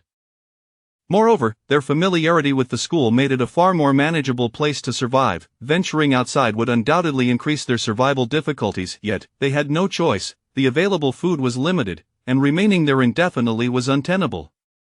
Let us head to a large supermarket first to scavenge some supplies, and once we've secured today's meals, we can leave the school tomorrow. All right. The three donned their backpacks and set off toward one of the larger supermarkets. Upon arriving at its entrance, they found the doors firmly shut. Yang Bin activated his true vision and peered inside, discovering a gathering of 40 to 50 individuals. However, what concerned him was not the people but whether there was any food available. After surveying the area, he noted that the shelves outside were nearly bare, yet the storage room within still held a considerable stock. That was all he needed. With a smile, Yang Bin approached and knocked on the door. "Who is there?" a voice called out in surprise from within. "Fellow classmates, please open the door." "We merely wish to procure some food," Yang Bin replied politely. "There is no food here, you should look elsewhere," came the response. "We'll only know if there is food once we enter, please open the door." "It is not very sturdy, and it would be unfortunate if it were to break," he insisted. "If I say there is none, then there is none. Get lost. If you dare break the door, I swear I'll kill you," one man shouted angrily. However, as his words hung in the air, a loud bang resounded, and a large hole was torn in the roll-up door, revealing a foot within. Moments later, two hands ripped the door apart, and three figures strode in. "What the? How dare you break our door? You re-asking for death?" The leader, a man with brown hair, was instantly infuriated upon witnessing the scene. At that moment, one of his companions seized his shirt from behind, panic etched on his face as he stammered, "Li Gu, it's those three. I don't care who they are." "Damn it!" The man's bravado evaporated as he recognized the trio. Captain Yang, I didn't know it was you, my apologies," he hastily offered. "You know me?" Yang Bin inquired, perplexed. "Who in the school doesn't know you now?" the man replied with a bitter smile. "What is going on? Why am I so famous?" You might not be aware, but among the various teams, we've compiled a list of the most formidable groups in the school, and you three are at the top." "Is there such a ranking? How come I was unaware?" "You've always operated independently, rarely interacting with other teams, so it's understandable that you wouldn't know. Additionally, this is information we require for survival. You may not find it necessary." "Fine, that is enough. I can't be bothered with all that. Is there any food?" After a moment of hesitation, the man finally confessed, "There is some left." He then turned to his companions, instructing them, "Go to the storage room and bring out the food. This, quickly." "Okay, fine." Reluctantly, the group moved toward the back. Food was the essence of survival, and their supplies were dwindling. No one wanted to part with what little they had left, yet, faced with these three bandits, they had no choice. Before long, they emerged with two boxes, one filled with biscuits and the other with bread. "Here, is this enough?" the man asked cautiously. Yang Bin tossed their three backpacks toward him. "Please pack these for us and throw in a few bottles of mineral water as well." "Sure," the man replied, not daring to refuse.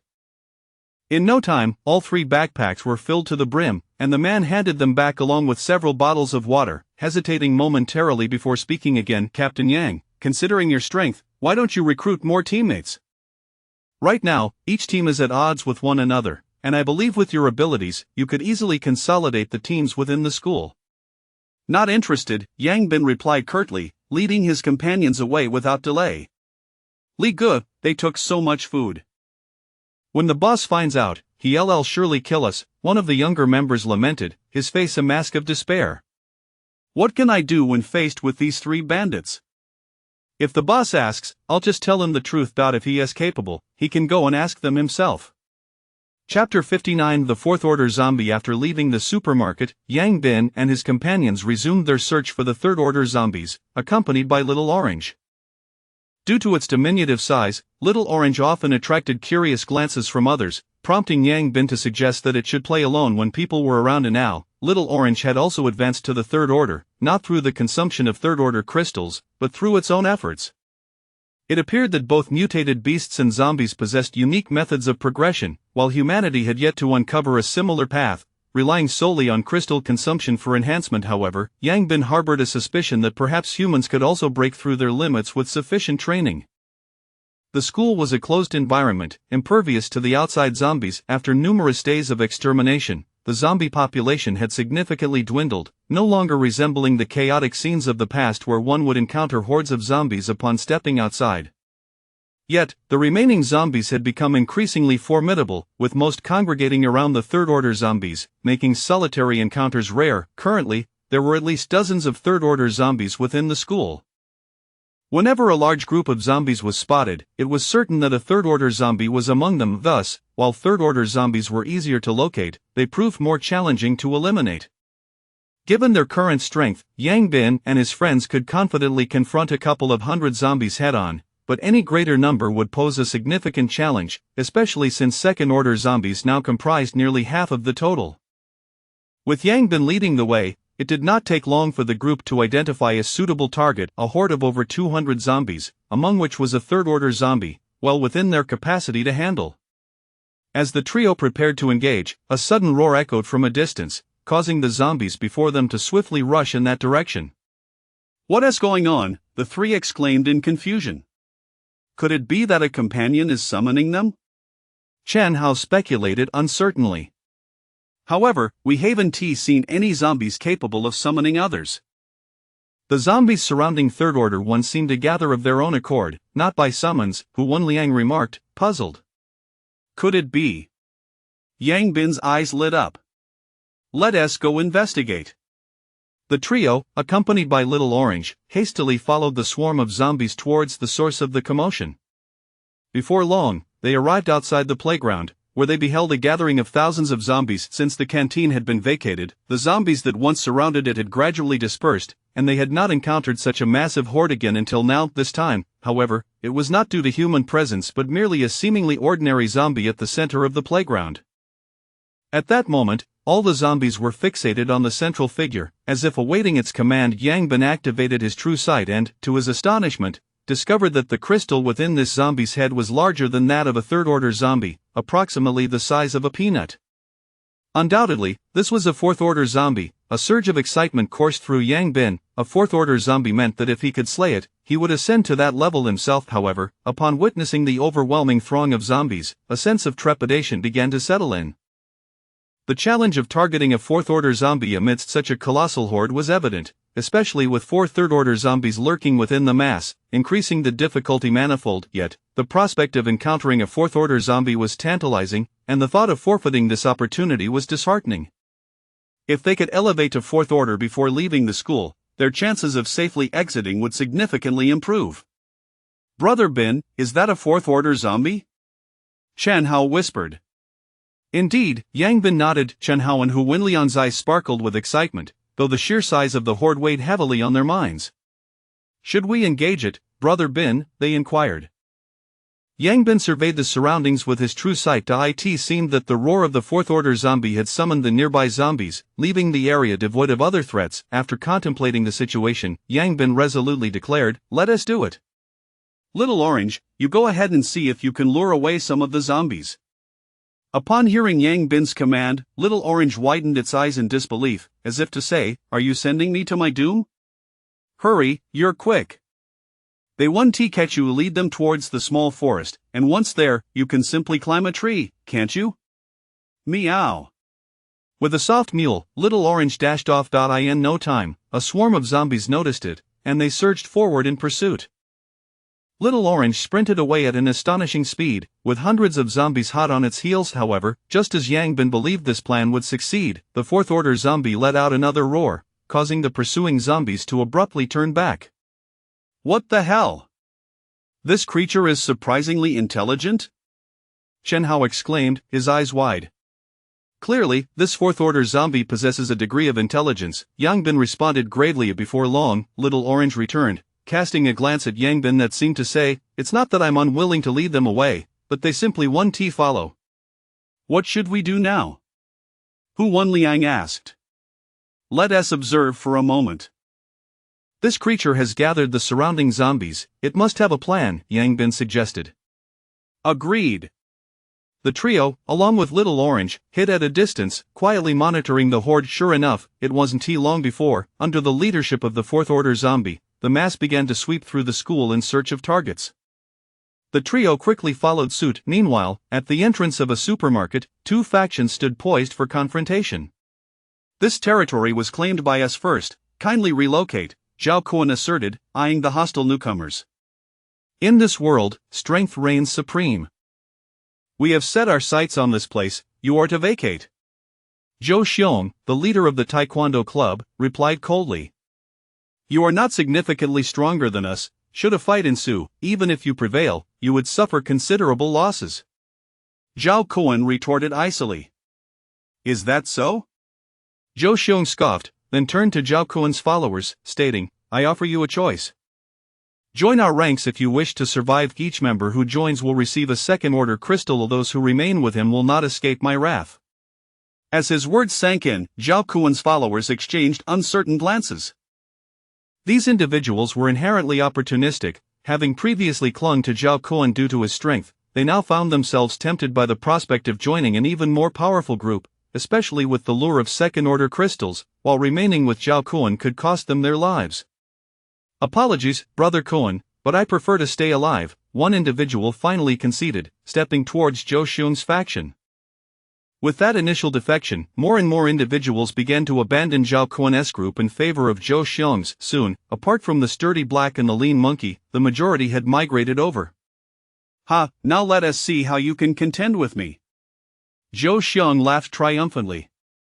Zhao Kuan's expression darkened significantly, and with gritted teeth, he declared, the supermarket is yours, Black Monkey, we're leaving. With that, he turned to depart with his two companions. I didn't say you could leave. Zhou Xiong interjected coldly. Chapter 60 of the Great Battle Against the Fourth Stage Zombies. What more do you want? Zhao Kuan glared fiercely at Zhou Xiong. Since they have all joined my team, why don't you join us as well? Zhou Xiong replied with a smile. Dream on. Zhao Kuan retorted coldly. Then don't blame me. In this apocalypse, I have no intention of leaving myself a future hazard. Kill them. As his words fell, dozens of people behind him swiftly surrounded Zhao Kuan and his companions. Just as both sides were about to clash, a tremor suddenly shook the floor. Startled, the group turned their gaze towards the distance. Not far ahead, a horde of zombies was rushing towards them. Everyone's expression changed dramatically, and they quickly abandoned thoughts of violence, hastening into the supermarket to shut the rolling shutter door. Quick! Drag the shelves over to block the entrance. Zhou Xiong urged anxiously. The group sprang into action, dragging rows of shelves to obstruct the door, sealing it tightly. Before long, the horde of zombies reached the supermarket entrance, relentlessly battering against the door. Watching the door shake violently, everyone felt their hearts leap into their throats. How can there be so many zombies? Zhou Xiong's face turned grave. Who knows, there must be over 1,000 of them. It's utterly terrifying. Outside, after a prolonged assault, the zombies had yet to breach the door when suddenly, a fourth-stage zombie let out a roar, followed by 4 third-stage zombies charging forward and colliding forcefully with the door. Bang! The door emitted a deafening sound, dust cascading down, and several shelves behind it toppled over in succession, leaving everyone's faces pale with fear. Hurry, brace against it! Zhou Xiong shouted, and the group pressed firmly against the shelves behind the door. Bang bang, the four third-stage zombies continue to slam into the rolling shutter door, distorting it with each impact. However, the dozens of second-stage evolved beings holding the door firm prevented the zombies from breaking through. At that moment, the fourth-stage zombie approached, squatting down to grasp the bottom of the shutter door and pull it upward. What the hell? Nearby, Yang Bin and his companions widened their eyes in disbelief. This zombie actually knows how to open the shutter door. Until now, zombies only knew how to ram doors, and it was shocking to see a fourth-stage zombie understand how to lift the shutter. This revelation left the trio astounded. How could anyone survive under such circumstances? Inside the supermarket, the hiding individuals were equally unprepared for this sight. As the shutter rose, their jaws dropped in astonishment. It's over. Despair etched onto everyone's faces. As the shutter elevated, the zombies surged inside, toppling the shelves at the entrance. Everyone, grab your weapons and kill! Zhou Xiong bellowed, swinging an axe and cleaving the head of the nearest zombie. The others quickly regained their composure, seizing their weapons to slay the encroaching zombies. The combined forces of both groups totaled over 100, all seasoned in slaying zombies. Despite the despair, they were determined to fight back. However, as the shutter fully opened, an ever-increasing number of zombies flooded in, and their defenses were soon compromised. The two sides engaged in fierce combat within the confines of the supermarket, where the limited space prevented too many zombies from entering at once, allowing the defenders to hold their ground for a time. Not far away, Yang Bin's eyes lit up at the sight. Let us strike them from behind, he declared, raising his barbell and charging forward, with the two companions quickly following suit. The trio swiftly maneuvered behind the zombies, swinging their barbell wildly to eliminate the oncoming undead. Little Orange also darted through the throng of zombies, snapping their necks with agility. While Little Orange excelled in speed, raw strength was not her forte. First and second stage zombies posed little challenge, but third stage zombies were much harder to dispatch. The zombies soon caught on to the trio's presence, and at the fourth stage zombies' roar, the surrounding horde turned to charge at them. Not afraid at all, Yang Bin shouted, swinging the barbell to swiftly dispatch the approaching zombies. With someone drawing the main force away, these smaller threats were no concern for them. As they felled more zombies, the fourth stage zombie finally sensed something amiss, realizing that these four individuals were proving more troublesome than the larger horde inside. With a mighty roar, the hundreds of zombies that had yet to enter the supermarket pivoted and charged towards them. Shit, this is too much, Yang Bin cursed, decisively retreating. If they were to play this game, he would not participate. A swarm of zombies pursued them rapidly, conservatively estimated to be around 600 to 700. Brother Bin, what now? Run to the library, let us lead them there, then we can jump from the second floor window, Yang Bin instructed. Brother Bin, you mean? Hee, our target remains the fourth stage. Understood. The trio quickly dashed into the library, a massive horde of zombies trailing closely behind. Inside the library, the group weaved through the aisles, toppling rows of shelves as they went, crushing as many as they could. Then, they hurried upstairs and unhesitatingly jumped from the window. Yang Bin promptly rushed to shut the library door behind them. Let us go. The group swiftly retraced their steps. Before long, they found themselves back at the supermarket entrance. At this point, aside from the zombies inside, fewer than 100 remained outside. Go!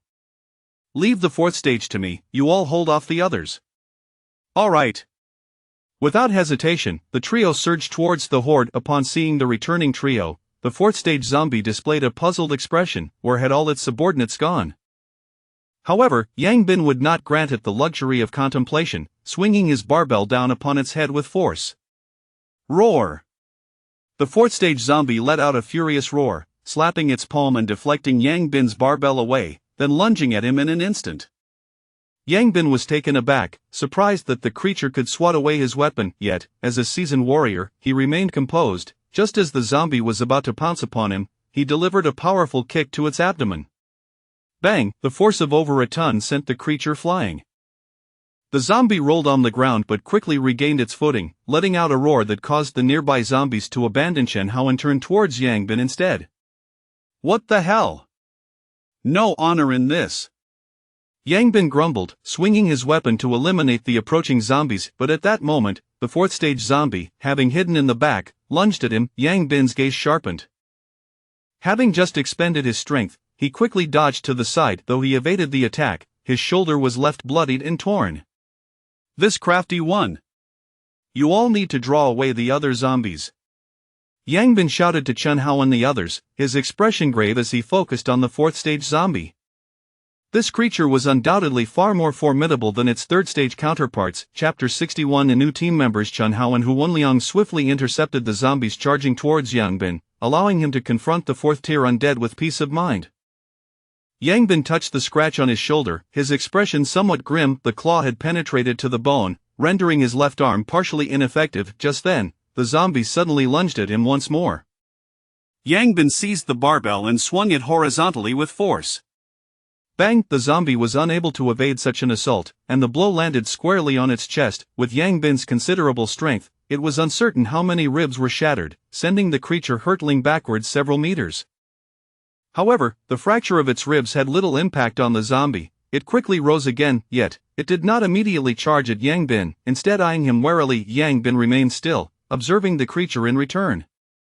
Ultimately, the zombie could not restrain itself. As Yang Bin feigned distraction, it lunged forward. A smile crept onto Yang Bin's lips, and as the creature was about to reach him, he deftly swung the barbell to strike its head. The fourth-tier zombie possessed a keen awareness of head protection and instinctively reached out to grasp the barbell. Fortunately, Yang Bin's strength was overwhelming. Not only did the zombie fail to seize the barbell, but its hand was also shattered upon impact. Nevertheless, the zombie exhibited no sign of pain. It swiftly clawed at Yang Bin's chest with its other hand, its sharp nails leaving deep gashes that exposed bone beneath. Ignoring the pain, Yang Bin delivered a powerful kick, sending the creature sprawling, and then swung the barbell down again towards its head. Bang! The blow intended for the head instead struck the shoulder as the zombie instinctively shifted. Despite this, Yang Bin's formidable strength still forced the creature to the ground. He granted no respite. As the zombie attempted to rise, the barbell descended upon its head once more. Bang! Blood sprayed forth. Even the hardest skull of a fourth-tier zombie could not withstand the force of over 1,000 kilograms, resulting in its head being crushed. Yang Bin exhaled in relief, swiftly retrieving the crystal. As he gazed at the fourth-tier crystal in his hand, roughly the size of a peanut, a smile finally graced his face. At that moment, Chen Hao and Hu Wenliang had eliminated the last few zombies outside and approached Yang Bin's side. Their eyes lit up with joy upon seeing the crystal in his grasp. Bingu, hurry and consume it. Let us see just how powerful the fourth tier truly is, Chen Hao urged with a grin. Yang Bin nodded and promptly swallowed the crystal. Almost instantly, an immense energy surged through his body, illuminating the fourth vertex of the first star in his mind. A wave of greater strength coursed within him, leaving Yang Bin feeling invigorated. After a considerable time absorbing the energy, he clenched his fist, a smile breaking across his face. Approximately 1,500 kilograms. Yang Bin declared joyfully. Impressive, with that strength, one could practically lift a car. Hu Wenliang laughed. Close enough. Let us proceed inside and assess the situation. Upon entering, they were met with a scene of devastation. Corpses of both zombies and humans littered the ground. Of the original 100 or so individuals, barely a dozen remained, clinging to life. Had it not been for Yang Bin and his companions, these survivors would have likely perished long ago. Inside the supermarket, there lingered around 60 to 70 zombies, including 2 third-tier ones. If Yang Bin's guess was correct, the rapid decline in survivors was largely due to the presence of these two formidable creatures. Upon seeing the newcomers, the remaining survivors were filled with exhilaration. However, upon recognizing Yang Bin and his companions, their expressions turned to disappointment. They longed to call for help but hesitated, unsure how to voice their plea. After all, these three were notorious for their ruthless reputation. Seeking their aid seemed futile. Zhao Kuan regarded Yang Bin and his companions with a forlorn expression. Once they had been allies, having slain many zombies together. Since parting ways, he had believed himself to be their equal. Yet now, any random team could drive them to the edge of despair, while these three alone instilled fear in any adversary. This was the stark reality of disparity. Though he had not intended to plead for assistance, the sight of the gravely injured Lao He and Shouho compelled Zhao Kuan to grit his teeth and approach Yang Bin. Yang Bin, could you spare our lives? If you save us, our lives will be yours to command. Upon hearing Zhao Kuan's words, Yang Bin realized that familiar faces were among the survivors. He had been too focused on the zombies to notice who was present. Let us first retrieve the 2 available third-tier crystals. Soon, the trio charged towards a cluster of zombies. Like wolves among sheep, each swing of their barbell felled several zombies. Yang Bin was particularly fearsome. Wherever he passed, no intact corpse remained within a 2-meter radius, causing the onlookers to stare in disbelief. Before long, one third-tier zombie abandoned its attack on the 10 or so survivors to target Yang Bin and his companions instead. However, as it lunged forward, Yang Bin struck it down with a single blow, while Chen Hao swiftly extracted the crystal. In no time, all 60 to 70 zombies within the supermarket were eradicated. Yang Bin and his companions gathered the third-tier and second-tier crystals, neglecting the first-tier ones as they were far too abundant. The remaining survivors gazed enviously at the crystals being collected. These could propel 2 individuals to the third tier, who wouldn't desire that. Thus far, only 2 or 3 known third-tier powerhouses existed within the school, primarily the leaders of large teams. Most others remained stuck at the pinnacle of the second tier, as third-tier zombies were notoriously difficult to kill. It was not solely because third-tier zombies were powerful, they always traveled in packs, making it nearly impossible to slay them without a formidable team. Yet, before the witnesses, 2 third-tier crystals were being collected right before their eyes, and the bitter feelings were palpable. Even the slightest glimmer of hope would compel them to take risks. Regrettably, these 3 were far too strong, leaving them with no hope whatsoever. At that moment, Zhao Kuan, battered and weary, approached Yang Bin and his companions. Yang Bin, thank you, he said sincerely. If you don't mind, my life will be yours from now on. I will do whatever you ask, without any ulterior motives. Yang Bin regarded Zhao Kuan thoughtfully. He indeed needed allies, yet his initial stance was to avoid recruiting non-ability users. However, after days of reflection, he recognized the harsh reality. True ability users were scarce. Furthermore, even if they existed, they might not be suitable companions, nor would they necessarily wish to join them. In contrast, Zhao Kuan and his companions were evidently the most fitting candidates among non-ability users. They had collaborated before. More importantly, they had never faltered in the face of zombies. Although their relationship had soured somewhat, they had never resorted to deceit, and their character was relatively sound. With these thoughts in mind, Yang Bin smiled at Zhao Kuan and extended his hand. Welcome, from now on we are brothers. Chapter 62 Nourishing the body with sustenance. Upon hearing Yang Bin's words, Zhao Kuan's anxious heart finally found solace. He had never imagined that one day he would be so concerned about being unwanted despite risking his life. However, after enduring the harsh realities of the apocalypse for so long, he had come to accept that only by aligning himself with the powerful could he hope to survive. Meanwhile, Zhou Xiong's expression darkened as he witnessed Zhao Kuan ingratiating himself with Yang Bin. Although he had acted imperiously in front of Zhao Kuan and the others, he was acutely aware that against the 3 formidable individuals, he stood no chance, even in a crowd. He had just observed how effortlessly they dispatched third-tier zombies, and it was likely they had already advanced to the 4th tier. In just a few days, their strength had grown alarmingly fearsome. Members of the Taekwondo club only acknowledged brute strength, yet he remained self-aware. Against a 4th tier, he had no hope whatsoever. Initially, he had hoped to remain unnoticed, but now that Zhao Kuan had made a connection with the others, he could no longer remain in the shadows. Moments ago, he had nearly been killed by them. If they sought revenge with the aid of these 3, his fate would be sealed. Behind Zhou Xiong stood 7 or 8 members of the Taekwondo club, along with 2 individuals from Dormitory 21. After a brief moment of hesitation, the 2 from Dormitory 21 stepped forward and greeted Yang Bin with a smile. Boss Yang Bin, what a coincidence, we are with Zhao Kuan, perhaps we could join forces with you in the future. Upon seeing these 2, Zhao Kuan's countenance darkened considerably, wishing he could eliminate these opportunistic individuals. However, he refrained from taking action, fully aware that since he had chosen to ally with Yang Bin, all decisions should rest with him. If he were to overshadow Yang Bin, it would certainly lead to discontent. Noticing Zhao Kuan's displeasure, Yang Bin inquired, "What is the situation with these 2? Zhao Kuan's face contorted with disdain as he recounted the recent events. After listening, a cold glint flashed in Yang Bin's eyes. Betrayal was his greatest aversion. Boss Yang Bin, please do not take Zhao Kuan's word for it. We were merely acting out of necessity and never intended to betray anyone, the 2 hastily explained.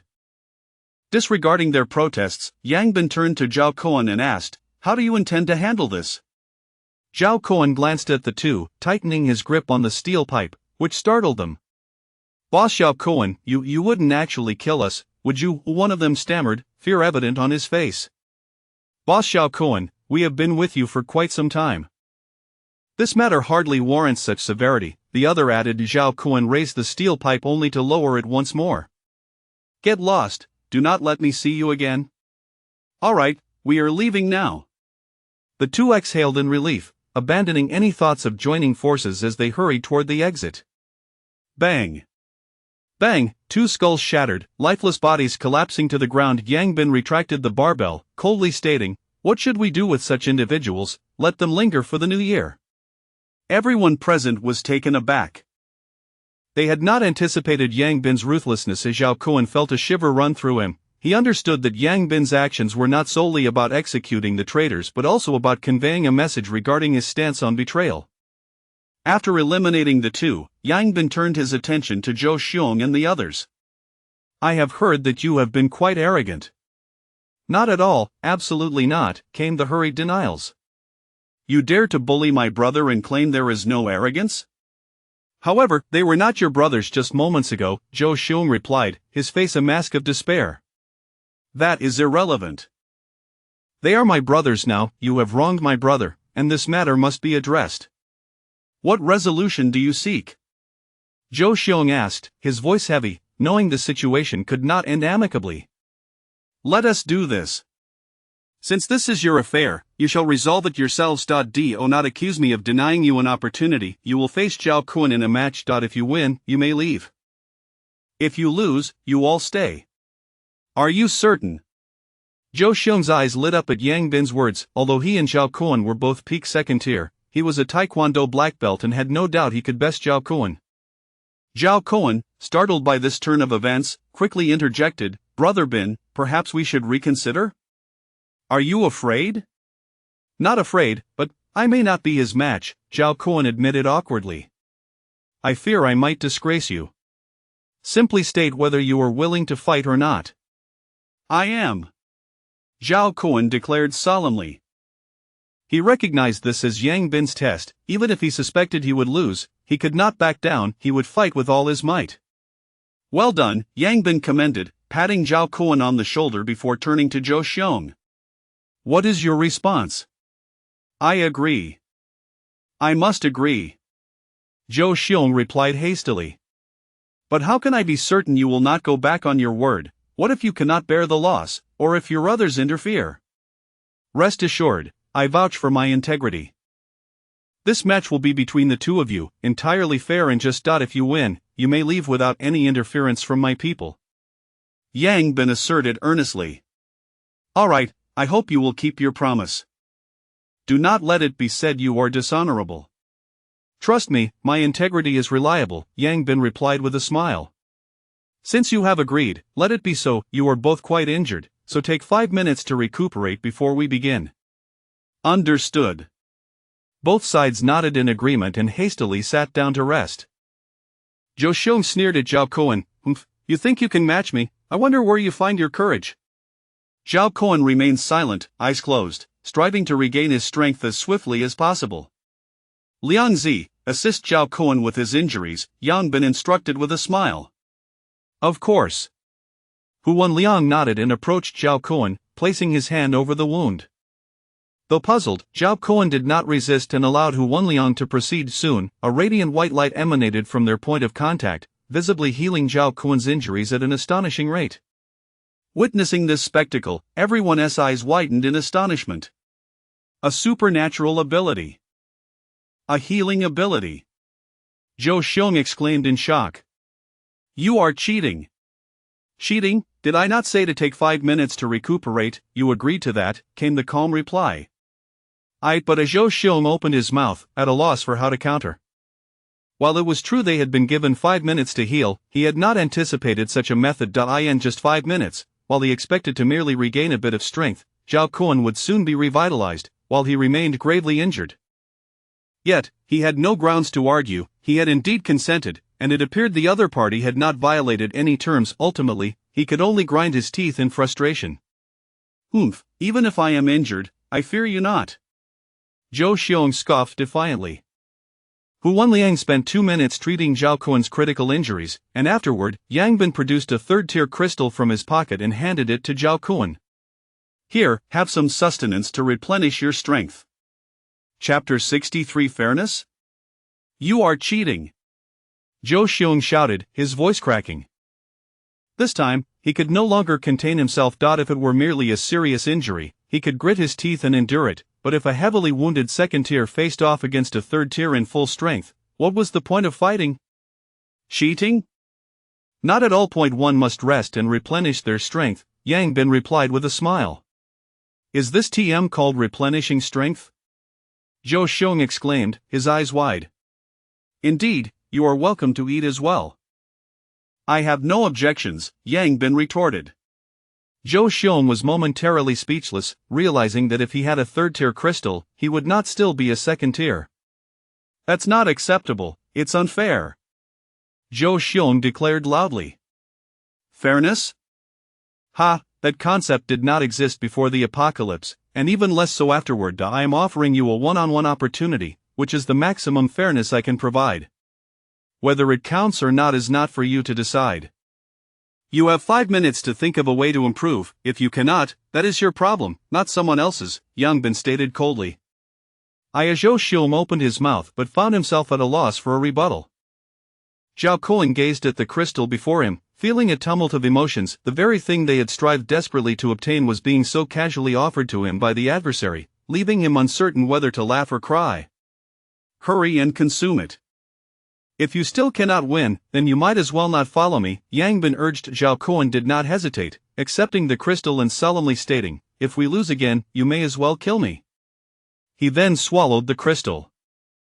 In no time, his strength had risen to the third tier. All right, time is nearly up, let us begin, Yang Bin announced. Can we not fight? Zhou Xiong asked, his face filled with anguish. Of course, I can simply declare you forfeited, and you may all remain here, Yang Bin replied nonchalantly. No.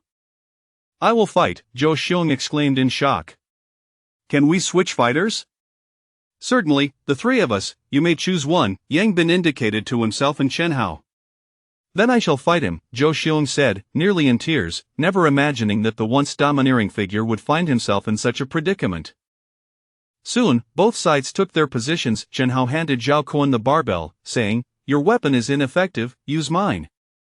Zhou Xiong's lips twitched as he looked at the fire axe in his hand, then at the imposing barbell in his opponent's grasp, a wave of despair washing over him.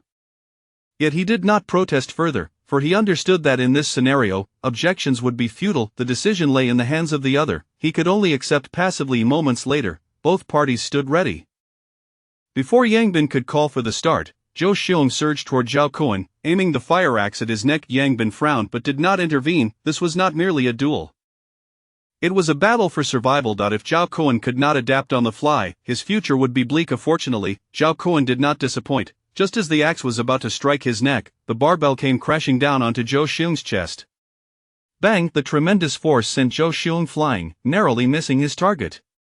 Had Zhao Kuan still been a second tier, Zhou Xiong might have withstood the blow and retaliated effectively. However, the strength of a third tier Zhao Kuan was overwhelming. He could not withstand such a strike. Zhou Xiong rolled on the ground and quickly sprang to his feet, yet Zhao Kuan did not grant him a moment's respite, rushing forward with the barbell poised to strike again. In a critical moment, Zhou Xiong raised the fire axe in defense. Clang! A piercing sound rang out as Zhou Xiong's grip was shattered, the axe slipping from his grasp. Zhao Kuan, seizing the advantage, lifted the barbell and aimed for Zhou Xiong's head once more. Zhou Xiong rolled aside just in time, evading the blow, and then leapt high, delivering a fierce kick aimed at Zhao Kuan's head. Zhao Kuan intercepted with the barbell. Zhou Xiong's kick connected with the barbell, causing him to grimace in pain. Zhao Kuan capitalized on the moment, executing a sidekick that struck Zhou Xiong's waist, sending him crashing to the ground, and immediately followed up with another brutal strike from the barbell. Without a weapon, Zhou Xiong could only raise his arms in defense. Bang! A dull thud echoed as Zhou Xiong's arm was broken, yet, before his agonized scream could escape, Zhao Kuan swung again. No! Zhou Xiong cried in terror, but it was too late. Zhao Kuan's blow landed squarely on his head. Bang! Zhou Xiang's skull shattered like a watermelon. In his final moments, he felt a pang of regret, wondering why he had ever sought trouble with this person. The outcome of the battle surprised even Yang Bin. He had to admit that Zhao Kuan fought with a ferocity that left no room for the opponent to recover. Chen Hao and Hu Wanliang were equally taken aback. This guy was quite ruthless. The 7 or 8 members behind Zhou Xiong were left dumbfounded, their faces pale with fear as they beheld the headless body of their leader. Subsequently, they all knelt before Yang Bin and the others, repeatedly bowing their heads. "Please, spare us. We didn't want this, it was all him." Seeing their desperate pleas, Zhao Kuan hesitated for a moment before looking to Yang Bin. Yang Bin sighed and said, "When weeding, one must not leave roots behind. Either do not kill, or if you do, ensure there are no lingering threats." "Understood." Zhao Kuan nodded, aware that these individuals could not be spared. Having enjoyed the benefits provided by Zhou Xiong's group, they must also bear the risks that came with it. Given Zhou Xiong's nature, it was likely they had engaged in numerous acts of bullying. "Haozi, Liangzi, lend a hand," Zhao Kuan instructed. "All right." This time, Hu Wanliang did not hesitate. Some things, once begun, become easier to accept over time. With a cacophony of curses and screams, the remaining members were swiftly dealt with. In truth, when Yang Bin had instructed Hu Wanliang to heal Zhao Kuan, it had already sealed the fate of these individuals. There was no way Yang Bin would allow Hu Wanliang's abilities to be exposed so soon. Yang Bin was not a cold-blooded killer, but he understood well that some people, once offended, must be dealt with thoroughly. Otherwise, even the most inconspicuous individuals could cause significant trouble. Hu Wanliang and the others were still students, not yet sufficiently mature, but Yang Bin had experienced the darker side of humanity and would not be as naive as they were. As the leader of the group, he had to be responsible for his team. Chapter 64 A Frenzied Slaughter. Seeing that the situation had been resolved, Zhao Kuan hastily dragged out Lao He and Shou Ho, who were concealed beneath the corpses. "Brother Bin, could you possibly have Lianga save Lao He and the monkey?" Zhao Kuan implored. The two were gravely injured and remained unconscious. Had it not been for Zhao Kuan's desperate protection, they would have been reduced to mere bones by the zombies. Yang Bin, observing their condition, was taken aback. One must admit, Zhao Kuan truly cared for his comrades. "Liang Zi, save them." "Understood." Hu Wanliang quickly approached, placing one hand over each person's wound to commence treatment. After several minutes, he successfully healed the severe wounds on Lao He and Shou Ho, leaving the minor injuries to mend on their own, as Hu Wanliang was beginning to feel faint himself. Had he not already attained the 3rd tier, he would have collapsed from exhaustion. Before long, the two gradually regained consciousness, their eyes scanning their surroundings in bewilderment. "Wonderful, you have finally awakened!" Zhao Kuan exclaimed with exhilaration. "Kuan Ge, we are still alive." The two spoke in disbelief, as they had assumed the situation was dire. "Indeed, we live. Brother Bin saved us." Zhao Kuan briefly recounted the recent events. The two quickly rose to their feet and knelt on one knee before Yang Bin. "Thank you, Brother Bin. Kuan Ge's decisions are our decisions. From now on, our lives belong to you," they declared solemnly. "What nonsense, we are brothers now, we shall support one another and strive to survive in this wretched apocalypse." Yang Bin replied with a smile. "Agreed." The group nodded vigorously. "Now that our numbers have increased, we should be capable of tackling those 3rd-tier zombies that we previously could not confront," Yang Bin remarked cheerfully. "Brother Bin, can you perceive the levels of the zombies?" Zhao Kuan inquired suddenly. "Yes, I possess the ability to see through. I can gauge a zombie's level by assessing the size of the crystal within its head," Yang Bin affirmed. Since they had become allies, there was no need for secrecy. No wonder Zhao Kuan nodded in understanding, having previously suspected that Yang Bin had discerned the crystal from that peculiar zombie's head on the very first day. Without the ability to see, who would have thought to look? This skill was nothing short of divine in the apocalypse. It is known that the strength of zombies cannot be discerned from their outward appearance, as they all resemble one another. Only in combat does their true power reveal itself. However, once engaged, escape is hardly a guarantee, resulting in numerous teams suffering devastating losses from misjudgments. Some teams seeking high-tier crystals often found themselves disappointed after slaughtering only to discover that the crystals they sought were absent, rendering their efforts futile. Thus, having the foresight to determine a zombie's level was a coveted ability for any team. To think this group of three not only possessed healing abilities but also had the power of perception. It was no wonder their progress was swift. Zhao Kuan and his companions felt an overwhelming excitement. Who would not wish to be part of a formidable team? How Gu, is your ability invisibility? Zhao Kuan suddenly directed his gaze at Chen Hao. Correct, Chen Hao chuckled, as they had witnessed his ability to become invisible. You three are actually all ability users.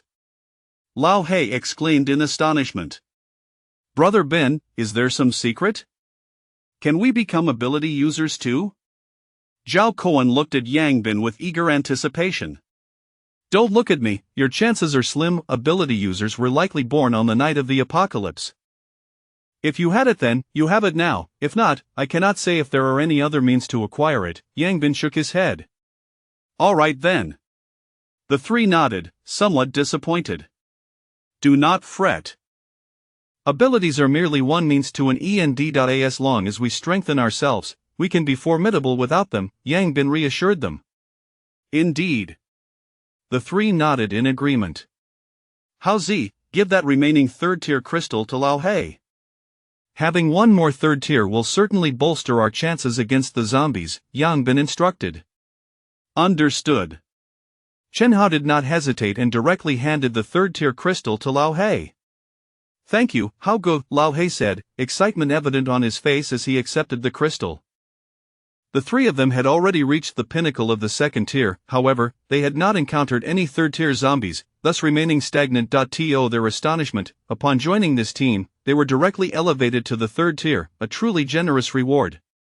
Lao He quickly consumed the crystal. Before long, Lao He's strength surged to the third tier, with 6 members in the team, 1 at the fourth tier and 4 at the third tier. Should they add Little Orange, they would have 5 third-tier members, capable of overwhelming any opposing team.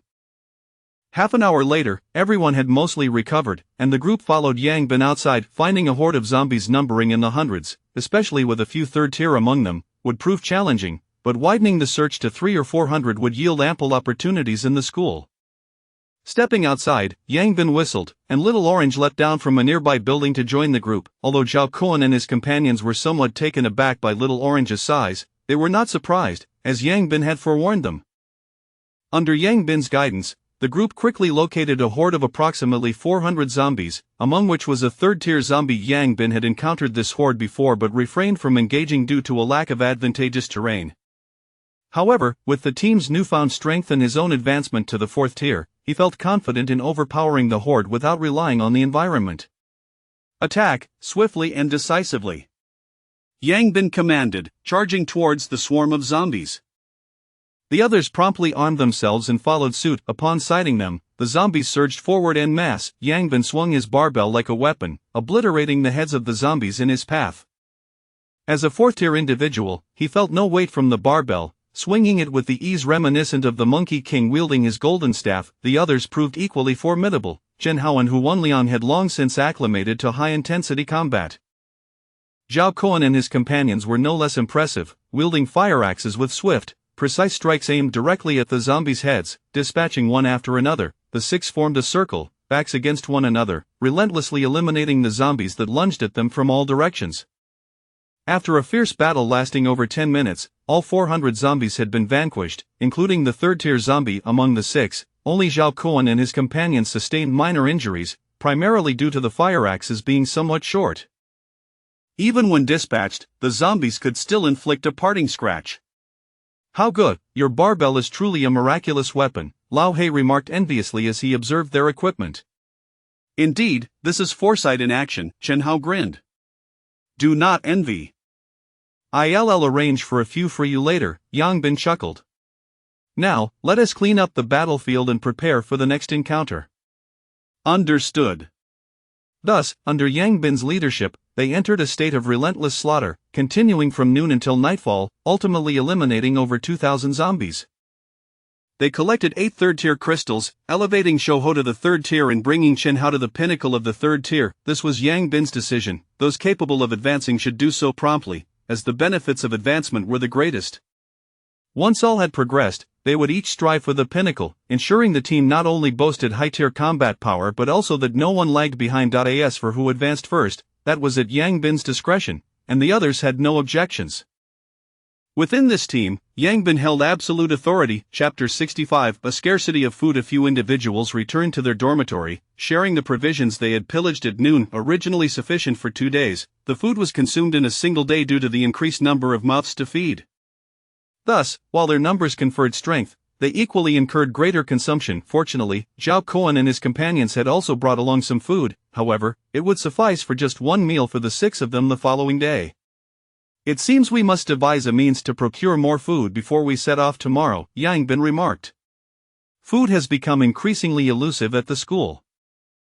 Nearly every supermarket has been ransacked multiple times, and the cafeterias have been stripped bare. Currently, I estimate there are only 2 large supermarkets left with some provisions, but they are occupied by the 2 strongest teams, Zhao Kuan replied with a hint of resignation. The strongest teams? Which 2? Yang Bin inquired with curiosity. One is led by a group from the physical education department, with a captain named Qinwei. They were among the first to venture out and confront zombies at the onset of the apocalypse. This individual is adept at rallying people, and their team has swelled to nearly 200 members, most of whom are second-tier evolved beings, while he himself has reached the 3rd tier. The other team is led by a woman named Tang Weiwei. She is an ability user specializing in strength, and she too has attained the 3rd tier. Her prowess is formidable, and it is said she has rescued several individuals from the cafeteria, thereby gaining their allegiance. Her team now numbers over 200. These 2 teams occupy the school's 2 largest supermarkets, yet with their considerable numbers, their consumption must also be substantial. I suspect that even if there is still food within the supermarkets, it cannot be much, Zhao Kuan elaborated. Ah, Liangzi, your wife is quite formidable, Yang Bin chuckled. Brother Bin, could we refrain from discussing this? You're such a coward. No wonder you're still a virgin at over 20. I've helped you numerous times. If you were more proactive, perhaps you could achieve something, Chen Hao remarked. I'm merely finding her somewhat pleasing to the eye. It hardly qualifies as affection. Let us not inflate this matter. For men, as long as they find someone visually appealing, that suffices. If it were me, I would simply take action without delay. Which is precisely why you find yourself wearing a green hat. You're going too far. Enough, you two. Let Liangzi handle his own affairs. Tomorrow, we will first approach Qin Wei to borrow some food, and then we shall depart from the school, Yang Bin stated decisively. Brother Bin, why not go to Liangzi's wife instead? Chen Hao questioned, puzzled. We are too familiar. It would be awkward to approach her. I suppose that makes sense. Brother Bin, food is a lifeline for anyone right now, especially for Qin Wei. He would never lend us any, Zhao Kuan asserted. He will lend it to us, Yang Bin replied with a smile. Zhao Kuan paused momentarily before quickly comprehending the underlying truth. In this world, strength reigns supreme. Very well, let us retire early. We need to rise later to gaze at the stars, Yang Bin said. Gaze at the stars? What stars? Zhao Kuan asked, perplexed. You'll find out when you join us. All right. At the Wulian supermarket at Sister Weiwei, there is little food remaining in the supermarket. Today, our search yielded minimal results. If this continues, we may have no choice but to leave the school, a young woman whispered to Tang Weiwei. Leaving is inevitable, the school's resources are finite, and we cannot remain here indefinitely, Tang Weiwei replied. Have everyone pack their belongings. We shall depart in the next couple of days. Understood. By the way, what is the situation with the other teams? Qinwei's team still occupies the Wumei supermarket, but their food supply is likely dwindling as well. As for the other teams, it is safe to assume they have begun to leave the school. And Sister Weiwei, we discovered today that Zhou Xiong's team has been completely wiped out. Surrounded by zombies? From the scene, it appears so. However, several individuals had crushed skulls yet intact bodies, which doesn't quite resemble the work of zombies, the young woman replied uncertainly. Crushed skulls? Tang Weiwei furrowed her brow, suddenly struck by a thought, murmuring, could they have crossed paths with those individuals? At the Wume supermarket, boss, I just counted the food supplies. If we ration it, it should last us about 2 more days, a tall man reported to the equally towering Qinwei. 2 days is rather scant, with the number of zombies in the school having diminished significantly. This is an opportune time for advancement. I do not wish to leave the school so soon, Qinwei frowned. Unfortunately, there is little we can do. Other teams likely have scant provisions left as well. Perhaps only Tang Weiwei's team might still have a few supplies. As for Tang Weiwei, it's best to steer clear of that woman. Her abilities are formidable. We'll send the brothers out to search again tomorrow. I suspect most others will be leaving the school soon, so if we can prolong our stay by even a day, it will be worth it. Agreed. In the dead of night, Yang Bin and his companions arose, also rousing Zhao Kuan and his group from the adjacent room. The 6 individuals and a cat made their way once more to the rooftop, seeking a clean spot to lie down. Brother Bin, you called us up to the rooftop in the dead of night, and it can't truly be to stargaze, can it? Lao Hei said, still drowsy. Indeed, we are here to observe the stars. Once the Big Dipper appears, focus intently on it. It can enhance your strength, Yang Bin explained. Observing the stars to enhance strength, that sounds utterly nonsensical, Shouho exclaimed, his eyes wide. If you are so committed to science, then explain how zombies came into existence? Just focus intently. We are not so desperate as to entertain you in the middle of the night, Shen Hao chuckled. Fine. Before long, the Big Dipper reappeared in the sky. Yang Bin and his companions quickly entered a focused state.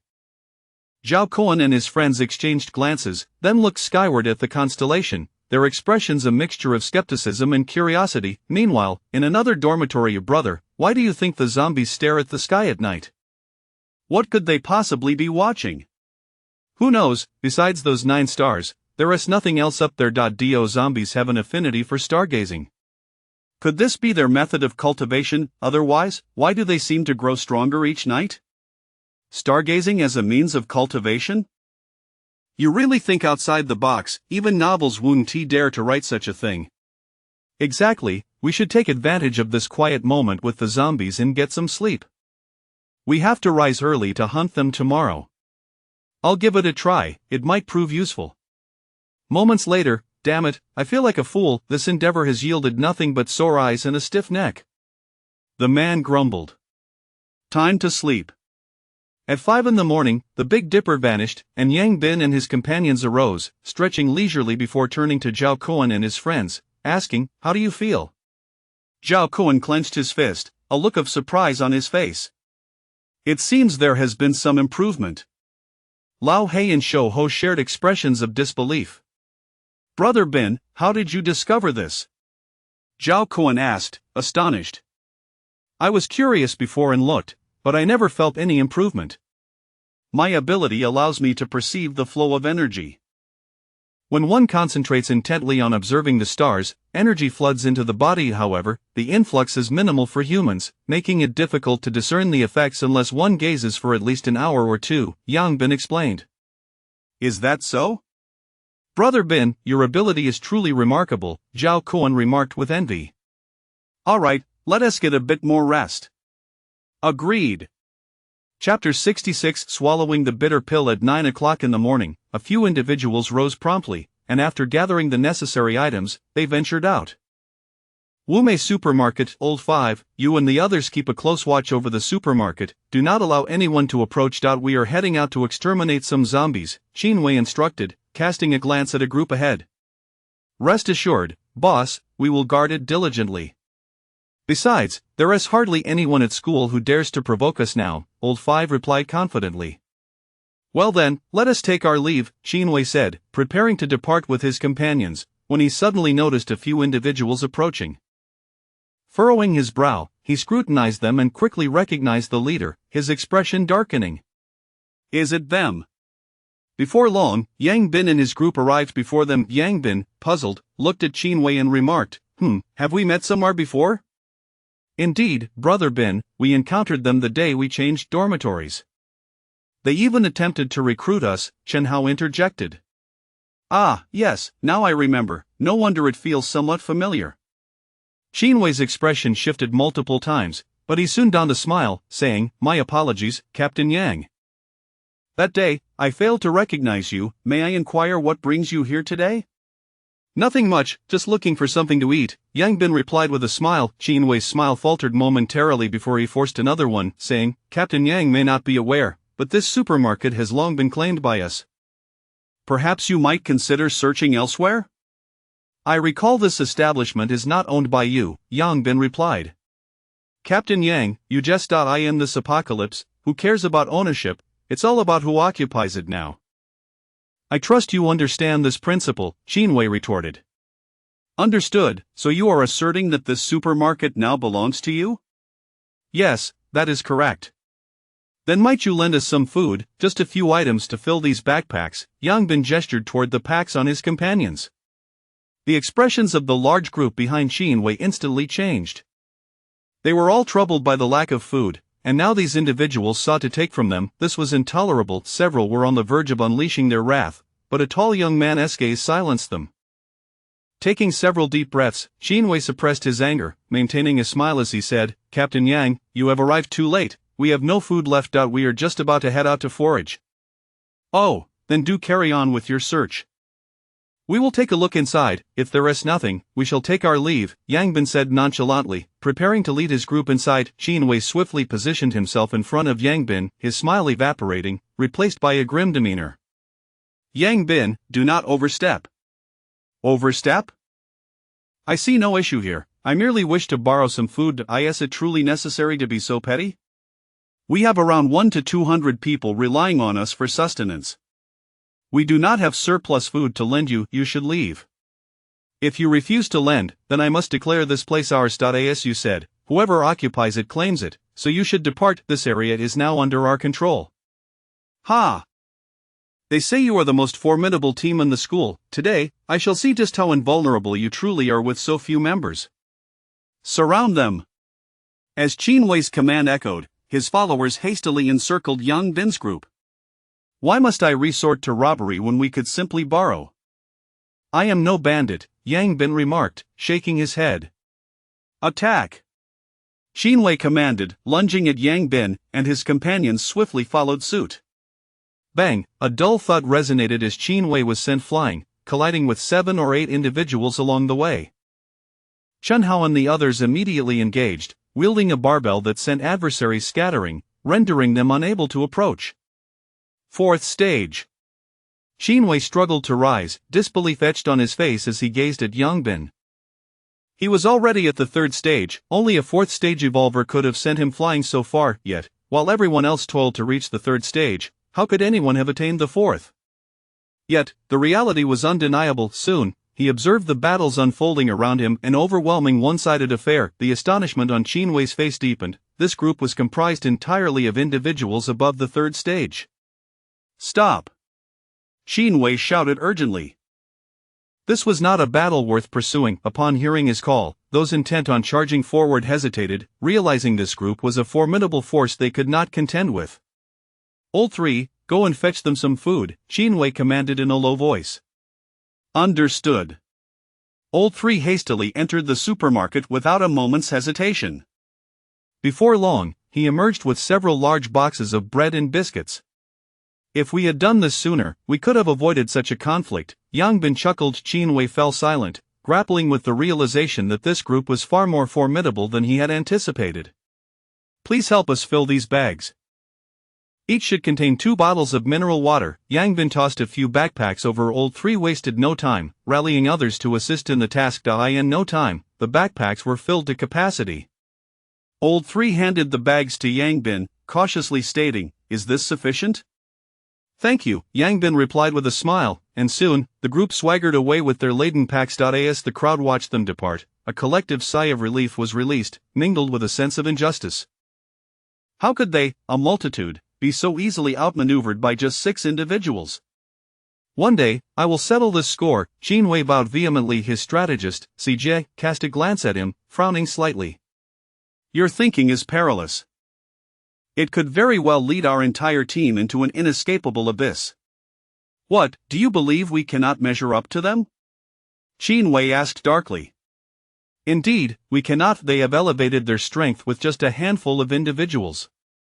I dare say there are few teams globally that can rival them. A fourth stage, consider this, could you achieve that in 5 days? Sijie spoke bluntly. Upon hearing Sijie's words, Shinwei fell into a contemplative silence. Let it go. It is merely a loss of some food. In truth, they only took a few backpacks, which amounts to food for a mere couple of dozen people. What impact could that possibly have? Do not jeopardize the entire team over this matter. You are the captain, and your decisions must always consider the greater good, Sijie urged earnestly. Yet, I cannot swallow this indignity. You must swallow it nonetheless. Chapter 67. Yangbin drives boss. Where are we heading now? As they exited the school gates, a sense of bewilderment enveloped the group. They were momentarily at a loss for direction. Do any of you have homes nearby? Do you need to check on your families? Yangbin suddenly inquired. Upon hearing this, the group fell silent. In this apocalyptic world, nothing weighed heavier on their minds than the well-being of their loved ones, especially after communication lines had been severed, leaving them in ignorance of their family's circumstances. Old Hei and I are from Liaoji, while Shouho hails from Bashu. We are all quite far from here, with all flights and high-speed trains currently incapacitated. Returning home is no simple feat, Zhao Kuan lamented with a wry smile. Well, it seems that Haozi and I are marginally closer, but even then, it's still 400 to 500 kilometers away. Getting back would be equally challenging, and Liangzi, being from Jiling, is even farther. Yangbin sighed helplessly. 400 to 500 kilometers should be manageable with a vehicle, though I'm concerned about potential traffic congestion, Zhao Kuan remarked. Congestion is inevitable. The expressway to our hometown is perpetually congested, regardless of the time. Even if we were to avoid zombies, navigating through the traffic would be a daunting task, and taking the national highway is even less feasible, Yangbin replied. It appears we won't be able to return anytime soon, Zhao Kuan sighed. Not necessarily. If we could leverage some official connections to arrange for a helicopter, returning home might still be quite feasible, Old Hei suggested. That notion is rather unreliable. You must understand, we are contending with not only zombies but also mutated beasts. If a mere cat can exhibit such formidable prowess, it wouldn't surprise me if a mutated eagle were to render a helicopter useless. At that point, we would find ourselves in dire straits. Yangbin shook his head. True enough. It seems that returning home is indeed a fanciful hope. We can only pray that the local authorities will expedite their rescue efforts, Zhao Kuan replied. Indeed, if we wish to return, we must strive to enhance our abilities. Perhaps if we reach a certain level of strength, we could even scale walls with ease and fly back, Yangbin mused. Brother Bin is right, strength is the foundation of everything. I currently feel as though I could outpace Bolt if I ran, so with enhanced abilities, anything is possible, Zhao Kuan added. Well then, let us focus on developing our skills in Xingcheng. We should find a place to settle, ideally one with a villa. Md. I have never lived in a villa before the apocalypse. I should at least experience it now, Yangbin declared. That sounds splendid. I too have never resided in a villa, Chen Hao concurred. How about we head to Jingyuan? I've heard it's inhabited by exceptionally wealthy individuals, boasting large villas complete with gardens and swimming pools.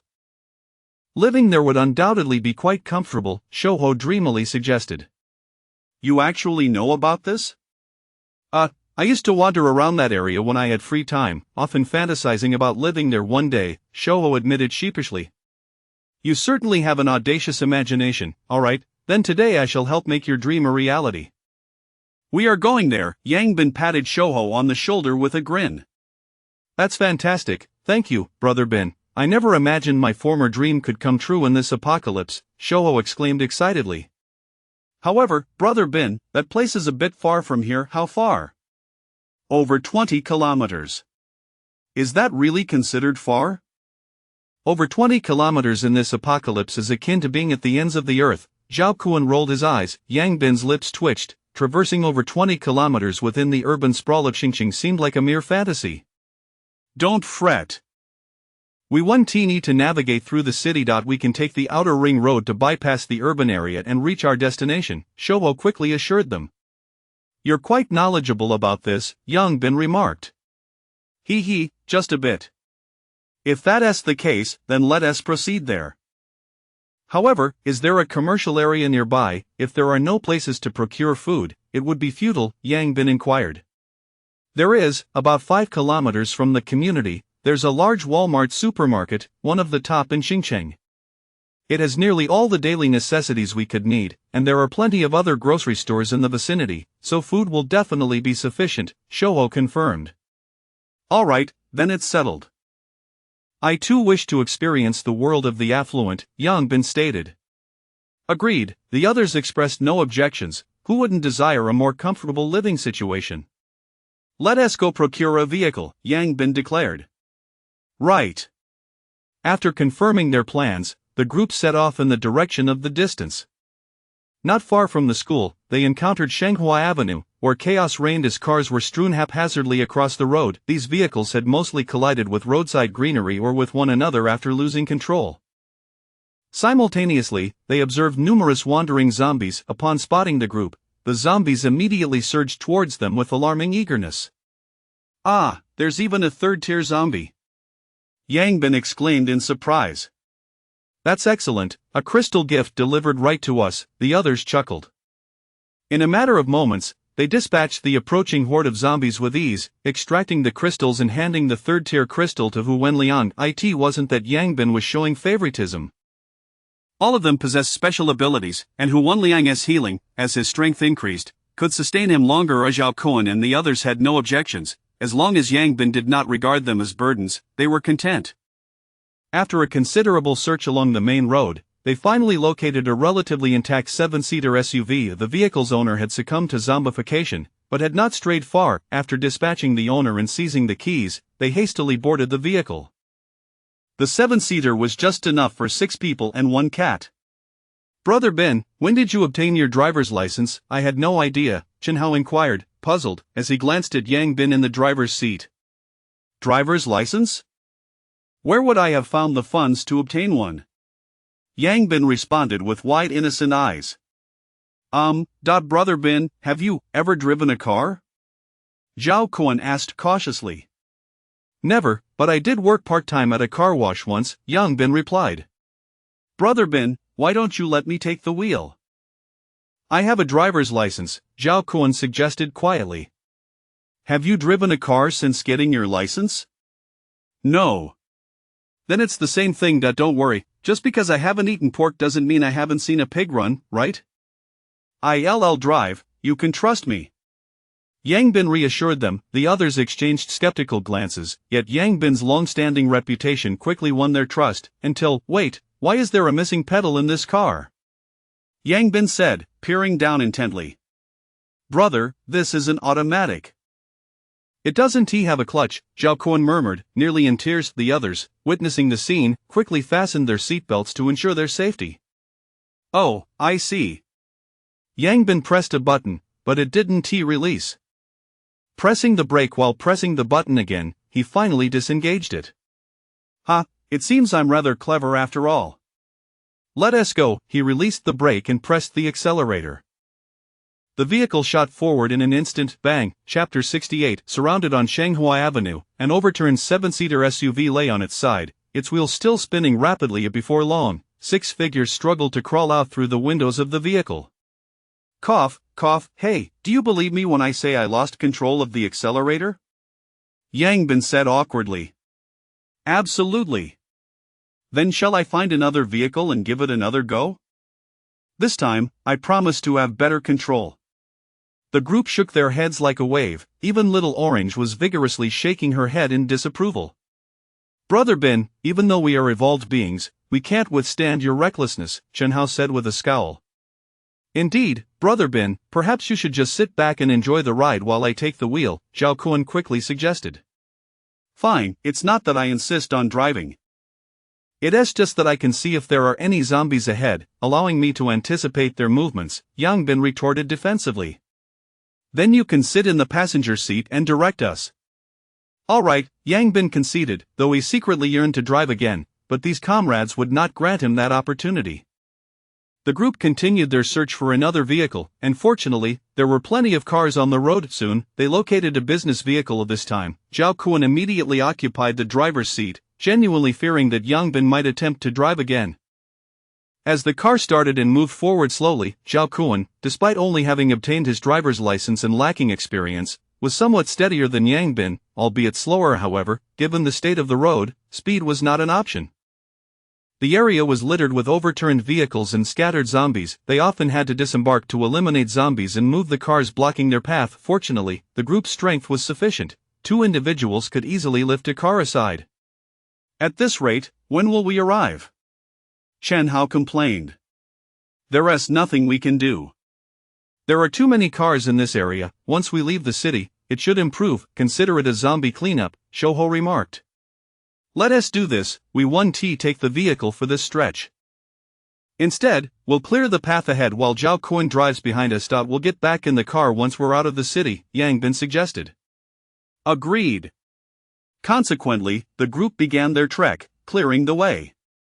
The avenue had houses spaced far apart on either side, and the zombies on the road were sparse, primarily transformed from the passengers of the vehicles, making the task relatively manageable.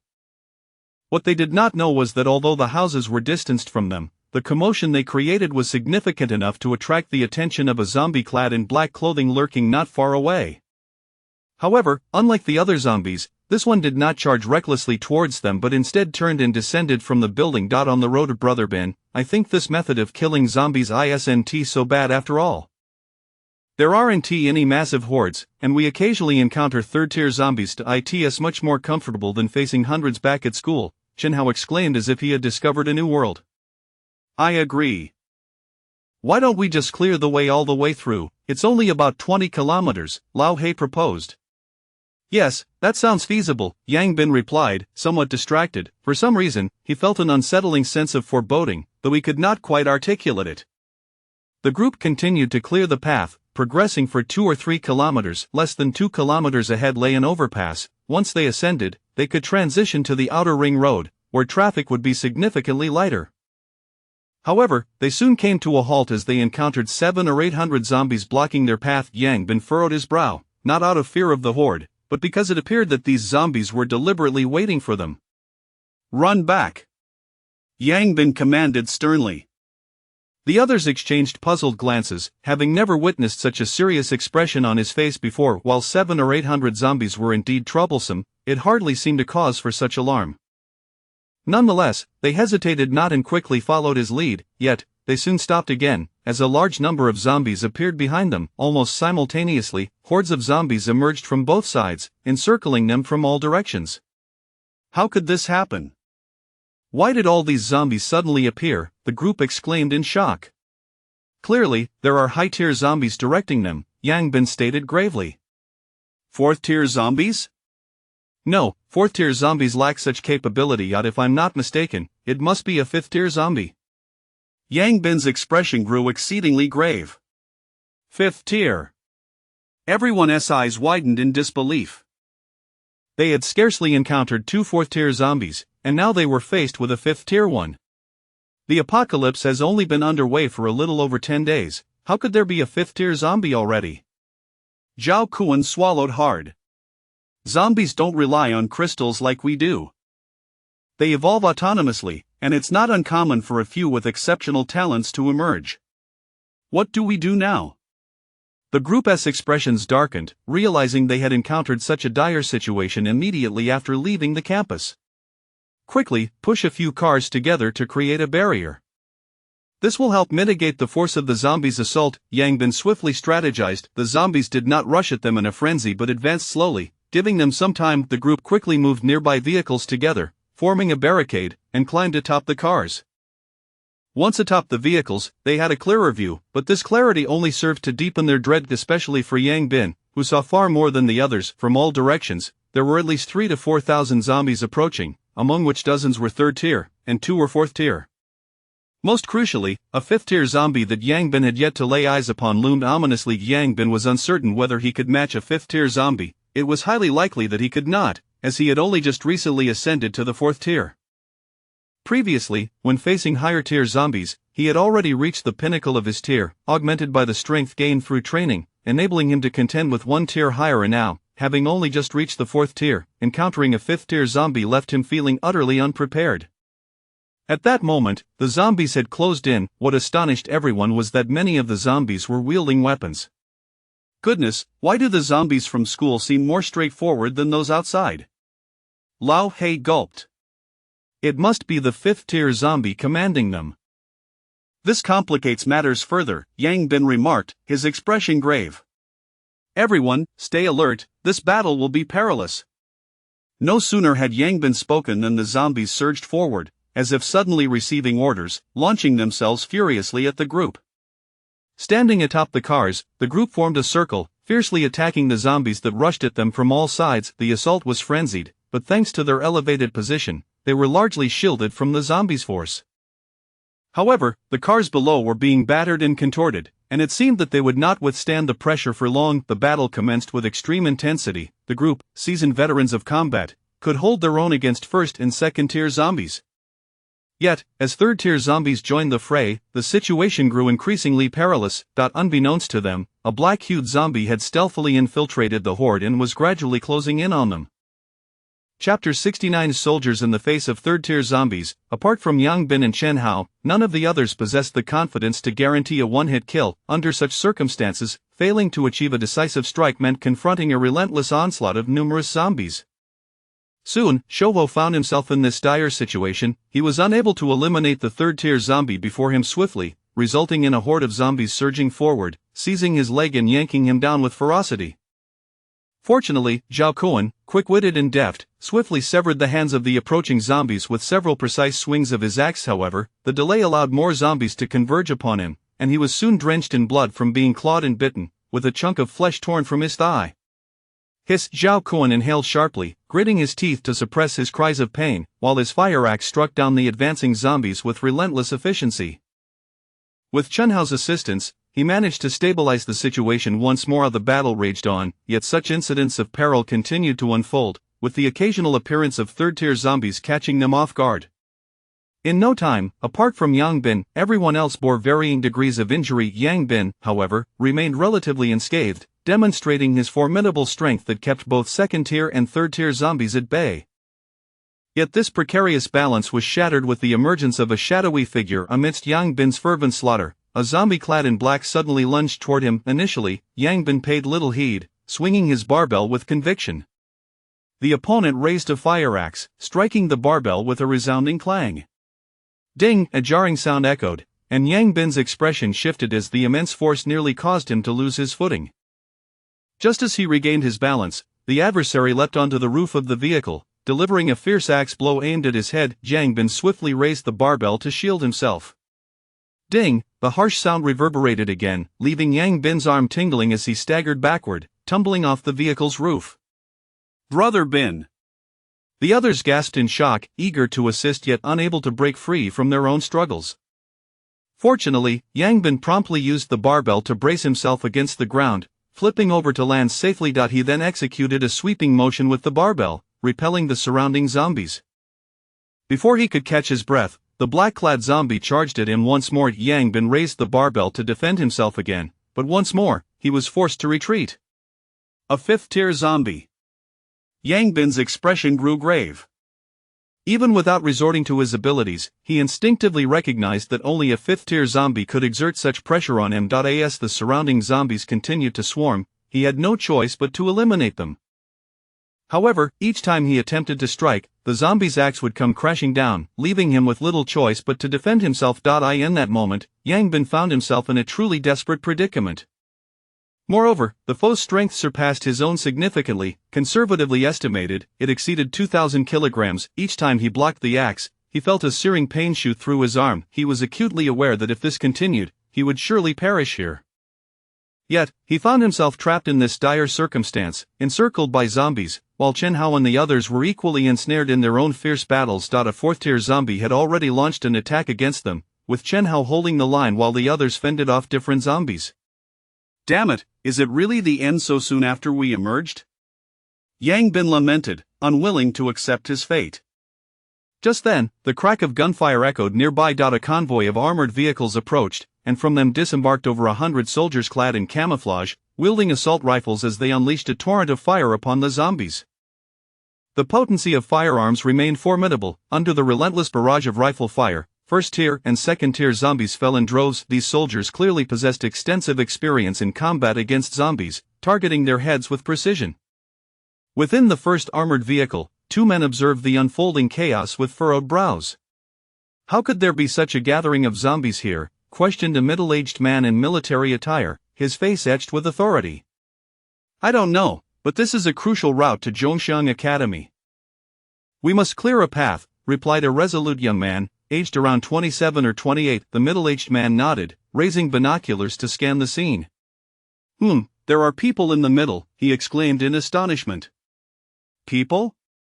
That can't be," the young man gasped, eyes wide with disbelief. The middle-aged man promptly handed the binoculars to him. Moments later, the young man's face reflected utter incredulity. It was astonishing that anyone could survive for so long amidst such a horde of zombies. "Tell them to intensify their fire. Those few are on the brink of collapse," the young man commanded urgently. "Understood." In no time, the soldiers below retrieved several heavy machine guns from the vehicles. As the sound of rat-a-tat-tat filled the air, zombies fell like wheat before the scythe. The previously despondent expressions of Yang Bin and his companions transformed into joy upon hearing the gunfire, especially upon sighting the armored vehicles. Their despair dissipated entirely. In Huaxia, while certain official entities may not always inspire trust, soldiers could undoubtedly be relied upon. Even in the apocalypse, the sight of those olive-green uniforms instilled a sense of security. The fifth-tier zombie, which had been relentlessly hacking at Yang Bin, displayed an unexpected flicker of fear upon witnessing the roaring machine guns. It glanced at Yang Bin, then at its rapidly falling comrades, and to Yang Bin's astonishment, it turned and fled into the sea of corpses. Yang Bin stared in disbelief at the retreating fifth-tier zombie, astonished that such a creature would flee. I shall remember this debt. Your crystal core shall be mine."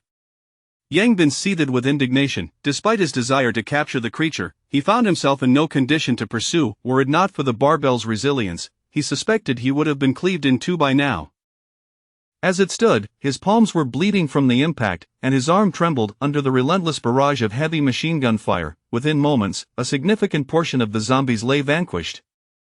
The soldiers swiftly transitioned from firearms to combat knives, charging toward the remaining zombies to engage in close-quarters combat. The decision to cease gunfire stemmed from a desire to avoid friendly fire and conserve ammunition, as their supplies were limited and precious. Most of these soldiers were at the peak of the second tier, with several already at the third tier, exhibiting exceptional combat capabilities, and their coordinated efforts led to an astonishingly rapid extermination of the zombies, far surpassing the abilities of ordinary individuals. Before long, under the combined efforts of Yang Bin, his companions, and the 100-plus soldiers, the remaining hundreds of zombies were swiftly eradicated. Among them, the fourth-tier zombie that had battled Chun Hao ultimately fell to him, and he hastily secured its crystal. Following the annihilation of the zombies, the soldiers promptly began collecting the crystals. Yang Bin and his companions said nothing. These were rightfully the soldiers' rewards. At that moment, two individuals descended from the first armored vehicle and approached them. Upon seeing the insignias on their uniforms, Yang Bin and his companions were taken aback. One was a lieutenant colonel, while the other held the rank of colonel. Moreover, Yang Bin discerned that one was at the peak of the third tier, while the other had reached the fourth tier. Indeed, it is the official forces that possess the greatest strength. Chapter 70. Arrival at the destination. Before long, the two individuals approached. Yang Bin and his companions. The leading colonel, a middle-aged man, gazed at the group, astonished by their youthful appearances. "I never expected to encounter such young individuals," he remarked. "Given your ages, you must be university students. Are you from Zhongxiang Academy?" "Indeed," Yang Bin nodded in affirmation. "Excellent, it is truly said that heroes emerge from the youth. To possess such strength at such a young age is commendable. However, how did you find yourselves besieged by so many zombies?" the middle-aged man inquired with curiosity. "We intended to escape the school in search of a safer location, but unexpectedly, we were met with a horde of zombies upon our arrival here. Fortunately, your timely intervention saved us from peril," Yang Bin replied with a wry smile. "To have withstood the onslaught of thousands of zombies for such a duration suggests that your abilities must be at least of the third tier. So, what do you say, would you be interested in joining the military?" The middle-aged man extended an olive branch. Prior to the apocalypse, military recruitment was conducted with much formality, yet in these dire times, the government is in dire need of formidable evolved beings. I apologize, sir, but we have grown accustomed to a more leisurely lifestyle and presently have no intention of enlisting in the military, Yang Bin declined politely. There's no rush to refuse. Please consider it. Should you join the military, they will provide you with crystals to enhance your strength, which is undoubtedly safer than acquiring them on your own. While your abilities are impressive, you are still outnumbered. Situations like today's are likely to recur. Thank you for your kind offer, we will give it some thought, Yang Bin responded courteously. He was not inclined to join the military, as although it might offer a measure of safety, the organization was filled with numerous regulations. Moreover, any crystals they obtained would likely be requisitioned and redistributed, which he found unappealing.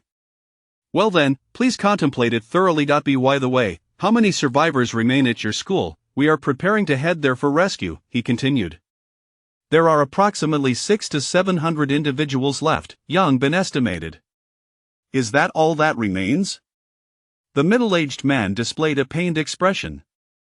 A school that once housed over 30,000 individuals was reduced to a mere few hundred. Such a loss was truly heartbreaking.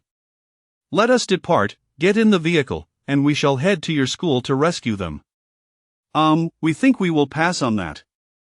We have just escaped from the school, and our injuries are not suited for further exertion, Yang Bin gently refused. In that case, it is even more imperative that you board. We have medical personnel on our vehicle who can tend to your wounds. Once we return to the survival base, we have established a medical system that can treat most external injuries. You have already established a survival base? Yang Bin inquired, somewhat surprised. Indeed, the outer walls are completed, and the interior is absolutely secure. We have broadcasted across all channels to inform all survivors within Star City to proceed there. How about this, you go to the school for the rescue, and we will make our way to the survival base. There are still around 10 to 20,000 zombies within the school, and we simply cannot endure another ordeal, Yang Bin reiterated. He genuinely did not wish to accompany them. Should he do so, they would be rendered incapable of action. It is over 10 kilometers from here to the survival base. While we have cleared the path of zombies, we cannot guarantee that new ones will not appear. It would be exceedingly perilous for you to venture there alone. Rest assured, we possess a measure of self-preservation. After all, we have survived the siege of thousands of zombies, wouldn't you agree? Yang Bin chuckled. The middle-aged man scrutinized Yang Bin for a moment before conceding, very well, take care as you proceed. Access the elevated road and follow the outer ring road for approximately 15 kilometers. The abandoned factory area has now been transformed into a survival base, and there will be individuals there to assist you. Thank you very much, Yang Bin expressed his sincere gratitude. Had it not been for their unexpected arrival, they would have surely met their doom. At this moment, the soldiers had nearly collected all the crystals from the ground. Take care, we are departing now. Understood. In no time, the two individuals returned to their vehicle, followed by a group of soldiers who also boarded. The transport vehicle gradually moved forward. The zombies and debris along the route had been cleared by Yang Bin and his companions, making their passage easier. On the vehicle, Zhou Feng, what do you think of those individuals? The middle-aged man inquired of the young man beside him. They exhibit considerable strength, albeit they seem somewhat arrogant, the young man replied. Indeed, their arrogance is merely the tip of the iceberg. Their ambitions are rather grand, the middle-aged man shook his head. I am certain they will not seek refuge at the survival base. Why is that? Because I can see in their eyes an unwillingness to be subordinate. Such individuals typically do not desire the so-called protection, they prefer to develop independently. Unfortunately, such individuals often meet an early demise. Indeed, youth and ambition are natural, yet I hope they come to terms with reality sooner rather than later. Meanwhile, Brother Bin, do you think we are really headed to that survival base? The lean monkey expressed his concerns. Why would we go there? The pool villa is much more appealing. It is likely still under construction, and we would probably be reduced to laborers, Yang Bin replied. That is a relief, I still wish to go to the pool villa. Alright, let us find another vehicle and continue our journey. This route has been cleared, so it should be manageable. Okay. As the group continued their search for a vehicle, Yang Bin felt an unsettling sensation that they were being watched. He activated his true sight and glanced around. Indeed, he spotted a zombie clad in black, standing coldly in the window of a nearby house. Observing them intently, Yang Bin snorted disdainfully and made a gesture across his throat. Whether the zombie comprehended the message was uncertain, but its expression seemed to darken even further. Your underlings are all gone. Should you dare to approach again, I shall obliterate you, Yang Bin declared coldly. Brother Bin, what is wrong? That fifth-tier zombie seems to have set its sights on us, Yang Bin disclosed. Ah, what should we do? The others were instantly alarmed. Fear not. It currently lacks followers and likely will not dare to approach. Let us depart and return when our strength has increased to eliminate it, Yang Bin proclaimed. He harbored a grudge against the creature, as it had dealt them significant harm, and he was eager to claim its crystals. Very well. Soon, they located a functioning vehicle, albeit a 5-seater. It was a large SUV with enough space in the back for them to crouch. The vehicle began to move away under the watchful gaze of the fifth-tier zombie inside the vehicle, who Wanliang commenced treating the injuries of his companions. In this battle, nearly everyone had sustained severe injuries, and even Yang Bin was no exception. He had managed to endure solely through sheer willpower. The route was indeed remarkably clear, with only the occasional stray zombie, likely a latecomer, which posed little threat. After traveling 15 kilometers, they finally beheld the towering city walls constructed of stone and concrete, standing 3 meters high. That must be the survival base established by the authorities. They observed numerous individuals making their way toward it. Along the roadside, official personnel directed people toward the base. Yang Bin and his group did not linger and continued on their path. At last, after traversing another 10 kilometers, they finally arrived at their destination, Jingha Garden. The journey from the survival base to Jingha Garden had also been devoid of zombies.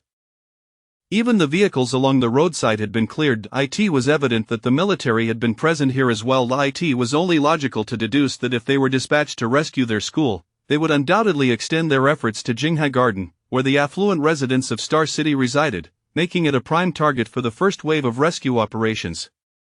Chapter 71 Jingha Garden. The group arrived at the Jingha Garden community, where the entrance had already been opened, allowing for an easy entry into the premises. Inside the community, the ground was littered with the corpses of zombies and remnants of battles, indicating that the authorities had indeed been there before.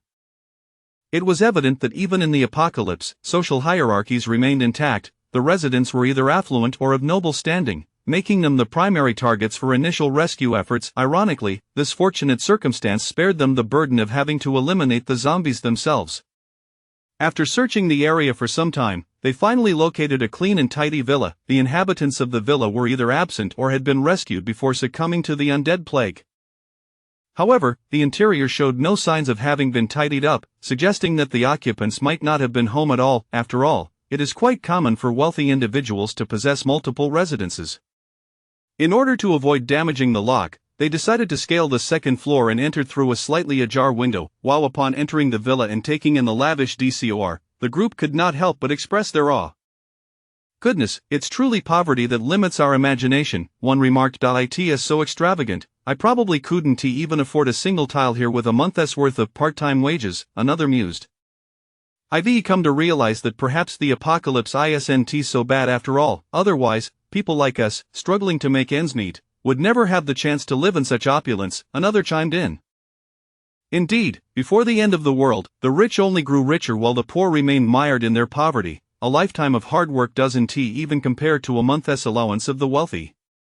It's infuriating to contemplate, one of them lamented. Exactly, especially when it comes to women. You pour your heart out for them, and yet they simply follow the beckoning of someone else's finger. Such is the allure of wealth, Hu Wenliang remarked with a sigh. Hu Wenliang, if you keep talking like that, I'll lose my temper, Jinhao retorted angrily. Why are you so worked up?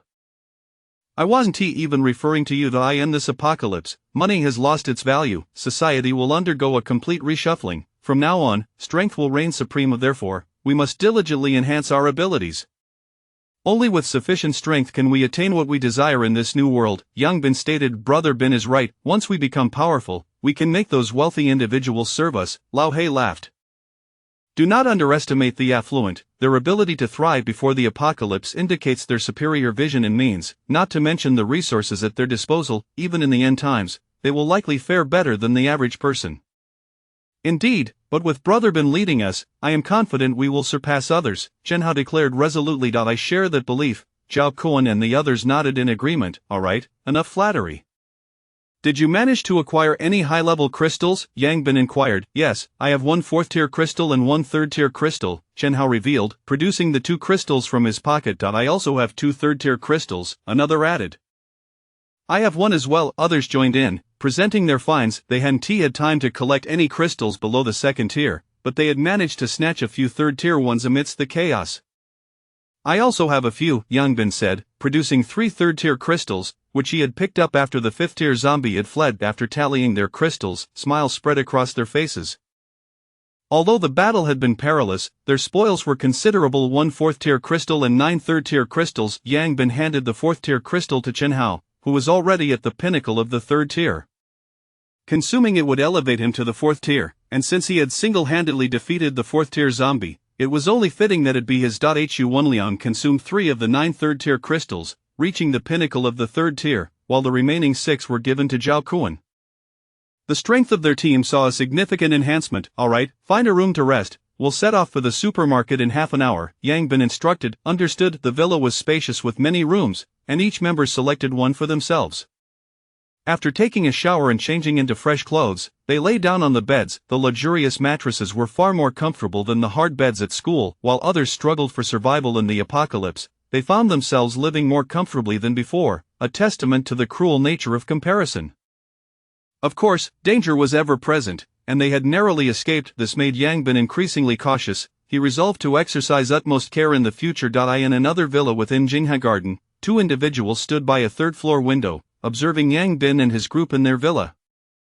Although the authorities had come for rescue, not everyone had opted to go to the survival base. Some preferred to remain behind. These 2 were among that number. I initially believed all the residents had evacuated, allowing me the freedom to act, but I didn't anticipate outsiders would come here. The handsome man at the forefront frowned. They were probably a bunch of impoverished fools who never lived in a villa, taking advantage of the authorities clearing out the zombies to experience the lives of the wealthy, the other young man replied. Let us hope they don't interfere with my plans, the man said coldly. Brother Kai, should we just? The youth made a gesture across his throat. Kai shook his head. The fact that they could easily scale the 2nd floor indicates that they are likely evolvers.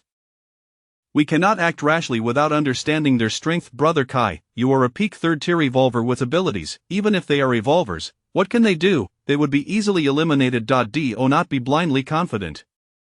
How can you be certain there are no 4th-tier evolvers among them? That seems unlikely. Besides the authorities, how could there be any 4th-tier evolvers out there? Never entertain a mindset of luck. Otherwise, the consequences could be dire. Kai warned coldly. Understood. Your wisdom is appreciated. Brother Kai, this is a critical moment. As long as they do not approach here, we should avoid any confrontation. Once the 3rd-tier zombies in the backyard evolve into 4th tier, I will also ascend to that level. Coupled with my abilities, I will have little to fear from anyone. Indeed, Brother Kai is impressive.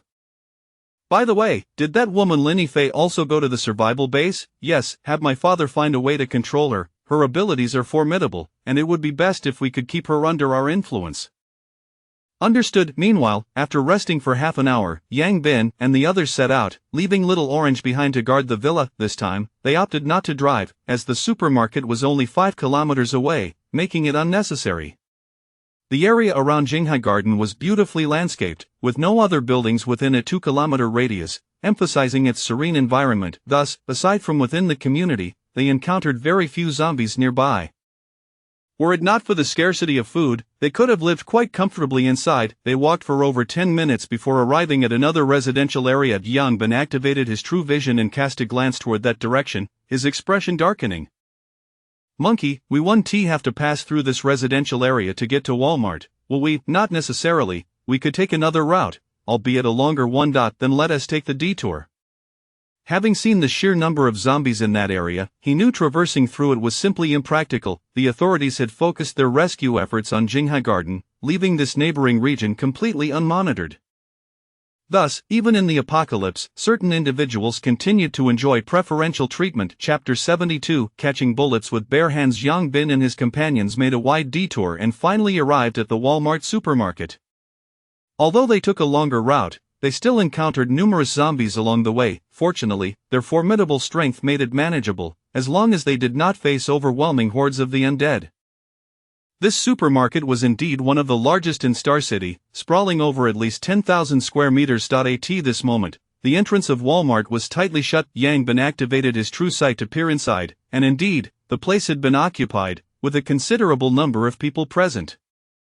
However, due to the vastness of the supermarket, he could not ascertain the exact number of occupants. His powers allowed him to see far in open spaces, but with obstacles, his vision was significantly hindered. Currently, he could see through about 4 or 5 walls. Yang Bin's expression darkened slightly. Although he could not see everything, he caught sight of several distressing scenes. These occupants were living more comfortably than he and his friends.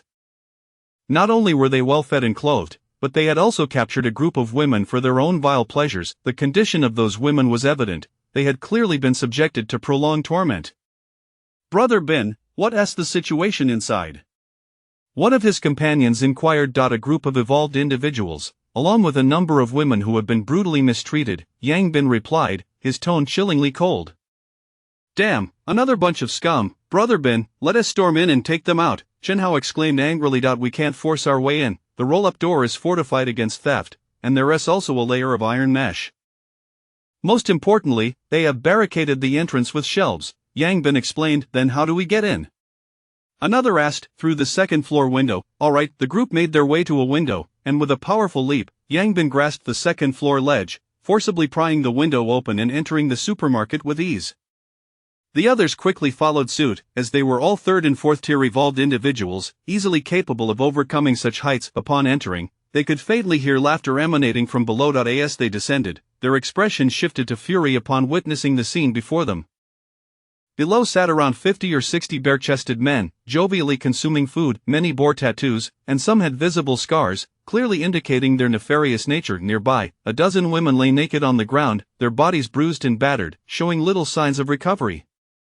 Their eyes were dull, devoid of expression, and it was apparent that they had endured severe suffering. At that moment, one of the men, appearing to have finished his meal, stood and approached the women, grabbing one as he prepared to unleash his violence. "Beast, let that woman go!" Old Hay roared in anger. His voice immediately startled those below, who turned in shock to look at them. "How did you get in here?" A tattooed man glared at them angrily. Yang Bin's eyes flashed with cold determination. "Kill them all." "Understood." Chen Hao and the others swiftly brandished their weapons and charged at their foes. "Damn it, seeking death!" the leading man shouted. Instantly, dozens of men emerged from behind the shelves, wielding machetes and lunging toward Chen Hao and his group. All were evolved individuals of at least the 2nd tier, with their leader having reached the 3rd tier. However, this assembly posed little threat to Chen Hao and his companions. Yet, the machetes wielded by their adversaries presented a risk for Zhao Kuan and others armed with fire axes, as their short weapons could not adequately defend against the onslaught of multiple assailants. Fortunately, Chen Hao was ferocious. He charged forward, swinging a barbell with tremendous force, decimating the heads of those in front of him. Though they attempted to block with their machetes, it was utterly futile.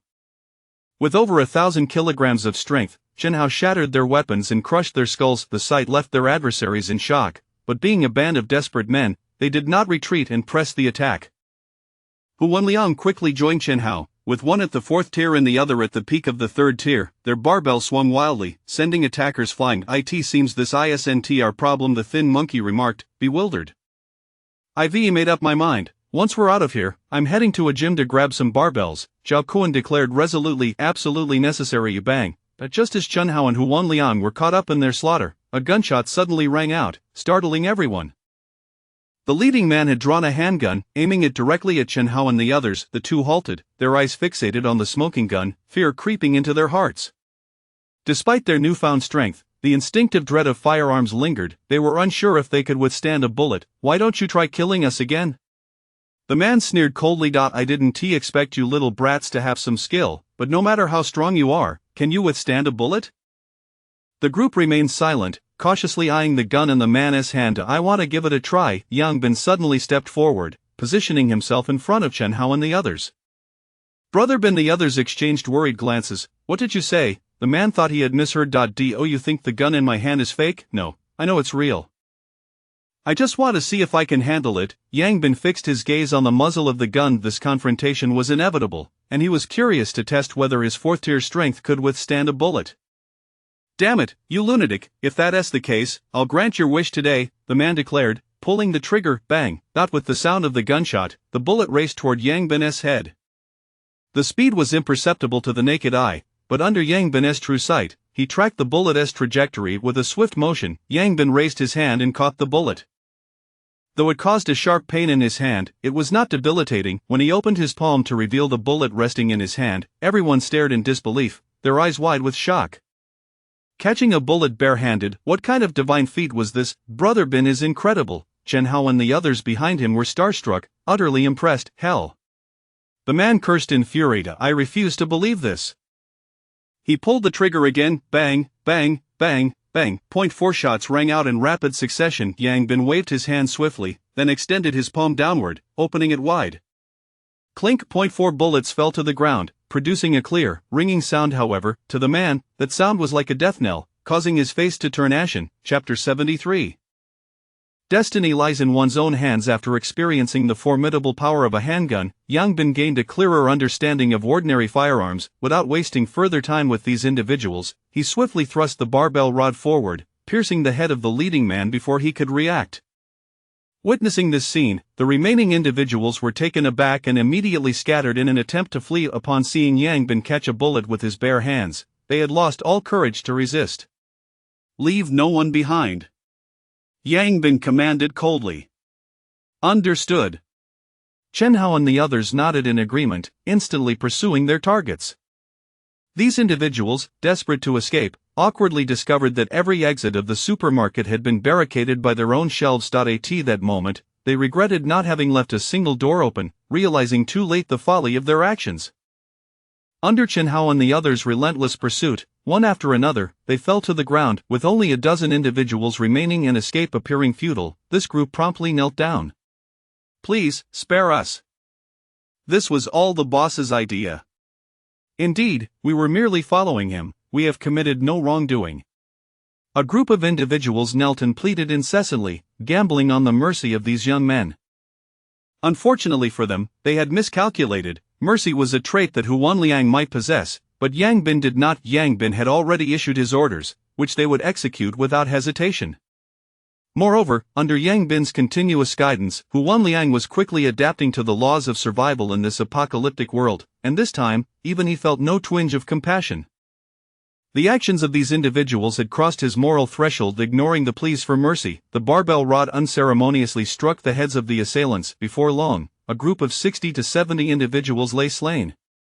The others returned to Yang Bin, who was meticulously examining the handgun he had taken from the fallen man. He had often seen such weapons on television, but this was his first time handling one. It seemed that every man harbored a peculiar fascination with firearms, and Yang Bin was no exception. Unfortunately, the gun was devoid of ammunition, and the deceased man had none on his person either. It was unclear where this individual had procured such a firearm. Brother Bin, how significant is this threat to us? Chen Hao inquired, with the others curiously observing the gun in Yang Bin's hands. To be honest, they felt they could withstand it, yet deep down, they harbored an instinctual fear of firearms. Such trepidation was common, especially when faced with the ominous barrel pointing at them. Yang Bin chuckled. From my recent experience, this weapon poses a considerable threat to first and second tier evolved beings, but it is of little consequence to those of third tier and above. With the physical strength of a third-tier evolved, even a direct hit would result in at most a minor injury, with negligible impact, unless, of course, one were struck in the eye, which would be a different matter altogether. As for fourth-tier evolved beings, they need not concern themselves with such ordinary handguns. Even if struck, it would merely graze the skin without penetrating the muscle layer.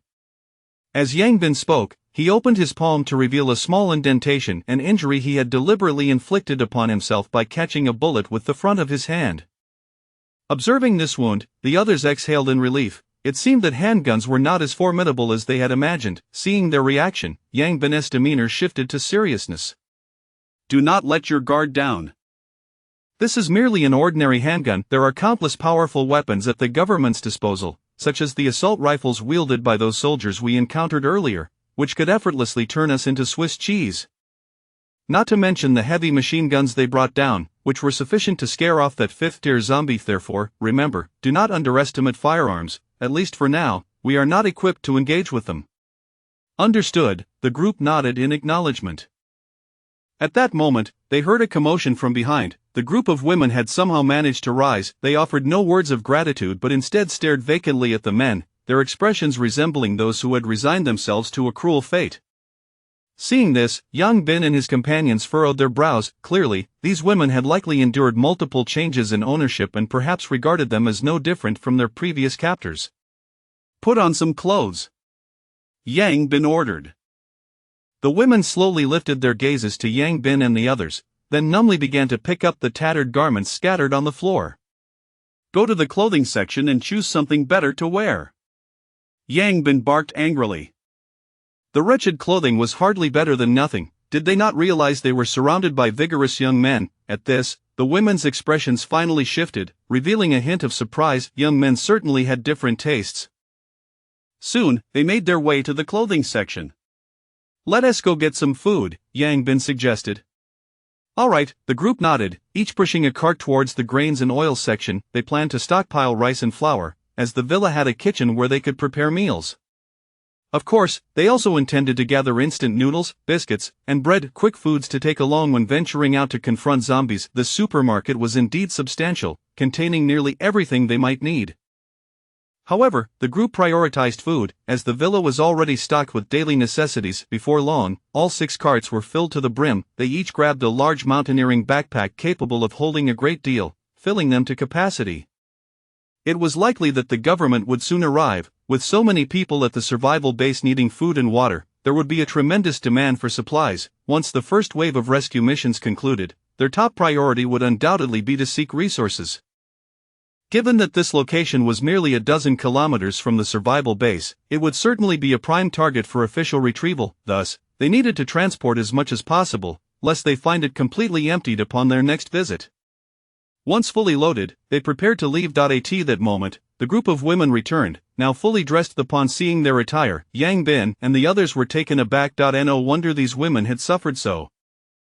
Each possessed remarkable figures and appearances, yet, what was with the black stockings and uniforms? Were they mocking the innocent? Clearly, there had been a misunderstanding regarding Yang Bin's intentions. Taking a deep breath, he spoke coldly, "We are leaving shortly. You may continue to hide here or pick up a machete from the ground to fight zombies. Remember, in this apocalypse, if you wish to avoid further humiliation, you must grow strong." With that, Yang Bin led Chen Hao and the others, pushing their carts towards the exit. "Wait." At that moment, someone from the group finally spoke. "Were you not? You're overthinking it. In this apocalypse, while many have lost their humanity, there are still those who uphold their principles. Congratulations on finally encountering such individuals. Thus, you are free. As for whether you will face such circumstances again, that remains to be seen. Ultimately, your fate lies in your own hands." Chapter 74 of the Past of Yang Bin. Yang Bin and his companions swiftly departed from the supermarket. Before leaving, Yang Bin ensured that Chen Hao retained a dozen first-tier crystals. Outside, the zombies were all at the first tier. If they did not evolve, even if these women possessed the courage to venture out and slay the undead, it would merely be a death sentence. Having rescued them, it was only right to provide them with an additional opportunity for survival. As for whether they could ultimately escape the fate of becoming playthings, that was now up to them. At this moment, on the way to Jingha Garden, each person was pushing a cart while carefully carrying a large mountaineering backpack. Fortunately, this path had just been cleared, and the number of zombies was relatively sparse. Ultimately, they managed to safely transport all the supplies back home. However, with their carts and large bags, they could not escape the notice of the neighboring villa. They actually managed to bring back so many supplies? Kaigo exclaimed, his eyes gleaming as he gazed at the villa not far away. Kaigo, these folks are impressive. Our food is running low, and I didn't expect them to deliver supplies right to us, another person chuckled. Indeed, once I advance to a 4th-tier evolver, I shall go over and interact with them. After all, we are neighbors. Borrowing a few items should not pose any issue, Kaigo replied with a smile. Inside the villa, the group gazed at the heap of food strewn across the floor, their faces finally breaking into satisfied smiles. For just the few of them, these provisions would suffice for an entire month. Let us temporarily treat this place as a stronghold. Each time we venture out to slay zombies, we shall carry a backpack and strive to bring something back daily. This way, we need not fear hunger in the short term, Yang Bin proposed. However, what if someone comes while we are out? This security door, although sturdy, cannot withstand high-tier revolvers. Zhao Kuan furrowed his brow. From now on, let Little Orange stay at home and not accompany us, Yang Bin suggested. Little Orange's advantage lay in its speed. It could handle a few zombies well enough, but when faced with hordes, it held no significant advantage. Therefore, Yang Bin decided it was best for it to guard the home. Meow, Little Orange mewed, evidently in agreement with this arrangement. Being a lazy ginger cat, it preferred to nap at home rather than risk its life against zombies. That works. With Little Orange's capabilities, even a fourth-tier revolver might not be its match, Chen Hao laughed. Although Little Orange had yet to reach the fourth tier, its speed was remarkable. As time went on, this advantage became increasingly pronounced. Even ordinary fourth-tier revolvers would find it challenging to catch it. Alright, it's settled then. Quickly, let us prepare some cured meat. We deserve a good meal today. Yang Bin grinned. That's a great idea. While scavenging, they had collected some cured meats and dried vegetables that could be stored long-term, ensuring they wouldn't go hungry. As others assisted, Yang Bin took on the role of chef, and soon, a variety of fragrant dishes emerged from the kitchen. The group gathered around the table with bowls and chopsticks, their faces alight with joy as they began to eat. In this post-apocalyptic world, such moments were truly rare. Brother Bin, your culinary skills could rival those of a professional chef. This is delectable. The group praised between bites. Indeed, it's hard to believe we can enjoy such a feast in the apocalypse. Alright, enough flattery, hurry and eat. Once we finish, let us get some rest and then go stargazing tonight. Agreed, everyone nodded in unison, ultimately consuming 3 bowls of rice each and finishing all the dishes on the table before reluctantly setting down their bowls and chopsticks. You all get to wash the dishes. I'm heading upstairs to sleep, Yang Bin declared. Sure thing, no problem. Everyone responded enthusiastically. Soon, Yang Bin ascended the stairs, and the others quickly began to tidy up the dishes. Howsy, what exactly has Brother Bin experienced in the past? Why do I feel he possesses a maturity beyond ours, as if he knows everything? Zhao Kuan inquired curiously. Previously, he had led a team where he made all the decisions, but since joining this group, he felt utterly inept.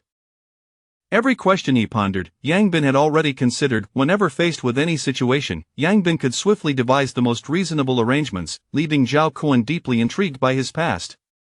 It was inconceivable for someone in their 20s to possess such wisdom. Chen Hao glanced upstairs and sighed. Brother Bin's childhood was far more tragic than ours. When he was 11, his parents perished in a car accident while out, leaving him an orphan.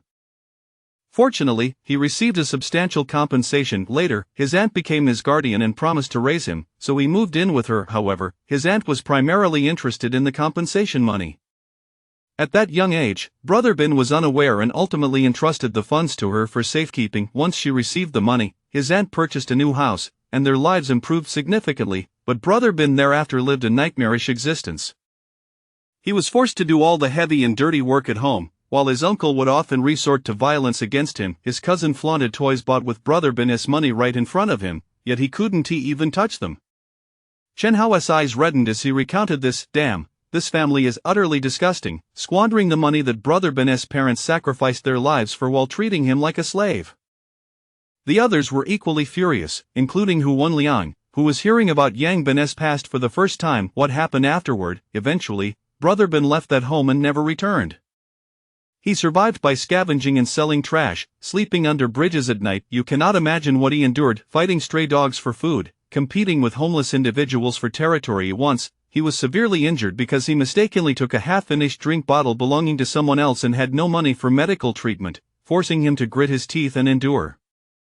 It wasn't until he entered junior high that he finally had a bed to sleep in. Thanks to the school providing dormitories, the paperwork for his junior high enrollment was handled by his elementary school teacher, who recognized his exceptional academic performance and assisted him with everything once she learned of his situation. However, Brother Bin never sought any additional help from the teacher and continued to support himself through hard work. I met him during junior high. We were deskmates. One time, after seeing him scavenging outside, I began secretly bringing food from home to share with him at school.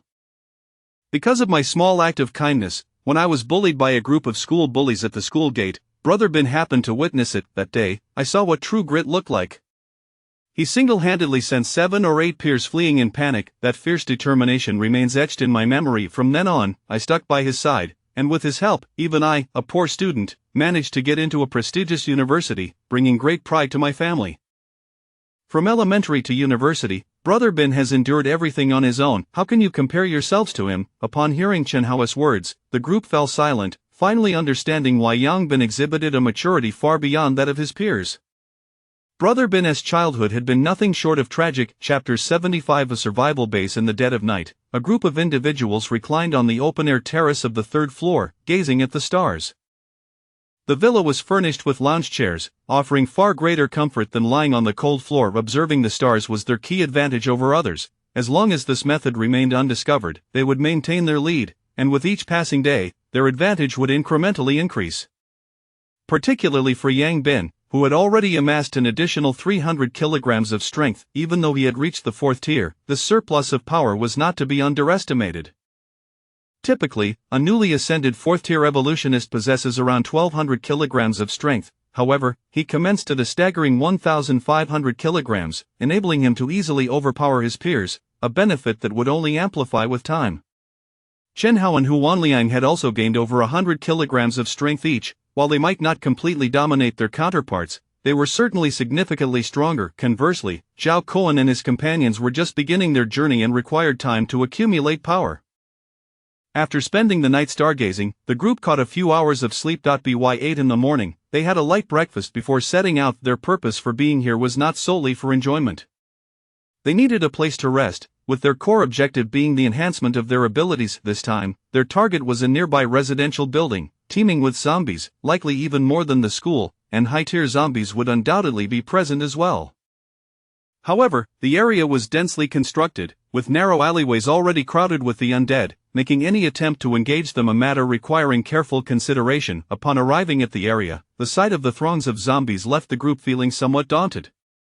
What's the plan, Bin Gu? The others turned to Yang Bin. We will employ the old method.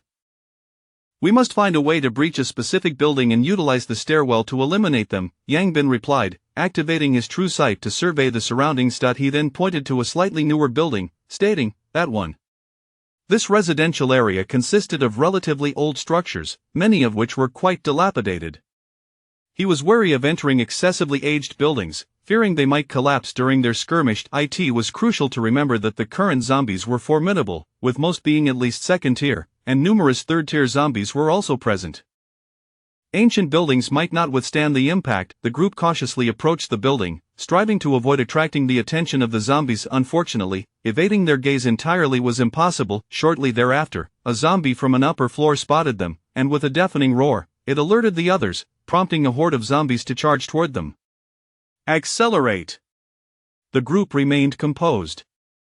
They had anticipated this outcome. As the zombies surged toward them, they too hastened their pace toward the building. Along the way, any zombies that obstructed their path were swiftly dispatched by Yang Bin with a powerful swing. Before long, they reached the base of the building, only to find it surrounded by a multitude of zombies. Without hesitation, the group forced their way in. With the immense strength of Yang Bin and Chen Hao, both 4th tier evolutionists, the zombies were utterly incapable of impeding their advance.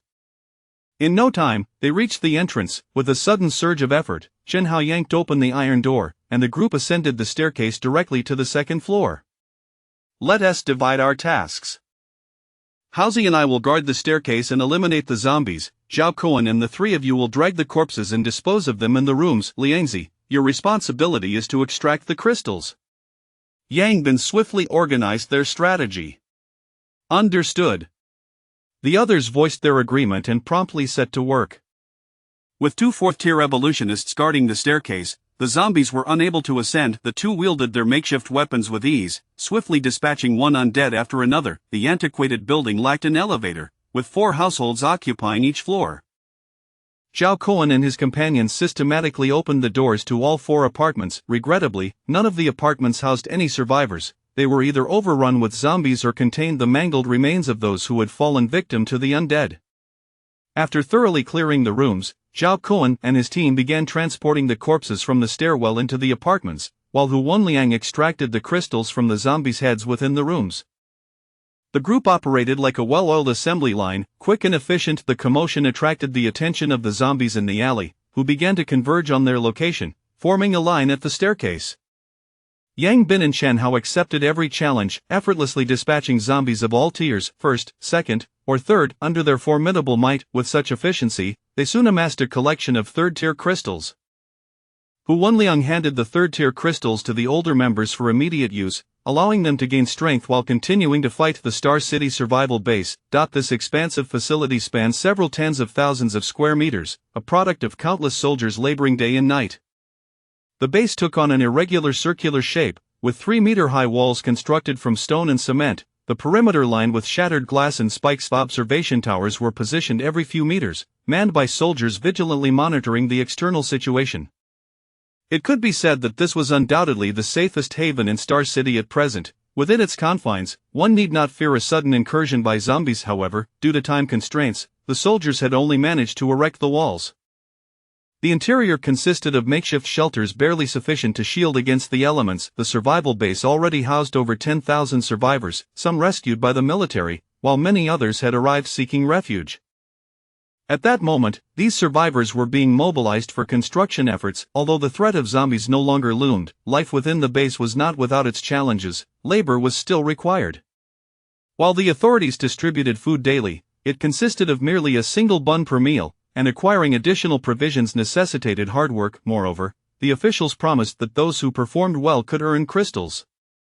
This prospect stirred excitement among the masses, motivating them to work with far more vigor than they had in their pre-apocalyptic jobs. However, not everyone was pleased. For instance, a group of individuals who had been brought back from Zhongxiang Academy by the military were now gathered together, their expressions filled with frustration. Are we really just going to sit here and do nothing? Xin Wei turned to Tang Weiwei.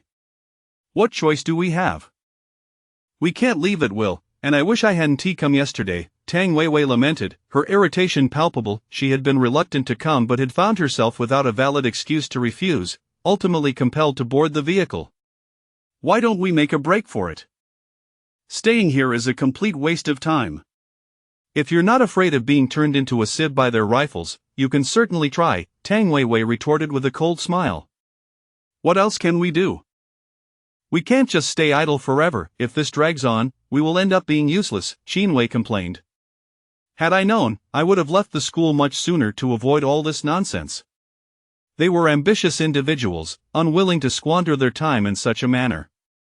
Venturing outside might be perilous, yet it would provide an opportunity to grow stronger, and they understood well that in this apocalyptic world, strength was paramount. The base has just been established, and many systems are still not fully operational. I can understand the restrictions on movement. Let us seek out the higher-ups and clarify the situation. I believe they will allow us to leave, one suggested. All right. Chapter 76 Ma Zhonghua. Within the survival base, amidst the rows of factory sheds, stands a solitary completed building, currently the only structure within. This edifice serves as the command center of the survival base and is also the residence for the upper echelons of Star City. The abrupt onset of the apocalypse has inflicted severe losses upon the official ranks of Star City, leading to the absence of numerous department heads and resulting in internal chaos. Coupled with the disruption of mobile signals, communication with Kyoto has been severed, prompting many officials to entertain alternative thoughts. At this moment, 7 or 8 individuals occupied the conference table within the command center, engaged in deliberation. These individuals are high-ranking officials from both the military and civil sectors of Star City. The first phase of the rescue mission has been largely completed, encompassing over 3,000 students from several key universities, including Jinghai Garden and Qingzhou Garden, who have been safely returned to the base. When do we commence the second phase of the rescue mission? Inquired Liu Yong, the deputy commander of the military. He currently holds the highest command position within Star City's military, as both the commander and political commissar have perished in this catastrophe, thus placing him in charge. Deputy Commander Liu, please elaborate on the difficulties encountered during this rescue effort and the extent of the losses, suggested Ma Zhonghua, the mayor of Star City, who occupied the head seat. The civil sector has also suffered significant losses, with the vice mayor and city secretary among the casualties, but fortunately, the mayor has survived. As the mayor of a provincial capital, Ma Zhonghua wields considerable authority. In peacetime, the military and political spheres operate independently. However, given the extraordinary circumstances, both factions must unite in purpose. A leader is essential in such times, and as the highest-ranking official in Star City, Ma Zhonghua has naturally assumed this role. The most formidable challenge lies in our insufficient ammunition. The majority of the time, our soldiers engage in close-quarters combat, resulting in considerable casualties among them, Lu Yong lamented. Then let us postpone the second phase of the rescue mission for now. We face two more pressing tasks. One pertains to your ammunition issue, and the other concerns the procurement of essential supplies, Ma Zhonghua asserted. Currently, there are over 10,000 survivors within the base, and the daily consumption is immense. Our stockpiled provisions are dwindling, necessitating an urgent expedition to secure more supplies. The ammunition situation is equally critical. If I recall correctly, there is an armory within your garrison. We must devise a means to transport those munitions back. This should alleviate our short-term predicament. However, many survivors are still awaiting our assistance. With each passing day, the death toll increases. Deputy Commander Lu, rescue operations cannot be conducted recklessly. We must first address the primary issues to facilitate more effective rescue efforts. Without supplies, even if we manage to rescue individuals, they will ultimately perish from starvation, interjected another man seated beside Ma Zhonghua. Very well, when shall we depart? Mobilize personnel to depart at once, splitting into two groups.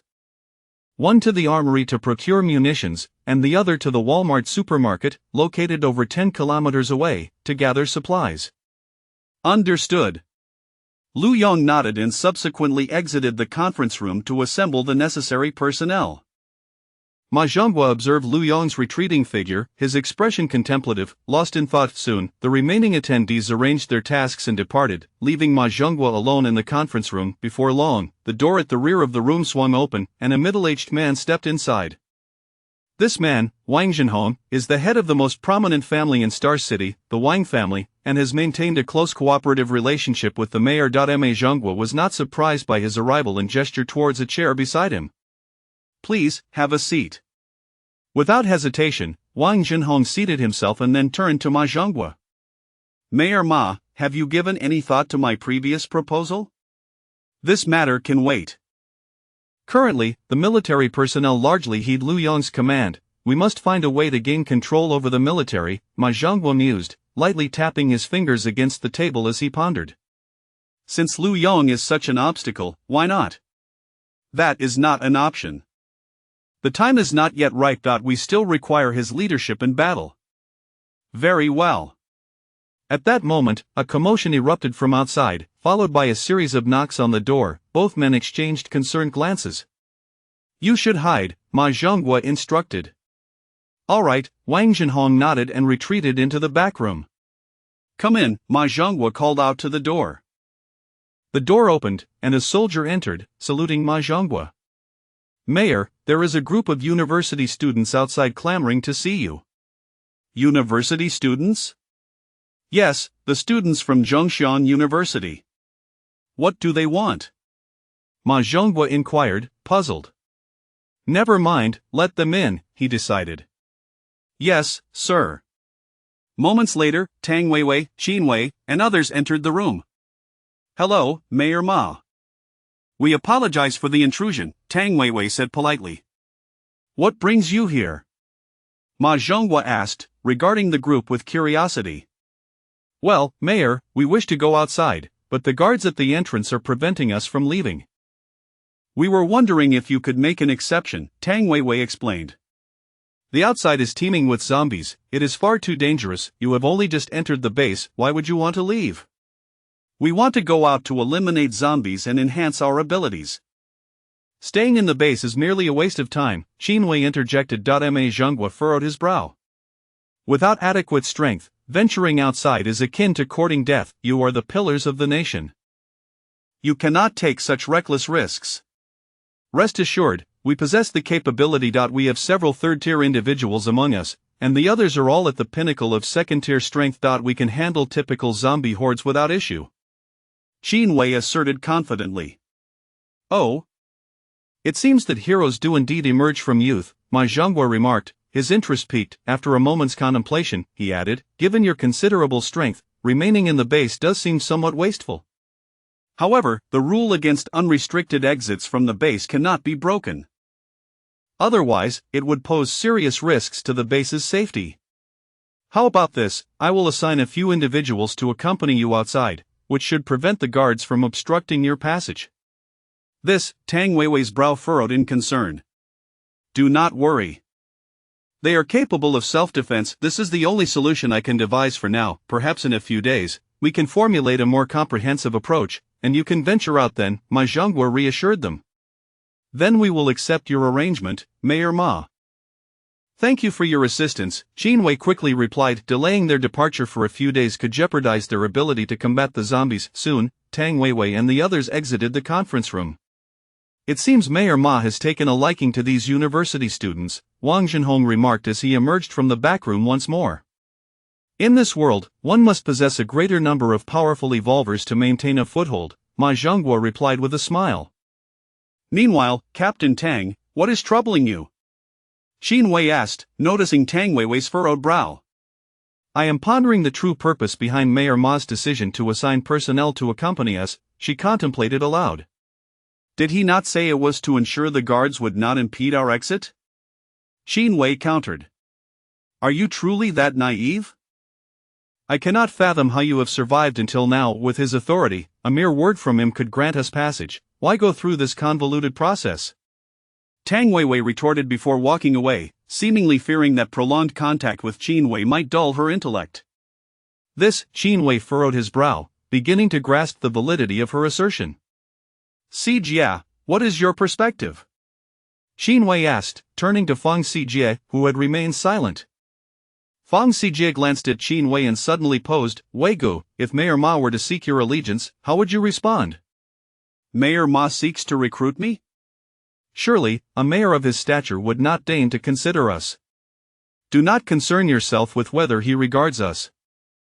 Simply answer whether you would accept. Certainly not, we value our freedom too highly to tether ourselves to him.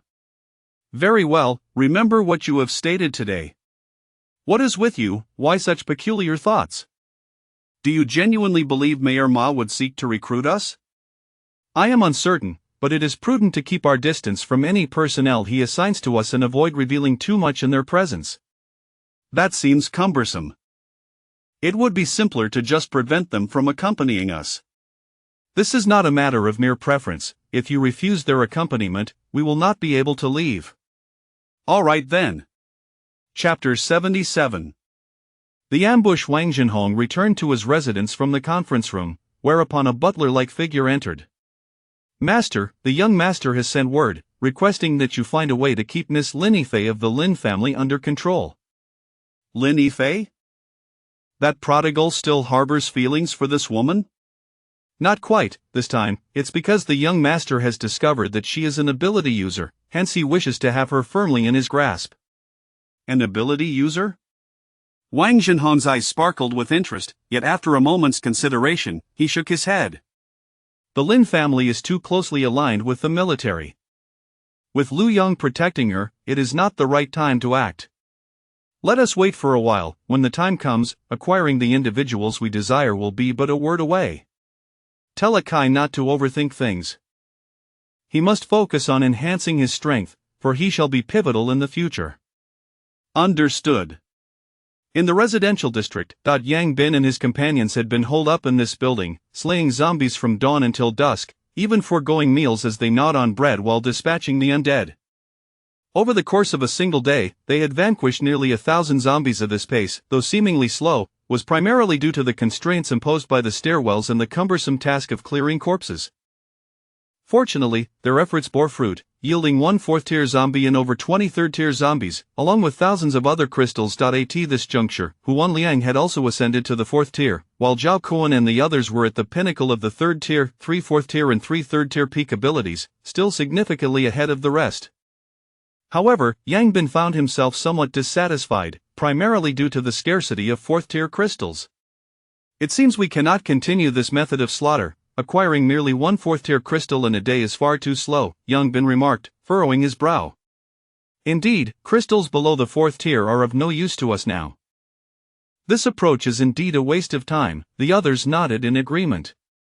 Let us return for now. Tomorrow, there should be more 4th tier zombies. We can devise other strategies then. Agreed. The stairwell was completely blocked, yet this posed no hindrance to the group. They entered their room, dismantled the security bars on the window, and leaped down below. A swarm of zombies surged toward them. However, with their current strength, these zombies were no match, and they forged a bloody path through. They sprinted back to the villa, and as they prepared to enter, Yang Bin inadvertently spotted a figure moving in a nearby villa. Activating his true sight, he peered into the building and soon discerned 2 individuals seemingly observing them. What's the matter, Bin Gu?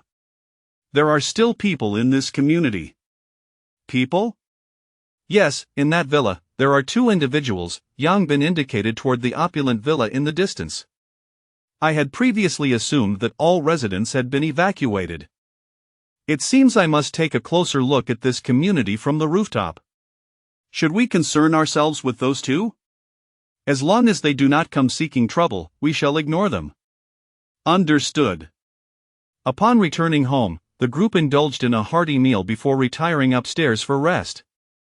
Yang Bin, however, made his way directly to the rooftop terrace to survey the community. After a thorough inspection, he found only that one villa with occupants, the others remained devoid of life. Yet, as Yang Bin scrutinized that particular villa, he stumbled upon something that left him utterly astonished. In the center of the backyard, there stood a massive iron cage, within which resided over 20 zombies. To Yang Bin's further astonishment, all of these zombies were 3rd tier. Moreover, 4 3rd tier evolutionaries lurked in the yard, constantly monitoring the cage. What purpose could these individuals have for containing so many high-tier zombies? Yang Bin pondered. Suddenly, a thought struck him, and his eyes lit up. Could it be they are raising zombies? Goodness, that is indeed a possibility. How did I not consider this before? Yang Bin exclaimed, his eyes gleaming with newfound insight. What a remarkable find. I must acquire this contraption when the opportunity arises. A greedy expression crossed his face as he gazed at the enormous iron cage, his inner bandit instincts flaring up. In the dead of night, the group reconvened on the rooftop terrace to stargaze. As they prepared to descend, Yang Bin cast another glance at the nearby villa, and suddenly, a look of delight spread across his face. Liangzi, Zhao Kuan, you all head downstairs to rest. Haozi, come with me, I have something good to show you. Yang Bin grinned. Sure. Though the others were puzzled, they did not question further. Adhering to the unspoken understanding within their team, Yang Bin took the fire axe from Zhao Kuan's hands and swiftly led Chen Hao to the rear of the villa, climbing a nearby tree. At that moment, Chen Hao also caught sight of the enormous iron cage in the yard, along with the zombies inside. His eyes widening in surprise, Yang Bin gestured for silence, then quietly pointed to the zombie wearing a gray plaid shirt. Do you see that one by the edge? It is a freshly evolved 4th tier zombie. You will need to sneak down and take it out, then snatch its crystal and retreat. Chen Hao's eyes sparkled with excitement as he nodded. Yang Bin handed him the fire axe and cautioned, there are 4 3rd tier evolutionaries hiding in the corners of the yard, but they are dozing off right now. When you strike the zombie, quickly become invisible again. If you time it right, your body should remain undetected, and they won't notice you. If they do notice, we'll just have to cut them all down. Understood. Chen Hao nodded, leaping down, becoming invisible as he vaulted over the yard wall, arriving before the iron cage. He brandished the fire axe, gauged his angle, and with a swift motion, cleaved the 4th tier zombie's head open. The moment Chen Hao struck, his figure vanished in an instant. The zombies within the cage erupted into chaos, while the 3rd tier evolutionaries, roused from their slumber, merely glanced over, shrugged, and returned to their dreams, accustomed to the usual disturbances caused by the stars vanishing. Chen Hao extracted the crystal from the 4th tier zombie's cranium and departed with flair. Soon after, the two returned to the villa. That 4th tier crystal was undoubtedly the easiest one to obtain since the apocalypse began, Chen Hao chuckled, admiring the crystal in his hand. But Bin Gu, why must we be so covert? We could simply seize that villa and claim all the zombies for ourselves. Patience, with so many high-tier zombies, those few individuals in the villa cannot capture them. They likely possess even greater power behind them. Until we ascertain their strength, we must not act recklessly, Yang Bin replied. Yet by acting today, Haven Tea, we already stirred them? If we do not act today, that 4th tier zombie will be lost by tomorrow. This is a 4th tier crystal, how could we relinquish it so easily? As for startling them, as long as they do not discover you, it doesn't count as alarming them, and besides, this zombie has just evolved. They themselves may not even realize it's a 4th tier zombie. What they think upon witnessing a suddenly decapitated zombie is of no concern to us. As he imagined their expressions upon witnessing such a scene, a smile crept across Yang Bin's face. Now, let us retire for the night. Chapter 78. Seizing weapons in the morning, within a lavish villa, the first thing Wang Ruikai did upon rising was to summon his subordinate Wang Yueming to accompany him to the backyard. Observing whether any 4th tier zombies had emerged was his daily anticipation. However, upon their arrival, they discovered the 4 individuals concealed in the yard had rushed out, gazing perplexedly at the iron cage. What is happening? Wang Ruikai furrowed his brow. Young Master Wang, there is a zombie that has been bitten to death here, one of them pointed towards the cage. Bitten to death? By what? Wang Ruikai hurried over, only to find a mangled corpse, devoured beyond recognition. It was bitten by zombies, we noticed several of them feasting on its remains this morning. Impossible, aren't zombies supposed to avoid consuming their kind? Wang Ruikai questioned, bewildered. Perhaps they were not sufficiently hungry. When driven by extreme hunger, they might resort to cannibalism, especially after being trapped for so long, another speculated quietly. And the crystal? It seems it has also been consumed, the group admitted, somewhat awkwardly. What were you all doing? Were you not instructed to keep a close watch? Wang Ruikai exclaimed in anger. Apologies, young Master Wang, we had no idea zombies would resort to cannibalism, the group murmured, their heads bowed, unable to meet Wang Ruikai's gaze. Wang Ruikai felt an urge to berate them, but ultimately restrained himself. These individuals were the most loyal subordinates of the Wang family, steadfast even amidst the apocalypse. He could not afford to dampen their spirits. Taking a deep breath, he said, I do not hold it against you. I too did not foresee this. Now that we are aware zombies can consume their own, you must exercise double caution moving forward. Rest assured, young Master Wang. Such an incident will not occur again, they vowed, patting their chests in assurance. Very well, Wang Ruikai nodded and inquired, have any 4th tier zombies been born today? Not yet, we have just tested each one, they replied. Not yet? Is it truly so challenging to produce a 4th tier, or are the specimens we have acquired simply of inferior quality? Wang Ruikai muttered to himself. Brother Kai, 4th tier zombies are indeed rare, there are not many outside.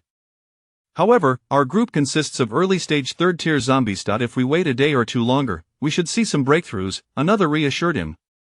All right then.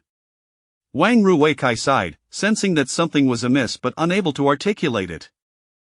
In another villa, Akuan, this is for you. Yang Bin handed Zhao Kuan the 4th tier crystal obtained the previous night. This was in accordance with their prior agreement to promote those who could advance first, and once everyone had ascended, to prioritize one. Zhao Kuan gazed at the 4th tier crystal in Yang Bin's hand, astonished. Brother Bin, where did you procure this crystal? I found it nearby. Someone is assisting us in nurturing 4th tier zombies. Who knows, we might be collecting 4th tier crystals every night. Yang Bin chuckled. He could see that many of the zombies in the iron cage were at the peak of 3rd tier, and he estimated that in the coming days, they would likely see nightly breakthroughs to 4th tier. Such fortunate news. The other's eyes widened in disbelief. Chen Hao grinned and recounted the events of the previous night. Upon hearing this, everyone's eyes lit up, astonished by this unexpected turn of events. Let us go. Today we will first visit the gym to procure some barbells for you all, then we will venture into the wild. Into the wild? Yes, we will seek out 4th tier zombies in areas with fewer zombies. The residential districts are swarming with them. While the probability of encountering 4th tier zombies is high, the efficiency is far too low. Understood. Brother Bin, do you know where there's a gym? Yes, there's a rather large one in that residential area. I saw it yesterday. Let us hurry then, I've been wanting to switch for a while. Zhao Kuan replied excitedly. Although they possessed a decent array of weapons, including fire axes and various blades, they still felt that wielding a barbell provided the most satisfying impact during brawls. As long as one had sufficient strength, zombies could not approach within a meter. Before long, the group departed the villa under the watchful eyes of Wang Ruikai and his companion. Brother Kai, they left. Should we not procure some food from them? Wang Yueming was still fixated on the several carts of food the others possessed. Not yet, this group ventures out during the day and returns at night, likely hunting zombies. They appear to possess considerable strength. We should refrain from antagonizing them for now, Wang Ruikai advised. Then Brother Kai, should we consider recruiting them? It merits consideration. We can approach them tonight when they return, Wang Ruikai nodded. All right. Yang Bin led his companions around the most densely populated areas of zombies in the residential district, arriving at a recreational area. Here, they found an indoor swimming pool, gym, billiard room, KTV, and other entertainment venues. Upon entering, it was evident that the number of zombies had significantly diminished, yet the ground was littered with zombie corpses, indicating the presence of a group of evolved individuals. Yang Bin activated his true sight and surveyed the surroundings. Unfortunately, the group of individuals was indeed inside the gym, with several of them wielding barbells akin to their own. The physiques of these individuals clearly indicated that they were regular gym-goers, embodying the enviable inverted triangle shape. Without hesitation, Yang Bin led his companions upstairs. They were there to acquire barbells and would not retreat simply because others had arrived first. What he desired would be his. They quickly ascended to the second floor and knocked on the gym door. To his surprise, the door was opened immediately, as if they had been spotted from the window above. Come in, the one who opened the door said before striding inside. Yang Bin and his group were momentarily taken aback by such directness. Nevertheless, they followed suit. The gym was spacious, equipped with a plethora of fitness equipment. At that moment, over 50 individuals stood within, gazing at them with indifferent expressions. Yang Bin was astonished to find that among these 50 individuals, more than 20 were at the third tier, with 2 at the peak of third tier. Truly impressive, the strength of those who frequent the gym, Yang Bin thought to himself. Place your bags down and show me your belongings. If they suffice, I might consider allowing you to join us, the leader, clad in a tank top with muscles that intimidated, spoke. What do you mean by joining you? The group was momentarily stunned but quickly regained their composure. It was evident that the others believed they had come to pledge allegiance.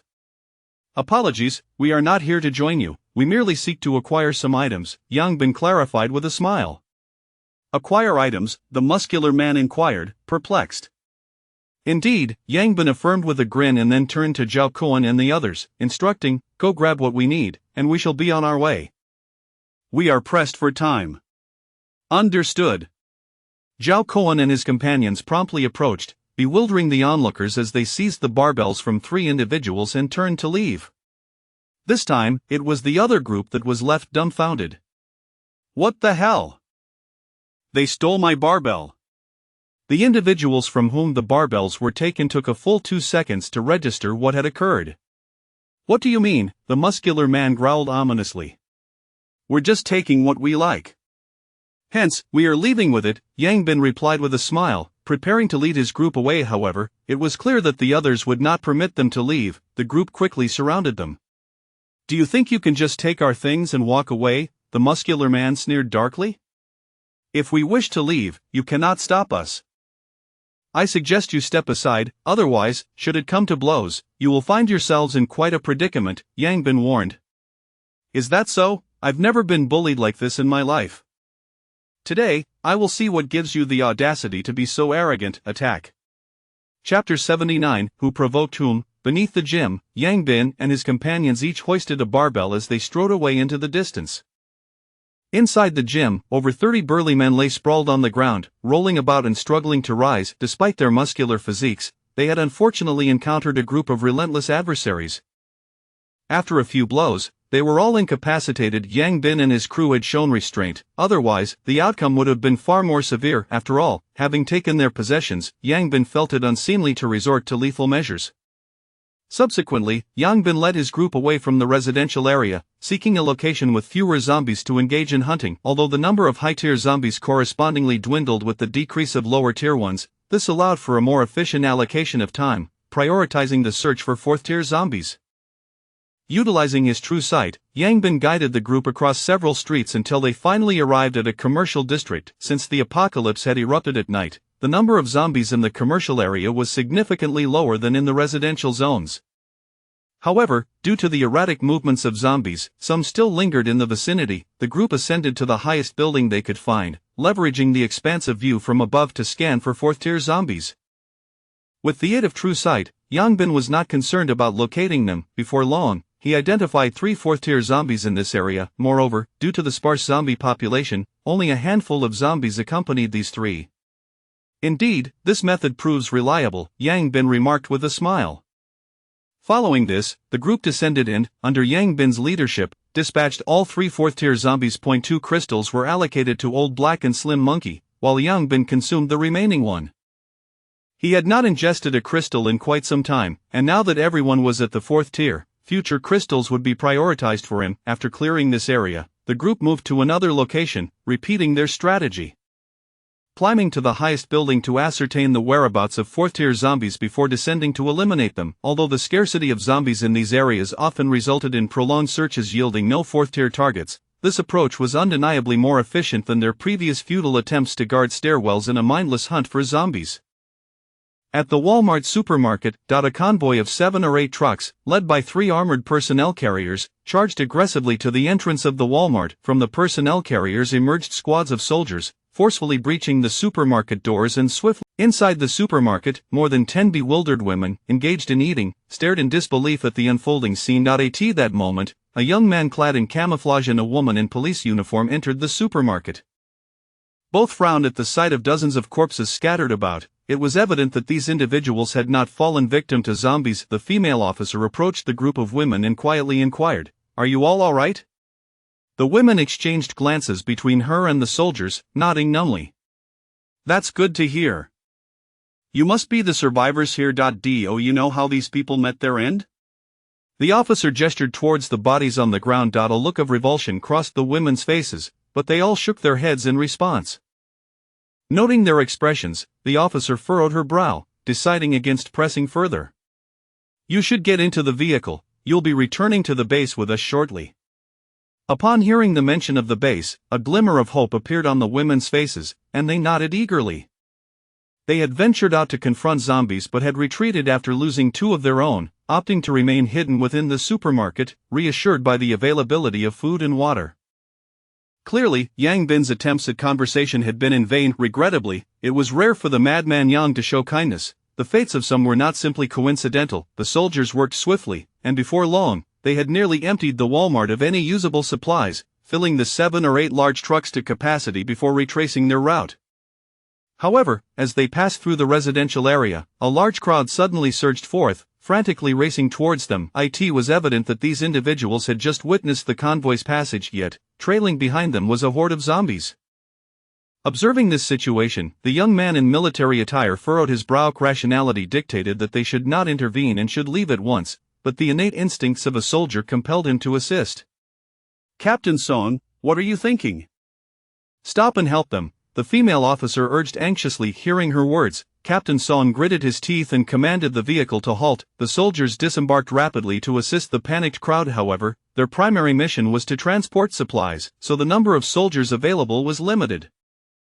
Faced with the relentless onslaught of zombies, they could only fire their weapons to cover the fleeing individuals. Yet, as gunfire erupted, the residential area erupted into chaos. The already numerous zombies in the vicinity swarmed towards the sound, and what was most disheartening was that many of the fleeing individuals, upon hearing the gunfire, dropped to the ground in fear, trembling uncontrollably. Witnessing this, Captain Son's expression darkened. "Those who wish to live, get the hell up. Anyone still lying down will be dealt with first." His thunderous shout startled the crowd into action, and after a considerable struggle, they finally reached the relative safety of the personnel carriers. "Let's move!" Captain Song bellowed.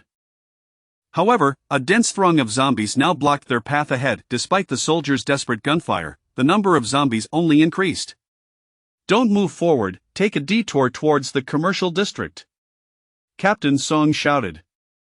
The vehicles began to veer towards the commercial area, yet, it was no easy feat for the 7 or 8 large trucks to change direction. Soon, they were overtaken by the horde of zombies, which surged onto the vehicles, quickly overwhelming them. Captain Song's face turned ashen as he was forced to abandon the supply trucks, opting to escape in the personnel carriers. However, the route had not been cleared, and various abandoned vehicles obstructed their passage. The leading personnel carrier could only bulldoze through the obstacles. Though robust, the vehicle's speed dwindled significantly as they collided with the debris inside the following personnel carrier. The soldiers unleashed a barrage of gunfire at the pursuing zombies, striving to prevent them from overwhelming the vehicle. However, this relentless firing rapidly depleted their ammunition, and they could not sustain it for long. After covering some distance, they suddenly encountered a massive pile of zombie corpses blocking the road ahead. Captain Song felt a surge of frustration. Who the hell was killing zombies here? Get out, we'll run on foot, our target is that building ahead. With such a considerable pile of corpses in the way, the vehicles could not proceed. Clearing the path would take too long, and time was of the essence. They had no choice but to seek refuge inside the nearby skyscraper. The group promptly disembarked, sprinting towards the towering structure under the soldiers' protective cover. Meanwhile, Yang Bin and his companions stood atop the building, scanning for fourth-tier zombies when they suddenly heard gunfire and spotted 3 personnel carriers approaching. What's wrong with these officials, driving their vehicles here? Yang Bin muttered, exasperated. But soon, he noticed the dense horde of zombies trailing the vehicles, and his expression shifted dramatically. Damn it, I just wanted to hunt in peace, who did I provoke? Chapter 80. All fourth-tier Yang Bin, accompanied by his companions, hurriedly descended the stairs, eager to vacate the building before the approaching crowd could reach them. Unfortunately, their structure soared over 20 stories high, and being on the rooftop, the elevator was out of service. Despite their swift pace, they collided head-on with individuals rushing up when they reached the 5th floor. Both parties stood frozen, exchanging bewildered glances. Yang Bin sighed, feeling as though an unexpected calamity had befallen them, akin to a bucket of filth being dumped on their heads, leaving no possibility for escape. This was not merely a horde of hundreds or thousands of zombies, but a veritable swarm exceeding 10,000. It was perplexing how these people had stumbled into the nest of the undead. Commander Song, witnessing Yang Bin and his group sprinting down, gaped in disbelief at the sight of anyone still alive above. Before he could utter a word, Yang Bin interjected, "Do not ascend any further. Barricade the stairwell below. The higher you go, the slimmer your chances of survival." The female officer beside him seemed poised to speak, but Commander Song quickly grasped Yang Bin's intent and shouted back, "Do not continue upward. Block the stairwell." In no time, the soldiers trailing behind halted, stowing their rifles and drawing their bayonets, resolutely guarding the stairwell. The others swiftly vacated the stairwell, pushing through the fire door into the office floors. This building housed a large tech company on the 5th floor, and the entire level was occupied by that firm. With a combined population of over 400, including civilians and soldiers, the spacious floor ensured they were not cramped. Just as Yang Bin and his companions were grappling with their predicament, a group of women approached them. Hello, we didn't get a chance to thank you before you left last time, and I can't believe we see you again so soon. Thank you for saving us." Several women expressed their gratitude. Yang Bin furrowed his brow at the sight of them, recognizing that these women had merely just reached the threshold of evolution, having consumed the crystals they had left behind without venturing out to acquire their own. He sighed, choosing not to respond. As he had previously stated, each must forge their own path, and their choices would ultimately shape their destinies. No one would be there to assist them perpetually. Yang Bin had initially acted on a whim to afford them another chance, only to see that opportunity squandered. In the future, such acts of kindness would be curtailed. The handful of crystals he had could suffice for a meal for Little Orange. Shaking his head, Yang Bin addressed them coolly, "There is no need for thanks, it was merely a fortuitous encounter." At that moment, a striking female officer approached them. "Were those people in the supermarket slain by you?" It was clear that the officer had overheard the women's previous remarks. Yang Bin glanced at her, neither denying nor confirming, and simply nodded, "Indeed.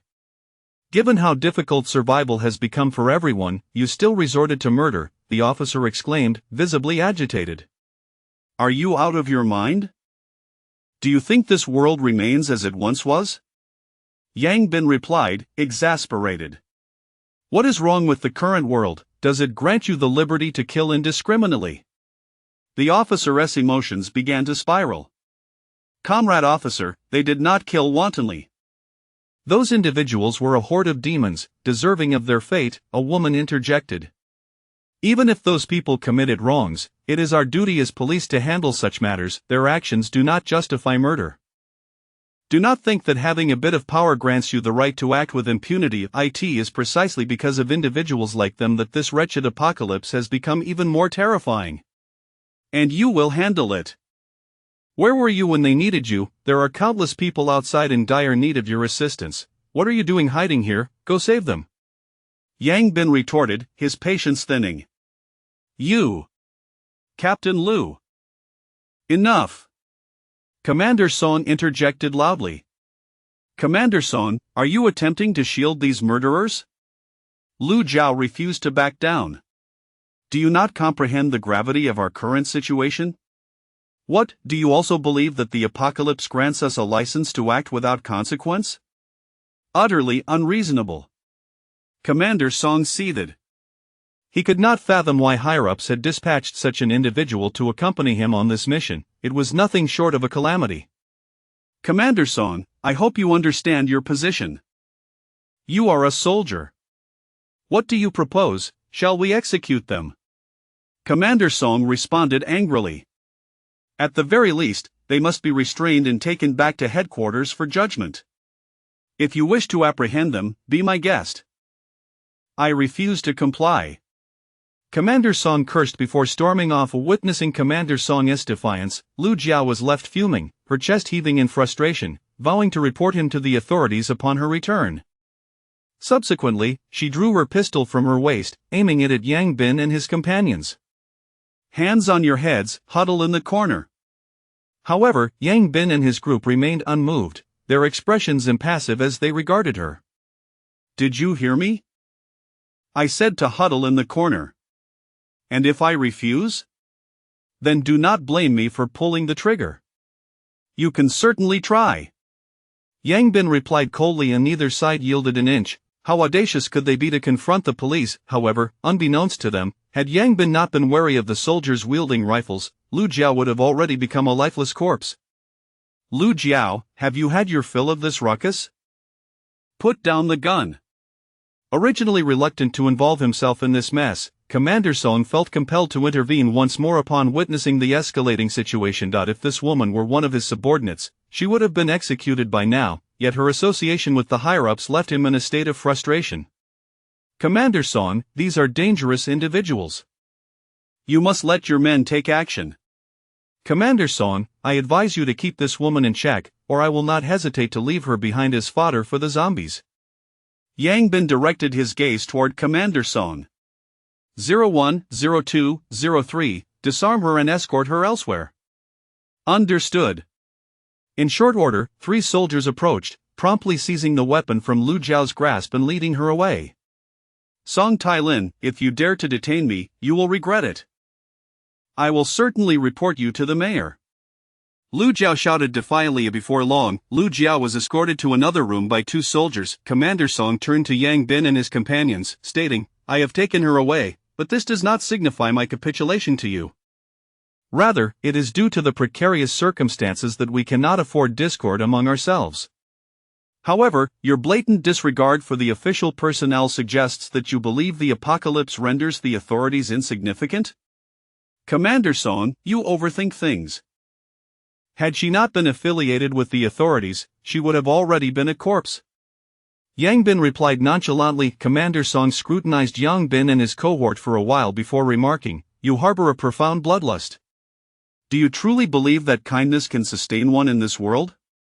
Commander Song fell silent, unwilling to contest Yang Bin's assertion, for he recognized the truth in his words. Do you understand why I have consistently intervened to prevent her from causing you trouble? Because you are aware that confronting us would yield no benefits, and could even result in severe losses for you. Yang Bin smiled. Ha! You are overly confident, yet, I cannot deny that I feel considerable pressure emanating from you. Some of you have reached the 4th tier, have you not? Indeed, all 6 of us are 4th tier.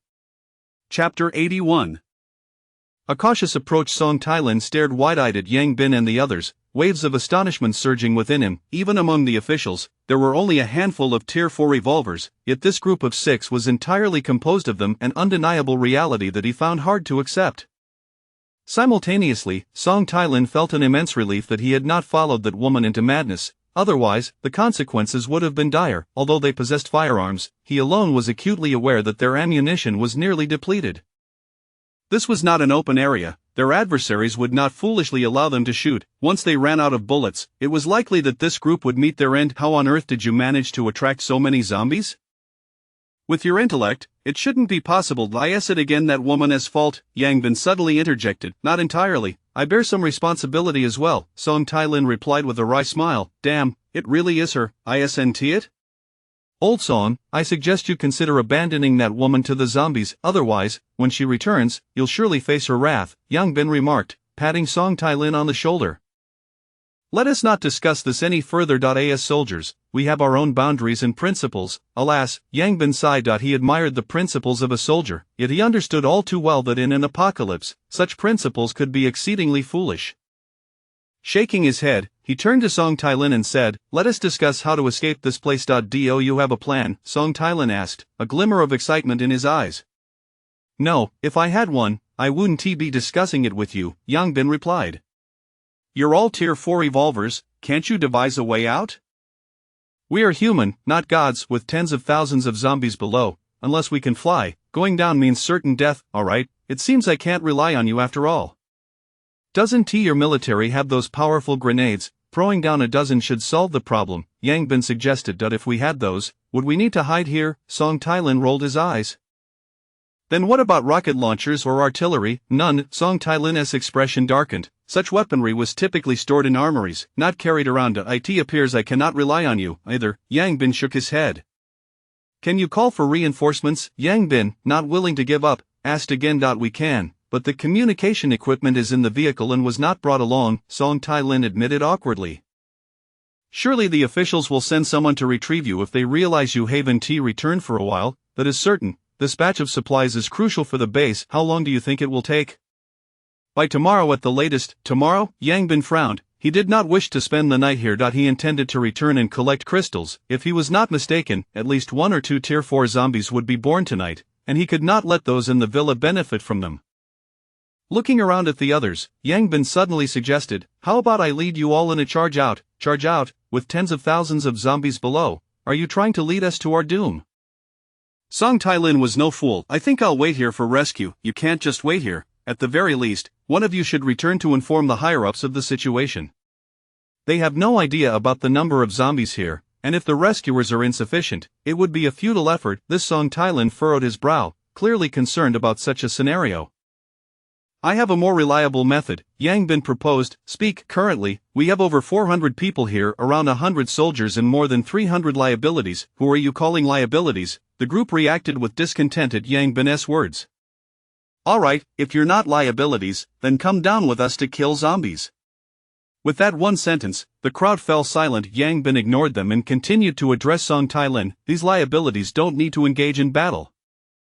They would only hinder us. Let them go to the rooftop and throw things down. With over 20 stories, even a table can crush a few, while also drawing the attention of most zombies.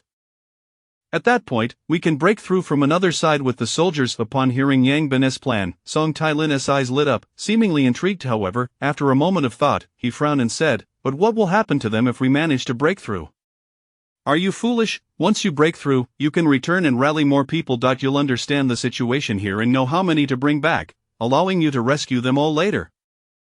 That is true. This method seems feasible, but the risks are significant. If we cannot break through quickly and the zombies react, we might be overwhelmed, leading to total annihilation. With 6 of us Tier 4 revolvers present, what is there to fear? Alright, let us do it. Song Tailin, not one to dawdle, made a decisive decision after some contemplation. He then turned to the group and said, you all heard the plan. There is no need for you to engage the zombies. You can manage throwing things from a height, correct? Of course, we can, but Captain Song, you won't just abandon us here, will you? I am not that kind of person. Hurry up, head upstairs, and remember to throw in one direction. Don T scatter everywhere. Understood that the group swiftly ascended the stairs. Subsequently, Song Tailin turned to Yang Bin and said, "How do we get down? The stairwell is likely blocked with zombies by now." "Which floor are they blocking?" "The third floor." "Then it seems we can only jump from the third floor. This building has high ceilings. The first floor is about 5 meters tall, and the third floor is over 10 meters from the ground. Jumping down poses quite a challenge. Challenges aside, there is no other choice. If you and T kept climbing, we wouldn't be in this predicament." Song Tailin lowered his head, reluctant to respond, as he and T considered this at the time. The soldiers are accustomed to training, and since they are all above Tier 2, it may be difficult, but they should be able to manage. Yang Bin encouraged. "Absolutely," Song Tailin affirmed with resolve. "Good, then we will descend. My men will clear the path ahead. You all stay close." Understood. The group descended to the third floor, where 4 or 5 soldiers stood guard at the staircase, preventing the zombies from advancing. However, the stairwell was now filled with the bodies of zombies, making it exceedingly difficult for any to ascend. Upon reaching the third floor level, they approached a window of an office. Just then, a loud crash echoed as a heavy object hit the ground, sending the zombies below into chaos. Clearly, the operation had commenced above. Yang Bin glanced down to see that a desk had fallen, causing the zombies it struck to be reduced to a gruesome pulp. Following the first impact, a series of crashes ensued as various items plummeted from above. The zombies struck by these objects were effectively rendered into meat paste. Even Tier 3 zombies could not withstand the height of over 20 stories. The horde below erupted into disarray, howling upwards. The zombies in other directions, alerted by the commotion, also began to converge towards this location. Seeing this, Yang Bin's eyes sparkled. The results exceeded his expectations. However, he soon found himself taken aback, as it seemed that the fleeing zombies were primarily of lower tiers, while the Tier 3 and above remained. Indeed, the Tier 3 zombies are not so easily fooled. It appears a hard battle is inevitable. Chapter 82. The Visit. Gather your people and prepare to descend. Observing that the majority of the zombies below had already fled, Yang Bin turned to Song Tailin. "Understood." Song Tailin nodded, and as he issued the order, a battalion of soldiers clad in camouflage swiftly entered, totaling over 100. Gazing at their resolute faces, Yang Bin nodded in approval. Indeed, the indomitable spirit of soldiers is unparalleled, showing no fear even in the face of such adversity. However, his expression soon darkened as he noticed the woman had also arrived. "Why bring this dead weight? She should stay here with the others," Yang Bin said, his disdain unmistakable. "Who are you calling deadweight? I am a Tier 3 evolver," Lu Jiao declared proudly, puffing out her chest. "Tier 3. Yang Bin glanced at Song Tailin. "If you insist on bringing her, let her take the lead. I shall not partake in this endeavor." This, Song Tailin felt a headache coming on. That he knew that without the assistance of a few individuals to clear the way, they would stand no chance of breaking through.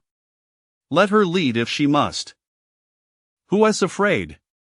Lu Jiao, undeterred, strode toward the window. "You are quite brave," Yang Bin chuckled. "I should have mentioned, do not be deceived by the few zombies that have fled from this side. The ones remaining are all at least Tier 3. Lu Jiao froze in her tracks. "All Tier 3? Song Tailin's eyes widened in disbelief as he stared at Yang Bin. "No, I meant at least Tier 3. There are also Tier 4 among them." "Captain Lu, you should stay here," Song Tailin asserted, fixing his gaze on Lu Jiao. "No way, I want to fight. Captain Lu, I implore you to consider the greater good." Song Tailin's tone grew more serious. Just as Lu Jiao attempted to retort, Song Tailin shot her a look, and the two men, 01 and 02, swiftly moved in to drag her away. They too were Tier 3 evolvers.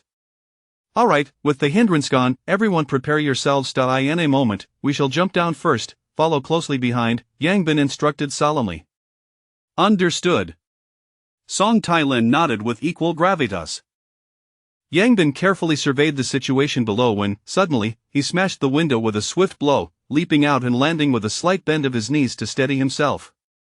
As a Tier 4, his physical prowess had vastly improved, and this height posed no challenge to him. As he landed, a horde of zombies surged toward him. Yang Bin swung his barbell, swiftly dispatching the approaching undead. Soon after, Chen Hao and the others jumped down, joining the fray. Following suit, Song Tailin led a group of soldiers into battle. The moment they hit the ground, they rolled to dissipate the force, quickly regaining their footing to engage the enemy. It was undeniable that the disparity between soldiers and ordinary individuals was stark. A typical person would likely hesitate to leap from such a height, yet these soldiers displayed no hesitation, seamlessly transitioning from their landing to combat, leaving Yang Bin in awe. As they joined the battle, Yang Bin's admiration only grew. Most of these soldiers were Tier 2, with only a handful at Tier 3. Yet, faced with a horde of Tier 3 zombies that vastly outnumbered them, they exhibited no timidity. Their teamwork was impeccable. One would withstand the zombies' attacks while another swiftly struck, severing the undead's neck. Although Yang Bin had engaged in several battles against opponents of a higher tier, he could not match their finesse. Watching these soldiers, he felt a surge of excitement. This was the essence of true comradeship. Alas, soldiers are loyal to their nation, making them difficult to sway. While he did not necessarily wish to oppose the authorities, with the collapse of societal order, he yearned for freedom from their constraints. Sometimes, his actions might conflict with official mandates. Like that woman, it was hard to coexist peacefully, rendering such allies mere daydreams. The soldiers' combat capabilities exceeded Yang Bin's expectations, allowing their breakout to proceed even more smoothly than anticipated. With the formidable efforts of Yang Bin and his 5 companions clearing the way, they carved a bloody path through the horde. By the time more zombies arrived, they had already escaped the encirclement, having slain 2 Tier 4 and over 100 Tier 3 zombies.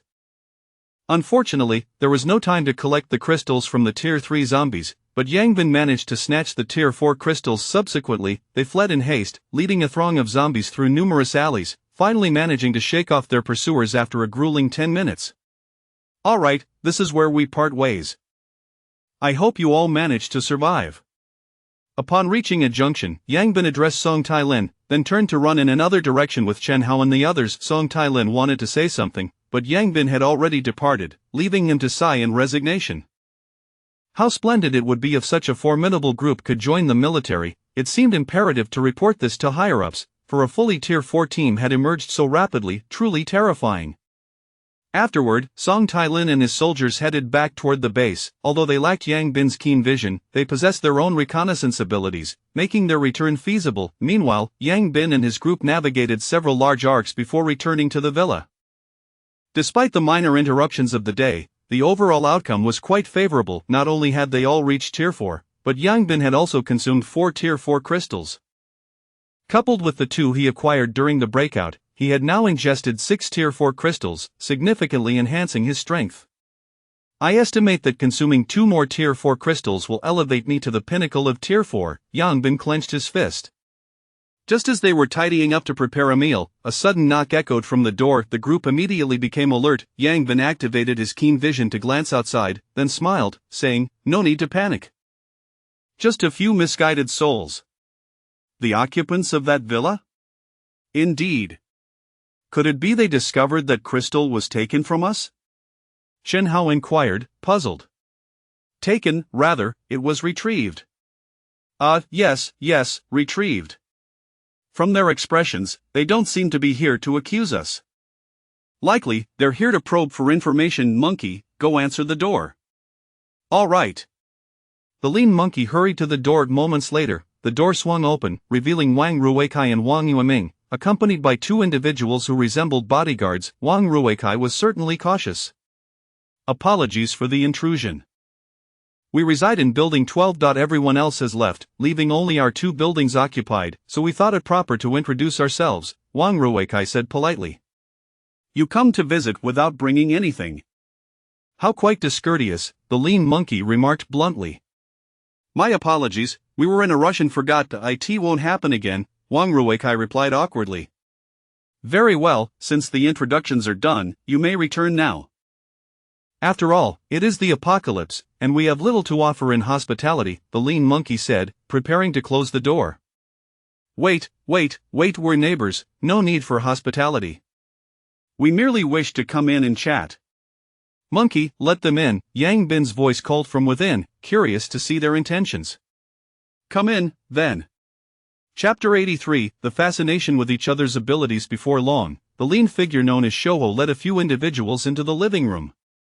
Please, take a seat, Yang Bin gestured towards the sofa. Very well, replied Wang Ruikai and Wang Yueming as they settled down, while 2 bodyguards remained standing behind them. Yang Bin activated his true vision and cast a discerning glance over the group, his expression quickly shifting to one of astonishment. He had not paid much attention earlier, but he was taken aback to discover that the individual before him was indeed an ability user, and quite a formidable one at that. His power appeared to belong to the metal element, enabling him to partially metallicize his body, significantly enhancing both his defensive and offensive capabilities. Such an ability could greatly amplify his combat prowess, making him a likely contender against others of the same tier. Moreover, all four of them had already reached the pinnacle of the third tier, seemingly awaiting the day when the zombies in the backyard would breach the fourth tier, at which point they could elevate themselves accordingly. Indeed, even in the apocalypse, possessing a powerful background allowed one to stay ahead of the rest. With zombies lurking outside, I see you all venturing out daily. You must possess considerable strength, Wang Ruikai remarked casually, as if engaging in small talk. Strength?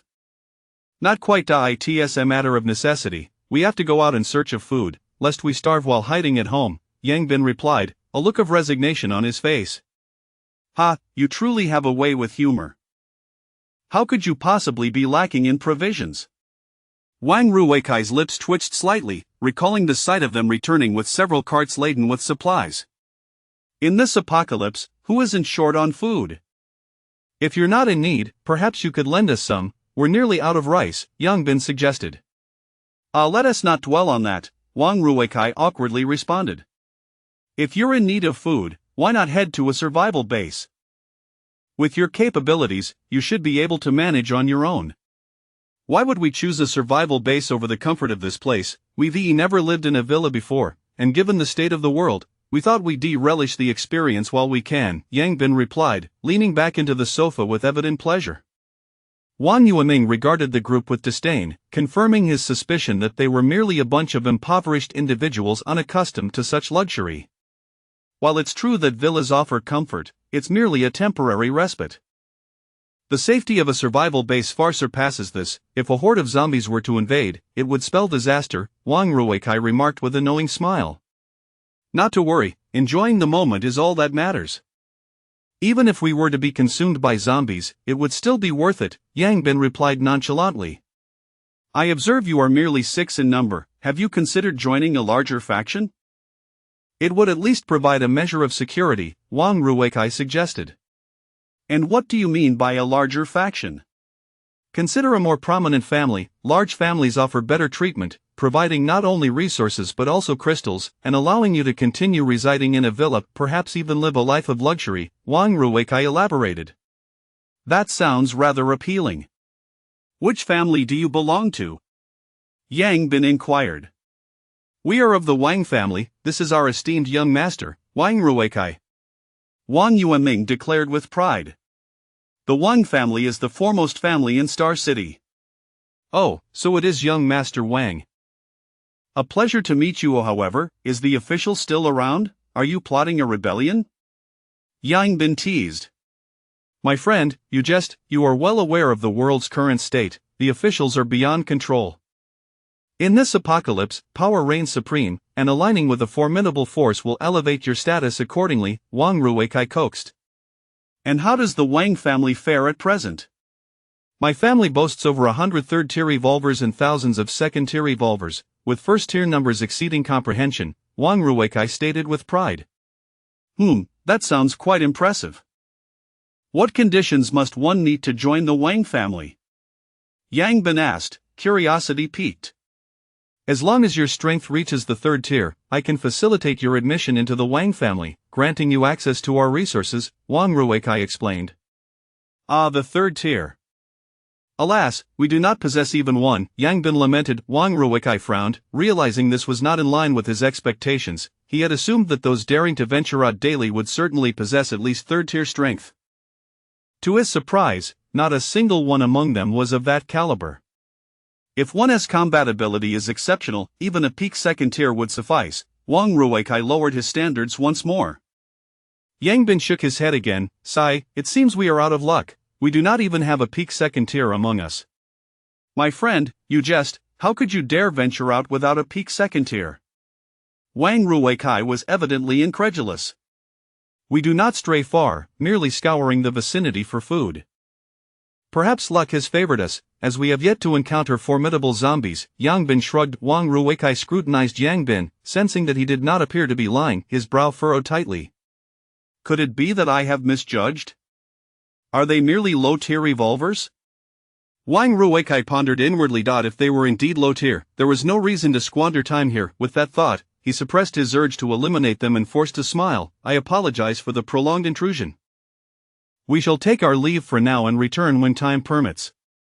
Will we still have the chance to join the Wang family? Yang Bin inquired with anticipation. Wang Ruikai's lips twitched, forcing a smile. I shall discuss it with my family and see what can be arranged. Very well, very well. As he watched them depart, a cold smirk crept across Yang Bin's face. Brother Bin, it seems the Wang family is up to something significant, Zhao Kuan remarked thoughtfully. Quite normal. These prominent families have always engaged in clandestine maneuvers even before the apocalypse. Now that we find ourselves in this dire situation, it would be surprising if they were not making substantial moves, Yang Bin replied. It appears we may truly be on the brink of an era of fierce competition among factions, Zhao Kuan mused. That may still be some time away. For now, the officials remain the most powerful, Yang Bin countered. However, the officials are currently preoccupied with the zombies. I suspect that once they are sufficiently engaged with the undead, these families will start to emerge, Zhao Kuan speculated. What should we do, Brother Bin?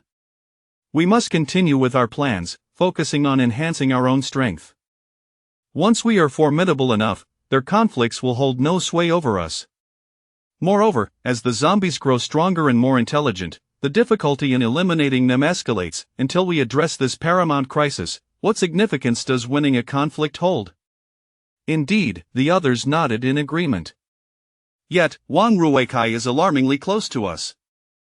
He may very well drag us into their disputes. I find myself contemplating whether we should eliminate him, Yang Bin suddenly stated. Wouldn't that be akin to poking a hornet's nest? The Wang family would undoubtedly retaliate fiercely. Families like theirs possess access to firearms, and we could find ourselves in a precarious situation, one of them cautioned. That is of little concern, we could always relocate. It would just be regrettable to lose such a powerful ability. I wonder if there is a way to seize it, Yang Bin mused. He is an ability user?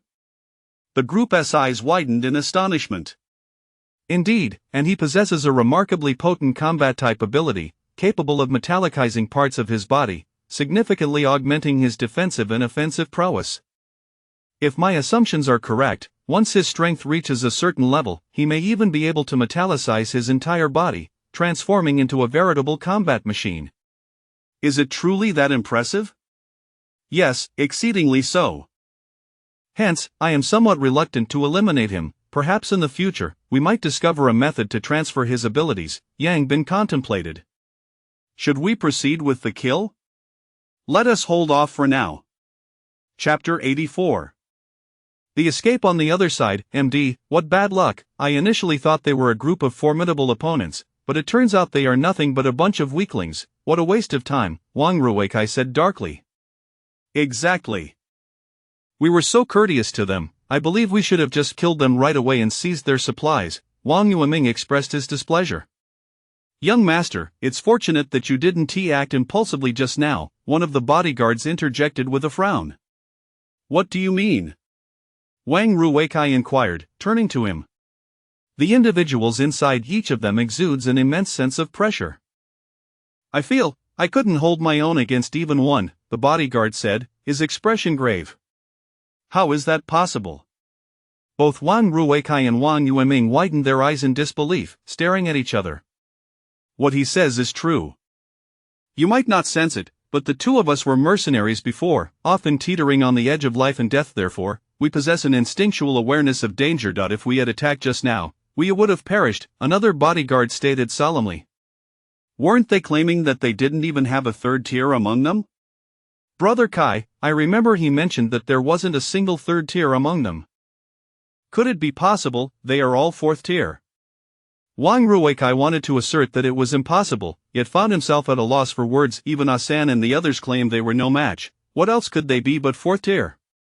However, the notion of an entire team of 6 individuals all being fourth tier was simply too hard to fathom. At that moment, an expression of sheer astonishment adorned Wang Ruweikai's face. What have I overlooked? 6 fourth-tier beings. If they could join the Wang family, the family's strength would undoubtedly multiply. Xiao Ming, do you think we would be driven away if we returned? Wang Ruweikai whispered. Brother Kai, how about we bring some gifts and visit them tomorrow instead?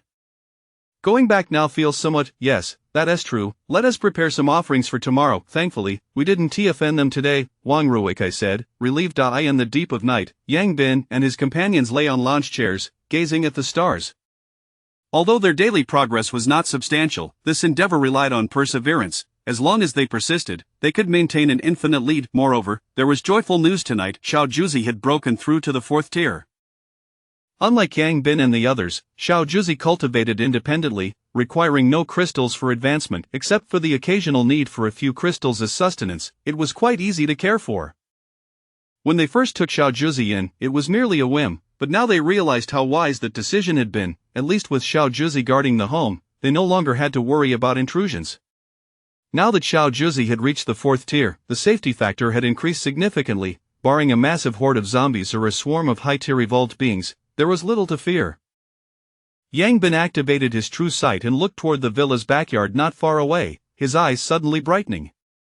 Not bad, there are actually 2. He then addressed the others. You all go ahead and get some sleep. I'll go with Hausi to collect some crystals. All right. Before long, Yang Bin and Shen Hao arrived again at the rear of the villa. 4 individuals still stood guard around the premises. Perhaps due to yesterday's blunder, all 4 were making a concerted effort to keep their eyes wide open, fighting off drowsiness. Yang Bin and Shen Hao climbed a tree, and Yang Bin pointed to the 2 zombies in the iron cage. Those 2 are 4th-tier zombies, but they're positioned differently, so it will be a bit challenging to retrieve the crystals without alarming them. Don't worry, Bin Gu, just watch me, Shen Hao replied with a smile, then stealthily slipped into the courtyard. He picked up a stone and threw it at the window, shattering the glass. Crash! The sound of breaking glass startled the few individuals hiding nearby, who hurried over to investigate. Meanwhile, the zombies in the cage began to roar in response to the commotion. Seizing the opportunity, Shen Hao dashed towards one of the zombies, delivering a swift axe blow to its head before vanishing in an instant. He quickly extracted the crystals and tucked them into his pocket. The zombies' roars grew louder, but since they had already been making noise, the guards remained oblivious to the difference, still puzzled by the suddenly shattered glass. Why is the quality of this glass so poor? It broke for no reason, giving me a fright, one remarked.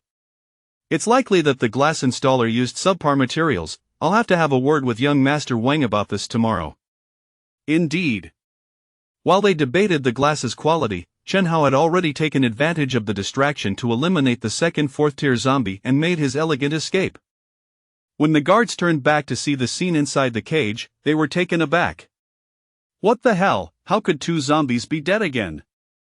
These damn zombies can't possibly know we're watching them, can they? They started fighting amongst themselves when we weren't paying attention? Hurry, let us dig out the crystals, otherwise, young Master Wang will definitely not let us off the hook tomorrow. Right. The group rushed to the iron cage, hastily probing the heads of the 2 decapitated zombies. Nothing? How can there be nothing? Did they get eaten so quickly? Could it be that these zombies attacked each other over the crystals? But I've never heard of zombies eating crystals. Is it possible that it wasn't the zombies who did this? The wounds on their heads look a bit like axe cuts. Don't scare me like that. It's the dead of night, and there's not even a ghost around. Who in the world would use an axe to kill zombies? How should I know? But those wounds really do resemble axe cuts. MD, could it be that there's truly a ghost? A chill ran down their spines. The thought of 2 zombies' heads being severed in the dead of night sent shivers down their backs. What do we do now? Should we wake young Master Wang? Do you want to be scolded at this hour? Furthermore, how would you explain it to him? Just tell him the truth. Tell him the truth? Aha, do you even believe that he would? He might suspect us of theft, and given his temperament, I needn't mention what the consequences would be. What do we do then? If we don't tell him now, he will find out tomorrow and we'll still be in deep trouble. The group fell silent. Damn it, it's the apocalypse, and we're still under someone else's thumb. I am done for. Money is worthless in this world. With my peak 3rd tier strength, it's easy to make a living anywhere. I could just leave Star City. I refuse to believe that the Wang family can track me down in this world, one suddenly declared. The others jumped in surprise. Their long-standing fear of the Wang family had prevented them from considering such thoughts. However, realizing that it was indeed the apocalypse and the Wang family seemed to be in a precarious position, their eyes brightened. All right, let us leave together. Perhaps we can achieve something significant. Ha, I wouldn't dare claim to achieve greatness, but at least we won't live so pitifully. What are we waiting for? Let us go. Should we eliminate all these zombies before we leave? They are all 3rd tier crystals. Let us not. Making too much noise might wake them, and we won't be able to escape. Fine. Chapter 85. Undertaking significant affairs. At the break of dawn the following day, within a luxurious villa in Jingyuan, Wang Ruikai sprang out of bed with exuberance, hastening to the courtyard to ascertain whether any 4th tier zombies had manifested. However, to his dismay, he discovered 2 3rd tier zombies had been reduced to mere dismembered limbs. What are you all doing? How could 2 more zombies be devoured? Wang Ruikai exclaimed, his voice laced with fury, yet the surroundings remained eerily silent, devoid of any response. Where is everyone? Wan Yuanming, standing nearby, swiftly scanned the area before returning with a pallid countenance. Brother Kai, everyone has vanished. Vanished? Were they slaughtered? I don't think so. It appears more likely that they fled. Fled?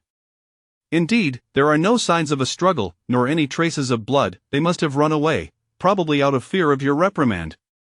Humph. Those who dare to betray the Wang family shall face dire consequences. Wang Ruweikai's expression darkened ominously.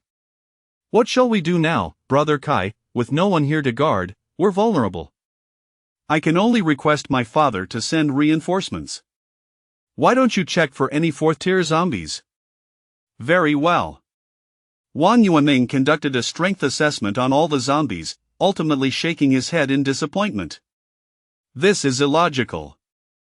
How could there still be no 4th tier zombies birthed? Wang Ruikai frowned deeply. Could it be that those who perished were indeed 4th tier zombies? Perhaps they conspired to steal the crystals and absconded. Ah, you are doomed. No matter where you hide, I will hunt you down. Wang Ruweikai's furious roar reverberated throughout the villa. In another villa, Yang Bin and his companions were leisurely enjoying breakfast. Brother Bin, did you hear any unusual sounds? No, not at all. Hurry up and eat. Once we finish, we shall undertake a significant venture. A significant venture? What do you mean? To eliminate that 5th tier zombie. Yang Bin gritted his teeth. Brother Bin, isn't that a tad too perilous? Zhao Kuan expressed his concern, recalling how narrowly they had escaped last time, a lingering shadow in their minds. This matter should not be delayed. That creature ascended to 5th tier status at such an early stage, undoubtedly possessing extraordinary talent. I fear that if we tarry, it may ascend to even greater heights, making it even more formidable.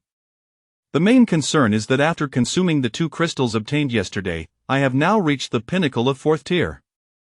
I am in dire need of a 5th tier crystal. Then, Brother Bin, if you encounter it again, how confident are you? Chen Hao inquired. 50-50, I suppose the power of a 4th tier pinnacle should be around 1600, and thanks to my training, I have now reached 2000, which is comparable. However, several days have passed, and that creature's strength must have significantly increased, so I cannot claim absolute certainty. If it comes to that, Haozi, you will need to assist me. Understood, no problem. Chen Hao nodded. That creature likely has amassed a considerable number of subordinates by now. Since you all have reached 4th tier, I'll leave those minions to you. Alright, no problem. Very well, once we finish our meal, we shall set forth. Meanwhile, over 30 military transport vehicles departed from the survival base, en route to the site of yesterday's incident. This time, the leader was not Song Tai Lin, but rather an individual named Lu Xiang, personally appointed by the mayor. Given the loss of supplies, Song Tai Lin bore some responsibility and could only accompany them. With over 30 military vehicles and 1,000 soldiers on the march, they soon arrived at the location where the supply convoy had been intercepted. There were still numerous zombies present, but this time the forces were sufficient. The 1,000 soldiers engaged in close-quarters combat, swiftly clearing the area of zombies. Subsequently, the soldiers quickly inspected the supplies and the condition of the vehicles. Before long, a soldier approached the two leaders. "Report, leaders, the majority of the supplies on the vehicles are in good condition, with only a few sustaining damage. Of the 8 supply vehicles, 2 cannot be started. However, the others, despite significant damage, are still operational." "Excellent, use tow straps to secure those 2 inoperable vehicles to the transport vehicles and prepare to return immediately," Lu Xiang commanded. "Yes. Wait a moment, are we just going to return like this?" Song Tailin frowned. "Is there an issue, Captain Song? There are still hundreds waiting for our rescue over there. Captain Song, I hope you can recognize the gravity of the situation. You have mentioned that there are tens of thousands of zombies there. Even if we can eliminate them, the cost will be immense, and our ammunition supply is already insufficient. There is no need to squander so many resources on those who are not vital." "Not vital?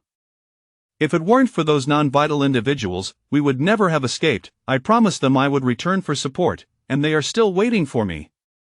Song Tailin raised his voice. "Captain Song, I urge you to remain calm and prioritize the greater good. You should know when to act accordingly. Our primary mission now is to secure this batch of supplies.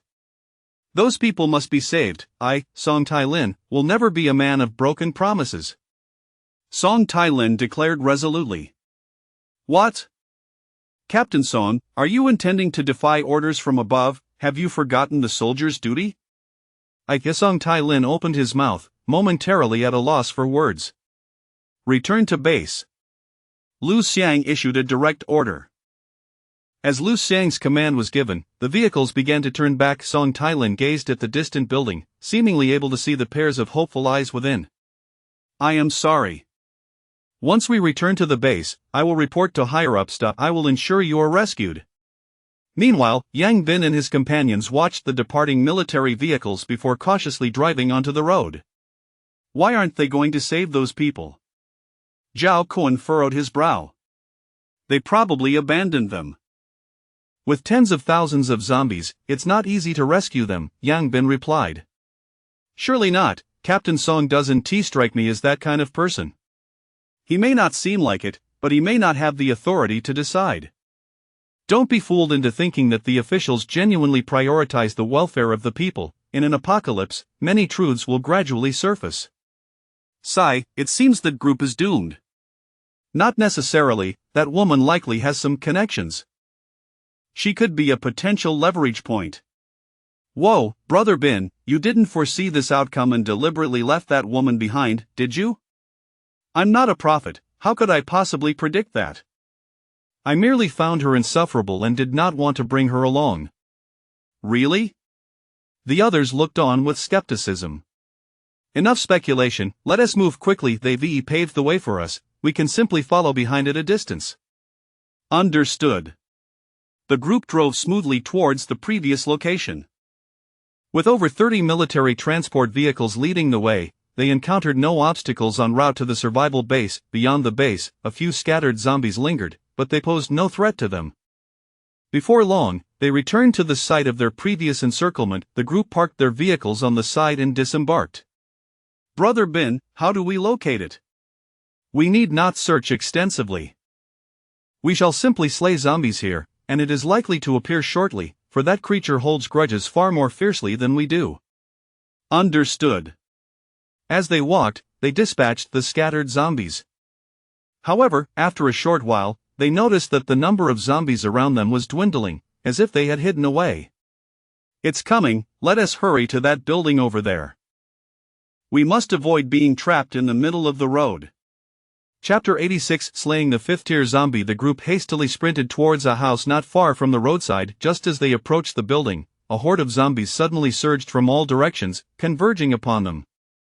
"Make a dash for the stairwell," Yang Bin insisted, believing that utilizing the stairs would provide the most secure vantage point. The group swung their barbells with fervor, dispatching the zombies that obstructed their path, and soon they burst into the stairwell. establishing a defensive position to eliminate the pursuing undead.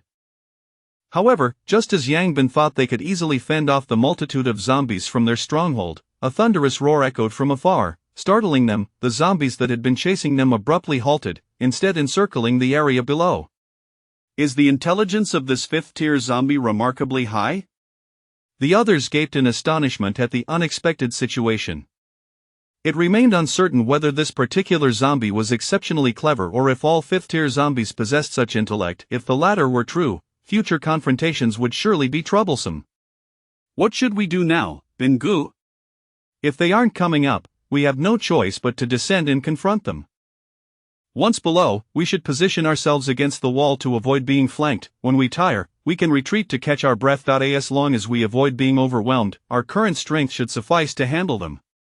Understood. Consequently, the group descended from the stairwell and entered a frenzy of slaughter against the zombies ahead.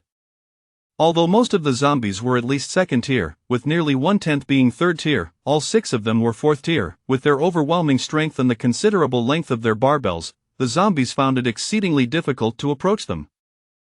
While occasional encounters with fourth tier zombies posed some challenges, it was manageable. With the wall at their backs, they only had to face the undead from one direction. Coordinating their efforts, they ensured that even the fourth tier zombies could not close in. Nevertheless, with approximately 2,000 to 3,000 zombies to contend with, annihilating them all would not be a straightforward task. While battling the zombies in front of him, Yang Bin searched for the whereabouts of the fifth-tier zombie. This particular foe was known for its cunning, so he had to exercise caution. As the group continued to eliminate hundreds of zombies, Yang Bin's eyes suddenly lit up. Found you! He spotted a zombie clad in black, moving slowly among the throng of undead. This zombie appeared utterly unremarkable, blending seamlessly into the mass. No one would suspect it to be a fifth-tier zombie. However, it certainly did not escape Yang Bin's keen perception. He exchanged a subtle glance with his companions and continued to dispatch the zombies before him without drawing attention. As the fifth-tier zombie drew closer, Yang Bin calculated the optimal moment to strike. Both he and the fifth-tier zombie were plotting their respective ambushes. Before long, the fifth-tier zombie was less than 2 meters away from Yang Bin. Suddenly, it forcefully shoved aside 2 zombies in its path and leapt into the air, wielding an axe aimed directly at Yang Bin's head. "Humph, I've been waiting for you," Yang Bin replied with a cold smile. Disregarding the 2 zombies that had been pushed aside, he struck first with his barbell. Bang! The fifth-tier zombie, having just leaped, crashed down with even greater speed. Yang Bin shoved aside the 2 zombies before him, gripping the barbell tightly to strike down at the fallen fifth-tier zombie. The creature quickly rolled away, evading the blow. Yang Bin pursued relentlessly, refusing to grant it a moment's respite, swinging the barbell once more. Roar! The fifth-tier zombie suddenly let out a deafening roar. Instantly, the surrounding zombies lunged at Yang Bin with frenzied aggression. Yang Bin's assault was momentarily thwarted, forcing him to address the oncoming horde first. "This crafty one," Yang Bin muttered in exasperation. Why could it not face him honorably? As Yang Bin was momentarily occupied, the fifth-tier zombie scrambled to its feet, fixing its gaze intently on him. "Bingu, we're here." Soon, Chen Hao and the others rushed over to assist Yang Bin in dispatching the surrounding zombies, allowing him to focus solely on the fifth-tier threat. Yang Bin nodded appreciatively at his comrades, then seized his barbell and charged towards the foe. No matter what, he was determined to eliminate it today. Realizing its minions had been thwarted, the fifth-tier zombie understood that a sneak attack was no longer feasible and swung its axe at Yang Bin. Clang! The axe collided with the barbell, producing a piercing sound. The immense force reverberated through Yang Bin, causing him to stagger back several steps. His arm numbed. He furrowed his brow. This creature had indeed gained considerable strength, likely at least 2003 or 4. Fortunately, I arrived early. If I had waited a few days, this creature would undoubtedly have leveled up again. After a brief moment of shock, Yang Bin swung the barbell once more at his opponent. In terms of weaponry, he still held the advantage, as the barbell was significantly longer than the fire axe. However, in terms of physical strength, his adversary held an indisputable edge. Striking the creature with his barbell yielded little effect, while each attempt to target its head was deftly countered. The fifth-tier zombie adopted an attitude of invulnerability, allowing Yang Bin to strike anywhere but its head, which left Yang Bin feeling quite frustrated. While it could afford such a strategy, he could not. Should he be struck, he would be gravely injured, if not killed outright. It seems a change in strategy is in order. Yang Bin mused. Soon, the creature lunged at him again, its axe once more aimed at his head. This time, Yang Bin did not attempt to block the axe with his barbell. Instead, he gritted his teeth and swung the barbell forcefully at the zombie's wrist. Crack! The sound of shattering bone echoed as he broke the zombie's wrist, causing the axe to fly from its grasp, hurtling towards Yang Bin's head. In a critical moment, Yang Bin quickly tilted his head. The fire axe grazed his ear as it struck his shoulder. Hiss! He inhaled sharply, his face paling slightly. This risky maneuver, while successful in disarming his opponent, had come at a cost. However, without its weapon, the creature would be much easier to deal with. Suppressing the intense pain in his shoulder, Yang Bin grasped the barbell once again and swung it towards the zombie's head. The now weaponless zombie could only rely on its arms to defend itself. Bang! A deep thud resonated as the barbell struck the creature's arm, yet, unlike his previous encounters with third and fourth tier zombies, this one managed to absorb the blow.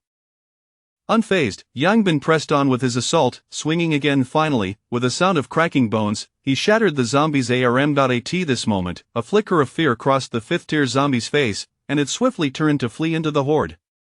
You think you can escape? Yang Bin sneered, lunging forward to strike the creature's legs with his barbell. Thud! The barbell slammed into the zombie's foot. While it did not break the bone, it caused the creature to topple to the ground. Just as it prepared to rise, Yang Bin delivered a powerful blow to its head. Though this strike was heavy, it did not shatter its skull but merely knocked it back down, causing it to bleed profusely. Damn, it's tough! Yang Bin exclaimed, his resolve unwavering as he swung again at the zombie's head. Perhaps due to the previous heavy blow, the creature's reactions were noticeably sluggish, allowing Yang Bin's next strike to land directly on its skull. This time, the head cracked open, yet the zombie was not quite finished, still howling for its minions to save it. Seeing its leader in such a dire state, the subordinate zombies became frenzied, but Chen Hao and the others held steadfastly in front, refusing to allow them to advance, even if it meant taking the blows themselves. It's over. Yang Bin raised his barbell one final time and brought it crashing down. This time, without any unexpected interruptions, the zombie's head was utterly obliterated, splattering like a watermelon. Chapter 87 of Fifth Order. Yang Bin swiftly extracted the crystal from the zombie's skull and then turned to the group, commanding, "Retreat to the stairwell." Upon hearing Yang Bin's words, the others decisively fell back, quickly returning to the stairwell. Chen Hao and Zhao Kuan, both sustaining lighter injuries, took it upon themselves to guard the stairwell, blocking the pursuing zombies, while the rest collapsed onto the ground. This time, in order to buy Yang Bin enough time, they had truly risked their lives, each of them covered in wounds. Hu Wenliang immediately began treating everyone. Yang Bin's shoulder injury was severe, having cut into the scapula. Were it not for Hu Wenliang's presence, this injury would take at least 10 days to heal. As a Fourth Order evolutionist, Hu Wenliang was quite adept at treating ordinary wounds. Before long, the injuries of Yang Bin, Old Black, and Shouho had nearly healed. Subsequently, Old Black and Shouho relieved Chen Hao and Zhao Kuan, allowing Hu Wenliang to continue tending to them. Once everyone's injuries were treated, Hu Wenliang was utterly exhausted. At this point, the stairwell had become completely blocked, and no more zombies charged up. Old Black and Shouho returned, collapsing onto the ground. Brother Bin, can you show us what a Fifth Order crystal looks like? Chen Hao asked, his face brimming with curiosity. The others also looked at him with eager anticipation. Yang Bin smiled and produced the crystal, which was similarly red but significantly larger than the Fourth Order crystal, roughly the size of a marble. As they felt the immense energy contained within the crystal, excitement illuminated the faces of everyone present. This is the Fifth Order crystal. Even just looking at it feels incredibly impressive. Brother Bin, hurry and consume it. I bet you'll be the first to reach the Fifth Order, probably even before the official channels do, Chen Hao exclaimed with enthusiasm. Not necessarily, after all, the official channels possess numerous advantages. However, considering the physical strength of a Fifth Order zombie, ordinary submachine guns and automatic rifles likely won't suffice. Only heavy-caliber machine guns or powerful sniper rifles might be capable of taking one down, so even if the official channels have them, they would probably possess just one or two at most, Yang Bin replied with a chuckle. He then wiped the crystal slightly and swallowed it whole. Soon, an overwhelming surge of energy flooded into his body, illuminating the final corner of the first star in his mind. Subsequently, an even greater volume of energy integrated into his being, continually enhancing his physical attributes. After a considerable time, Yang Bin finally absorbed all the energy. How do you feel, Brother Bin? Has your strength increased significantly? The others inquired with curiosity. It's not bad, around 400 kilograms. A fifth-order evolutionist's strength should be about 2,000 kilograms, and with my training, I'm currently at approximately 2,400 kilograms, Yang Bin stated. 2,400 kilograms. I am still under 1,300, Brother Bin could probably crush me with ease, Old Black marveled. So, Brother Bin, has the first star in your mind been completely illuminated? Chen Hao asked. Not yet. 5 corners are lit up, but the center remains dark. I have a feeling that once the first star is fully illuminated, there will be a qualitative change, and perhaps our abilities will also undergo a transformation. Is that true? The others stared at Yang Bin with wide eyes. It's merely a feeling. It is still uncertain. We'll know once we reach that point. Perhaps once we reach the 6th order, we might even gain special abilities. Zhao Kuan said with excitement. He was immensely envious of Yang Bin and the others' powers. The next stage being called 6th order doesn't seem quite fitting.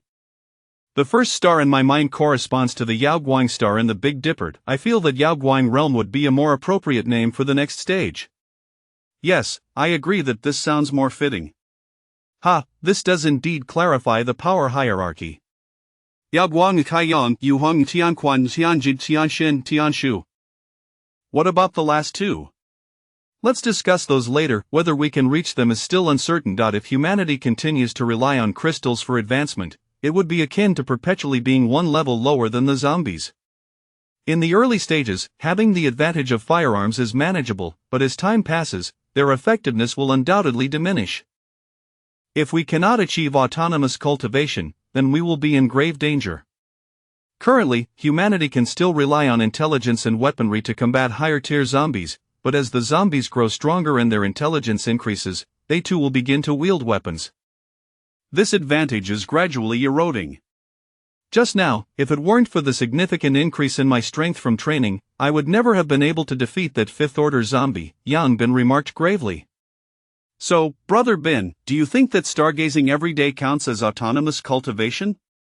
Zhao Kuan asked. It could be considered so, but I feel we still haven't grasped the key. Zombies have significantly more spiritual energy around them during their cultivation, which is why they can enhance so much overnight, while we can only make modest gains. To truly elevate our realms through cultivation, we probably need to grasp some critical techniques, perhaps some form of martial arts or similar. I once came across the Yi Jin Jing online. Brother Bin, do you think we could try it next time? Hu Wanliang suddenly suggested. I think the kite flower manual would suit you better, Chen Hao joked.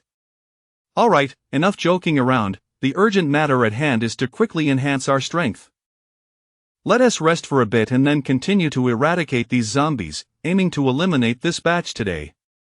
I just checked, among this group of zombies, there are over a dozen 4th-order ones. If we can take them all down, at least 2 of you should be able to reach the pinnacle of 4th order. Sounds good. Everyone nodded in agreement and began to take out some water and food from their backpacks. After consuming their provisions and resting for half an hour, they moved some of the zombie corpses aside and charged down once more. While killing zombies in the stairwell was safer, it was also too slow. Efficiency was their priority now. Their leader was already at the 5th order. Did they still need to hide in the stairwell to slay zombies? Who do they look down upon? Once they descended, Yang Bin took the lead, charging through the horde of zombies. Without the command of a 5th-order zombie, these undead were somewhat disorganized and thus easier to dispatch. Wherever Yang Bin's barbell rod struck, the heads of the zombies exploded like watermelons, facing no resistance whatsoever. Shen Hao and the others followed closely behind Yang Bin, only needing to deal with the zombies that lunged from the sides, making it exceedingly effortless. At long last, after over 2 hours of relentless battle, the entire batch of more than 2,000 zombies was defeated. Subsequently, the group embarked on their exhilarating yet somewhat exasperating journey to excavate crystals. Brother Bin, when can we recruit more people? Otherwise, Aren't we wasting our time collecting so many crystals? Chen Hao complained. Exactly. I think we should find more women. Spending every day with a bunch of men is utterly boring, Old Black chimed in. Are you looking for teammates or a partner? Generally speaking, women tend to have weaker physiques than men, so bringing them along could potentially be a burden, unless they're like Liangzi's wife, Yang Bin remarked.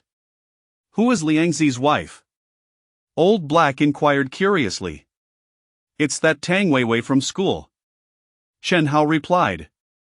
Oh right, you mentioned her before.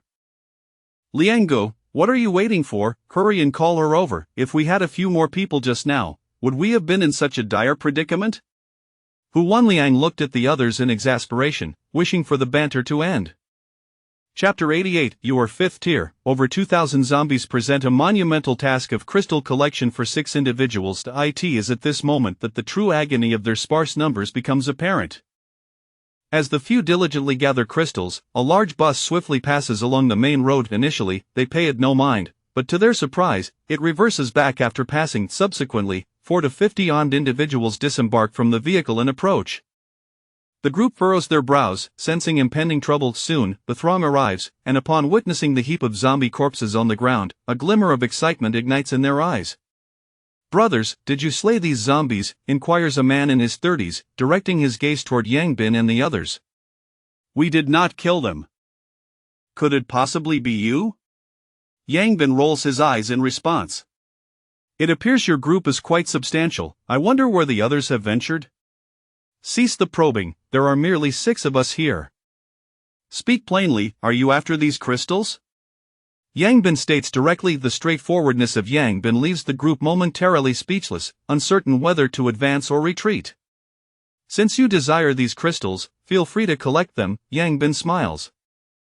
This statement bewildered not only the approaching group but also Chen Hao and the others, though they remain silent, trusting Yang Bin's judgment. The man furrows his brow, perplexed by Yang Bin's intentions. Sen, I observed carefully. It seems there are no others around, just these 6, whispers a youth behind him. Zhong Yuansen nods, considering that a larger force may have dispatched these zombies without claiming the crystals, leaving this small group with a fortunate opportunity. He could never believe that over 2,000 zombies were the handiwork of these 6 individuals. These fellows must have seen our numbers and decided to yield. Zhong Yuansen muses silently with this thought. He turns to Yang Bin and smiles. Since you are so generous, we shall graciously accept your offer. Brothers, gather the crystals. Instantly, the crowd behind him rushes excitedly towards the zombie corpses. Yang Bin watches them with a smile, while Chen Hao and the others, though puzzled, quietly stand behind him. Ha! I've found a 3rd-tier crystal, one man exclaims, exhilarated as he gazes at the crystal in his hand. Zhong Yuansen's group no longer requires 3rd-tier crystals, as per their rules. Whoever retrieves it owns it. Amid the envious gazes of others, the man, filled with excitement, prepares to consume the crystal. However, just then, a barbell rod suddenly strikes down, smashing his arm that held the crystal. Ah! A scream erupts, and all eyes turn to Yang Bin, filled with fury. What do you mean by that? Zhong Yuansen scowls at Yang Bin. You may collect, but consumption is forbidden, Yang Bin replies nonchalantly. Whether we eat or not is our concern, and you have no right to intervene. No, you have the right to collect, but not to consume. You don't mean to imply you want us to assist you in gathering crystals, do you? Zhong Yuansen quickly grasps the situation. Indeed, quite astute, Yang Bin responds. Do you believe you possess the qualifications for that? I do, Yang Bin asserts earnestly. By heavens, how arrogant! Sen, eliminate them. Sen, my arm is broken, you must avenge me, laments the injured man as Zhong Yuansen inhales deeply, coldly declaring, those who dare to strike my brother shall meet their end today. Eliminate them. With Zhong Yuansen's command, the already enraged group seizes their weapons and charges toward Yang Bin and his companions. Do not kill them. We still need them to collect crystals, Yang Bin instructs Chen Hao and the others. Understood, they reply with smirks as they prepare to engage. Soon, the two sides collide, and amidst a chorus of awe and cries, a multitude falls to the ground, leaving only Chen Hao and his companions standing. Zhong Yuansen's eyes widen in disbelief as he gazes at Chen Hao and his group. They are all 4th tier. Hee hee, if you can reach 4th tier, why should we not? Yang Bin chuckles. How can this be? Our 100-strong team barely retains half its members, and it took immense effort to yield even one 4th tier among us, while you 6 are all 4th tier. Zhong Yuansen's mind rages in disbelief. Though Yang Bin refrains from action, the individuals below are all 4th tier. How could their leader be any less? This realization baffles him, leaving him unable to comprehend how they achieved such a feat. Zhong Yuansen's expression shifts dramatically. If there were 1 or 2 4th tier, he wouldn't be concerned, but 6 4th tier could undoubtedly overpower him. Stop pondering, the others are already engaging, we should do the same. Allow me to witness your earth-based abilities, Yang Bin suddenly declares. How do you know I possess abilities? Zhong Yuansen is taken aback. That is not for you to concern yourself with. Just seize this opportunity to act, lest you find no chance to strike. Yang Bin states coolly. Since you wish to see, I shall demonstrate. Even among the 4th tier, there exists a vast chasm between ability users and ordinary individuals. Zhong Yuansen scoffs and, without any apparent movement, Yang Bin instinctively sidesteps as he senses a disturbance below. In that fleeting moment, an earth spike erupts from the ground where Yang Bin had just stood. Had he hesitated even slightly, he would have faced dire consequences. Witnessing this, Yang Bin and Chen Hao gasp in shock. Damn, I merely wished to engage in playful banter, and you aim to pierce me. With patience wearing thin, Yang Bin seizes the barbell rod and hurls it toward his opponent. However, in the next instant, a colossal stone materializes in mid-air, plummeting directly toward Yang Bin. He strikes the stone with the barbell rod, shattering it, yet he feels a powerful recoil in his arm. The force of the opponent's strike reaches an astonishing 2,000. The combat prowess of ability users is indeed formidable. They can engage in battles beyond their tier without difficulty, Yang Bin muses internally. Meanwhile, witnessing Yang Bin effortlessly smash his rock attack, Zhong Yuansen's expression shifts dramatically. He is acutely aware of the strength of his attack. When he was 3rd tier, his rock spell had slain a 4th tier zombie, facilitating his ascension to 4th tier. Yet now, even at 4th tier, the rock spell he expended significant energy to conjure was shattered by a single blow from Yang Bin, leaving him utterly astonished. Suddenly, a realization dawns upon Zhong Yuansen, and he stares wide-eyed at Yang Bin. You are 5th tier. Chapter 89. Slice Research. Congratulations, you got it right. Yang Bin chuckled upon hearing Yang Bin's acknowledgement. Zhong Yuansen's face suddenly lit up with astonishment. He could hardly fathom that, at this stage, a 5th tier evolver would emerge. Yet, regardless of his belief, the truth stood before him. Who else could so effortlessly shatter his falling rocks, if not a 5th tier? You've had your fun, now it's my turn. Yang Bin scoffed, swinging the barbell once more towards his opponent. Perhaps due to the immense expenditure of mental energy from the previous falling rock, Zhong Yuansen refrained from using it again, hastily erecting an earthen wall to block Yang Bin's iron rod.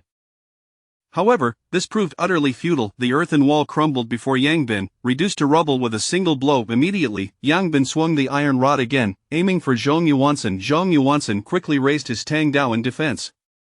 Clang! The Tang Dao shattered upon impact, and Yang Bin's barbell struck Zhong Yuansen squarely in the chest, sending him flying and causing him to spit blood, collapsing unconscious to the ground. Yang Bin did not pursue further but instead sheathed his barbell and addressed the fallen group, saying, "Those who are still alive, get up and collect the crystals. Those who cannot rise, I shall bestow another blow." Upon hearing Yang Bin's command, those who had been knocked down by Chen Hao and others scrambled to their feet. They then limped towards the corpses of the zombies to gather crystals. After all, this was a 5th tier. One blow had rendered Zhong Yuansen lifeless. If they faced Yang Bin's strike, would they survive? With 40 to 50 individuals assisting in the collection of crystals, efficiency soared, and soon all the crystals were gathered. "All right, hand over the crystals," Yang Bin said, lowering his backpack and unzipping it onto the ground. The crowd, seeing this, instinctively approached to deposit their crystals into the bag. Although reluctant, they understood their role as mere laborers. These crystals were not theirs to keep. When the first individual prepared to leave after depositing all the crystals he had collected, Yang Bin suddenly called out, "Wait! What is it?" The man jumped, startled. "You still have 2 crystals in your left pocket.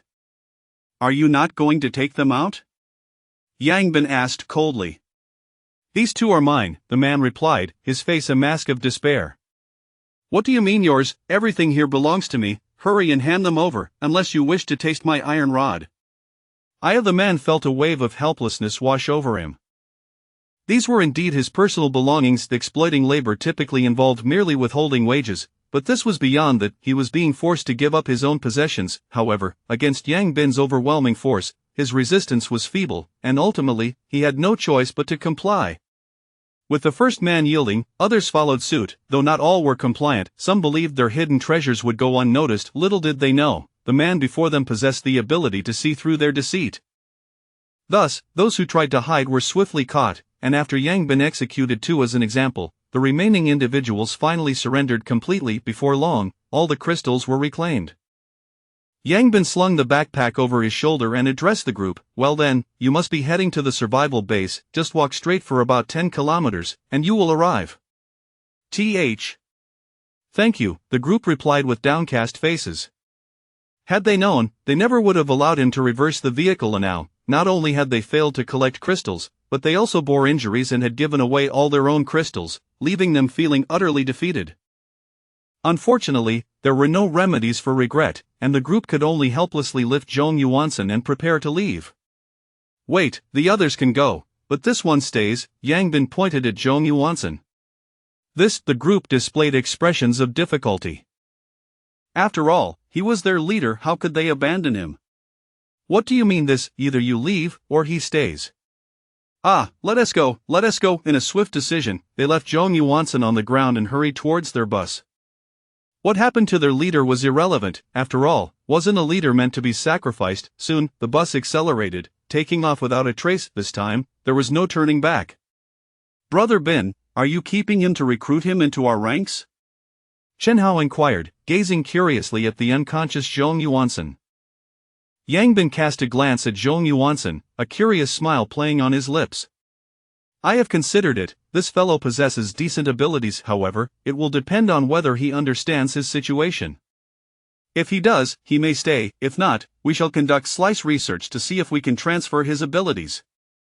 Apart from Yang Bin, the others failed to notice that, at the moment his words fell, Zhong Yuansen's body trembled slightly. Slicing research. Brother Bin, you're quite ruthless, Lao He gulped nervously. Ruthless or not, I cannot say, but if I truly find a method, I intend to bestow his abilities upon you. Bestow upon me? Goodness, Brother Bin, just speak up when the time comes. Leave the slicing to me. I used to slice sashimi often, and I assure you, I will slice him thinner than sashimi, enabling you to study him thoroughly. Lao Hei's attitude took a sudden 180-degree turn. As his words echoed, Zhong Yuansen's body stiffened in response. Yang Bin chuckled. All right, let us get him onto the bus and head back. Although it was still early, it was inconvenient to engage further with an unstable individual. Understood. Lao He, brimming with enthusiasm, hoisted Zhong Yuansen onto his shoulder, muttering, Brother, you need to toughen up. This way, Brother Bin can slice you for research, and if successful, I, Lao He, will gain abilities too. Little did he know, his words cast a considerable psychological shadow on Zhong Yuansen.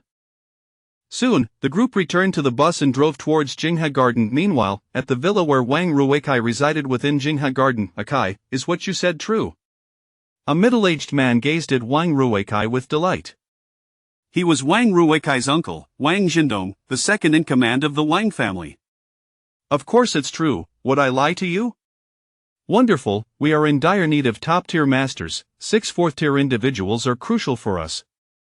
No matter what, we must recruit them into our ranks. Wang Jindong exclaimed, brimming with excitement. It may be a bit challenging, those individuals are not easy to deal with, Wang Ruikai replied, furrowing his brow. Upon reflecting on his previous interactions, he realized he had garnered no information while instead divulging significant details to them. This left Wang Ruikai, who prided himself on his cleverness, quite displeased.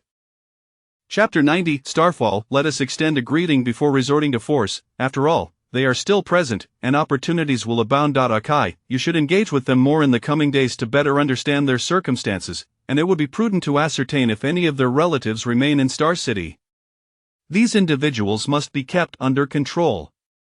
Possessing such strength at the onset of the apocalypse indicates that among them are undoubtedly formidable supernatural beings. Understood. Wang Ruikai nodded. This fourth-tier crystal is a gift from your father. I initially believed that, having captured so many third-tier zombies, you would be the first to ascend to the fourth tier. However, the emergence of traitors has altered that expectation. Fear not, for those few will not escape. Wang Jindong spoke coldly. Indeed. If we capture them, they must be handed over to me. I will ensure they comprehend the consequences of betraying me. Wang Ruikai's expression darkened ominously. The delay in his ascension to the fourth tier due to those individuals had ignited a fierce desire for vengeance within him. By the way, how is everything with father? There is no need for concern regarding your father. He has successfully established a collaboration with Mayor M, and it will not be long before Star City is entirely under our control. Wang Jindong said with some excitement.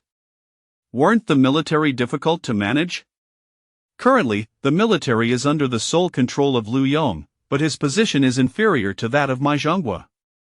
Ma Zhonghua will likely devise a means to eliminate him and seize control of the military. At that point, we will dictate the fate of Star City.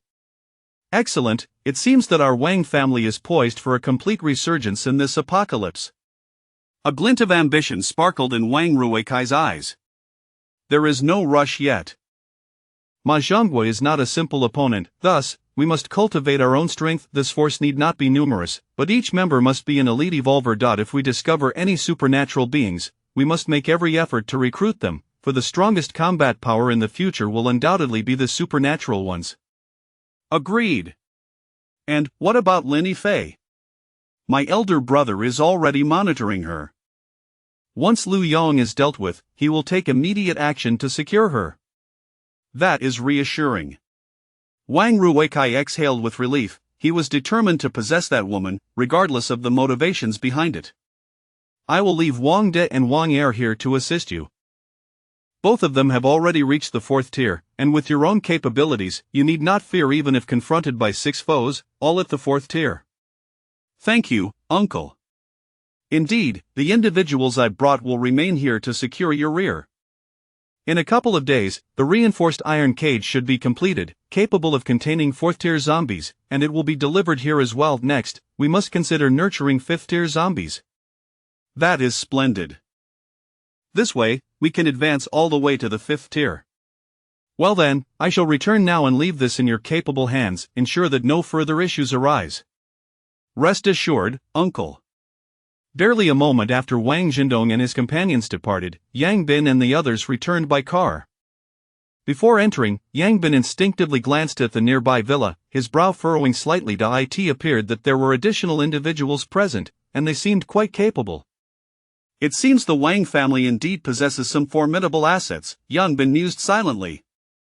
Upon entering the living room, Lao He unceremoniously tossed Zhong Yuansen onto the sofa before raising his hand to strike him awake. To his surprise, Zhong Yuansen suddenly opened his eyes, glaring at him.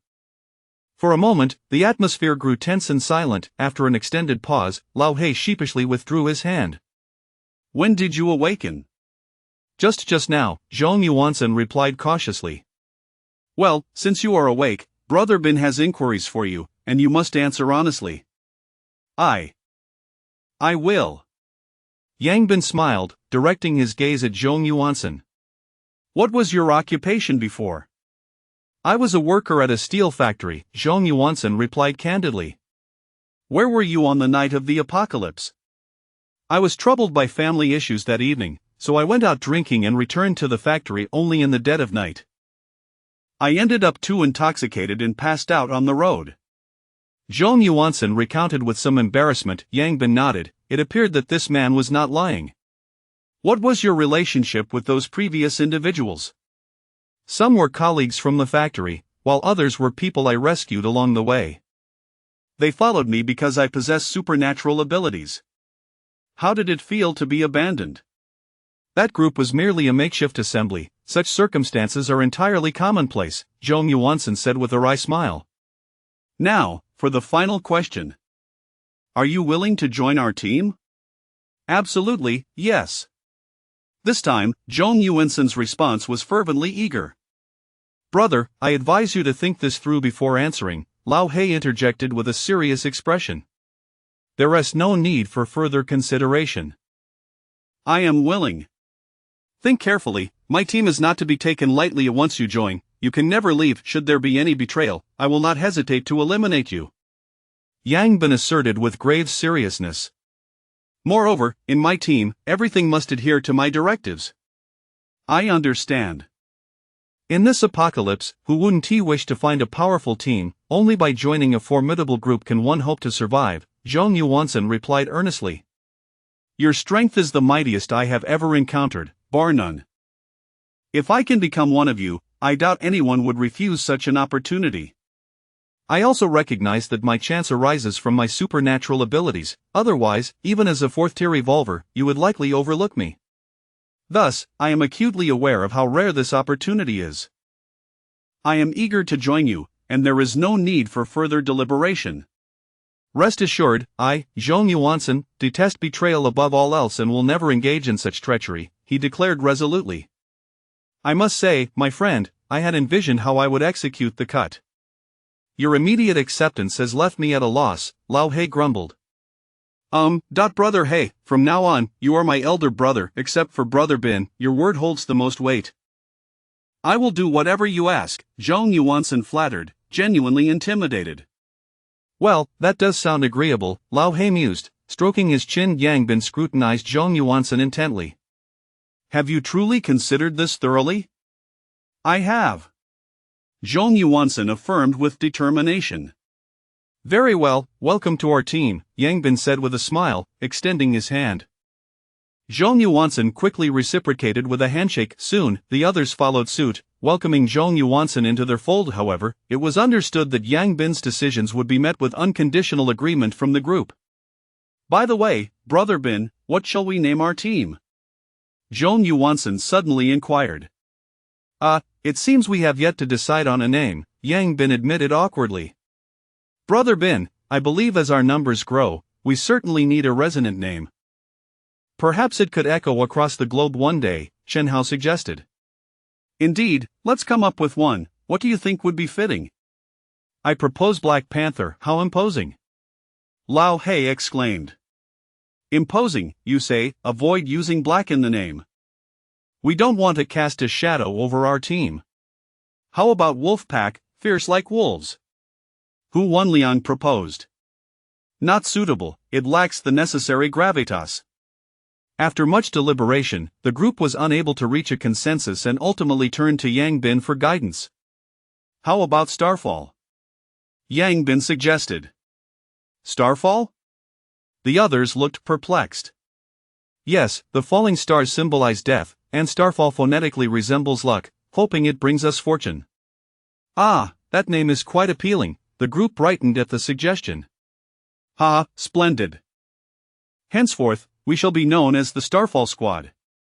Chapter 91: The formation of the Stellar Meteor Squad. With the official establishment of the Stellar Meteor Squad, Yang Bin indulged in a rare luxury, bringing forth his long-preserved cured meats and some cherished dried vegetables to prepare a grand feast in celebration of the team's formation.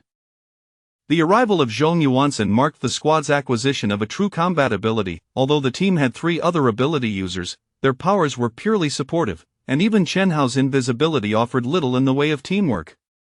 As such, their battles resembled those of ordinary individuals, with their singular advantage being Yang Bin's ability to accurately locate the zombies they saw through the eye of true sight, allowing them to maintain a lead.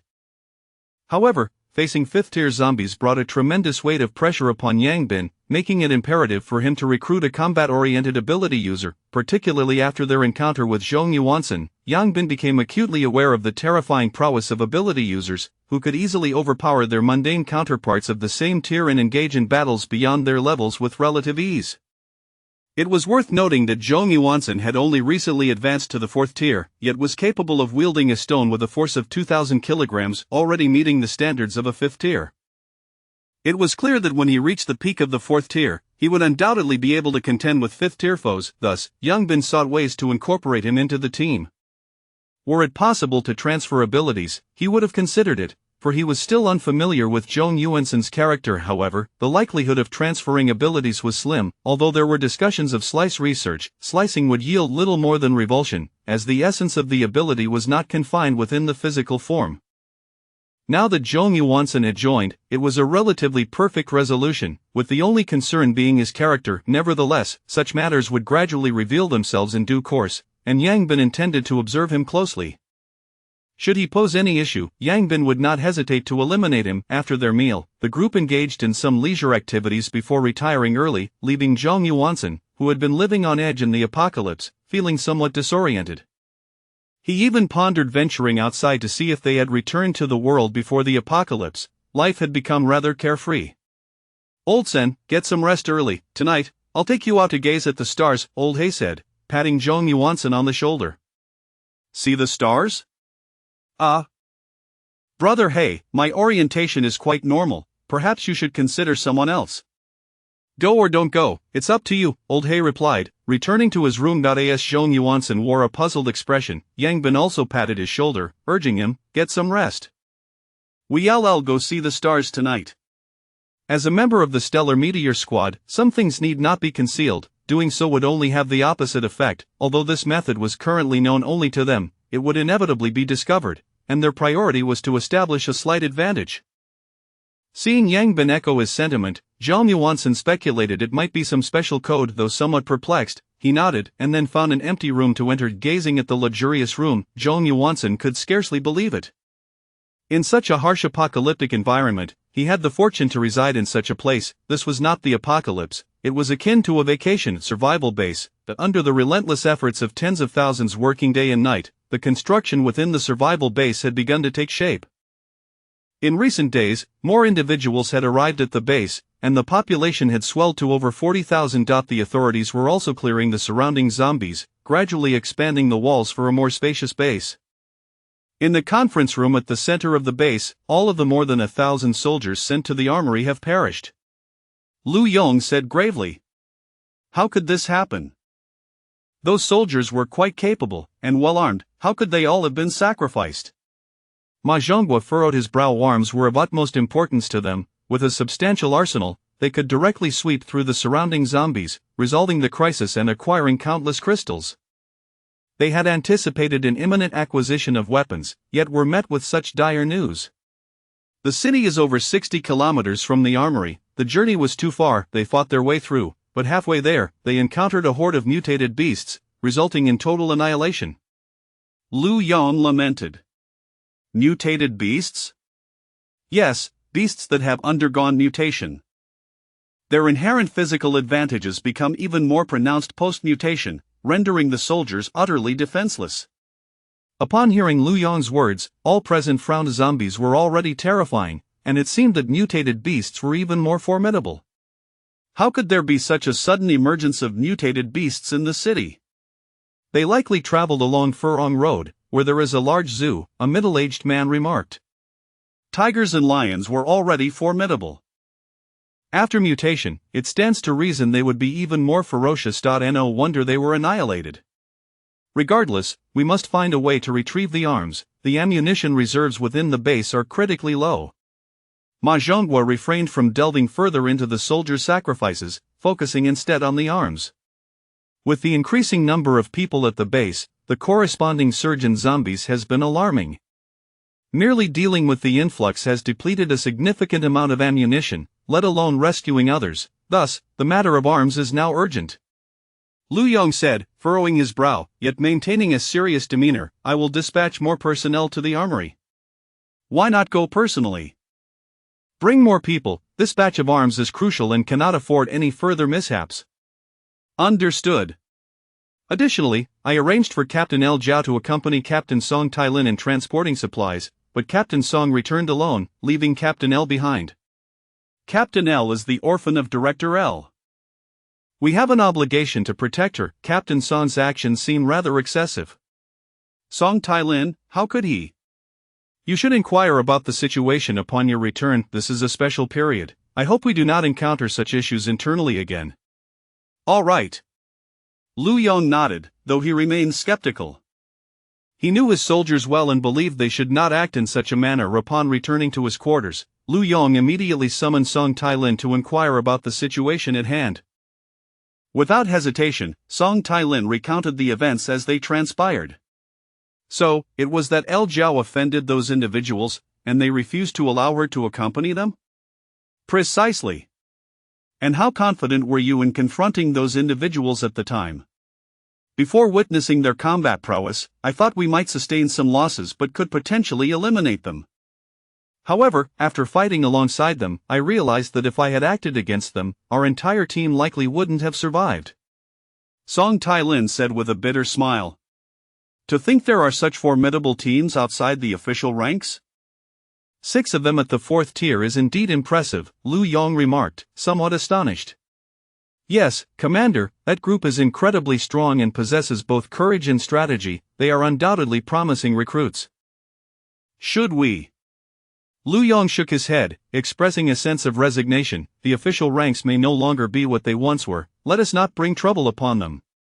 Commander, what do you mean? Nothing, Tai-lin. Although El Zhao's situation has its reasons, it is also a fact that you abandoned her to return alone. This incident carries significant implications. Go back and bring her back. Understood, Commander. Chapter 92. Perhaps this is what they call a team in the dead of night. Zhang Yuansen accompanied the others to the rooftop balcony. Upon realizing that stargazing merely entailed looking at stars, an expression of sheer incredulity adorned Zhang Yuansen's face. Fortunately, Yang Bin took the time to elucidate the matter for him. Subsequently, Zhang Yuansen observed with greater seriousness than anyone else. Having struggled for over 10 days to survive in this apocalyptic world, he understood the paramount importance of strength. The fact that the group had divulged such a significant secret to him without reservation upon his joining moved him profoundly, affirming that his choice had been the right one. Although he had initially been intimidated by the concept of the team, he had genuinely contemplated his decision throughout his journey to in the span of over 10 days of the apocalypse. He had leveraged his abilities to steadily advance, managing to elevate himself to the 4th tier by diligently combating zombies. He was acutely aware of the arduous path he had traversed. Meanwhile, the group consisted of merely 6 individuals, yet collectively they boasted 1 5th tier and 5 4th tier members, a testament to their formidable capabilities. This team undoubtedly possessed attributes that others could scarcely aspire to. In this dystopian reality, such a group was the dream of many, himself included. He had initially believed it would take considerable time to earn their acceptance, yet to his surprise, on his very first day, they had entrusted him with such a monumental secret, clearly regarding him as one of their own.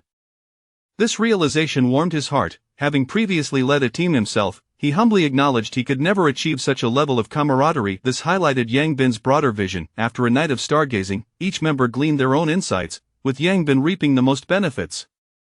His daily advantage of 20 kilograms in strength meant that even when this method became widespread, he needn't fear being surpassed. Once the stargazing concluded, Yang Bin immediately directed his gaze towards the villa's backyard. However, upon surveying the situation, a look of resignation crossed his face. What's the matter, Bin Gu? Can't collect any crystals tonight? Chen Hao inquired. Yes, those creatures have gotten clever. They are now inspecting the zombies' advancement status, Yang Bin replied. Then why not just steal them outright? Chen Hao suggested, his interest piqued, for they were indeed in dire need of 4th tier crystals.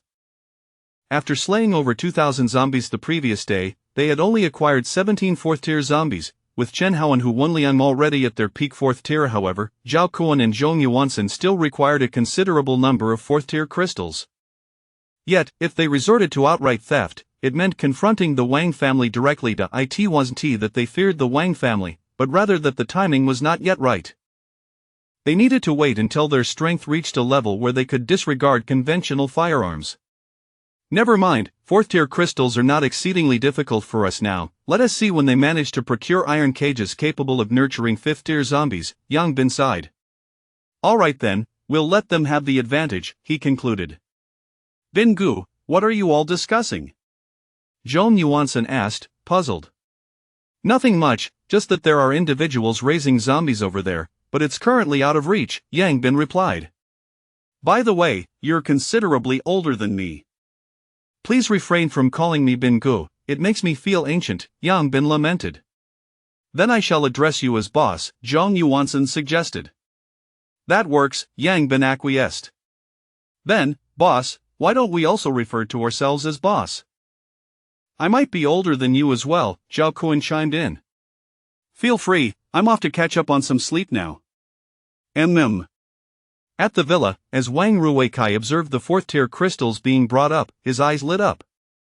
Indeed, their strategy proved remarkably effective, and soon they would reach the pinnacle of the fourth tier. Once the special iron cages arrived, they could commence the cultivation of fifth-tier zombies. Once they attained the fifth tier, they would undoubtedly dominate the early phases. Contemplating this, a smile crept across Wang Ruikai's face. He discovered he was beginning to enjoy this apocalypse. In the following days, Yang Bin continued to lead the group on foraging expeditions. With Zhong Yuansen's addition, the team's combat prowess was significantly enhanced, particularly when confronted with hordes of zombies. Zhong Yuansen could fortify their position by erecting barriers, allowing them to avoid being caught in a pincer attack. Although he could only sustain this for a few minutes at a time, it proved to be crucial. This further solidified the others' admiration for Yang Bin's decision to integrate Zhong Yuansen into the team, which was indeed a sagacious choice. Moreover, during these days, Zhong Yuansen developed a profound understanding of the team. He had suspected the presence of individuals with special abilities but was astonished to discover 3 such individuals. While not combat-oriented, both Yang Bin's and Hu Wenliang's powers were far more advantageous than mere combat abilities. As for Chen Hao's powers, they instilled genuine fear within him. Initially, he believed Yang Bin was the only one he could not contend with, only to realize there existed a terrifying presence in Chen Hao. While Chen Hao's abilities might not be as practical in the face of a massive zombie horde, Zhong Yuansen understood that in a one-on-one confrontation, Chen Hao could effortlessly sever his throat. His seamless invisibility was undoubtedly a nightmare for everyone. Even the 3 without abilities, Zhao Kuan and the others, were not to be underestimated, as they fought fiercely when engaged in combat. In the span of 3 days, under Yang Bin's guidance, they not only eliminated over 40 fourth-tier zombies but also managed to slay another fifth-tier zombie. This fifth-tier zombie was inadvertently discovered by Yang Bin while he was scouting for fourth-tier zombies atop a building. The creature had been hiding within a structure, trying to avoid detection. After Yang Bin uncovered its presence, he stealthily led the group around to the rear of the building, and they ascended inside, launching a coordinated assault on the unsuspecting creature. Initially, the zombie attempted to escape by jumping from the building, but Zhong Yuansen sealed the windows, ultimately leading to its demise at the hands of the group. Of this particular fifth-tier zombie might have met its end in one of the most humiliating manners imaginable. However, Yang Bin observed that fifth-tier zombies seemed to prefer lurking indoors rather than roaming about. This behavior had its advantages and disadvantages. The advantage was that if one spotted the enemy first, they could swiftly surround and overpower them. Conversely, if the zombie discovered them first, they could easily fall victim to a surprise attack. Yet, to ensure one spotted the enemy first, one would need keen eyes akin to Yang Bin's. Otherwise, they would find themselves ambushed. After slaying this fifth-tier zombie, Yang Bin still allocated the crystals to Chen Hao. However, Chen Hao shook his head. Bin Gu, after the fifth tier comes the Radiant Realm. Did you not mention that reaching the Radiant Realm could result in a qualitative change? Therefore, I believe you should prioritize consuming the fifth-tier crystals. Once you reach the peak of the fifth tier and no longer require them, you can then distribute them to us. At that point, if there are indeed crystals from the Radiant Realm, you would be the first to ascend, Chen Hao asserted. Haozi is right, boss. I believe we should slightly adjust the distribution of crystals. We must prioritize developing high-end combat strength. Only when you have exhausted the crystals should we receive them, ensuring you remain ahead. If you still retain utility from them, distributing them to us would only hinder your advancement, Zhao Kuan stated earnestly. I concur. Even if you reach the peak of the fifth tier and then distribute the crystals to us, we would still be ahead of others. However, we need a top-tier combatant, not merely to lead the majority but to surpass all, Hu Wenliang added. Observing the camaraderie and selflessness regarding the fifth-tier crystals, Zhong Yuansen reflected on the previous individuals who had hoarded crystals for themselves. It suddenly dawned on him, perhaps this is what they call a team. Listening to the group's sentiments, Yang Bin contemplated carefully before nodding in agreement. Alright then, I shall consume them first. Chapter 93, The Sweep of the Survival Base. Dozens of military transport vehicles gradually entered the survival base. Under the direct leadership of Lu Yong, nearly 3,000 soldiers were dispatched, successfully bringing back a substantial cache of arms. A journey of over 60 kilometers, which would have taken merely an hour before the apocalypse, now consumed a full 2 days. To circumvent the area near the zoo, they detoured an additional 10 kilometers. Along the way, they faced an overwhelming horde of zombies, carving a bloody path through the chaos. Particularly after their ammunition was depleted, the soldiers engaged in close combat, resulting in significant casualties. Fortunately, they finally reached the armory. As Ma Zhonghua gazed upon the vast array of weapons, a look of exhilaration spread across his face. With this armament, he could sweep through the zombies and seize crystals with impunity. In the conference room, Ma Zhonghua exclaimed, "Deputy Division Commander Lu, you have worked tirelessly." Lu Yong shook his head, replying, "I am not weary, and now that the arms have arrived, let us commence the rescue operations." "Are you certain you do not need to rest?" Ma Zhonghua inquired. "No need. It has been nearly 20 days since the apocalypse began. Aside from the evolved beings, the number of ordinary survivors outside has dwindled significantly. Every life we can save matters." "Very well, then I entrust the rescue efforts to you." "Understood." Soon, Lu Yong departed the conference room and immediately assembled his team. Shortly thereafter, a convoy of troop carriers laden with weapons emerged from the survival base, commencing a sweeping operation in all directions. The day erupted into a cacophony of gunfire. Armed with ample ammunition, the military showcased its formidable power. Wherever they passed, zombies were annihilated, and areas were reclaimed, liberating groups of individuals, including both low-level evolved beings and ordinary survivors. Some of these survivors had stockpiled sufficient supplies at home, while others posed a moral quandary for the soldiers. The reason for their survival was shocking. They had resorted to cannibalism. This was a tale often whispered but now laid bare before the soldiers' eyes. When the soldiers charged in and witnessed the gruesome scene of people devouring one another, even the most resolute among them struggled to comprehend the horror, momentarily at a loss for how to handle the situation. Ultimately, Lu Yong ordered that everyone be taken back for further evaluation. If individuals had resorted to cannibalism due to the death of their companions and unbearable hunger, it was somewhat understandable. However, those who killed for mere sustenance were deserving of condemnation. Yet, without clear evidence of which category they fell into, the only course of action was to bring them back for further assessment. The vast number of zombies dispatched also provided the authorities with a significant haul of crystals, markedly boosting their combat capabilities. However, the crystals recovered were predominantly of the 4th tier, as 5th-tier zombies, known as the Old Six, fled at the first sign of trouble. Meanwhile, atop a building several miles from the battlefield, a female zombie in a black dress coldly observed the distant conflict. Remarkably, her face showed no signs of decay. Aside from her red eyes, she appeared almost human. Below, countless zombies surrounded the building, gazing upwards, awaiting commands from their queen. With a thunderous roar, the zombie atop the building bellowed, prompting a chorus of growls from the horde below. Subsequently, the female zombie descended the building. That evening, Yang Bin and his companions returned to the villa, where he prepared a dish of shredded potatoes and a bowl of seaweed and egg soup. Limited by the perishability of most vegetables, they had stocked only those that could be preserved for extended periods. Despite the simplicity of the meal, it was a feast that many in the apocalypse would envy. The 7 gathered around the table, relishing the food. "Old Sen, can elemental ability users freely alter the form of their elements?" Yang Bin suddenly inquired. "I cannot speak for others, but as an earth element user, I can cause spikes to erupt from the ground, raise earthen walls, and gather soil elements in the air to form massive boulders to strike targets. These are the primary forms I can currently manipulate," replied Zhong Yuansen. "Is there nothing else? For instance, could you create a stone rod to use as a weapon?" "Technically, yes, but it's of little use. It shatters upon impact." "I see, so while the form can change, there is no corresponding enhancement. Only a few forms are genuinely effective." "Indeed. That is still quite impressive. Why do I feel that compared to your elemental abilities, my invisibility feels utterly useless?"